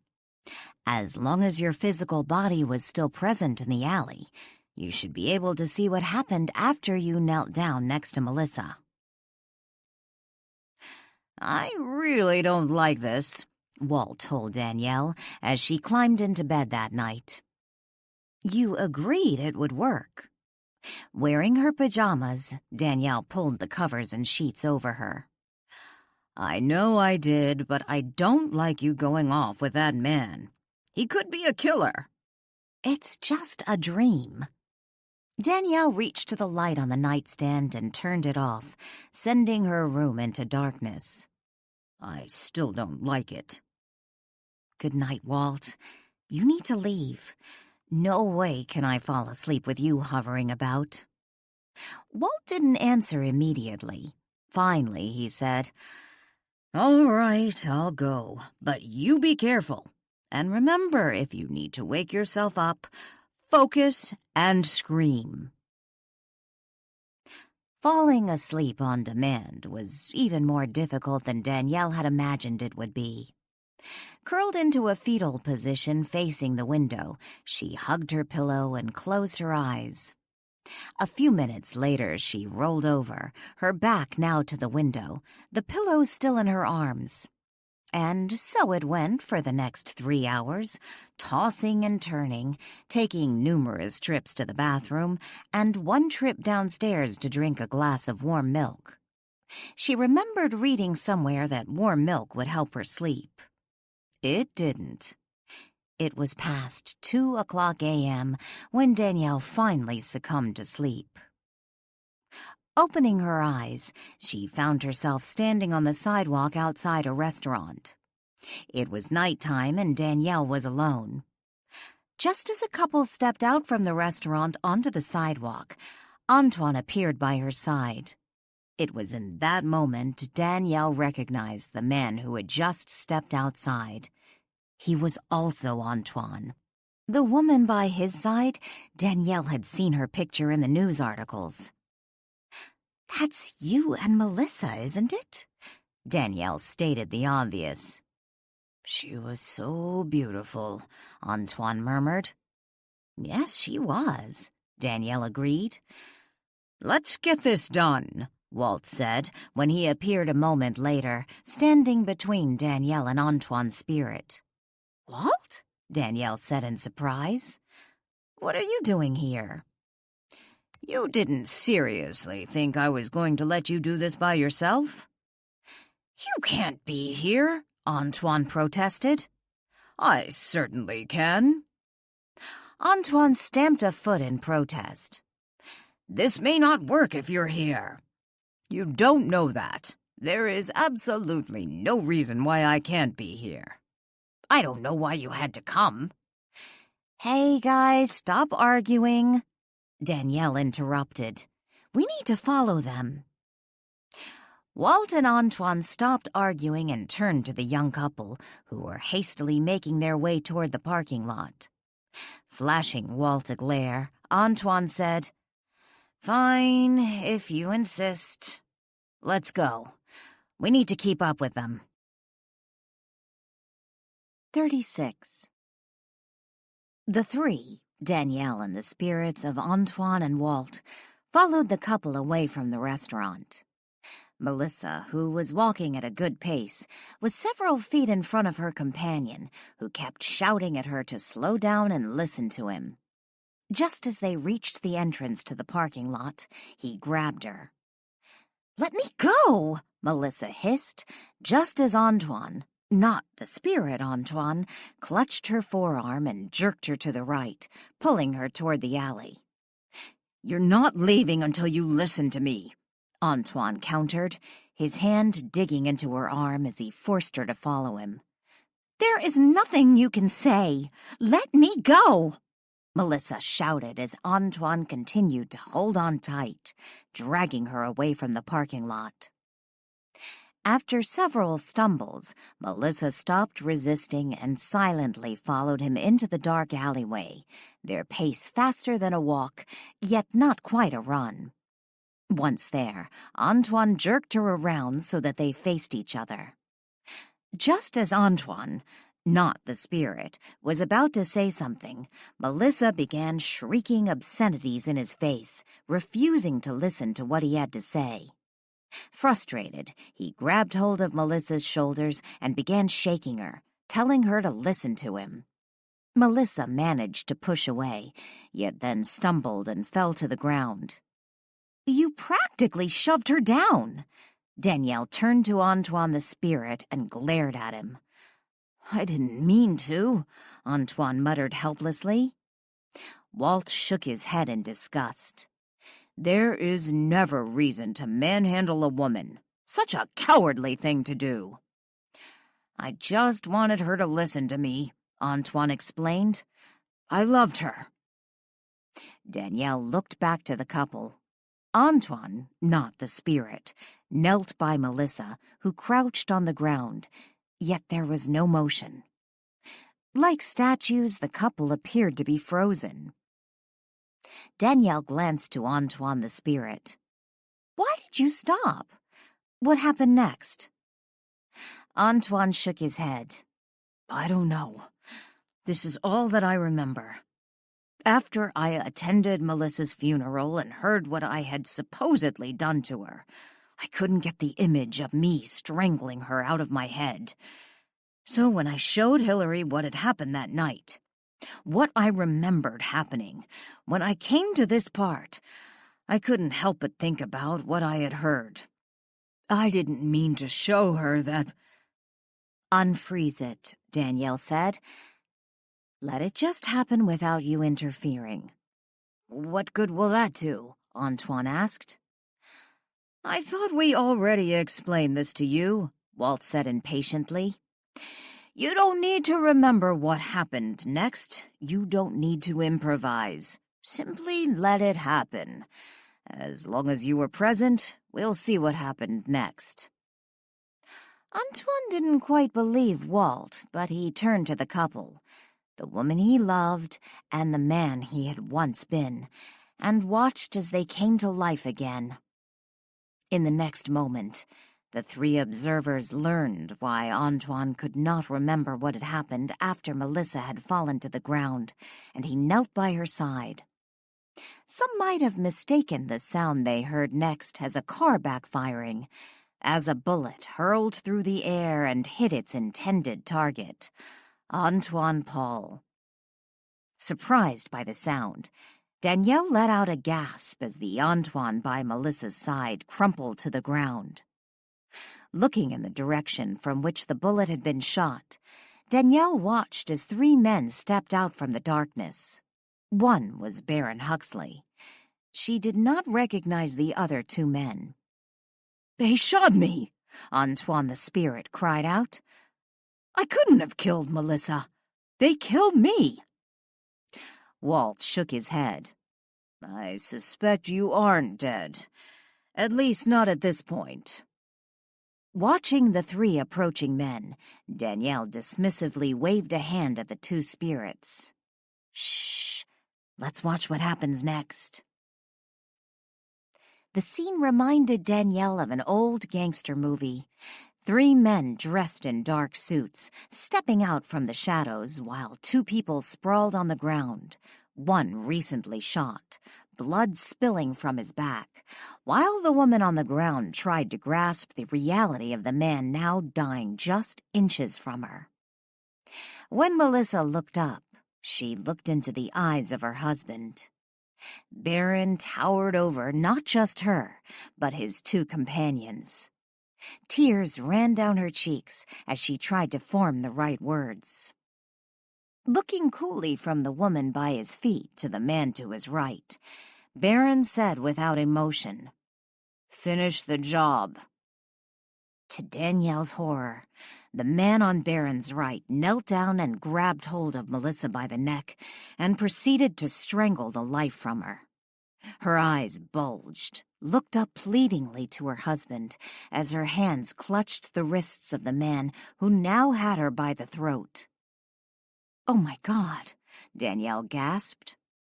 Unable to watch the grisly scene, she turned to Walt, who wrapped his arms around her as she closed her eyes.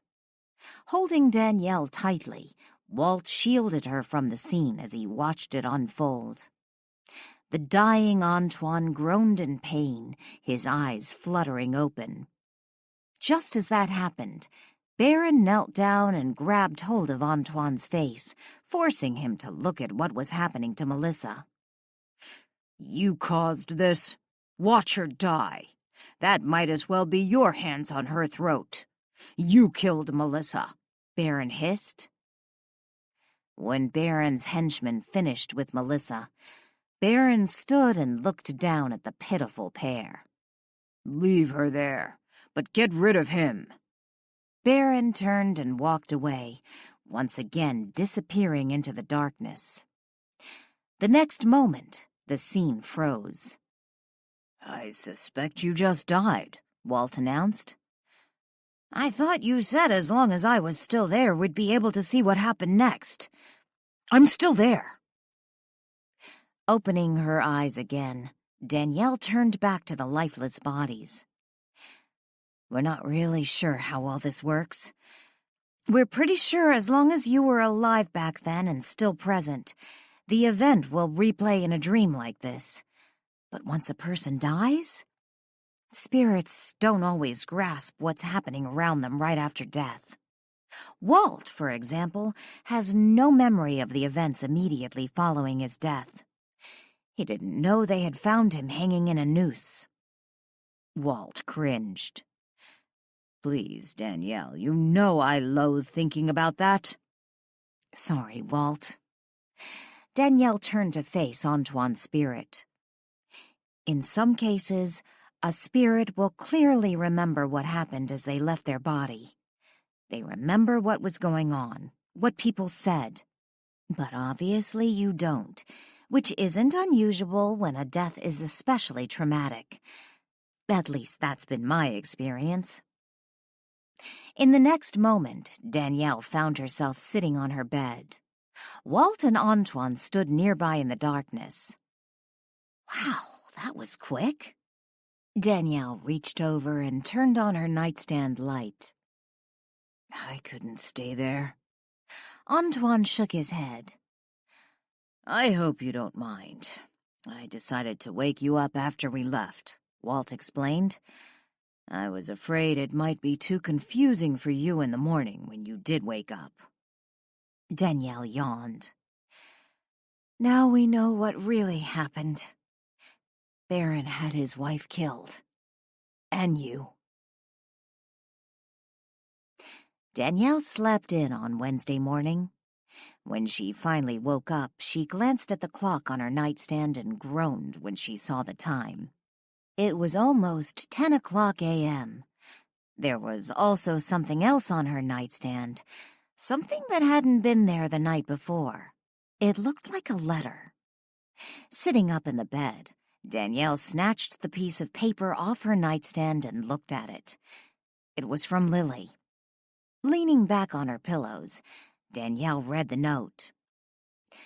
Call me when you get up. Went to Portland. Lily. Tossing the note back on the nightstand, Danielle grabbed her cell phone. Hey, sleepyhead. So you finally decided to get up? Lily greeted her when she answered Danielle's call. I had a rough night, Danielle explained. You feeling okay? You were already in bed when I got home last night, and I heard you get up a few times. It's a long story. I assume Ian is with you? Yeah, he's driving. So what's up? I'll explain later. Okay. By the way, Chris stopped by when we were leaving. I told him you were still in bed. Did he go back home? No, he was on his way to the Gusarov estate. Lily chuckled. So weird to think he owns that place now.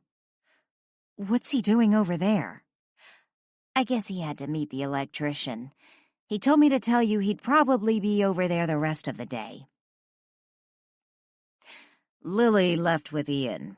I heard them saying something about going to Portland, Walt told Danielle when she walked into the kitchen 20 minutes later. He sat at the kitchen table reading the newspaper. I just talked to her. Danielle glanced around. So where's Antoine? Walt set the paper on the table and looked up at Danielle. I must say, I'm relieved you didn't go out with that Huxley fellow. I assume you're planning to tell the chief." Danielle joined Walt at the table and sat down. "Yes, but without any evidence, aside from what we saw in a dream hop, I don't see how the chief can do much. Maybe that's why those G-men are looking for him. Maybe they know something about Melissa's murder." "According to those G-men, Huxley is missing. So maybe you're right." Danielle sipped her coffee. "Although I have a feeling it has more to do with Steve's death." "You think Huxley killed Klein?" Danielle shrugged and took another sip of her coffee.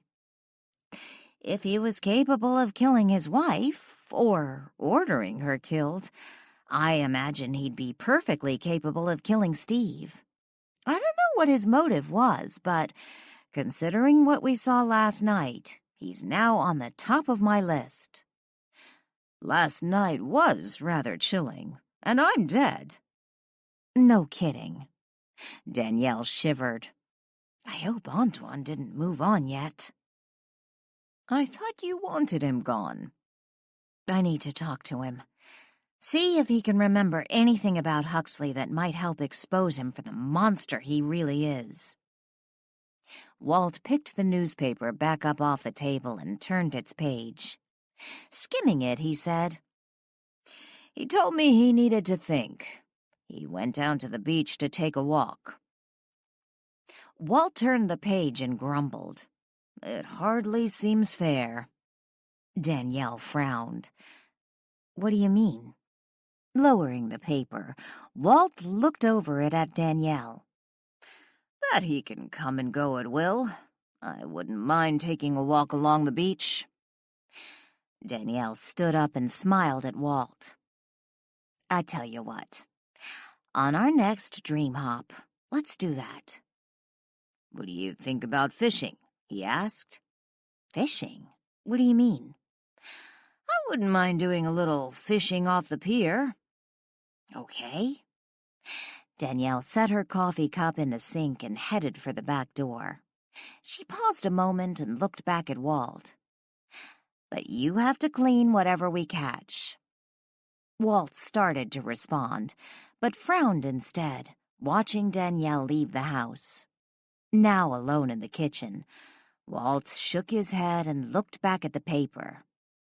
"Clean the fish? From a dream hop?" Walt snickered under his breath and turned the page. 37. Wave after wave crashed, sending seawater rushing upwards onto the shore before retreating back again, only to be pounced by another breaker. And then another. Antoine sat alone on the beach, his arms wrapped around his bent legs, while his chin rested atop his knees.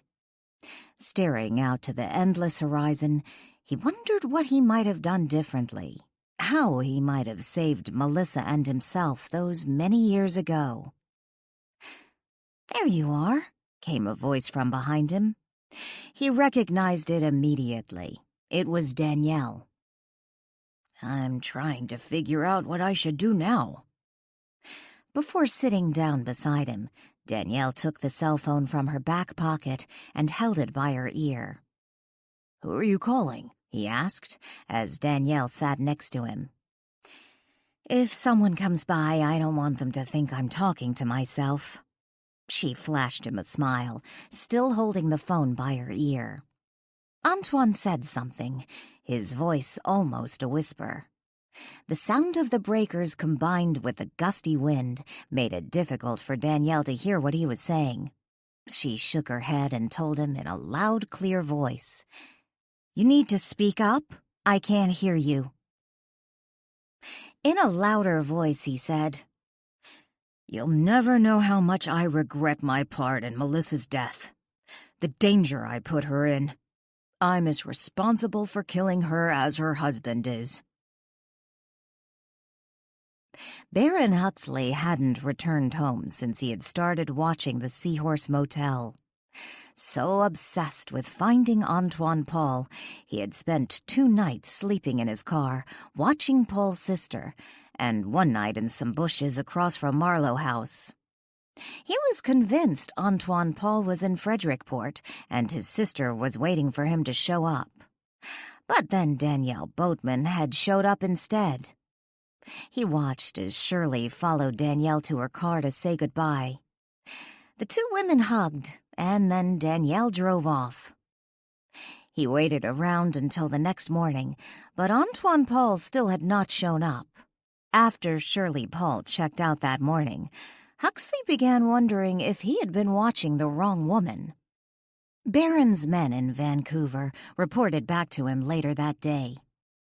Shirley Paul had arrived home, and there was no sign of her brother. By that time, Barron was already keeping an eye on Danielle. According to Huxley's men, they had disposed of Paul's body by dropping it off a cliff into the ocean. Even if he had been alive, they insisted there was no way Paul could have survived the fall. Obviously, his men had been wrong. He must have washed up on shore, still clinging to life, hiding out all these years. A smart thing to do, considering Huxley would do what was necessary to finish the job. Keeping a safe distance from Danielle, Barron followed her to the beach. He watched as she sat down on the sand alone, looking out to sea. His plan was to engage her in conversation and perhaps try to figure out her connection to Antoine Paul. He was about 10 feet from Danielle when he noticed she was talking on the phone. Pausing a moment, he considered retreating and then changed his mind. With measured steps, he slowly approached Danielle, stopping when he heard her say, "It's not your fault, Antoine." Barron froze. "Maybe you were wrong to have an affair with a married woman, but you certainly didn't deserve to die, and neither did Melissa. Maybe Barron didn't strangle Melissa himself, but he ordered her hit." Barron stayed frozen for only a moment. As his attention focused on Danielle's back, he moved his hand into the right pocket of his jacket and pulled out a small revolver. Pointing it at Danielle's head, he pulled back the hammer. It made a clicking noise. The sound of the gun's hammer being engaged was not muted by the ocean or breeze. Startled, Danielle jerked around and found herself looking into the end of a revolver. "Tell him you have to go now and hang up, or you know what I'll do," Barron said in a low voice. Before Barron had issued the order, Antoine was already on his feet, his hands futilely swinging at the revolver, trying to knock it out of Barron's grasp. Unfortunately, Antoine's hands moved through Barron without so much as a nudge felt. "I have to go now," Danielle said into the cell phone, her eyes never leaving Barron's. She went through the motions of turning off the phone, briefly wondering if Barron might notice her phone hadn't been on. "Where is he?" Barron asked, after grabbing the phone from Danielle's hand and shoving it in his pocket. "Who?" Danielle managed to squeak. "I know who you were talking to. Antoine Paul. Where is he?" "He thinks I'm still alive." Trying to focus on the danger at hand, Danielle ignored Antoine, who began to rant, threatening Huxley. Impotent threats, considering the fact not only Barron couldn't hear him, he couldn't feel the blows Antoine was now pounding on his chest. Or more accurately, into his chest. Each time Antoine threw a punch at his killer, his fists moved effortlessly through the man's body. Possible escape scenarios flashed through Danielle's mind. If she still had her cell phone, she might be tempted to knee Barron in the groin. Unfortunately, even if she did have her phone, she was still sitting on the sand, and even if she wasn't, he would probably manage to pull the trigger and blow her brains out before she got 2 feet away. The only other option she could think of. Walt. "I can take you to him," Danielle offered. "That was quick." Baron smirked. "And just where do you intend to take me to? The police station?" Danielle shook her head, her eyes nervously watching the revolver still aimed at her head. "He's hiding at Marlow House. Antoine Paul, he's there." "And why would you give him up so easily?" "I guess because you have a gun pointed at my head." If someone happened to notice Danielle walking along the beach with the attractive older man, they would assume they were a couple, the way the man protectively wrapped his left arm around her shoulder. What they probably wouldn't notice was his right hand tucked into his jacket pocket, clutching the revolver now pointed at Danielle's midsection. "You're taking him back to Marlow House?" Antoine asked excitedly as he walked alongside the pair. "He better be there," Baron hissed. Danielle refrained from conversing with Baron. Her primary objective was to get back to Marlow House without being shot. When they reached the front door, Baron gave her a little jerk backwards, stopping her from reaching for the front door. "You need to let me unlock it," Danielle told him, her voice wavering. "The key is in my pocket." "Who's all in the house?" he asked in a gruff voice, his left hand now clutching her forearm. "Just Antoine. Lily went to Portland with her boyfriend." "Good." He gave her a little shove toward the door. "Now open it." With a shaky hand, Danielle removed the house key from her pocket and unlocked the door. She paused a moment and glanced around. She didn't see Antoine and assumed he had already gone inside. "You've got to get out here and do something," Antoine shouted when he found Walt in the library, lounging on the sofa. Looking up from the book he was reading, Walt's expression was more bored than concerned. "What are you rambling on about? Do something about what?" "He has Danielle." Dropping the book, it fell through him and onto the sofa. Walt stood. "Who has Danielle?" "Baron Huxley. They're entering the house now. He has a gun." The next moment, Danielle and Baron stepped into the front entry just as Walt appeared. When she saw Walt, Danielle physically relaxed. In the next moment, Baron gave Danielle a shove farther into the house as he slammed the front door shut and locked it behind him. "What in the world is going on?" Walt demanded. Removing his hand from his pocket, Baron aimed the gun at Danielle. "Where is he?" Before she had time to answer, the gun flew from Baron's hand. Just as it took flight, Baron managed to pull the trigger, sending a bullet to a copper umbrella stand. After hitting the umbrella stand, the bullet ricocheted across the entry, zigzagging along its course, briefly touching down along a bronze statue, sending the statue to the floor before moving to the next solid object, and then the next, until finally embedding itself into the wood banister, splitting the wood. The gun itself landed on the overhead light fixture, where it teetered precariously. Danielle barely had time to take in the damage caused by the rogue bullet when Baron flew across the room, slamming face first into a wall. "Don't kill him, Walt," she shouted. Walt stood over the crumpled man, who moaned pitifully. "He's still alive. Don't worry, Danielle, I've no intention of killing him." Walt glanced over to Antoine, who silently watched. "We don't need another annoying ghost hanging around Marlow House." Sprawled across the wood floor, Baron managed to flutter open his eyes. He wasn't sure where he was. Everything was blurry. He lay there a moment, blinking his eyes, when the room came into focus. But now it was spinning, round and round. Closing his eyes again, he took a deep breath and could feel the rapid rate of his heartbeat. Then he heard it. A woman's voice. It was Danielle Boatman. She was talking to someone. But who? He could only hear her voice. Telling himself to focus, Baron opened his eyes again. The room was no longer spinning. Taking a deep breath, he rolled onto his side, placed the palm of his right hand against the hardwood floor, and gave it a little shove.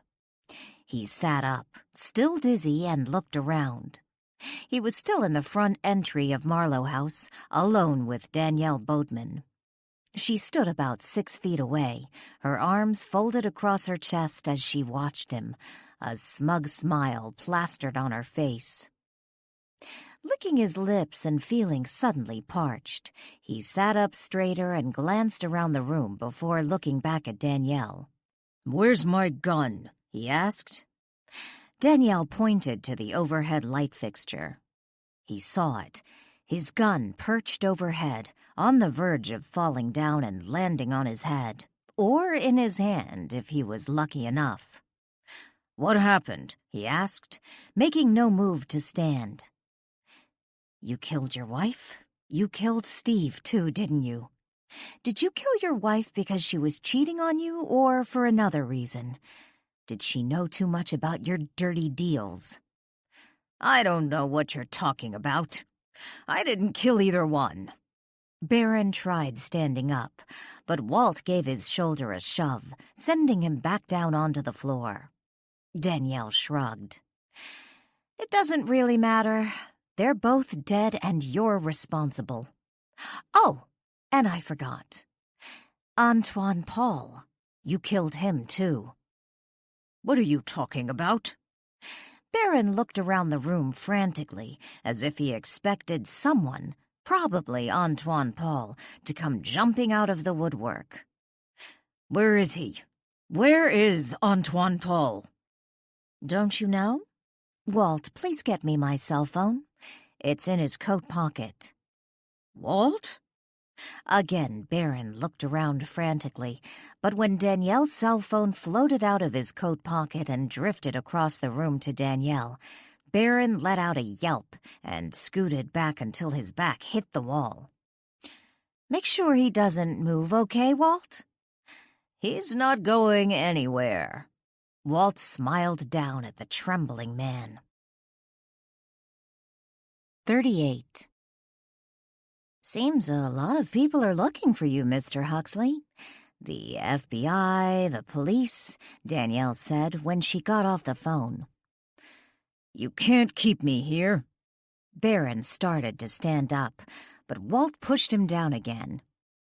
"Yes, I can." Danielle smiled. "I don't understand. What's going on?" Looking around frantically, Baron scooted backwards until he hit the wall again. "I'm imagining things," he told himself. "I must have fallen, hit my head. That's why the room was spinning a few minutes ago. I must be hallucinating." "The police are going to be here in a minute. I guess you haven't been home for a few days. That must be why you look, well, kind of like a hot mess." "I know what happened to me. I remember," Antoine blurted out. He had been standing silently by the parlor door, staring at his killer, when it came to him. "What happened, Antoine?" Danielle asked. "Antoine." Again, Baron looked around, but there was no one else there, just Danielle Boatman. "They threw me off a cliff. Figured it would take me out to sea, but it didn't. My body washed up into a cave. I know where that cave is." Danielle looked from Antoine to Baron and cocked her head. "So your men tossed poor Antoine off a cliff into the ocean. You know he didn't wash out to sea. He ended up in a cave." "Where is he?" "I just want to know why you didn't just divorce your wife. Why kill her and her lover?"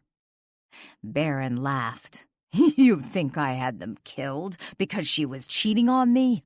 You actually think I cared about her that much? Stupid woman getting close to someone like Paul. He could have ruined me." "Ah, so it was the story he was working on." Danielle smiled. Slumping back against the wall, Baron glared at Danielle. I didn't kill anyone. No, but you ordered the hit. You don't know what you're talking about. Walt saw the police car pull up in front of the house. When he remembered Huxley had locked the front door, he promptly unlocked it. When Joe and Brian entered Marlow House, their guns drawn, they found Baron Huxley sitting on the floor, leaning against the wall. On his forehead was a rapidly developing goose egg. Without pause, Joe rushed to Baron and took out his handcuffs. When he instructed Baron to put his hands behind his back, the man started to comply and then paused and winced. I don't think I can. Something's broken, Baron moaned. Joe started moving Baron's hands behind his back, but the man cried out in pain, begging him to stop, insisting his arm was broken. Joe looked to Danielle. With a shrug, she said, "He did hit that wall pretty hard, so I guess it's possible." How did he hit the wall? Brian asked. He sort of stumbled and fell into it, Danielle lied. Gingerly, Joe handcuffed Baron's wrists in front of his body. The man winced, but he didn't cry out again. Where's the gun? Brian asked. The chief said something about a gun. He had you at gunpoint? Danielle pointed to the overhead light fixture. Looking up, Brian frowned at the precariously perched weapon. Interesting how guns around here always seem to end up on a high shelf. On the roof, in a light fixture. Danielle smiled sweetly. Is it loaded? I know it had at least one bullet. You'll find that in my banister. I have to assume there are more. I don't like how it's sitting up there. If it fell down... Before Brian could finish his sentence, the gun slipped from the fixture. What he couldn't see was Walt, who reached out and snatched the gun in midair, assisting in its descent so as not to release a second bullet. Without thought, Brian dove for the gun, taking hold of its barrel and ripping it from Walt's hold. That was close, Brian said in a rush, his breathing elevated. It could have gone off again. Walt glanced over to Danielle and chuckled. Walt and Antoine stood by the open doorway and watched as the two police officers led the handcuffed man from the house. Danielle trailed behind them as they took Baron to the patrol car. According to Brian, more officers were arriving shortly to process the scene. She wondered if they intended to dig the bullet from her banister, and if so, how much damage would they do? Had Danielle not witnessed what happened next with her own eyes, she might have assumed the person who was telling the story had embellished the tale. Even after she witnessed it, she questioned what she had just seen. Brian and Joe had reholstered their guns. Baron, whose wrists were now handcuffed in front of his body, was being led out to the patrol car by Joe, who clutched the arrested man's forearm. Brian was trailing closely behind them when Heather Donovan came driving down the street. Pulling up along the sidewalk, her passenger window down, she was about to ask what was going on when Baron suddenly kicked out his foot in two sharp jabs, nailing Joe in the groin and then Brian, sending both officers bending at the waist in pain. In the next instant, Baron literally dived into Heather's vehicle, and before she had time to react or jump out of the running car, she found herself pressed painfully against the driver's car door as Baron took control of the wheel and sped off, with Heather still trapped in the car, sandwiched between him and the car door. After planting his right foot soundly on the gas pedal, Baron used his left foot to keep Heather's feet from successfully making their way to the brake pedal. Unable to move her left arm, which remained firmly trapped between her own body and the car door, held in place by Baron's weight, She used her right hand to ineffectively rail against Baron, attempting to push him away. But because of the angle and close proximity, her efforts had no impact. At one point, she grabbed hold of his hair and tugged furiously, only to be met by a brutal side headbutt. Back at Marlow House, Joe and Brian managed to pull their guns from their holsters in spite of the sickening pain washing over them, but not before Heather's car vanished down the street. Danielle was already on her phone calling 911. Darlene Gusaroff's spirit sat atop the ridge along Pilgrim's Point, looking out to the ocean. At one time, she might have found the scene breathtaking. Now she found it utterly boring. "I need to get out of here," Darlene groaned. She looked up to the sky and outstretched her arms. "Please give me a sign. There must be something I can do to redeem myself." She didn't hear a crack of thunder, but she did hear sirens, and they were coming in her direction. Turning from the ocean, she looked down the highway and watched as a car barreled in her direction. Behind it, some distance away, were 3 police cars, their sirens on. "Something's going on," Darlene said as she watched the quickly approaching vehicles. A moment later, she stood in the middle of the highway. Darlene watched as the first car turned the bend and headed straight in her direction. It was then she noticed the woman flattened against the driver's door, the palms of her hands pressed against the door's window, as was her face, tears streaming down her cheeks. She looked utterly terrified. The large man by her side had control of the wheel and seemed oblivious to the terror he was inflicting on the poor woman. The vehicle was almost upon Darlene when the back tire blew, sending the car aimlessly zigzagging over the highway before heading for the bluff overlooking the ocean. Darlene had done it before, and she assumed she could do it again. Without hesitation, she reached for the driver's door. It flew open, and in the next moment she grabbed hold of the terrified woman just moments before the car sailed off the side of the cliff. Heather opened her eyes and found herself looking into the face of Darlene Gusaroff. She had never met the woman, but she had seen her picture before, and she knew Darlene had been murdered at Pilgrim's Point. Reaching up to Darlene's face, Heather smiled. "You're Darlene Gusaroff." "You can see me?" "You saved my life," Heather whispered. In the next moment, the police cars arrived, sirens blaring. Heather sat in the passenger side of Danielle's car, which was now parked behind the ambulance along the side of the road at Pilgrim's Point. Joe had just finished scolding Danielle for following the patrol cars, insisting she should have stayed back at Marlow House. Danielle, in turn, had just finished scolding Heather, who refused to get in the ambulance after the paramedics had looked her over and tended to her minor wounds.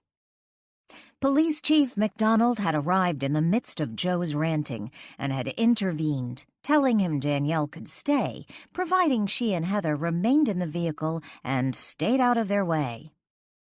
Parked police cars, their sirens no longer blaring, but their strobe lights still revolving, were scattered along the highway at Pilgrim's Point. Currently, the responders' attention was focused on the vehicle, which was now halfway down the hillside, teetering precariously, while Baron Huxley, either dead or unconscious, slumped over its steering wheel. "I hope my insurance company gets me a new car," Heather grumbled. "When will my bad luck ever end?" "I'm just glad you're alive," Danielle told her. "But I really think you should go to the hospital and get checked out."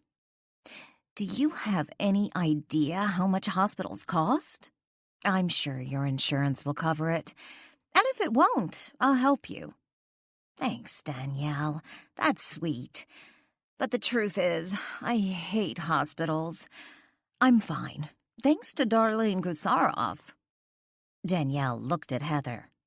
What do you mean? I saw her. Heather smiled. She pulled me out of the car. She saved my life. Wow. You sure it was her? Heather rolled her eyes. Just who else would it be? Danielle, her hands on the steering wheel of the parked car, looked back to the responders by the cliff's side. You aren't the first person she's ripped out of a car before it went off the cliff. Who would have thought Darlene Gusarov would end up being some sort of guardian angel? Do you think he's dead? Heather asked. I don't know. I haven't seen his spirit, so maybe he's still alive. Why was this guy looking for Antoine Paul? He killed him, Danielle explained.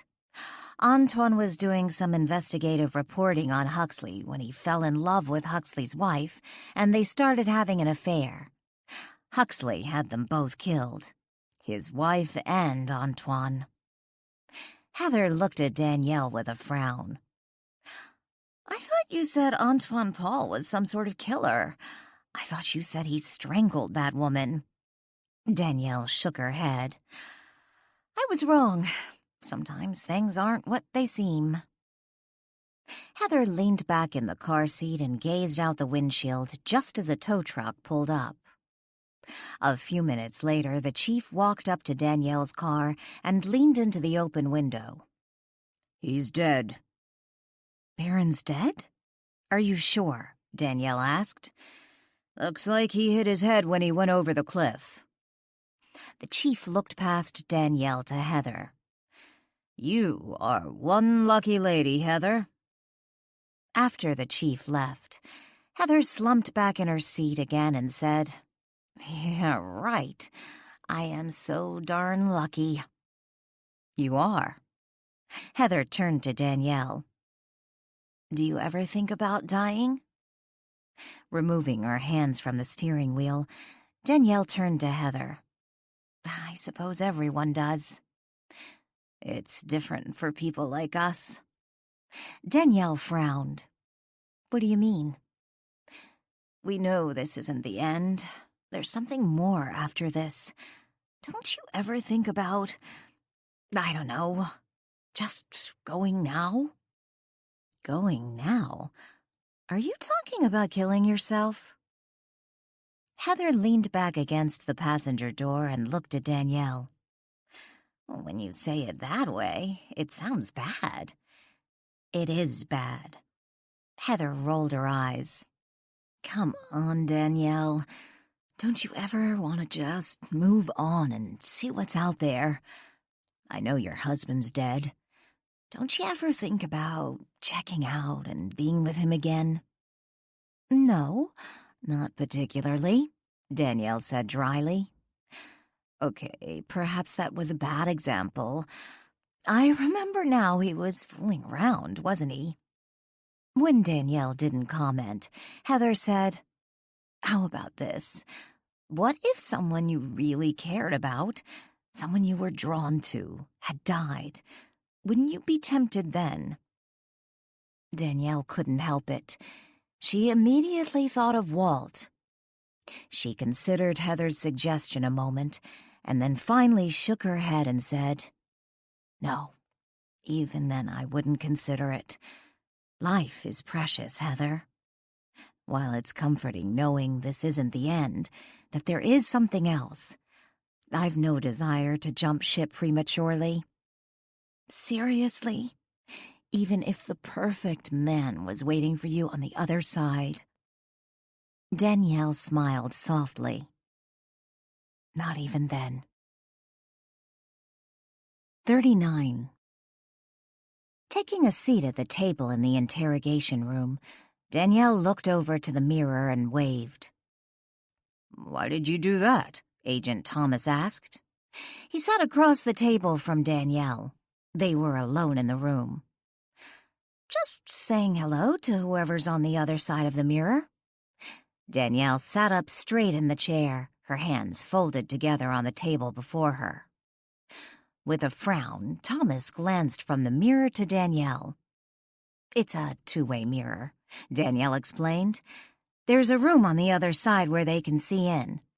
"You've been in here before?" Danielle leaned back in her chair, stretching her legs out under the table. "A few times." "We found the skeletal remains in the cave you told Chief MacDonald about," Agent Thomas told her. "Have you told Antoine Paul's sister?" "We haven't confirmed the identity yet, but if the dental records match, someone will be getting a hold of her. I still don't understand how Huxley happened to tell you where they put the body." "Like I told the chief, Huxley intended to kill me, so I guess he felt he had nothing to lose," Danielle lied. "But he thought Antoine Paul was still alive." The story Danielle had given the chief to pass on to the FBI agents was the same one she had given Antoine's sister. After he saw that composite drawing in the paper, he started wondering if Paul had somehow survived and made it out of that cave. And when Paul's sister showed up in town and he saw me with her, his imagination started working overtime. He thought Antoine Paul was staying at Marlow House. "I still don't understand how is it he told you about how he'd murdered his wife, about how he had Paul killed." Danielle's fingers fidgeted nervously. "He just sort of snapped. Antoine and Melissa were having an affair, but that's not why he had them killed. He said love had nothing to do with it. It was about whatever Paul had discovered while investigating Huxley's business." "Did he say if he killed Steve Klein?" Danielle shook her head. "No." "How did it go?" Chris asked as Danielle climbed into his car in the Frederickport parking lot. "I just lied to an FBI agent," Danielle said as she slammed the door shut. "What choice did you have?" Chris asked as he backed out of the parking space. "I guess I didn't have one." Danielle put her seatbelt on. "I told Walt I was taking you to lunch," Chris told her as he pulled out into the street. "What did Walt say to that?" "He said I needed to take you someplace nice." "Yeah? Where are you going to take me?" "Pearl Cove." "Really? For lunch?" Danielle grinned. "You could have been killed yesterday." Danielle leaned back in the seat and gazed out the side window. Walt wouldn't let that happen. "No, he wouldn't," Chris muttered under his breath. "Heather said something strange to me yesterday." Chris arched his brow. "When doesn't Heather say something strange?" "She asked me if I ever considered ending it." Hands firmly on the steering wheel, Chris glanced over to Danielle. "Ending it? Are you talking about suicide?" "Yes, but I guess in Heather's mind, it isn't ending it exactly. More like prematurely moving on to the next level." Chris shook his head. "It really bothers me that her mind runs in that direction."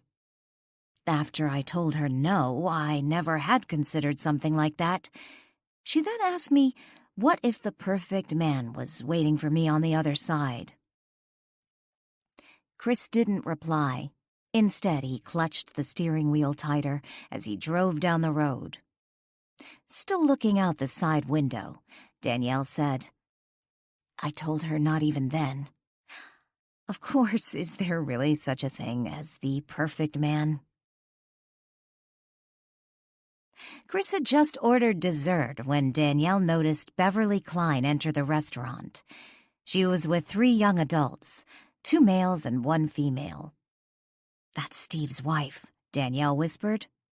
Chris looked over to the entrance. "Who's she with?"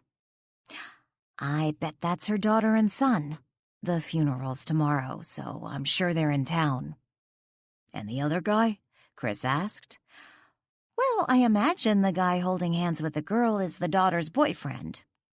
"You're a regular Nancy Drew," Chris chuckled. "Just as long as you don't call me Jessica." Danielle stood up. Jessica? Chris frowned. Jessica Fletcher, much older amateur detective. Danielle tossed her napkin onto the table. Where are you going? I want to go say hello. She paused and then looked down at Chris. Maybe I shouldn't. Maybe she hasn't heard about Huxley yet. He was friends with her husband. She just looked this way and waved. You have to go say hello now. Anyway, don't the cops think he killed her husband? Danielle smiled weakly at Chris, suddenly regretting jumping to her feet and attracting Beverly's attention. A few minutes later, Beverly was introducing Danielle to her daughter, son, and daughter's boyfriend. After the introductions, Beverly pulled Danielle to the side and whispered, Baron Huxley killed Steve. I guess that means you know about the accident yesterday. Beverly nodded. Right before we left the house to come here, Chief McDonald stopped by. Apparently, the FBI has been investigating Baron's business for some time. Chief McDonald told me the FBI was about to approach Steve to convince him to testify against Baron. They have proof that he killed Steve. They know Baron killed his wife and some reporter who was investigating his business, so they believe he was also responsible for Steve's death, considering he's the one who gave Steve the tamales. He had a motive. Steve's testimony could have sent Baron away for the rest of his life. I'm so sorry, Beverly. The chief also showed me the reporter's picture. I recognized him. Antoine Paul? That's what he said his name was. You say you recognized him? Had you met him before? Danielle asked. Sort of. Once I ran into Melissa and she was with him. She told me he was her cousin. Her cousin? Danielle muttered under her breath. The strange thing, I hadn't thought about that man since Melissa introduced him to me. And then the other day, that composite drawing in the newspaper of the person who had been looking into windows, it looked just like him. I thought it looked familiar, but I couldn't place him. And then the chief showed me Antoine Paul's photograph, and I remembered. Isn't it bizarre that the peeping Tom would bear such a striking resemblance to this person Baron had killed? Yeah. Beverly shook her head as if she couldn't quite grasp the coincidence. She then glanced over to her son and daughter.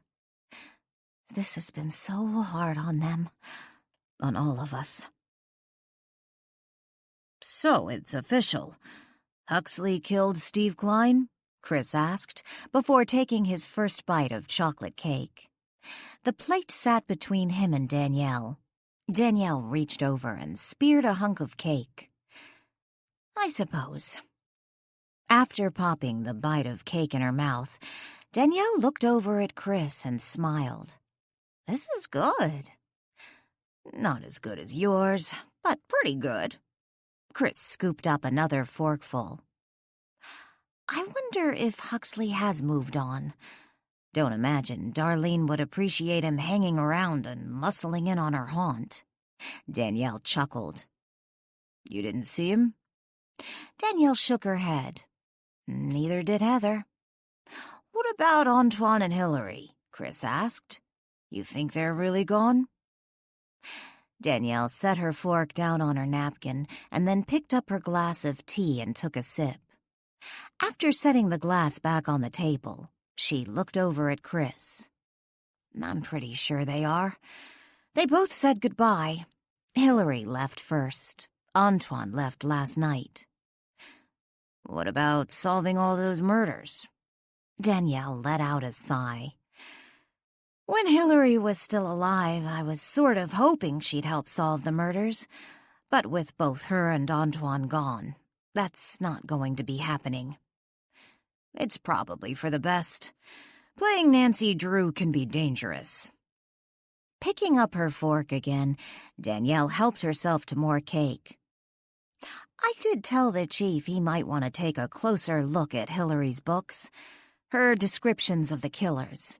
See if any of them match any persons of interests in the real crimes. Yeah, in all MacDonald's free time, Chris said with a snort. None of the murders were even in his jurisdiction. Danielle shrugged and then said, I guess you were wrong about Antoine. I suppose I was. He wasn't the sinister spirit I initially imagined. You know, Chris, the next time I have spirits coming at me from all directions, you could at least lend a hand. Coming from all directions? Chris laughed. There was Steve, Hillary, Antoine, and if I had hung around Pilgrim's Point long enough, I might have run into Darlene, not to mention Baron. Hey, you had Heather with you, he teased. In retaliation, Danielle grabbed Chris's fork, now filled with the last bite of cake, and shoved it into her mouth. 40. Roxanne looked out the passenger window and waved to her mother. Beverly, who stood on the front porch, waved back, waiting for Stephen to look her way so she could see him one final time before they drove off. Just as Roxanne's boyfriend pulled the car out into the street, Stephen, who sat in the back seat of his sister's car, turned toward Beverly and smiled sadly, raising his hand in a somber salute. Beverly stood on her porch, watching the car disappear down the street. The three were heading back to Portland. Roxanne and her boyfriend would be dropping Stephen off at the airport for his flight back to Texas. Wiping tears from her face, Beverly turned toward her front door. It stood ajar. Pushing it all the way open, she stepped inside. After she closed the door, she made her way to the kitchen. She wasn't hungry, but if she wanted to eat, there was plenty of food in the house. Her refrigerator was still stuffed with half-eaten casseroles and bundt cakes, and there was an ice chest filled with beer and soda in the dining room. Sitting on the counter was a framed photograph of Steve. It was one of the photographs they'd had on display at his memorial. Picking up the framed picture, she carried it to the dining room table and set it down. She walked back into the kitchen. Grabbing a bottle of opened Chardonnay off the counter, she reached up to the overhead cabinet and took out a wine glass. After filling the glass, she took it and the bottle to the dining room table and sat down. Staring at the photograph of her husband, she thought of his funeral. It was a good turnout. It seemed everyone in town had showed up. The last week had been a hectic whirlwind with family arriving and friends dropping by. She hadn't taken Danielle Boatman up on her offer to put up some of the visiting family at Marlow House.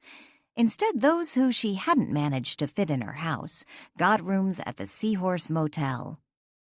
Stephen's sisters, their spouses, and mother had stayed with her, as had her son, daughter, and daughter's boyfriend. It had been a full house.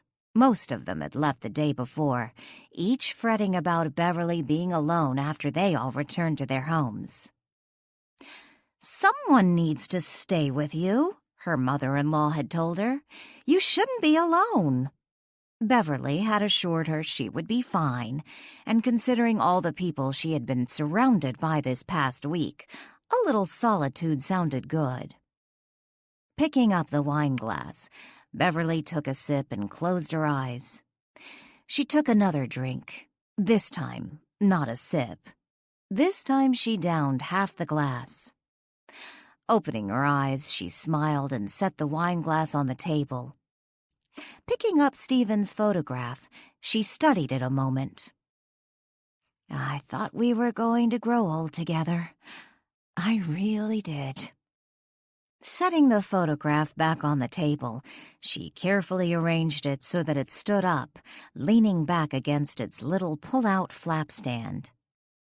After positioning it so that Steve's smiling face looked at her, She picked up her glass again and took another drink. Who would have thought you'd do something so stupid like fall off the pier? She drank the rest of her wine. Picking up the wine bottle, she refilled the glass. Why did you have to take up with that little skank Carla? Still holding the glass, she took a swig and then set it down. When we first moved to Frederickport, I thought it would be different. At least I thought you'd keep your extracurricular activities out of town. But no, you couldn't do that, could you? Beverly wondered for a moment if she should get something to eat, but dismissed the idea. You honestly didn't think I knew about that ridiculous woman in the Historical Society? Who do you think sent her that anonymous letter threatening to tell her husband? I got her to move out of town, but it didn't stop you, did it? There was always another one. After downing the rest of the wine in her glass, she picked up the bottle and then noticed it was empty. Letting out a curse, she stood up and walked to the kitchen, looking for more wine. There were several partially full bottles of wine on the kitchen counter. She gathered them up and took them to the dining room table with her. Sitting back in her chair, she grabbed the closest bottle to her and removed its already loose cork. The bottle was not quite half full. Flinging the cork across the room, it hit the wall and then fell to the floor. She drank directly from the bottle, seeing no reason to bother with the glass. Looking back at Steve's photograph, she said, I didn't intend to kill you. Honest. Cocking her head slightly, the bottle of wine in one hand, she studied her husband's photograph. I was just angry.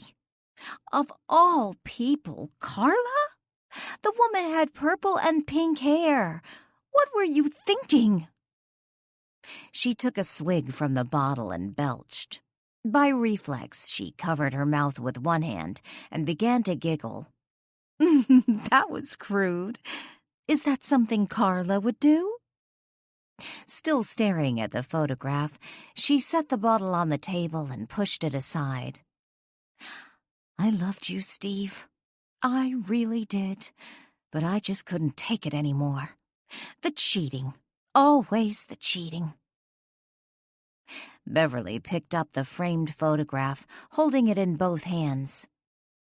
It was surprisingly easy. I saw the tamales sitting in the refrigerator on Thursday morning after you went to work. I knew you were going to take them when you went fishing. I carefully unwrapped each one, first from the foil and then the husk. She set the frame back on the table, positioning it so that it still stood upright. All I needed was a can of crab meat and a jar of taco sauce. First, I mixed the crab meat with the sauce to hide the flavor of the fish. Then I carefully removed the meat from each tamale, replacing it with the crab mixture. And then I rewrapped them nice and snug. It was easy. Picking up the framed picture again, she ran one fingertip down the side of Steve's face. I removed your EpiPen from your tackle box and put it in your toolbox. You never even noticed. Laying the picture flat on the table, she took another gulp straight from the wine bottle. Setting the bottle back on the table, she looked blankly across the room. In a whisper, she said, I'm not really sure what I thought was going to happen. I just wanted to hurt you like you hurt me. I didn't think it would kill you. She sat in silence at the table for almost 20 minutes, considering her life and what she had done. Finally, she took a deep breath, exhaled, and stood up. Glancing down at Steve's photograph, she said with a shrug, It's karma, Steve. Smiling, Beverly turned off the light and headed for bed, yet not before taking 3 aspirin. She had a lot to do in the morning, beginning with cleaning out Steve's closet and getting rid of his clothes. She didn't want to have a headache when she did it. Danielle found herself sitting on the pier with Walt, their legs dangling over the side as they each held a fishing bowl. Glancing down, she noticed she was wearing jeans and a flannel shirt, as was Walt. "I haven't been down here in years," Walt said as he cast his line out. "Does it still look like this?" He reeled in some of the line, gently tugging on the pole as he positioned his bait. Danielle glanced around. Yep, pretty much. In fact, this is where Steve fell from the pier. Walt looked at Danielle. "So he's moved on?" "I think so. He wasn't at the funeral. I haven't seen Hillary either." "She said she was going to move on. I guess she was no longer nervous over the prospect of seeing her two husbands." Danielle shrugged. "I guess not."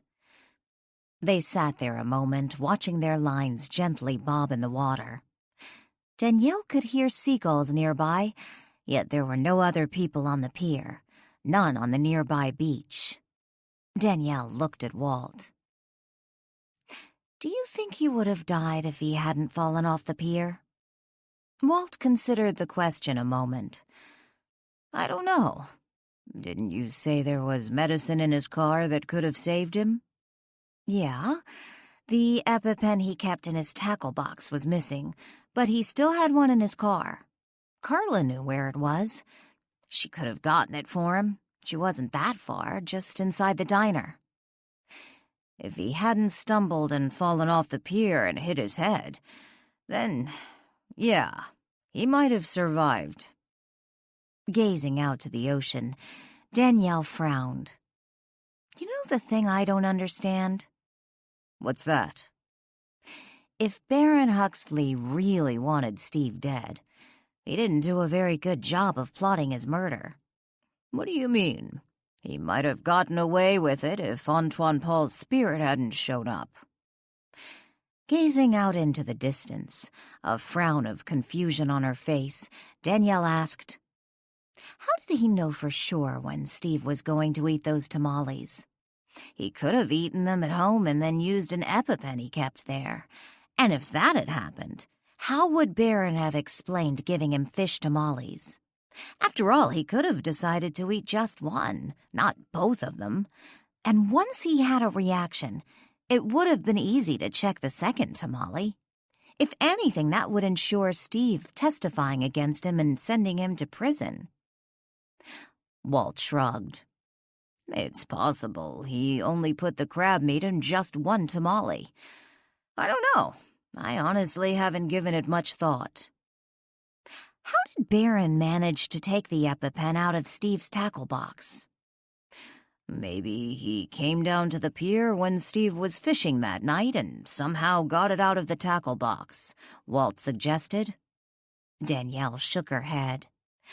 "No, Steve never mentioned anything about seeing anyone on the pier that night. According to Beverly, when Steve wasn't fishing, he kept his tackle box on the workbench in the garage." "Did Baron break into their house?" "Maybe he stopped by Steve's house and made some excuse to go into the garage. You said yourself it was Steve's habit to leave the tackle box on the workbench. Maybe Huxley knew that." "No, when Beverly stopped by Marlow House to return that dish, we talked a little bit about Huxley. She said he and Steve had been on the outs for a while, that he hadn't been over to their house in months. In fact, that Wednesday he gave Steve the tamales. It was the first time they had gotten together in weeks." "See, you just said it yourself. According to Beverly, they had problems. Taking Steve those tamales was obviously a ruse. It certainly wasn't a peace offering. It was a murder plot." With a snort, Danielle said, "An unreliable murder plot. Baron Huxley had no reason to believe those tamales were going to kill Steve. The most he could hope for was that he would get really sick." "But he did die, Danielle." I know, because he fell off the pier." They sat there a moment in silence. Finally, Danielle asked, "If Barron didn't give Steve crab meat tamales, then who did, and why?" Standing up, Walt reeled in his line.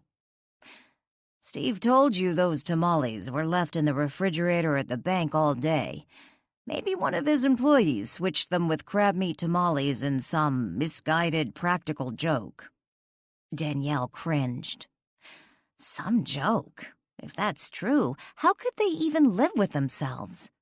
And what about the missing EpiPen? Steve told me he put some new hooks in his tackle box the night before, and the EpiPen was there. Which, now that I think about it, if Barron took it, he couldn't have done it before Wednesday. Walt shrugged and cast his line out again. "It's entirely possible Steve removed it when he was organizing the tackle box. Maybe he stuck it somewhere else without realizing it, like when Lily put the milk in the pantry last week." Danielle reeled in her line and glanced over at Walt. "I guess there's no way we'll ever know for sure what happened." Smiling over at Danielle, Walt said, "Life is like that sometimes. It keeps things interesting." This concludes The Ghost and the Muse by Bobby Holmes, also known as Anna J. McIntyre. Narrated by Romy Nordlinger. Copyright 2016 by Bobby Holmes. This unabridged audiobook is published by arrangement with Robeth Publishing, LLC, care of Hirschman Rights Management, LLC, and was produced in the year 2018 by Tantor Media Incorporated, a division of Recorded Books, which holds the copyright thereto.